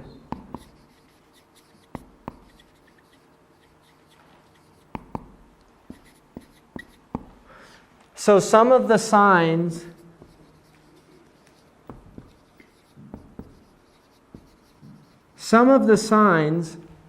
that have already occurred according to the Muslims are signs like the birth of the Prophet. That was a sign according to the Prophet. The Prophet also said that the death of Umar was a sign, and the death of Uthman. He said that the fall of Constantinople, which occurred 800 years after the hadith was recorded, he said the fall of Constantinople was a sign. He said the fall of Rome also to the Muslims, that the city of Rome would become Muslim, which hasn't happened yet. Right? The Pope. And also, so that would be a later sign that haven't occurred. But in terms of already occurred, they would be signs that have happened. There was a fire that the Prophet predicted in Medina, which was a result of a volcano that erupted. And he said that Medina would be confronted with a massive fire. And that occurred. And several other events that are mentioned in the tradition. The signs that have occurred and continue to intensify. One of them that the Prophet Muhammad, peace be upon him, said that one of the signs would be that intoxicants would be widely used. So you can see this happening in the Muslim world and just intensifying from quite some time ago. Another sign would be nakedness, that people would begin to remove their clothes. And he said until it would get to the point where people would actually walk around in the marketplaces in shorts with their thighs fully exposed. Right? It's in a hadith, al-mashu fil aswaq wal afkhadu badiyatun, walking in marketplaces with the thighs fully exposed. He said also that people would have sexual intercourse in front of other people was a sign of the end of time. He said that it would get so bad that you would see people fornicating in public places, and the best people would be people who would say, "Can't you do that somewhere else?" Another one would be speed in travel. He said great distances would be traversed in very short times. And he said also that people would hop between the clouds and the earth. Al-qafsu bayn al-ardi wa sama. And he said that there would be musical instruments would be everywhere. And he said that also that people would dance with instruments on their head, which some have interpreted as headphones. That they would dance with instruments on their head, and they would spend the whole night dancing like that. And he also said that you would see singing women prevalent in public spaces. Because traditionally that was something that people did in private things, but he said it would become out open into the public. And he said that there would be many people he said takthur al-hawsat, which would be whisperings, like there would be many confused people that would have a lot of psychological type of problems. So, I mean, I could go on and on, it gets quite depressing. Those are signs. Now then there's the big ones. In which the Prophet, the biggest of all, is called the Antichrist, which people understand. Just a quick question. Is this in the Quran, Hadith, or Hadith literature. The vast majority of the signs of the end of time are related to Hadith literature, although some are in the Quran. One of them is that a clear smoke would appear over cities towards the end of time. It's in Surah Al-Dukhan. Some people have interpreted as that. Yeah, dukhan is smoke, gas. It's the same word used for gas in Arabic. Dukhan is used for gas as well, because the Arabs didn't. Ghaz is a modern word for the Arabs. Dukhan was used for gas as well. Could clear be like transparent? No, clear mean it would be everybody would see it. Oh, I see. Right? And it says from the evil that people were doing. Another a major sign is the Dajjal. Now I just want to read because I think it's very interesting. This was written in the last century, but it's taken out of classical Arabic books. Is this the Antichrist? Yeah, this is about the Antichrist. The word in Arabic is from dajala. It means to smear a camel with tar. In other words, covering the whole body with tar. Smearing the part that is mangy or scabies. So it has the idea of hiding illness or sickness, covering it over, right? Covering it over with a black pitch. To lie, to conceal truth with falsehood, concealing the truth. He enchanted or fascinated. So the idea that the Antichrist is an enchanter or a fascinator. People are fascinated by him. He compressed, he traversed the regions or tracts of the earth or land. Now, the Prophet said that the Dajjal would enter every city on the planet. When they asked him what would his speed be like, he said like a wind that leaves a cloud in its trail. كَرِيحٍ اسْتَدْبَرَتْهُ السَّحَابِ literally means like a wind that leaves a cloud in its trail. And in another tradition, he said he would ride a white donkey made of iron whose span between his two ears was 40 cubits. Baghlatun min hadid, as the hadith says. And then he says, to confuse, to mix things, having one eye. The Prophet Muhammad, did you have a question? How do you spell this? What's this word Dajjal? Dajjal. Dajjal is the word in Arabic for Antichrist, which is better translated by the Arabs in the Arabic language as the imposter Christ. But Christ is used, huh? Oh, Christ, yeah, Masih ad-Dajjal, the false Messiah. Very much so. In Islam, the concept of the Messiah is a one-time thing represented by Jesus of Nazareth. Or yeah, Jesus is seen as the Messiah. The Messiah. So this is an anti. This is going to be anti-Jesus. Yes. Okay. And it's interesting because if you study the Islamic Jesus, I think it gives you a very good picture of the idea of an anti-Jesus. Because anti in Greek, antis also means in place of, instead of. It doesn't really mean against. The original meaning of anti in Greek as a prefix means instead of. And that's closer to the Arabic interpretation, which is imposter or in place of, pretending to be. The Islamic Jesus, and I actually translate, I'm hoping to get it out this year, but I translate all of the Arabic sayings of Jesus because there's actually more sayings in the Islamic tradition of Jesus than there are in the New Testament. And most of them deal with the dangers of the world, of materialism. So I find it really interesting that, this idea of an imposter, that Jesus is, the whole thrust of the Islamic Jesus is salvation through giving up material wants. And the idea of an antichrist is salvation through desire of material goods, that it is material goods that will make you happy, that is material goods that will save you. So I think there's a very materialistic element in here. And also the idea of being one-eyed is that part of binocular vision is depth perception, which you lose with one eye. And so the idea that that the Dajjal or the Antichrist does not have a depth perception. He's a two-dimensional being. He sees things in two dimensions. And some of the Muslim scholars do not consider it an individual, but most do. And and you'll see it as we go on here. Having one eye is one of them. Also to gild a thing. So in other words, you take lead, you put gold over it. That's yudajjal. So to make something that's cheap or insignificant look very worthwhile or significant. Cover the land with water. He put his land into a right or proper state, prepared it, improved it with dung. So to spread dung on the earth, to spread feces on the earth. Dajjal, dung for manuring land. And then Dujjal is refuse, lowest, basest, or meanest sort of people. The lowest, basest, or meanest sort of people.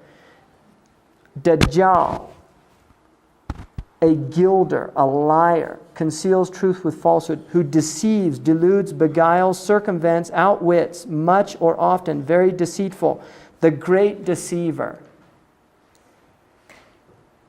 And then a great company of men, Dajjala in Arabic means a great company of men journeying together, covering the ground by their multitude, or a company of men journeying together, carrying goods for sale. Right? So trafficking goods all over the place. Masih al-Kadhab, the false Christ or Antichrist, is to be a certain man. Right? Comes forth in the last days. So having one eye or eyebrow. So you get the idea there. This is classical, coming out of classical dictionaries. The idea of the Antichrist is that towards the end there will be a type of false salvation through love of the world and material things and these things. And I think the Muslims definitely have a very strong sense of the Dajjal, because at the end of the prayer, you actually make a prayer that says, and I seek refuge from the tribulation of the Dajjal in the last period. And the Prophet Muhammad said, every prophet has warned his people about the Dajjal, but I will tell you something that no other prophet told his people. He only has one eye. So that was the tradition that he said about the Dajjal, that he would have one eye. And there's a very interesting, some of the Muslims said, the television is like a Dajjal, it's a one-eyed type beast. And there's an interesting section in Lewis Mumford's, the second volume of his work on the Mega Machine, which is the one eye of Ray, the all-seeing eye of Ray. And he talks about that the Mega Machine, one of the things about the Mega Machine, he said traditionally, was that they didn't have an all-seeing power, these previous kings and rulers. And so he said what's happening though is that, and he wrote this in 1961, he said, in the near future, we have theoretically at our hands a machine that will able to monitor all of our life, which is the computer. And he said that, and this is what Foucault called the panoptic society, the all-seeing society. And it was designed after the idea of a prison system that Jeremy Bentham designed, which was where you had a center piece, utilitarianism. You had this center, you only needed one guard. And around the guard were all the prison cells. So in the middle was a tower at which this one guard could watch everything at one time. And so the idea of the all-seeing, the state apparatus in which we're all monitored. A really interesting book about this subject is called I can see the cover because it's got that pyramid with the eye on it. It's The Naked Consumer. Very interesting book about how we're watched. A lot of people don't know this, but when you buy things with your credit cards, they go under biodatas, and so they can work out. Like I started getting all this stuff about like different types of books. I'd get these like things from spiritual book companies and things because they worked out, you buy them and then they sell, they do biodata on you, find out what type of books you like to read, and then they sell that list to people. When we had a baby, the first child, then like a week later we got all these things about, and my wife was like, wow, what, this is a classic problem with religion, right? It's a sign, right? No. There's somebody that monitors for the corporations all the births in the county, and they sell your address to people, right? It wasn't a sign, right? Or it was a sign that we're in big trouble, right? Where everything's being watched by these. So the idea just of, this kind of panoptic culture where, and the interesting thing now is this idea of computers with the actual camera on it. Very interesting phenomenon, because who else can watch, right? Who else can watch while you're having your conversations and things like that? So there is an idea of this, the Antichrist and the end. And most Muslims do believe in a second coming of Jesus. Vast majority of Muslims. There are many hadiths that confirm it's not actually mentioned directly in the Qur'an, but most Muslims do believe in a second coming of Christ towards the end of time. Mm-hmm. Well, wouldn't that sort of like mean that Muhammad wasn't the seal of the process of Jesus? Good point. And that was something that the scholars did deal with.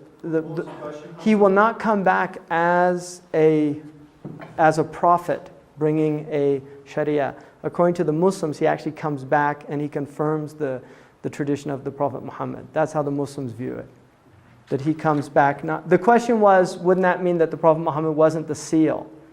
But it would, in the sense that the Prophet is after Jesus. The Prophet Muhammad said, there's no prophet between me and Jesus. And he said that all of the prophets are brothers. We have the same father, which is the religion of the deen of Islam, with different mothers, meaning the different sharias or the different sacred laws.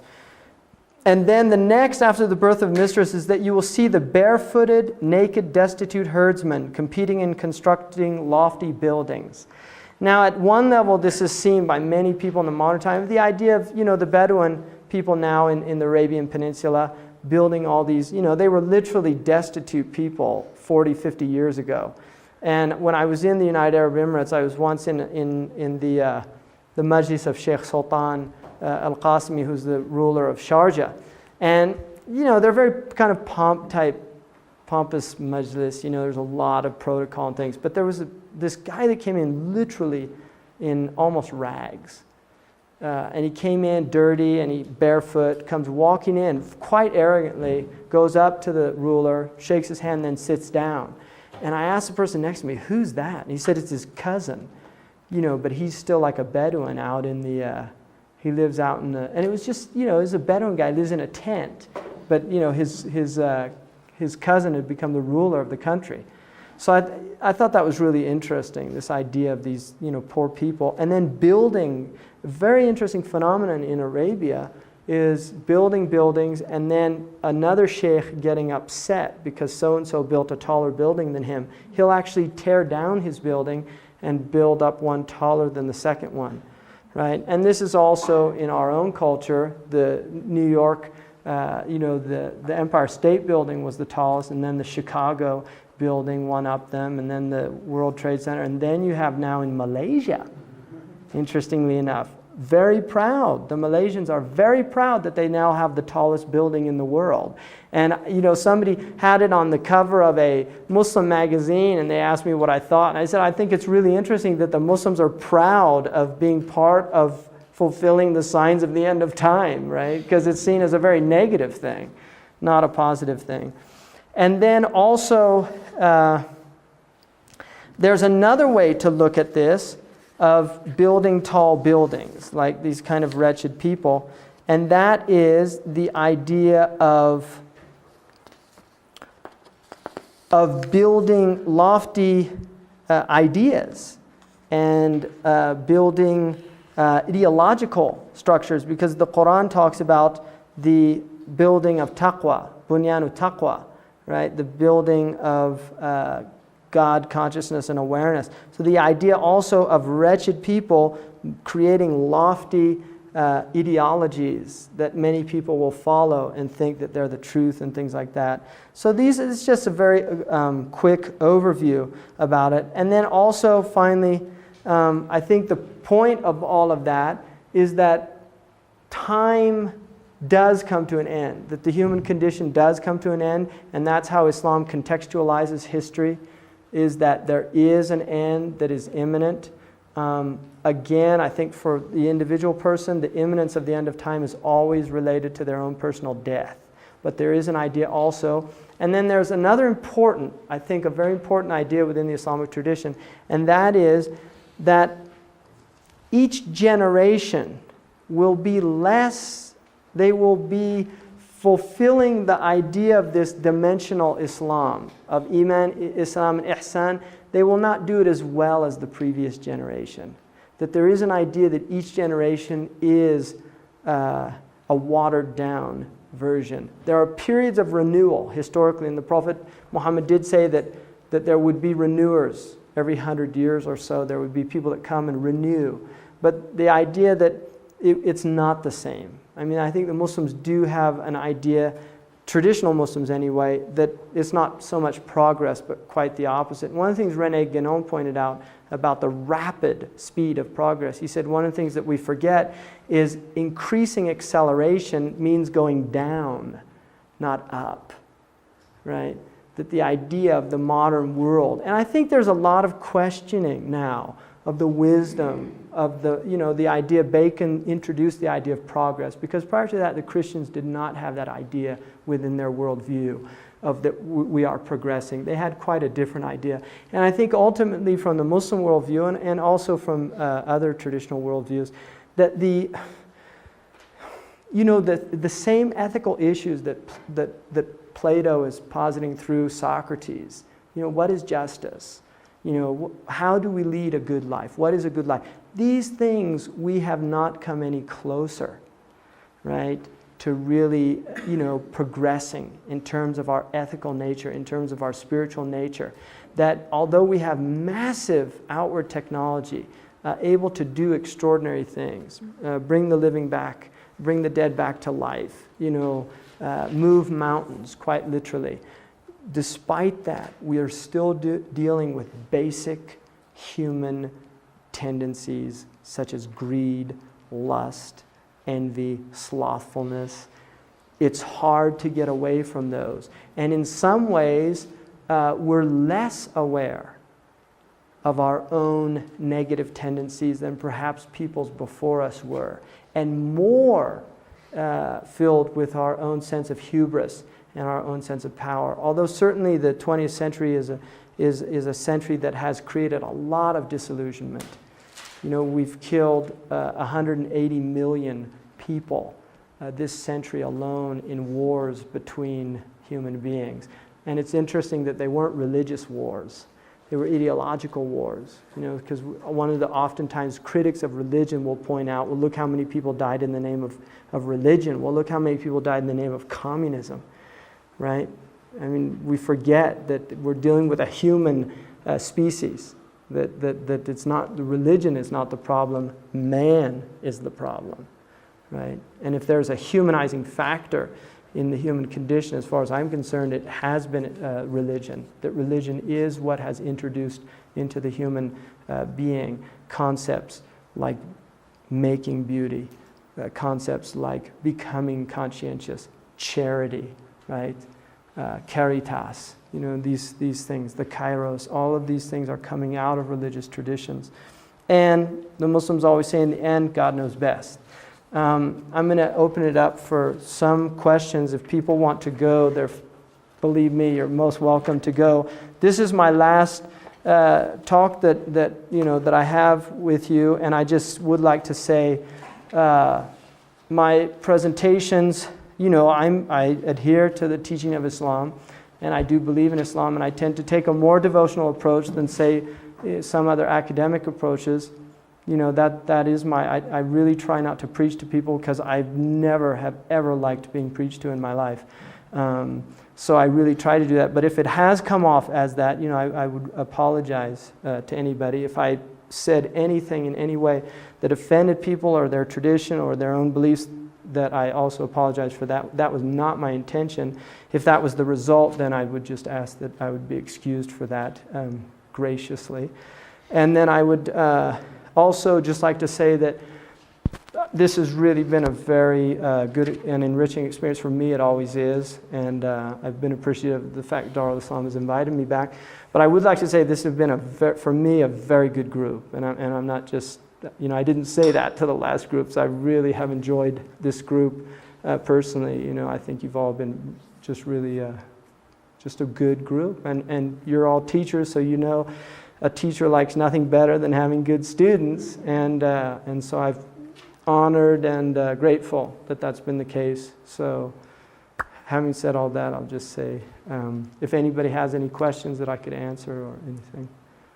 Mm-hmm. I had a question that it just came up in my mind. I guess about time, but it's not directly related to your lecture. I noticed that in the mosque there was a list of when the 5 prayer times were, and they changed every day. Right. I guess according to the likeness of today and all that. Is there a place where, how would you find out what the prayer times are where you're geographically living? Like where I'm geographically living in Canyon Lake or Riverside County? I think in the beginning of the Islam lecture I talked about how to find the prayer times, and they are based on the sun and the movement of the sun. They're easy to determine unless you live in an area in which the sun is clouded over, so you don't see it. And in that case, generally the scholars have permitted the use of astronomical means of determining. So when you have it done ahead of time, like you did in the right, laws. but we actually, personally, I don't follow that. That's put there for like cloudy days and things like that. I will look outside at the natural phenomena to determine my prayer times. That's what I do. There are many Muslims that depend on the prayer schedule. Traditionally, it's alien because there's an importance in being aware of cosmic phenomena. I mean, the Muslim tradition really does try to connect you to the movement of the planets, the stars, the sun. Are you going to be here tomorrow? I'm going to be here tomorrow. But you said at the beginning that you'd show us how to do that. Yeah, that's a good idea. Why don't, if we have a sunny day, because we really need a sunny day. I mean, I can do it without it, but if we have a sunny day, then if you meet me outside at about 1:30, I can do it. If you don't have anything going on then. I'd like your response. Today's paper, Molly Evans has an editorial from the Fort Worth Star-Telegram. She opens up by saying the Shiite Republican plot against House Speaker Newt Gingrich has come to naught. How do you react to the use of the term Shiite Republican? Well, this is that's a good example of the introduction of terms into our culture through the media that have negative stereotypes attached to them. For most people, Shiite has a very negative, and so he's talking within a cultural discourse that's understood by his readers. Negative. Shiite is negative, and that's how it's being introduced. For an Iranian who happens to be an American Iranian, he's going to be offended by that. It's part of the problem with language, is that there's an idea. I mean, political correctness has a lot of problems associated with it because we take it to such absurd lengths, But there is an idea of just being sensitive to people's cultures, and one of the things that the Qur'an says is, we created you in peoples and tribes that you might come to know one another. And the most noblest of you are the most God-wary. Thomas Cleary, one of the things that he said about that verse is he said that, we talk about the problem of racism, the problem of all of these attitudes, but we never really examine how do we break these down.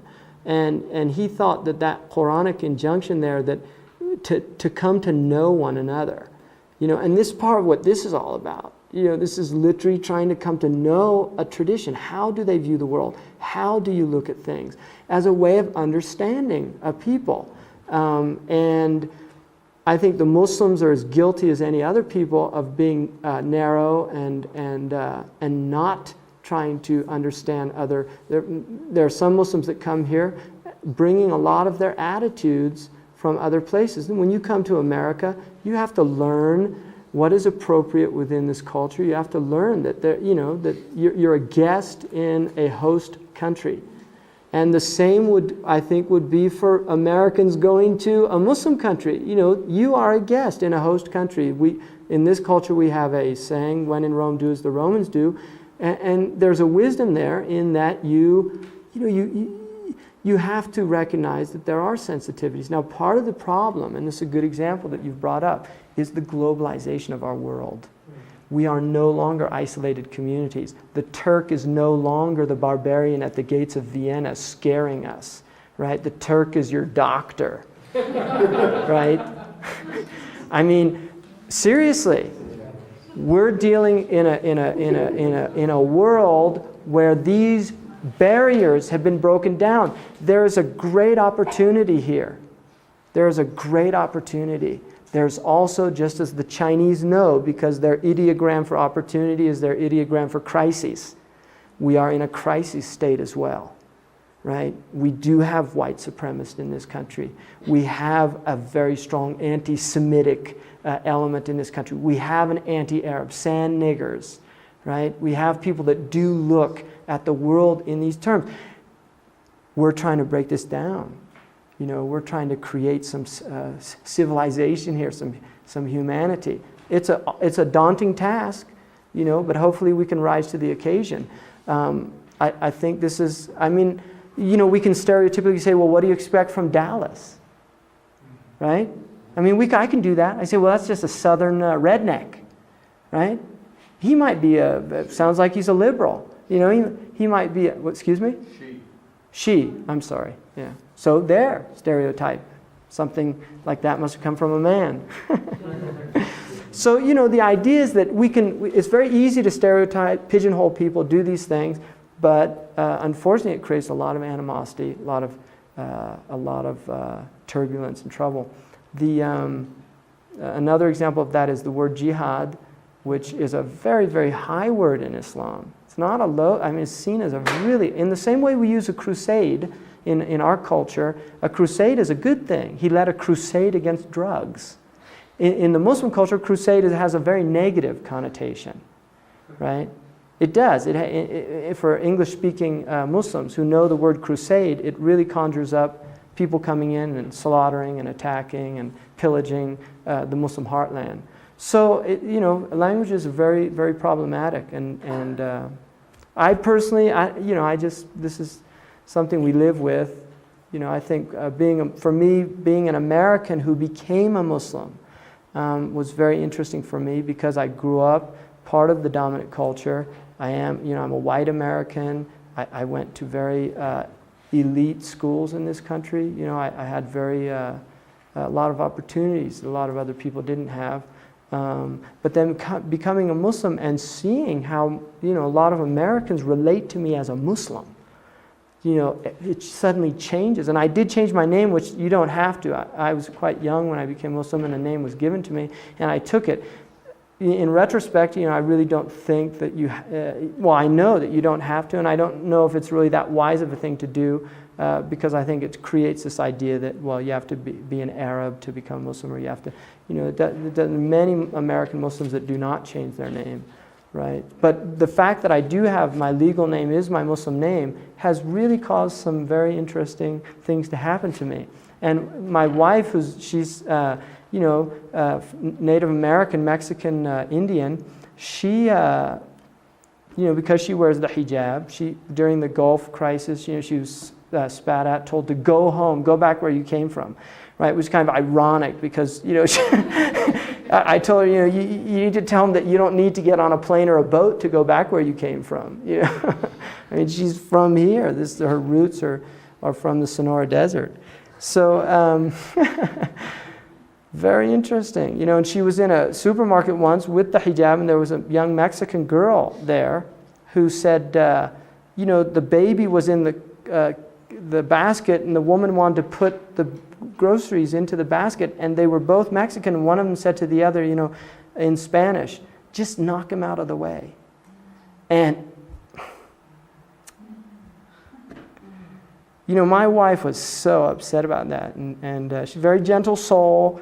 She didn't say anything. You know, I told her, you should have told them, you know, I speak Spanish, and that's not, and I got upset. I went back to the store, you know, and I saw the manager, and I told him what happened. I also reminded him that because it's a store right next to a very large Muslim population, they have a lot of Muslims that buy there, which is always bottom line if you can bring that in, you know, get some action, right? So and I just told him what happened. He was really horrified and you know, said he would talk to the people. But, you know, we forget that these things do happen. You know, it's very interesting occurrences to feel the brunt of that, you know.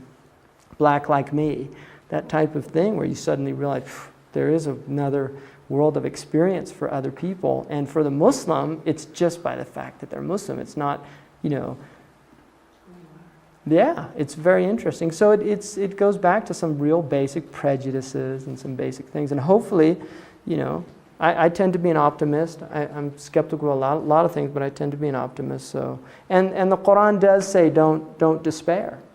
It's not a good thing to do. It's the only unforgivable sin for the Catholics. Right? So, Don't despair, but the world's going to end. Again, it's part of, you know, if you go in the way I look at it, humanity had a beginning just like I had a beginning as a child. I've grown into my adulthood. I will grow old if I have a full life. I may even become decrepit at the end of my life. right? This is part of the natural process. Do you know? Humanity had its maturity, it will have its decay, and it will have its old age, and it will have its decrepit period, and then it comes to an end for something new to happen from my perspective.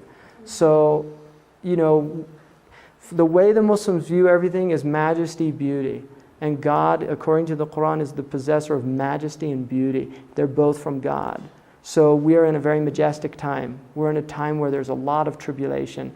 This country alone, I don't think we realize the extent of our troubles in this country. If we just look at the natural disasters in this country, you know, in the 1980s, insurance companies were paying out $5 billion a year in terms of natural disasters. We're now paying $5 billion a week. You know, we've had a lot of devastation in this country just in the last 10 years, just in terms of natural disasters. Our topsoil is disappearing. Right? We're grossly overusing our resources. Our children are really getting lost in a lot of very confusing messes. Our media is extraordinarily, pervasive, and in its, the violence that it's putting out there, and a lot of very negative messages. In the midst of that, there are some very positive things happening. And I would tend to rather be identified and be part of what's positive than just, what one man said, well, Heidegger said as well, we're way beyond pessimism and optimism. Depression's a luxury. The world's coming to an end, I'm depressed. No. This is the age, this is the age. It's like the way I look at it, there's a scene in Gone with the Wind where she's running through Atlanta and everybody's just stretched out, wounded and dead. You can either run through it, or you can just sit and offer somebody water and pat them on the back and just say, we're human. This is it. This is the human condition. It's awesome. It's incredible. It's glorious. It's majestic. It's beautiful. It's intense. It's tragic. It's comic. It's all these elements, and that's part of the power and the wonder of the whole thing. So I'm going to choose to remain positive about it, and I hope all of you do too. You're teachers. You can't get depressed. I saw a wonderful program once on PBS which was about the black schools, and they're very, very powerful experience. But there was a white man who had been teaching in inner cities for a very long time, since the early 1960s, and he was just saying how bad it was getting, and that he was losing hope, and that just the faces, the lack of light in these young black children's faces in these inner cities, it was driving him. And he was literally saying, I'm just losing hope. I'm giving up. And the black man jumped up. And he said, we've suffered. We went through slavery. We went through coming over the Great Crossing. He said, you're not going to tell us there's no hope. We sang songs to get us through it, And that's the joy of the human, the human being is we're people of hope, like the rats. And if the rats, can do it, we can do it. Huh? Really, that's our greatness, that we do have hope, and despite all the odds, right? So hopefully we're not like the people on the Titanic that think the ship's unsinkable and get too arrogant, right? The band plays on and we all go down.